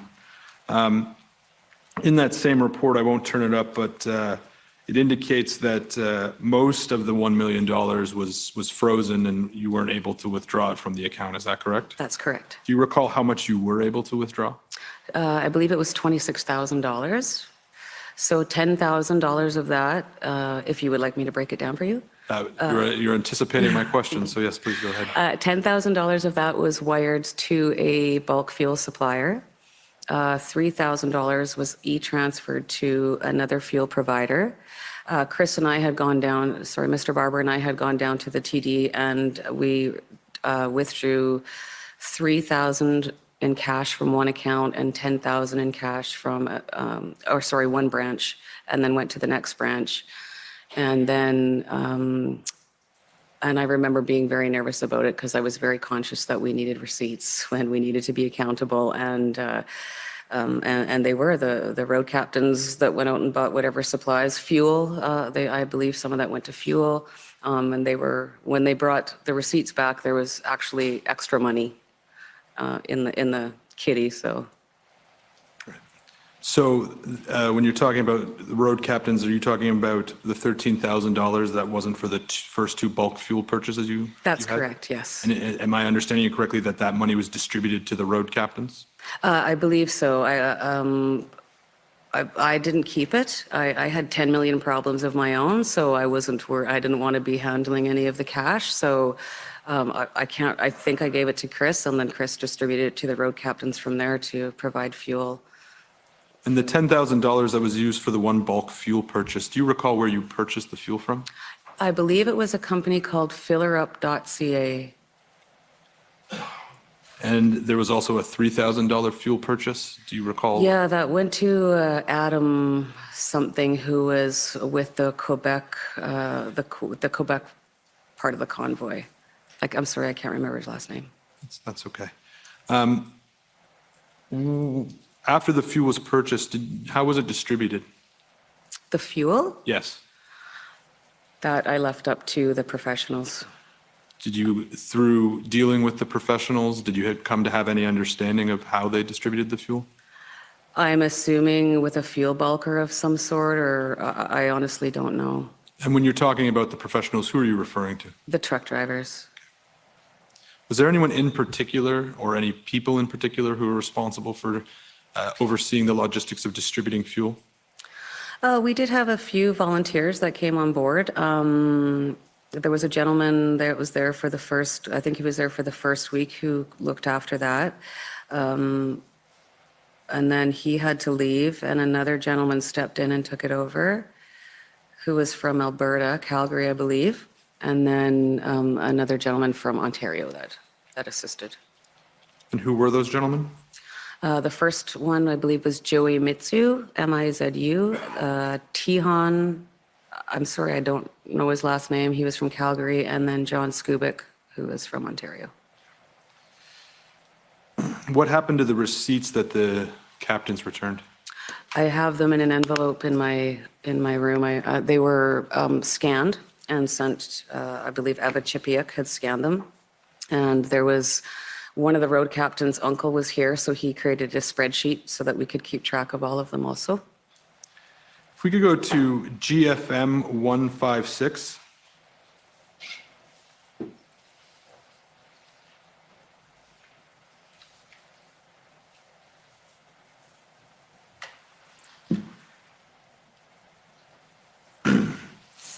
So this is a GoFundMe attestation letter. Are you familiar with this document? Yes. Can you describe what this document is and what its purpose was?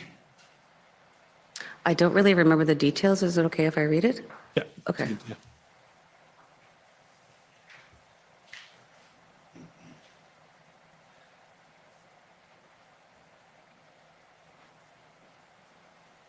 So it looks to me they just wanted confirmation on where the funds were going and how they would be distributed.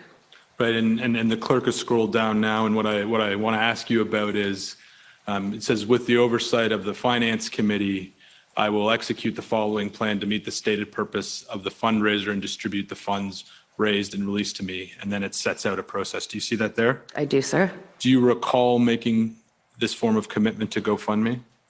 I do, yep. And it's our understanding that GoFundMe sought this sort of commitment as part of the ongoing discussion about whether or not it would release the funds. Is that correct? Yes, I believe they were trying to do their due diligence.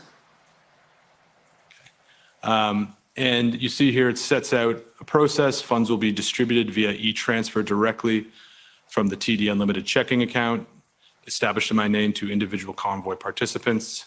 Participants must submit their own Convoy registration forms, fuel receipts, and verification for their participation from their road captain. To that, participant registration is verified by their respective road captains upon demonstration of completion, receipts, and confirmation of the journey to Ottawa. And reimbursement amounts will be calculated at an estimated rate of 62 cents per kilometer driven. Do you see that? I do, sir. So this attestation, it appears, was contemplating how people would be reimbursed on their way to Ottawa. Is that right? Yes. Was any similar plan made for disbursements once the convoy was in Ottawa? Well, I guess what the Finance Committee, we decided to do was obviously come up with registration forms because we felt that that was really important, and a code of conduct also. And that is based off of the calculations that the Finance Committee had come up with to pay them for. So when it was not anticipated how large this was going to grow, I thought e-transfers would be a very easy way to disperse the money, and that's what the registration was for, so that we would have their contact information and their email addresses in order to make that happen. So my question was with respect to distribution once you were in Ottawa, was the plan to use the registration forms once money was distributed in Ottawa as well? It was. That was the plan. Did you follow that plan? Well, we didn't need to because the funds were frozen and What about for the $26,000? I'm sorry? What about for the $26,000? Oh, that was from the e-transfer money, not the GoFundMe money. So the GoFundMe money, you had a distribution plan, but for the e-transfer money, you did not? That's correct. Did you consider having a distribution plan for the e-transfer money? At that point, I had handed over everything to the Finance Committee because once Mr. Barber and I got on the road, I was quite busy doing other things. So my communications with them were quite quick, and I trusted them. I trusted that they knew what they were doing, and yeah. And while you may have turned things over to the Finance Committee, it's the Commission's understanding, again, from testimony and documents that we've read, that you became the person associated with the GoFundMe campaign and the person associated with the $10+ million. Was that your experience? Yes. What impact did that have on you? Well, it was incredibly, again, it was an incredible responsibility. And again, I wanted to always be as open and transparent about it as possible, which is why I started doing the lives so that I could let people know, what was happening. The Finance Committee has been formulated and try and do little updates on what we were achieving at that point. Did you get a lot of questions about the money and what you were planning to do with it? Oh, of course. Yeah, everybody wanted to know about the money. Did you get a lot of people approaching you and asking you if they could have some of the money? I did, yes. And Mr. Eros, who we've spoken about, had an interview with the Commission, and he said that at some point after February 1st, he spoke with you on the phone, and you told him that you were feeling overwhelmed because a lot of people were circling you and asking for money, and he said that you called them vultures in a text message. Yeah, that's how I didn't mean they were vultures. I just felt like the vultures are circling. How did you handle having all these people circling around you and seeking money? The best I could. I had created a Finance Committee to ensure that the money that was donated was protected and that I was protected. And I just wanted,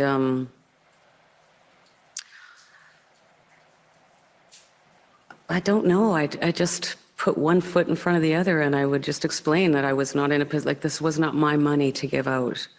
And that we needed to, the money was primarily, like it said in the GoFundMe campaign, primarily for it was for the truckers for fuel, food, and lodgings if needed. And so I couldn't buy hot dogs.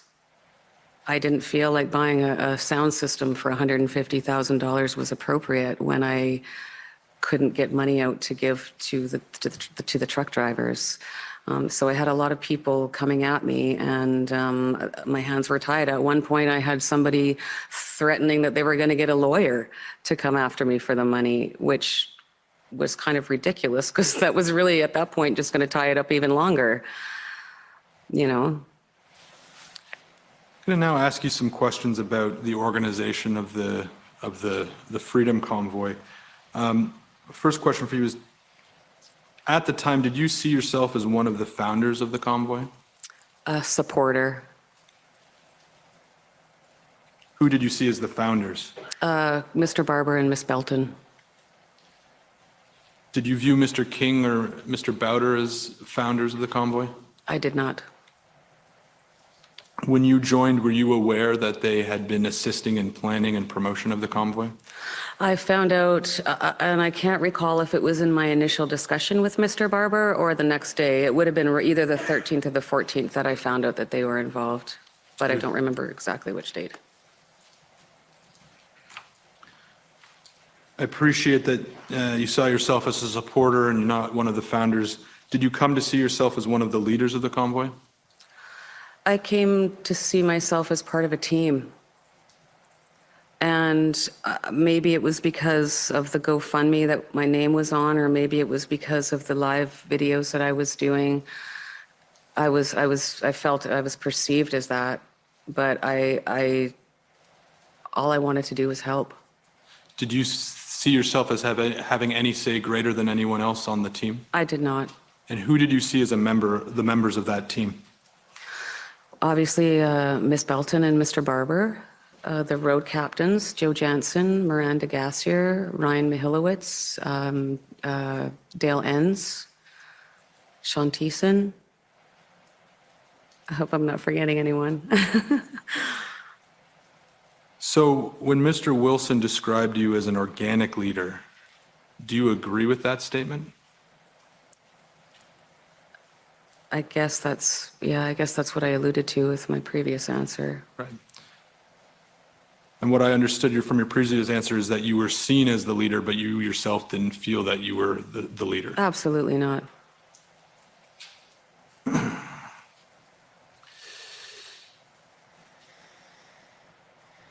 Chris Barber in his testimony discussed that there was power struggles among the organizers. Was that something you observed as well? It was, and I think when you have any type of organization, there's always power struggles involved, and ours was no different. What power struggles did you observe? I saw what I perceived was, people, organizations coming in, perhaps trying to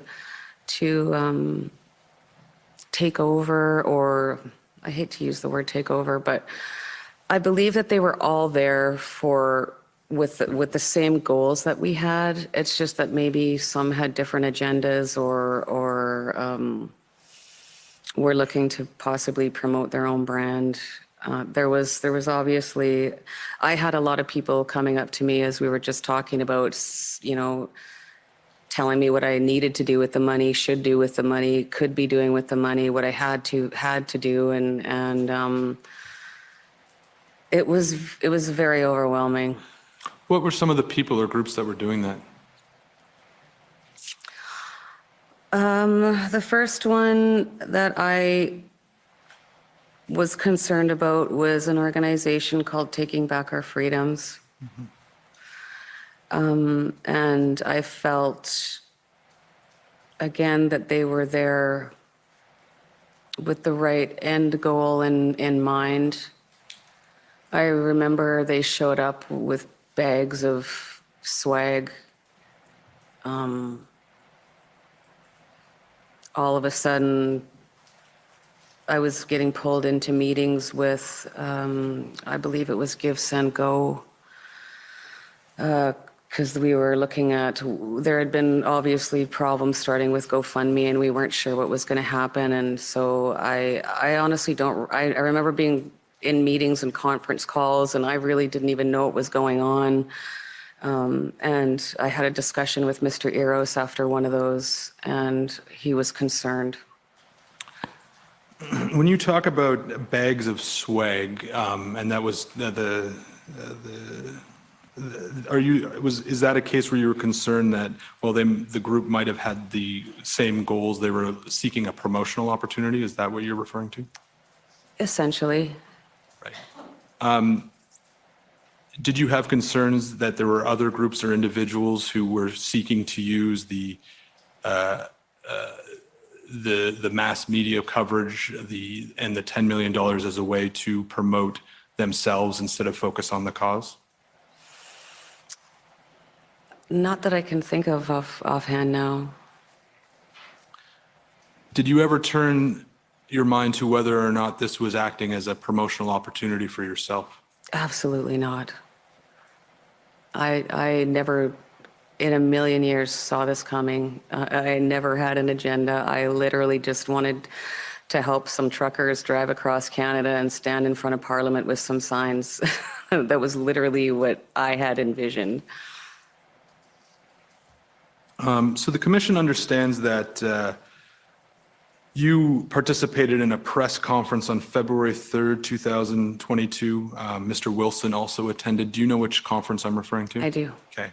And I'm going to ask you some questions about that conference in a second. But first, I just want to understand when you first met Mr. Wilson. They flew in on the evening of the 2nd of February, I believe. And it was quite late at night when they arrived. They came to, I think I was still at the Arc Hotel at that point, and they came up and introduced themselves. There was five lawyers, I believe, that showed up, and that's when I first met them. And how did it come about that the convoy was looking for a lawyer? Well, I know that there was a doctor that was in Ottawa with us that was quite concerned, I believe, about what he was seeing from these organizations that were coming in. And if I remember correctly, he's the one that set up a call with the JCCF. Sorry, who was that doctor? Dr. Francis Christian. And was it your understanding at the time that it was the JCCF that had arranged for Mr. Wilson and others to come and assist the convoy? Yes, yes. And what was your understanding of what the JCCF was? I had heard of them before, never imagined I'd ever need to use them, about the Justice Center for Constitutional Freedom. So at that point, I just understood them to be a charitable organization that assisted with legal cases, helping to fund defendants in legal cases such as this. Had you met Mr. Wilson prior to February 2nd? No. So can you please explain to the commission how it came to pass that you met Mr. Wilson for the first time on February 2nd and then on February 3rd were at a news conference with him? Yes, I can. Again, there was a lot of pressure that was happening at this time. It was Mr. Marazzo and I think within the first day or so, I think he saw me running around and people pulling me in all sorts of directions, and he took me into a room and we sat down, and in his very calm voice, he told me, you know, you need to take a day off. You need to just take a day and not do anything and just relax.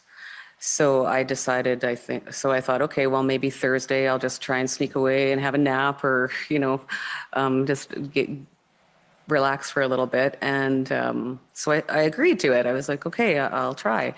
And then we had a meeting, I think it was Tuesday evening. It was actually probably Tuesday that day that we had that talk. We had a meeting Tuesday evening, which would be the night before they arrived.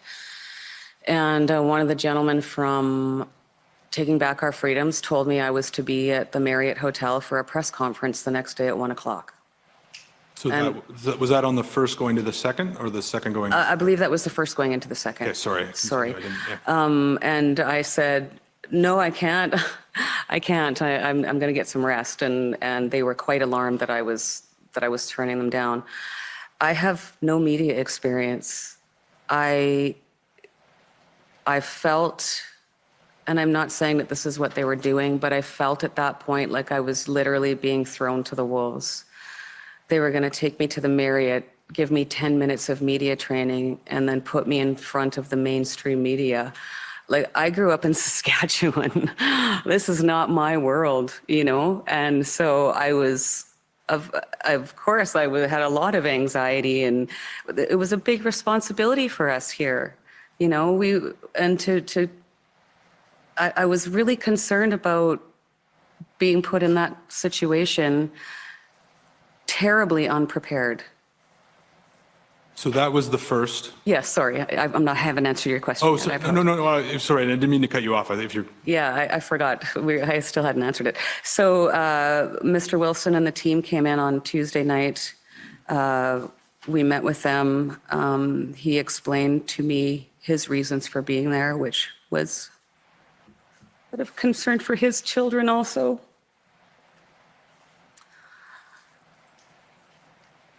And I immediately liked him and his team. I told them about this press conference, probably begged him to help me because he's had experience with this.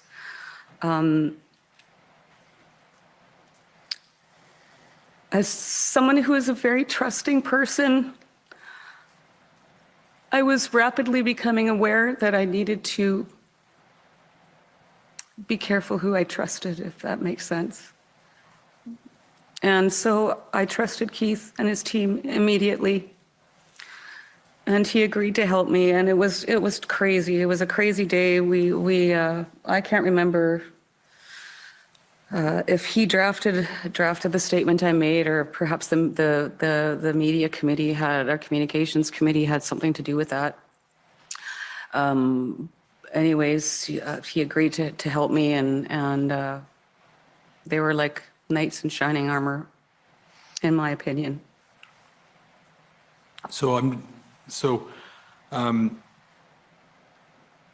You said in that answer that maybe we'll back up. So February 1st, I took it from your answer, it's fair to say you were already feeling overwhelmed by everything that was going on. Yes, definitely. And, before I left Medicine Hat, I was feeling overwhelmed. And now you were being asked to do a press conference, which you were not feeling prepared to undertake. Is that fair? That's fair. And you said in your answer that you also were getting the sense you needed to be careful who you trusted. Yes. Because as these groups would come in, I did trust them. Like, if you wanted to help, we need your help. You are welcome here. And in that instance, if I may back up just a bit. So as we were organizing before we even left, obviously the finance committee was one thing I recognized needed to be created instantaneously or right away. Our Facebook page was being inundated with messages that I was unable to keep up with. So I found volunteers and created a social media committee to have that, or to look after that. I then realized that we needed, I guess, a media team or I guess a media team would be the best thing. So there was a little committee made with that, which you heard Mr. Dichter allude to today that he was a part of. And I forget where I was going. Could you ask me your question again, please? My question was really, you said in the February 1st to 2nd period, you began sensing you need to be careful who you trusted. Oh, yes. And I wanted to understand what had caused you to have that feeling. Yes. I just can't remember what my point was with the committees, but anyways. Yeah, I felt at that point like everyone not everyone, I felt that some people didn't see me. They just saw $10 million over my head. And of course, as they would come in and these organizations would come in, and there were many, many wonderful organizations. And obviously we were very grateful for their help. But again, in that case, I was feeling as the days went on, I was getting more and more uncomfortable with them coming in and taking over the meetings that we like our briefing meetings. I actually left the Arc Hotel because all of a sudden they were in the room next to me on the 7th floor, which I thought was really odd. And one of the road captains made mention to me that we had a coffee in my room one morning, the road captains and myself. And they mentioned that when they left, like they were opening and closing their door to see who was leaving my room. I don't mean to interrupt you, but can you explain who the they is in this situation? I'm not sure who the room was, who it belonged to, but Mr. Bauder and Mr. Peloso and their team were in that room. And they were with the Taking Back Our Freedoms group? Yes. Was there any other groups causing you this sort of concern? Not that I can recall. And so what was different about Mr. Wilson and the people he was with? What you mean, why did I trust them? Another way of putting it, yeah. I felt that they were genuine. As I said, when Mr. Wilson was explaining to me his reasons, he was a lawyer, obviously. He was sent there to help us, but he was also had concerns, and he was concerned for the future of his children too. And I guess I just had to trust them, and he gave me no reason not to. And then at the next day, you did appear at the news conference with Mr. Wilson, is that correct? That's correct, sir. All right. And at that press conference, Mr. Wilson described you as the spark that lit the fire. Do you recall that? I do. Do you agree with Mr. Wilson? Were you the spark that lit the fire? As I said, I never saw myself in that light, and I still don't. I feel like I was part of just an amazing team. I would not describe myself as the spark that lit the fire. Appreciating everything you've said about Mr. Wilson, and I've heard you, did it concern you that Mr. Wilson opened the press conference by placing you in the spotlight like that? I didn't really think about it, to be honest. Now I want to ask you some questions about sort of your day-to-day life in Ottawa when you were participating in the convoy. And we've heard the evidence, and I've already heard you say we understand that it was a busy time, there was a lot going on. But can you give the commission a sense of what you were doing on a day-to-day basis? Well, when I first arrived there, I was in and out of a lot of meetings. It is honestly a blur. We had kind of a joke there that one day felt like a week. There was so much going on, but we would have briefing meetings in the morning to lay out kind of what we anticipated for the day. As I said, when we first saw this taking off, our number one priority became safety. Safety for the drivers, safety for the participants, safety for the public. So we had a lot of briefings on making sure that, talking about things like keeping the emergency lanes open. I remember, if I remember correctly, I believe the first weekend we got there, we had some problems with, I heard Antifa, that were spray painting vehicles and breaking windows and putting nails under tires. And so they created block captains that could monitor throughout the evening to ensure that people were going to be safe from, I guess, anti-protesters or whatever they are. So you attended the meetings. What else did you do? Lots of meetings in the beginning. I was at the Swiss Hotel. It was so many meetings at the beginning, honestly. I tried to get out to talk to people. The first Sunday we were there, there was a church service that we attended, and I spoke with the clan mothers and Mr. Dichter. And the commission's heard evidence, from instance, Mr. Marazzo, who described himself as responsible for logistics, Mr. Barber, who sounds like he spent a lot of time interacting with truck drivers and speaking with them. Mr. Dichter today talked about how he was responsible for public relations and messaging. We anticipate that Mr. Bulford's going to testify tomorrow and that he was responsible for security and other things. With all of that covered, did you have a specific responsibility? Mother hen? No. I guess when I first got there was lots of obviously meetings to do with the finances and stuff like that. And as I said, they were, we ended up setting up a GiveSendGo, so there was conference calls and stuff like that. The details I couldn't tell you, but I got out to speak to the crowd and wanted to go see the people, and I went to 88 or Emblem, I believe it was called, saw and went to the truckers that were down on Parkway. So I spent some of my time just walking around in the crowd and talking to people. And fair to say that once the money was frozen in terms of managing the finances, that was something that was mostly off the table? Yes, yes. I'm going to ask you about some of the people we've already discussed about and some of the people we've heard in the evidence. You've already talked about Mr. Eros, who we understand was the accountant for the non-for-profit corporation. Is that correct? That's correct. How would you describe your relationship with Mr. Eros when he was in Ottawa? He was a godsend. I will be forever grateful. That man dropped everything to come to Ottawa to help us with the accounting portion and GoFundMe and work with the legal team. And I thought he was great. I have very basic accounting skills, and so to have him come in was a huge load off my shoulders. He could understand what they were talking about. He knew the big words, right?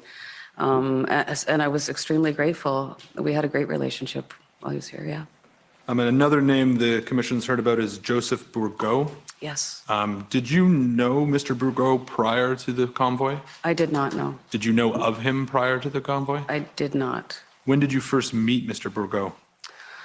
I believe we had stopped in, I want to say, we had a stop along the way, maybe Sault Ste. Marie? I can't remember. Anyways, we had a little pit stop, and I believe it was Mr. Barber who introduced me to him. And when Mr. Barber introduced you to him, was it your understanding that Mr. Barber and Mr. Bourgault knew each other? I'm not sure if they knew each other or if he knew of him. I can't say. Fair enough. What did you come to learn about Mr. Bourgault after meeting him? He's a very good man.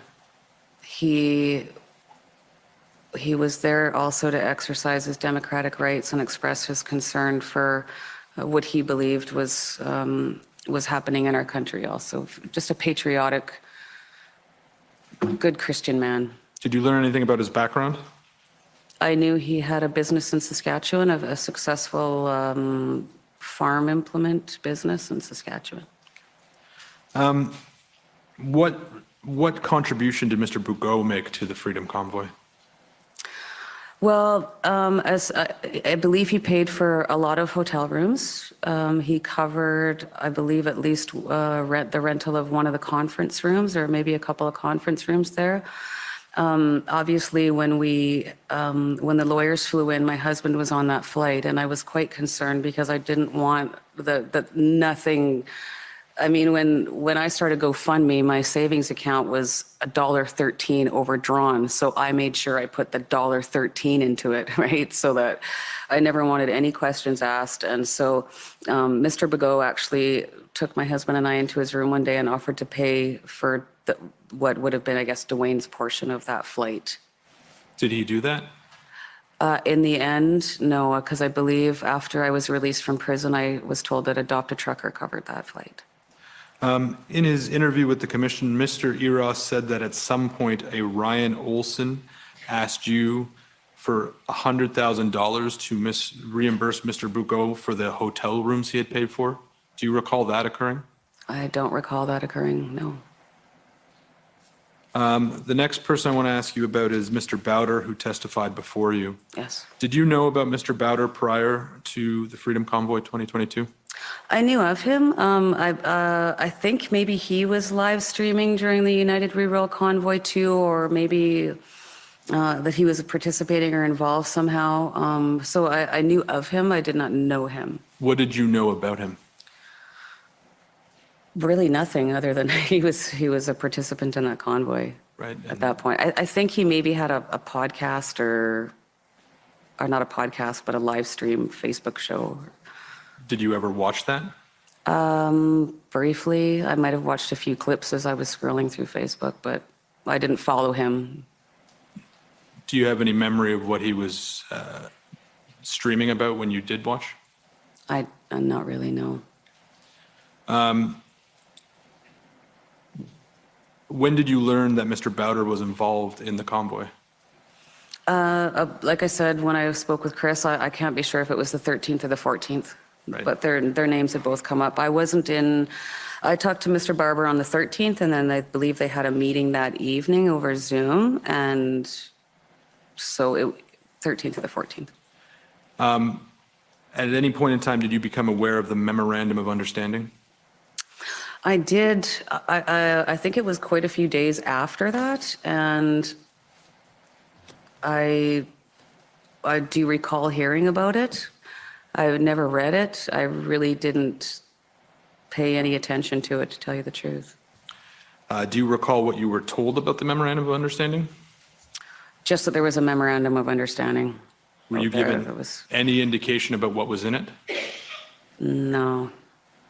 Mr. Wilson has testified and in his interview summary stated that members of the board had come to him at some point in time and asked him about the memorandum and whether or not it was, for lack of a better word, legitimate. Were you part of that conversation?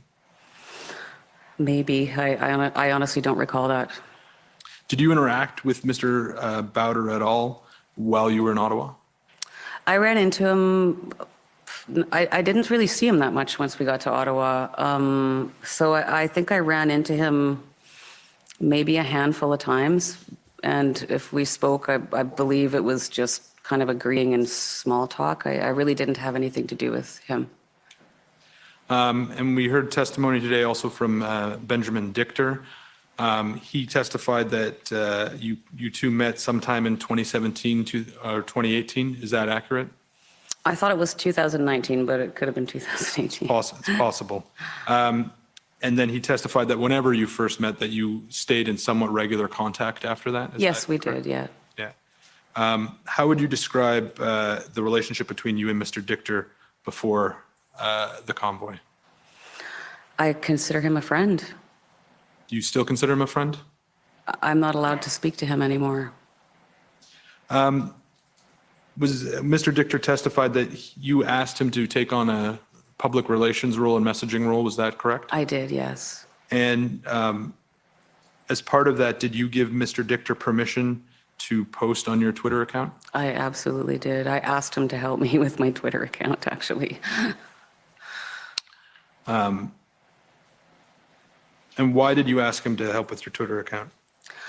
Because I was getting very, very busy. I was getting messages about the convoy, and I had my hands full with trying to focus on the Facebook page and help the social media committee, as well as preparing for our departure to Ottawa.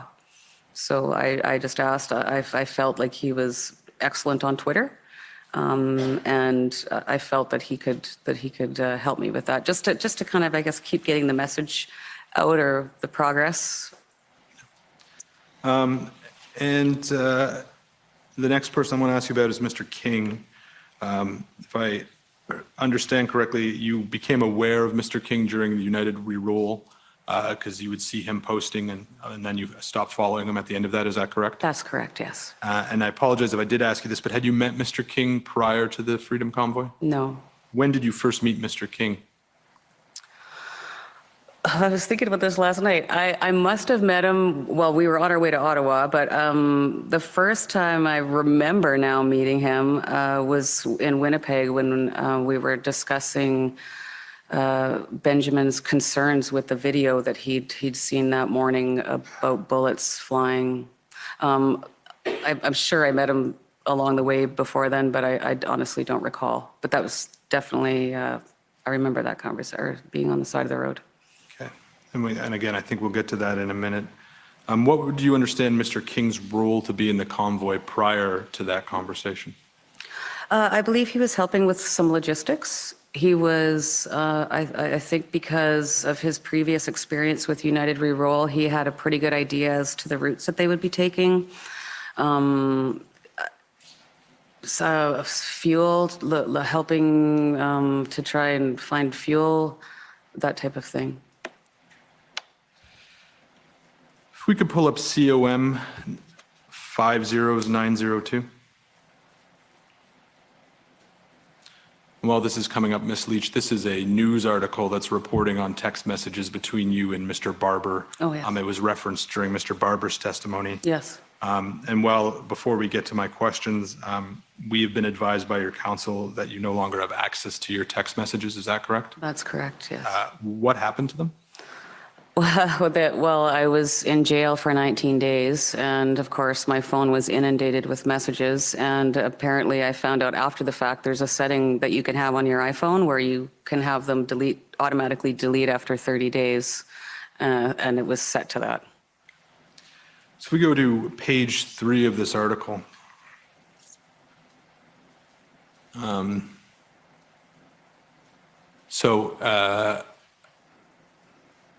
Do you see where it says on January 22nd? You see there? I do, sir. Okay, so it says, on January 22nd, Leach told Barber that they need to have a very frank discussion with King, raising concerns about past allegations against him. Do you see that? I do. Do you recall what the concerns were at this point in time? Well, up until then, I mean, I've obviously followed Pat through the United We Will convoy, and but I knew him by reputation also. And Pat has Mr. King, has a lot of people that like him and a lot of people that don't. He's a very controversial figure. So I was getting messages and phone calls from a lot of people that were concerned that he was involved.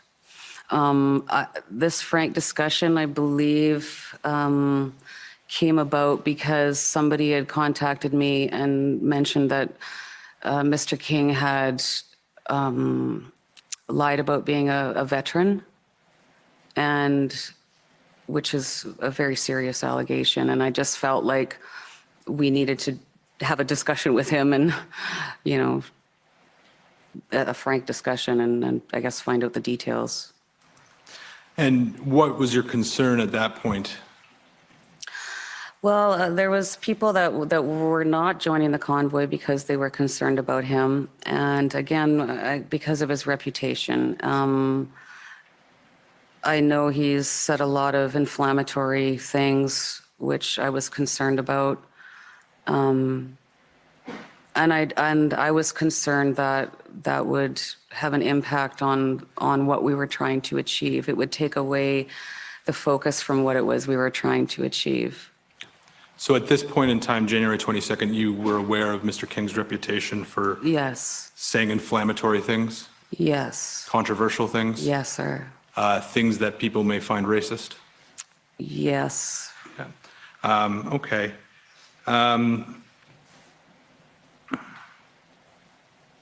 Had you ever been offended by anything that Mr. King had said? I'm not the type that gets easily offended, sir. But you recognize that some people would take offense and that could have an effect on the image of the convoy? Yes.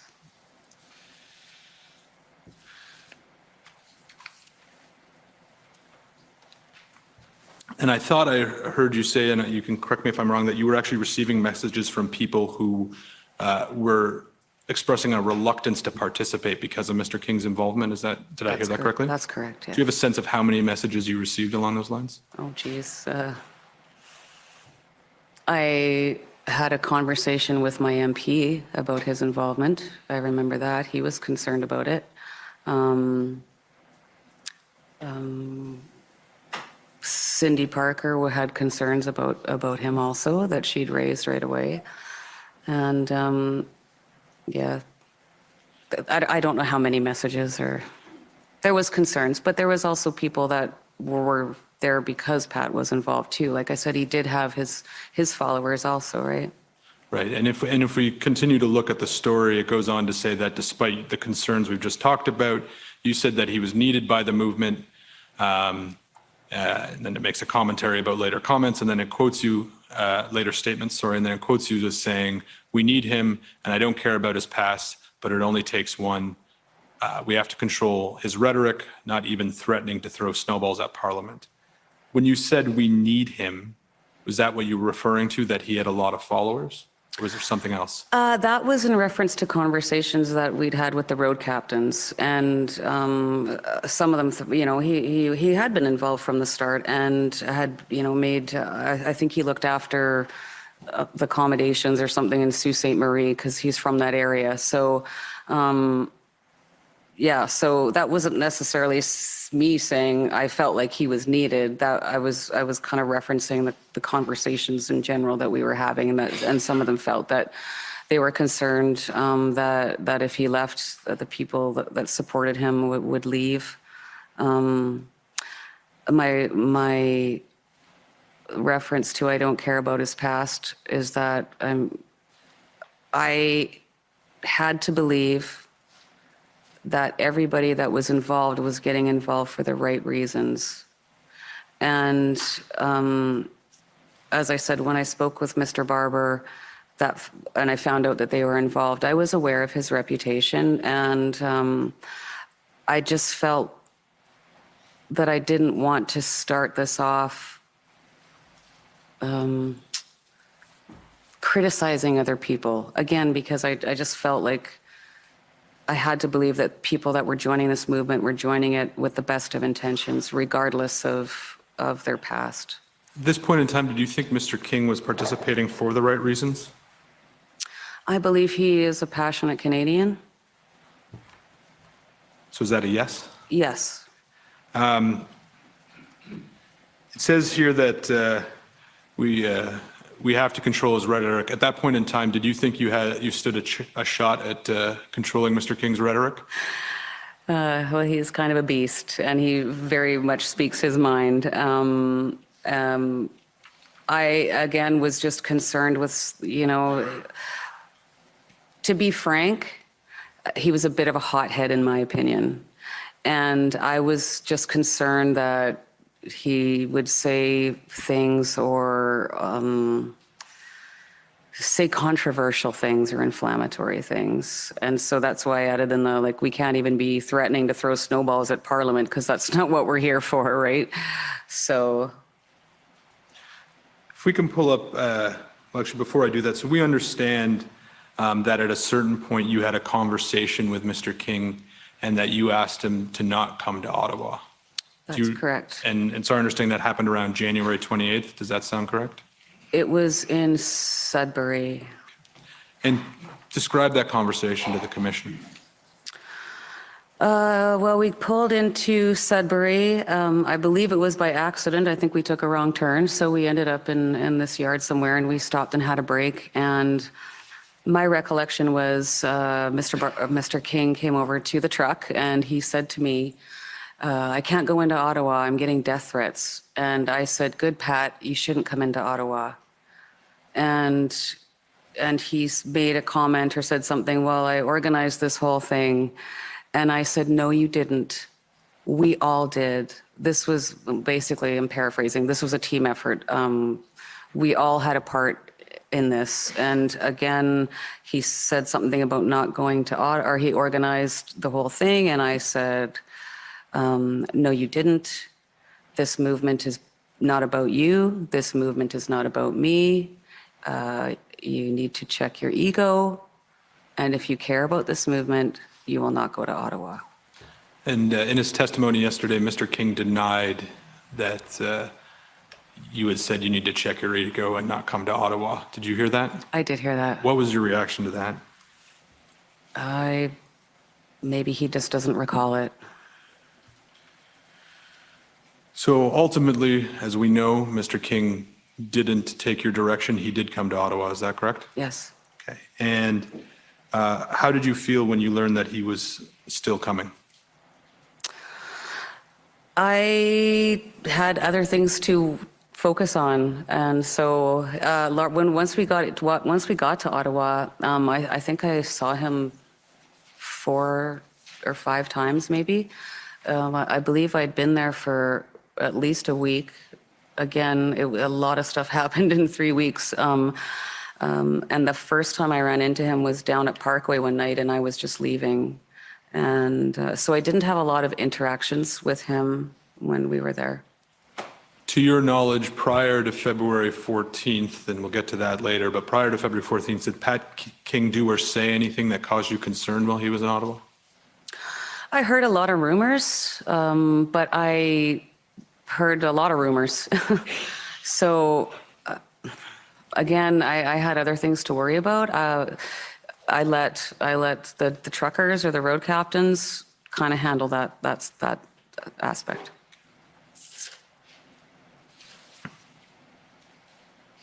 If we could pull up HRF 401346 and then go to page 51, I believe. And again, just to give you some context while we wait, I expect the document we will see is a code of conduct for truckers, and I'll have some questions for you about that. Sure. Yeah.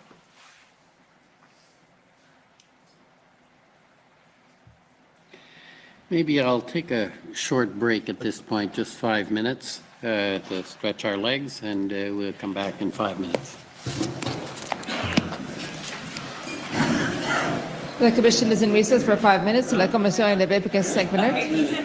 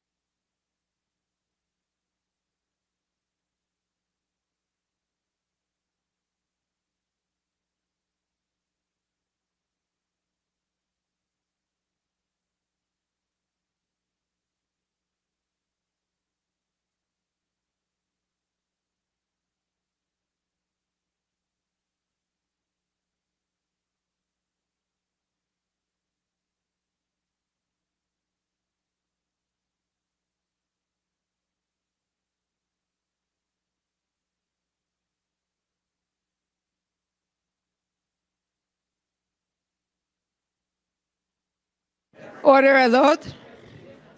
Order allowed.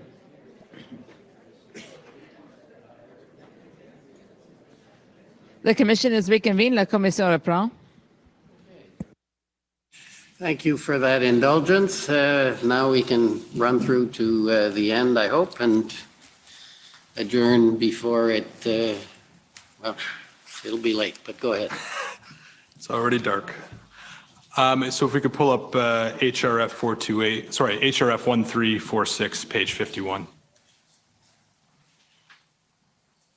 And if we could zoom in a bit. So Ms. Leach, this is a document titled Freedom Convoy 2022 Code of Conduct. Are you familiar with this document? Yes, I am, sir. Can you describe what it is? It is a code of conduct.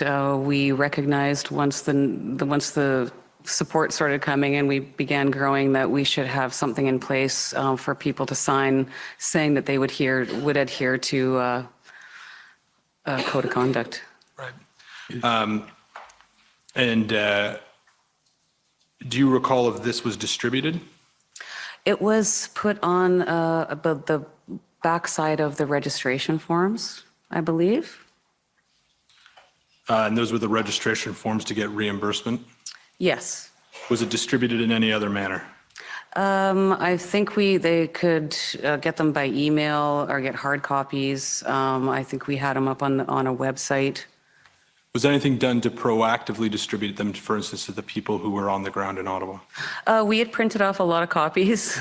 We had big hopes when this started, and so we'd printed off a bunch of copies to have the road captains take to the drivers to sign, thinking that this would be a fairly simple task, but because of the amount of participation that we had, it was crazy. But I actually did receive a lot of them through email, so they did get out. I'm not asking for a precise number in any way, shape, or form, but do you have a sense of how many you got back? I'm not sure. Okay. A lot. Right. And we see here in item 3, it says, be respectful. Everyone will have their own reasons for participating in this convoy, and we need to be respectful of their reasons. What were you trying to capture in that point?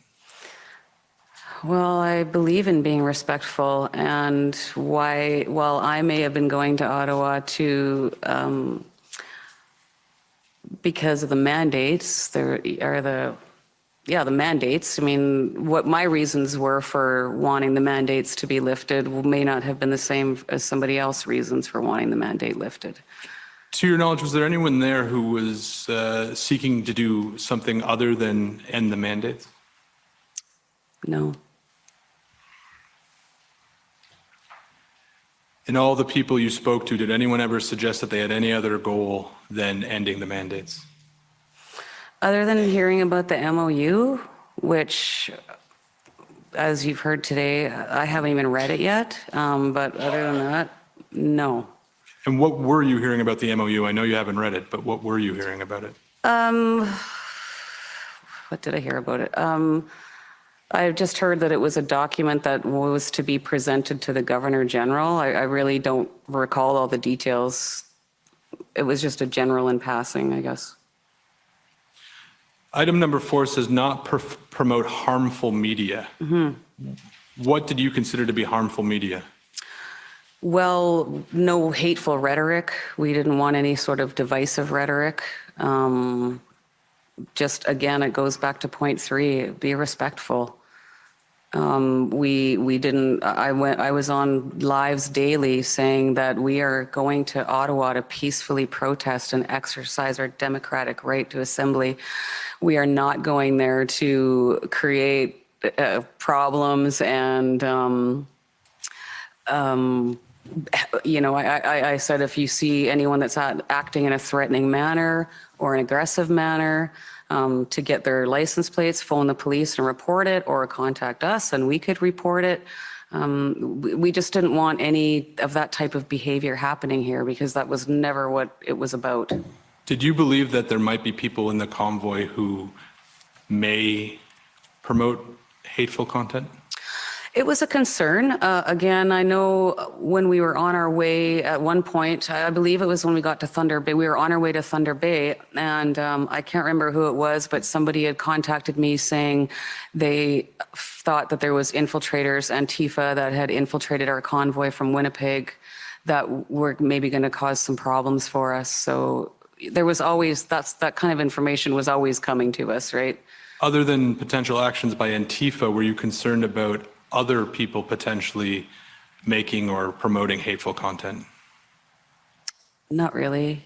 Everyone that I talked to and saw, and we're all there for the same reason. At any point in time, to your knowledge, did any of the organizers have to do anything to have to take any action because there was reports of either threats, harassment, violence, or hateful conduct, or anything that you would have thought was inappropriate?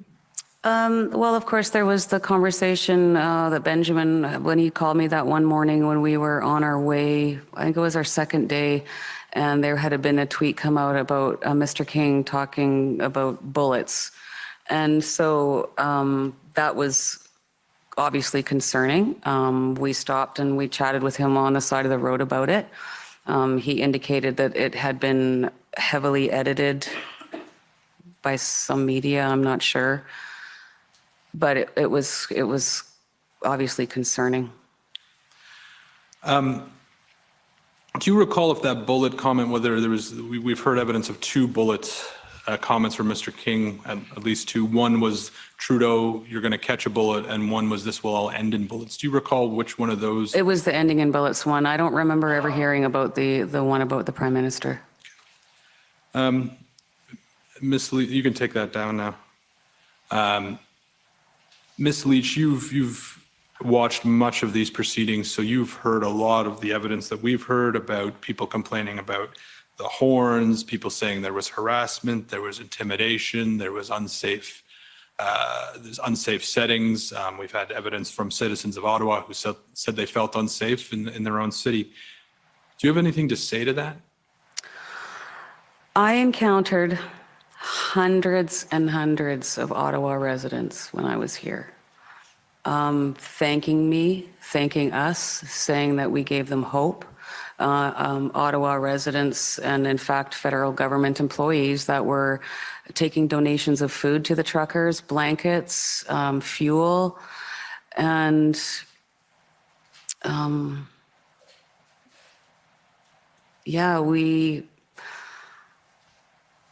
everyone had said the same thing to me, that, the word that I heard the most on the way here and when I was here was hope. Many of the protesters who have testified this week have shared a similar message, talked about the positive, loving atmosphere that they experienced in the protest. Do you deny that there were incidents of harassment or incidents of intimidation or threatening like the ones we've heard? Do you deny that that happened? I never witnessed it. I never witnessed any of that type of behavior. Again, there was always rumors, but I never personally witnessed any behavior like that whatsoever. I also heard that the Russians were involved. I also heard that we tried to burn a building down. There was a ton of misinformation out there. I had my family from Edmonton messaging me, texting me, asking if I was okay, and they were really worried about my safety. And I said, worried about my safety? Like, this is the biggest love fest I've ever participated in, right? When you hear the citizens of Ottawa, not all of them, I appreciate that, but when you hear some of the citizens of Ottawa say, I felt harassed, I felt intimidated, I felt unsafe, do you believe them? I believe that's how they felt. Again, I can't say I never witnessed any of that. Obviously, the last thing that we ever wanted to do when we came here was to make the citizens of Ottawa feel that way. And I guess, as we alluded to even in our letter with the mayor, right? Like, we never intended for that to happen, and we didn't want to cause that kind of disruption. And we worked really hard. The The road captains worked really hard to keep the emergency lanes open and to, of course, the horn injunction came in and worked really hard to ensure that that was adhered to. Because we definitely would never wanted anybody to feel that way. Right, and then once the horn injunction came in, that was now a court order. But Yes. prior to the court order, did you have a view on the honking? Well, I did have a view on the honking, as even Mr. Barber said. After a couple of days, it was getting to be a bit much for me. I trying to walk down the street and have a conversation with somebody was sometimes difficult. But again, I stayed in the Ark Hotel for a few days, and then at the Sheraton Hotel for a few days. And at least in my room, maybe I was preoccupied, but I didn't hear a lot of horns. But then we were on, I guess, Slater and Albert. Did you see yourself as someone who had a level of influence over the convoy and the protest? I felt like I was respected, that my opinion was respected by most of them, yes. Did you ever consider, given what you said, that you started to get annoyed at the horns? I take it you probably at some point understood that the horns was causing frustration to a lot of people. Is that fair? I'd heard that, yes. Did you ever consider taking any steps to use the respect you had to reduce or eliminate the horn honking prior to the court order? On or about February 4th, I want to say, my Facebook page was disabled, which is how I accessed the Convoy page to do videos. So I couldn't have, I guess, but I never really considered it because I left that type of stuff up to the captains. And was it, again, given the respect that you felt you had, and the evidence bears that out, or that we've heard a lot of evidence on that, do you think that if you had asked the captains to take action with respect to the horns, that they would have listened to you? Well, they already were, so it wasn't necessary for me to. So had you instructed the captains to stop the horn honking? I don't know. I don't think I instructed them to. I believe we had discussions about the horns, though. And what was the result of those discussions? Well, for sure, I know Mr. Barber would go out and try and talk to the drivers, and I believe Mr. Marazzo was also out to try and get them to slow or cease, become less frequent, sorry. It's okay. I'm going to move to another topic now, and I apologize, I am moving around in time. It's okay. The commission is aware that on January 30th, you attended a press conference with Mr. Barber and Mr. Dichter. This would be before the arrival of Mr. Wilson. Do you know what I'm talking about? I do, yes. Okay. And you had mentioned earlier that you were uncomfortable attending a press conference on February 2nd. Do you recall why you were comfortable attending this press conference on January 30th? Well, I wouldn't say I was comfortable. I was still quite nervous, but Mr. Barber and Mr. Mr. Barber and Mr. Dichter were friends of mine, and also we had made the conscious decision at that point to not have the mainstream media there, so I felt like the independent media were not going to be aggressive with me, if that makes sense. And with respect to the Taking Back Our Freedoms press conference, was your understanding the mainstream media would be there? They were there, yes. If we could go, so the video, the commission has the video, it's COM 50850. I'm not proposing to pull it up because, again, that would be the end of the day.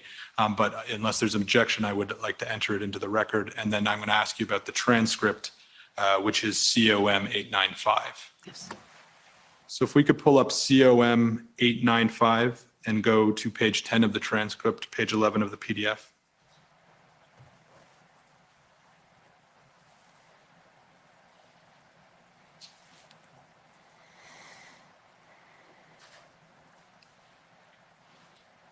So if we can scroll down.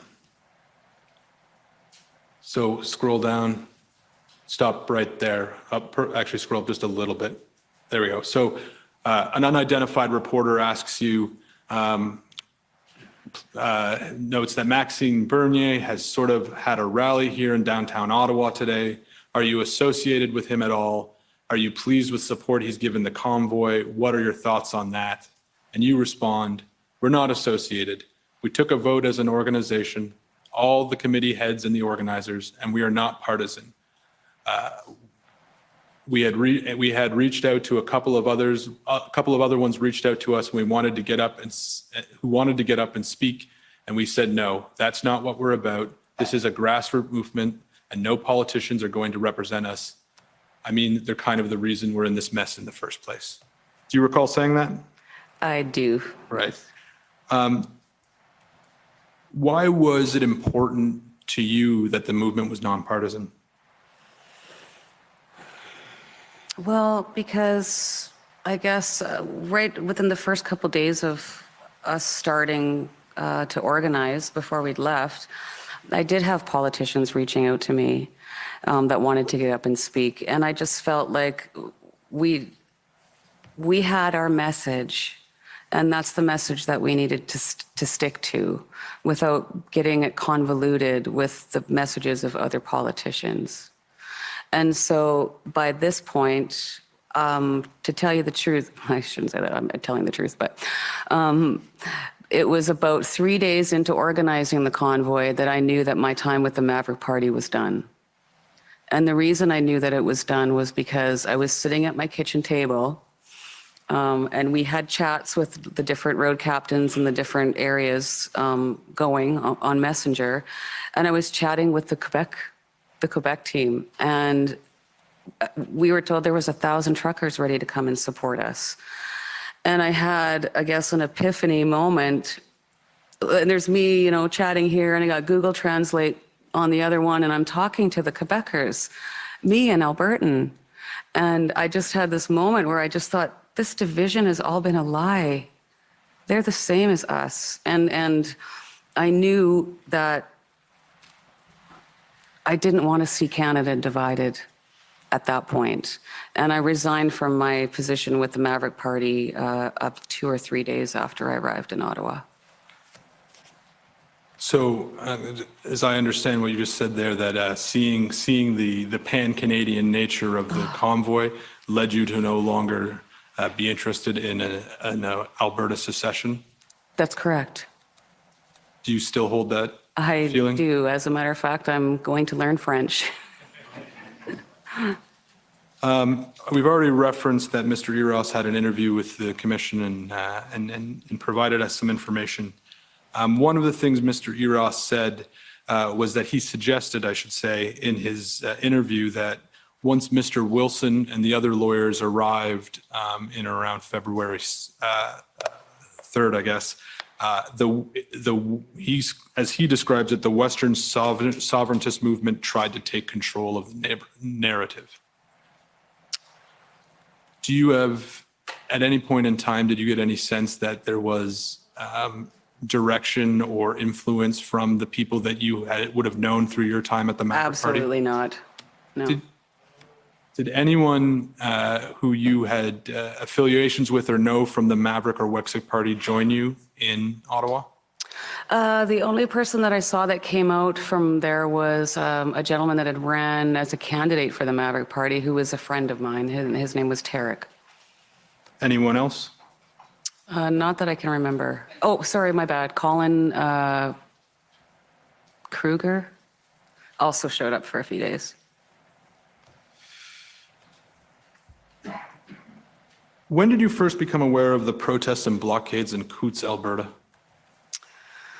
Oh, I'm not even sure. We had so much going on here to deal with. I remember hearing about the borders, but I'm not sure when it was. It has already been in the news for a few days, I think. Did you know anyone who was participating in the protests or blockades there? It's sort of my home area, so I do know of 2 of my friends that were there for sure. But I believe my parents even took food there one day. But other than that, I don't know.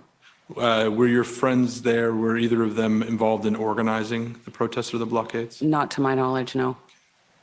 Were you communicating with your friends who were in Coutts? I think one of them had sent me a text message just to see how I was doing, because he was a friend of mine, and mentioned that he was there.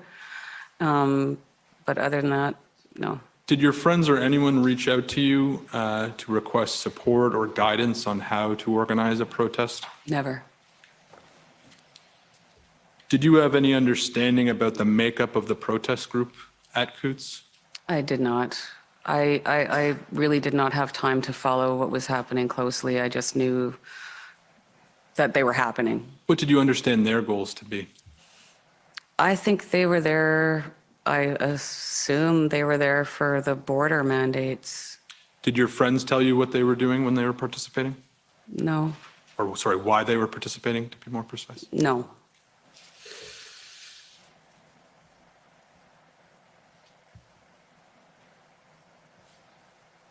Did you have any communications with any other protesters at any of the other protests in Canada that were occurring at the same time as the Ottawa protests? No, sir.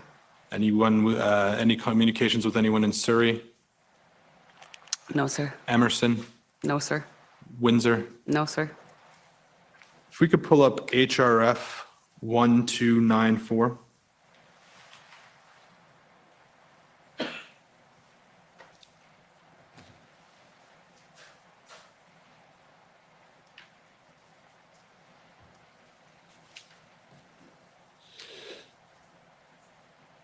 So if you scroll down, so this is an email dated Friday, February 11th, 2022. While it's blocked out, I believe this is an email that was sent to you. Is that correct? I had 15,000 emails, maybe. Well, let's scroll up and put some context to Sure. it then. So you see there on 2 days later, there's an email message from February 13th from Tamara with a signature, sincerely Tamara Leach. So it appears that you're forwarding this email onto someone named Danny. Yes. Yeah. Do you have any reason to believe you didn't receive the email down below? I don't, yeah. I don't have any reason to believe I didn't. There was a lot I didn't get to. And if we can scroll down. So it says, good afternoon. Please, we are looking for help to get in touch with an Ottawa Convoy organizer or someone who can help us. My uncle is desperately trying to organize the convoy in Windsor. Currently, there is no persons in charge. We are in immediate need of help and direction from the Ottawa Convoy organization. We are not looking for funds so much as support, direction, and to make the connection with your convoy. And scroll down. I will continue reading. And then it's signed by a Kathleen Tom in brackets Hogan. Do you recognize the name Kathleen Tom or Kathleen Hogan? I do not. Do you recall if you had any other communications from Miss Tom? I don't. Do you recall, does this refresh your memory at all about whether or not you received any other similar messages from anyone in Windsor or any of the other protest locations? No, like I said, I had a lot of emails that I never got to, but I don't recall seeing any of them. Now I'm going to ask you some questions about the agreement that was reached with the Mayor of Ottawa with respect to the moving of the trucks. And again, the Commission has heard a lot of evidence about that, but I have a few questions for you. When did you first come to know that it was possible that there might be the opportunity to have a discussion with the Mayor? Well, we had a meeting with Mr. French, I believe it was February the 11th. At that point, he didn't indicate to me who he was representing. I think he was just trying to open some negotiations, and I think it was maybe the next day or after that that I found out that it was from the Mayor, and so or that he was there on behalf. And so you said that was February the 11th? I think it was a Friday, February the 11th. And as we understand it, the letters that you and the Mayor exchanged were on February the 12th. Does that accord with your recollection? It does. So that happened pretty quickly, didn't it? It did, yes. Can you explain to me how that developed over such a short period of time? Well, as I said, we had a meeting with Mr. French and some of the road captains and other volunteers, and it happened really quickly because we wanted I viewed it as a first step, a step to start, getting the trucks out of the downtown core so that we could get those areas opened up for the citizens. And they've been saying here, shrinking the footprint or whatever. And it did happen really fast. And you have to understand that we had been there now for, I think that was going into our third week. We were tired. We wanted to go home. So we were looking for ways where we could start forming an exit strategy. And while our concern was obviously never with the city of Ottawa, we felt it was a step one. And number two, finally, someone is willing to sit down and just listen to us and have a dialogue with us.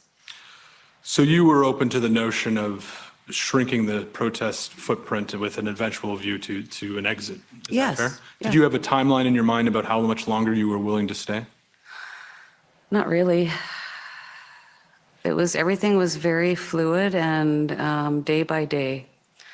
I guess my hope was that if we could open communications with the mayor and he could see that we weren't, the types of people that we were being described as in the media, that perhaps that would open the door for talks with someone, with MPs or someone in the federal government who would take the time to sit down and listen to us. You heard Mr. Dichter testify earlier today, I believe. Is that correct? I heard parts of it. Parts of it. Okay. Yes. Well, Mr. Dichter, his evidence in some summary was that he did not want to shrink the footprint, and in fact, he thought shrinking the move up to Wellington was a bad idea, and it was an attempt by some people to make it easier for the police to clear the protests. Was that a view that Mr. Dichter shared with you at any point in time? I don't recall if he ever did. I don't recall having that conversation, but again, there was lots going on. Do you recall if anyone within the board of directors or anyone who you were talking to on a regular basis, whether there was any dissenting voices, anyone who thought this was not the right move? Well, we talked with the road captains before that letter went out and had agreement. We discussed the draft of the letter, I believe, and Mr. Wilson and Mr. Chipiak drafted it and emailed it to everyone so that they would have a chance to read it also, and waited for the approvals to come back in. I don't recall if any of them strongly opposed it, to tell you, I'm not sure. I don't believe so. Mr. Dichter also testified today that after the news of the agreement came out, he received thousands of, I think maybe 2,000 messages of people who had concern and seemed disappointed or upset. Was that something he expressed to you? Not that I recall. Do you recall receiving any negative feedback from anyone after the deal became public on the 13th? I think there was some people that felt a little bit confused. I mean, I remember hearing that some people didn't feel or felt a little bit confused about what was happening. I remember hearing something to the effect of Tamara's negotiating with the mayor behind our backs, which was not true. But again, it was just all rumor,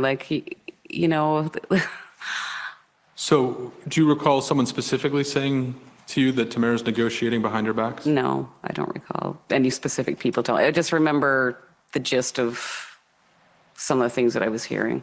Right. And other than the road captains and the board, with the fact of the negotiations, was that something that was discussed with the protesters more generally before the deal was entered into? We printed off some information after we discussed it as a group, and went out to speak to the truckers about it, to explain to them why we felt this was a really good idea. I'm not sure what the experiences were of the road captains. I know I went out to 88, I believe it was, and had a great conversation with the gentleman that was kind of overseeing out there, and he was in full agreement. I talked to some of the other truckers that were out there, and they were in full agreement also. They all thought it was a good idea. And we heard today Mr. Dichter talk about the tweets that he made, both from his personal account and from your account, after the deal was announced publicly in the media. When did you first learn that Mr. Dichter had tweeted and then retweeted from your account that there had been no agreement? Must have been that same evening. I believe I was at the Swiss Hotel when that came out. And I think it was definitely after the fact that I'd heard about it. And it must have been that same evening, I'm assuming. What was your reaction? I was shocked, but I knew that Mr. Wilson, they'd seen it right away. I think he saw it come up on his Twitter right away.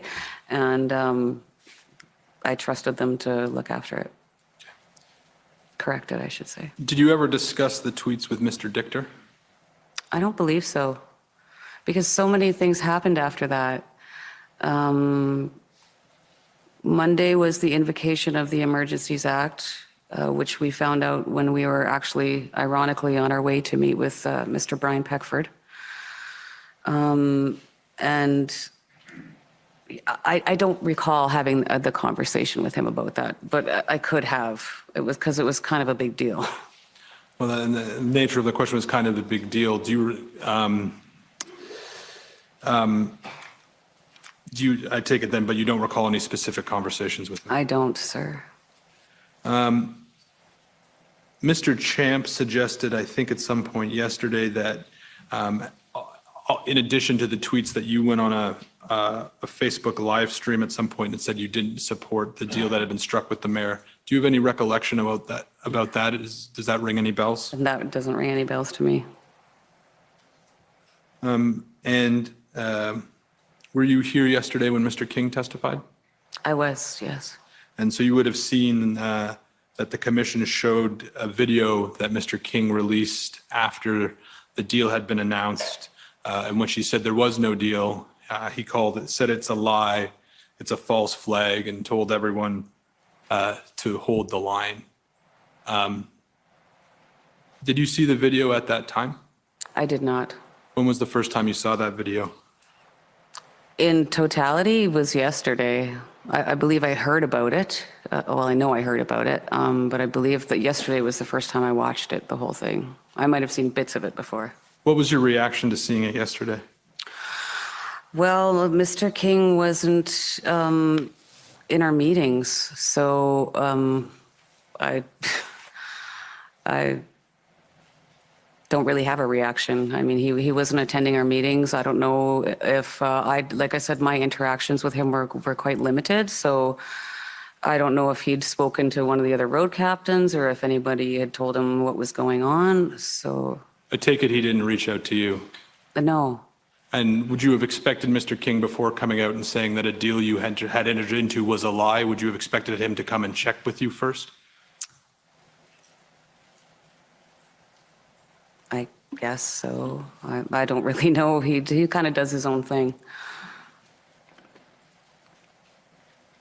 Do you still think that Mr. King was at the protest for the right reasons? I have never heard him speak from his lips that I could hear racist comments. I've seen the videos that have been, online that you guys have shown. I personally have never bared witness to that. And I believe at his core, he was here to, just like the rest of us were, to exercise his democratic rights to a peaceful assembly. Do you have any regret that Mr. King was associated with the convoy? I've thought a lot about that question, and he is a part of the story. And I can't really have regrets, because it is what it is. The things happened the way that they were supposed to happen, and I guess he had a part to play. I don't know. That's a hindsight is 2020, right? So as everyone in this room knows, the Emergencies Act was invoked on February 14th, 2022. After the invocation of the act, what was your understanding about whether or not people could continue to protest in the red zone peacefully? Well, nobody had ever come up to me and told me that we needed to leave. Have you seen the flyers that have been shown in the evidence? OPS flyers giving notice that people needed to vacate the area. I did, yes, yeah, I did see those. Did you remember seeing flyers like that at the time? I did see somebody sent me a screenshot of one. I can't remember if I had an actual copy of it, but I had a screenshot of one, and I thought it was odd. Now it's been a while, but I think it was because there was spelling mistakes and it wasn't signed by anyone. I didn't know. I guess at this point I was kind of questioning the validity of anything I saw, really, and it was definitely alarming. Came to us and said, "You guys have to leave right now." And as far as I was concerned, we were peacefully protesting. We were exercising our democratic rights to be here and to protest. So if no one came and told you had to leave, what did you think the impact or purpose of the invocation of the Emergencies Act was? Again, this is an entirely new world for me. I didn't know. I remember when I believe the city of Ottawa implemented a state of emergency, and then Mr. Ford invoked a provincial state of emergency. And I don't want to sound flippant, but what I saw from those were small groups of police officers standing around to larger groups of police officers standing around. So I didn't understand fully, I guess, what that meant in terms of what was expected of us. So it was really alarming. I remember starting to get quite anxious about what could be coming. As one of the people who was organizing the movement, as the person who you at least identified had been held out as a leader, even if you didn't feel that way, did you take any steps to figure out what it meant that the Emergencies Act had been invoked and what that meant for the people who were protesting and the people that you understood to be supporting your convoy? Well, as I said, we were on the way to meet with Mr. Peckford when we heard that Mr. Trudeau was going to be invoking the act or announcing that he was going to be invoking the act later that day. And Mr. Peckford thought it would be a good idea for us to do a press conference about it also. And so we did do a press conference later that day, prior to the Prime Minister's press conference. And we wanted to continue and peacefully protest. But I knew that people were leaving, which I encouraged. And I believe it was the 16th. It was the day before I was arrested that some of the road captains and friends that were close to our organization started leaving, which of course I encouraged. I mean, I was concerned about what could be coming. We had heard that there was quite a police presence coming, and obviously I didn't want to see anyone be hurt. I didn't want to see anybody get arrested. Ottawa? It was getting close. And you already mentioned that you got arrested on February 17th. Yes, sir, I did. Can you tell the commission what it was like to be arrested? Well, it was, again, kind of ironic because I went down to the War Memorial that day to attend the service that the vets were having there every day. I spent my afternoon walking the streets with a veteran and my husband and Miranda, one of the road captains, just talking to people. And I was aware the night before, I'm sure you saw the video, that it was most likely coming. Or that there was a chance that I could be arrested. And we went back to the hotel, and within 15 minutes, everybody's phones started blowing up and that Mr. Barber had been arrested.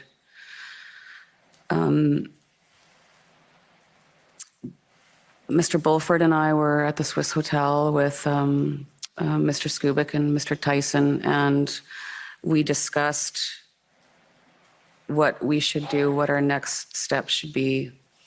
And we were concerned that if they were starting to arrest the organizers, that they would come to the hotel. And my husband was there, and Mr. Bulford's wife was there. And obviously that was the last thing that I would ever want my husband to see, was to me be arrested.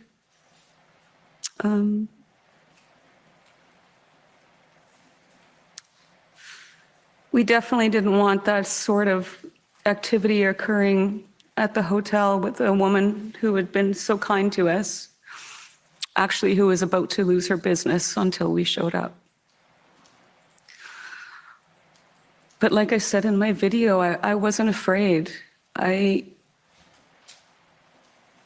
believe and still believe that we did an excellent job remaining peaceful, advocating for the police, advocating for respecting the police. And so we made the conscious decision to go out and ask the police if they were looking for us.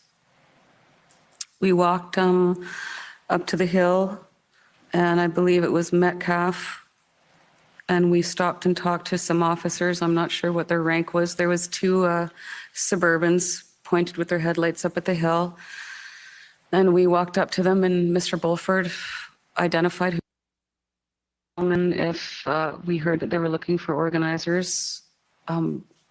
We're part of the volunteers, and he indicated to us that he didn't have information on that. Danny asked him maybe a second time, or he asked him another question, and he rolled his window up, communicated with somebody, rolled his window down and said no. And I remember saying, well, if that changes, we're just going to be up at the hill here. And we went up to the hill, and I think we were there for an hour and a half to 2 hours. And we decided to go back to our room. We'd presented ourselves to the police. They indicated that they were not looking for us. We walked down to the Arc Hotel and warmed up. It was cold that night.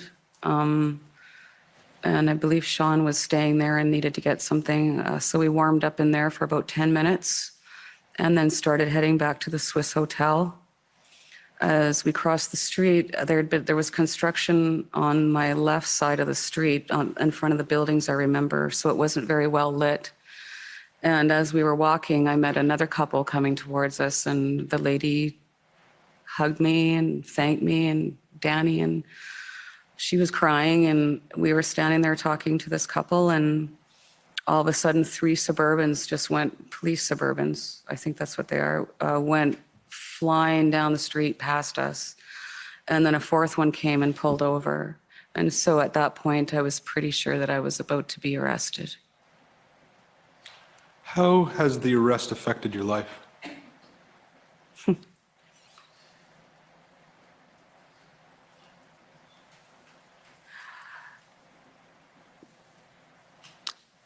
I've lost my job. I've lost my freedom of speech. I've lost my freedom to communicate with my friends, which was quite traumatizing because we just experienced something huge. And we didn't get any time to even sit down as a group and just talk about it and talk about our experience. We didn't have that opportunity. That was taken away from me. I have to be very careful about every move that I make. As you know, I was arrested on an alleged breach charge for attending a dinner in Toronto. I had the police show up at the place that I'm staying last weekend because somebody saw me outside smoking a cigarette.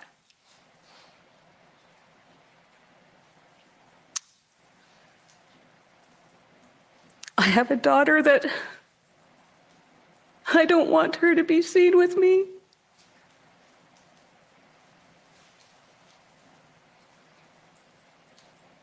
Because I'm worried. I'm so sorry. Take your time.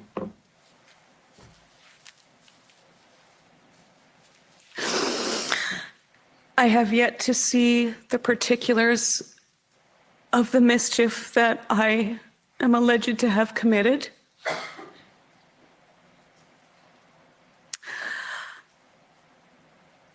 I just...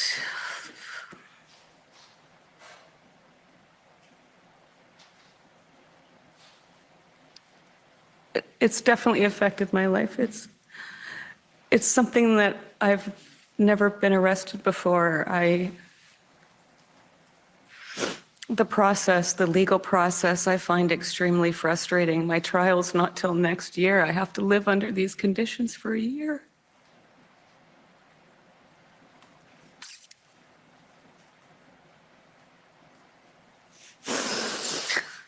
But I'll make it work.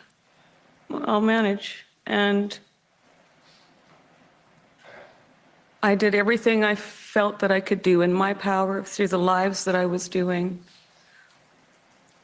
And I believe it worked as I was advocating again for peaceful protest, respect the police, please respect other people. That was a big part of the reason I did that live the last night. I saw a lot of those flags. And while I support anyone's freedom of speech, it's not something that resonated with me. I saw and heard of people that were upset with some mainstream media. And I just wanted to... I did my video because regardless of how angry we are with the lack or the leadership that we've seen, the divisive rhetoric, the division between the vaccinated and the unvaccinated that I've seen come from elected officials, civil servants, towards their own people. And I saw those flags one day, and I kept thinking, I got to get to the stage and make a speech. Like I felt that I needed to get there, and I needed to just say, you know, Mr. Trudeau has 3 children, and I have 3 children, and my kids have to wake up and see this stuff on social media too. Actually, when I was arrested, my 19-year-old daughter woke up to read an article that I hung myself in jail. She's 19.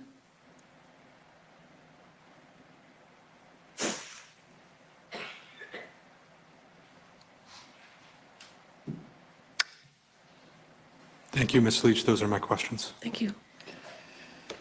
Okay.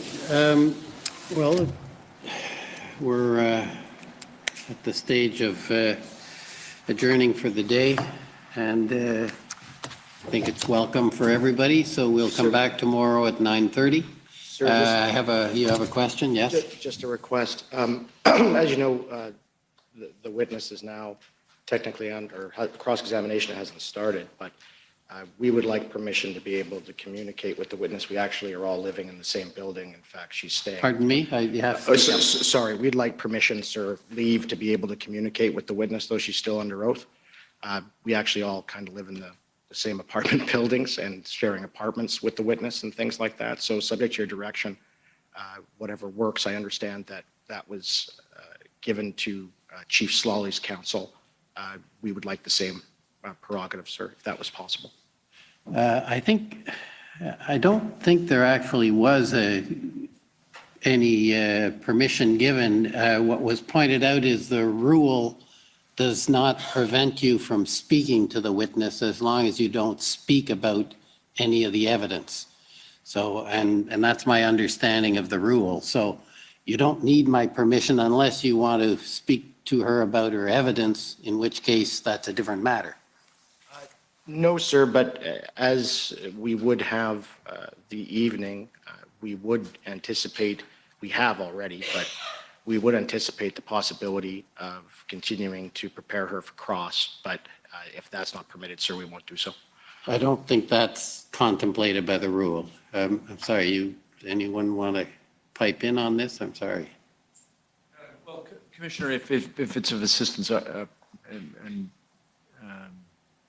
not certain exactly who helped facilitate the way in which we approach the matter with Chief Slowly, but I believe the application of the rule is that the witness's evidence given to date is not the subject of discussion, but that would, I think my friend would be able to speak about the questions that he intends to ask without going back over what the witness has given. Yeah. I believe that's how we reached agreement with our friends from the Ottawa Police Service who had raised the issue and with some of your commission counsel. Yeah, I think its lawyers have to be aware of the rule. It's basically the same rule as applies to in courts, and you can't speak about the cross-examination on the evidence. You can prepare, but that's a different matter. And the line, obviously, we rely on lawyers to respect that, obviously.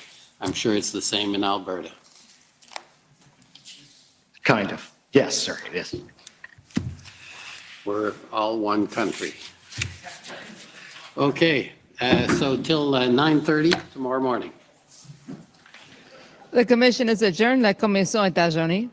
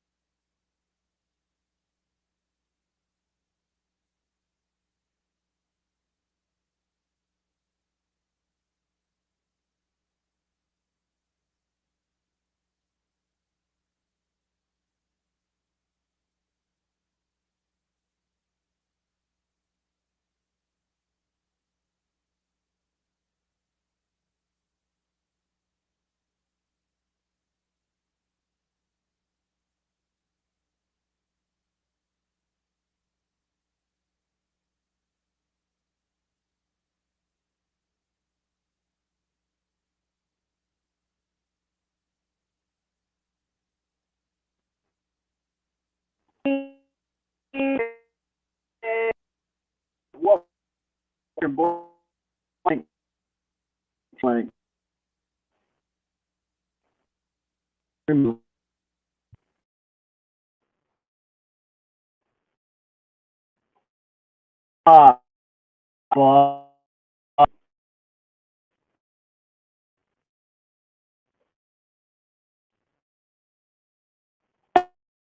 Hey, go.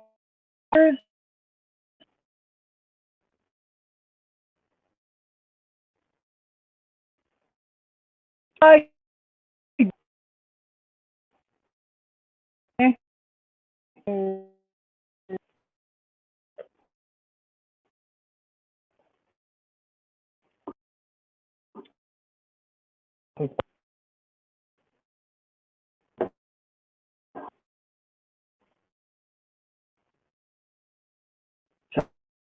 Oh, your like here.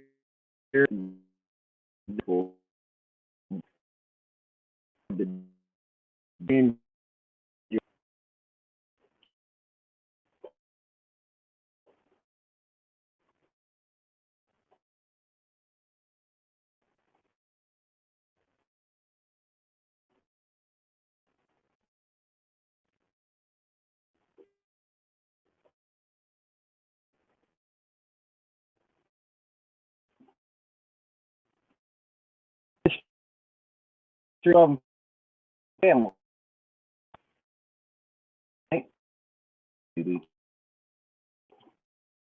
Two.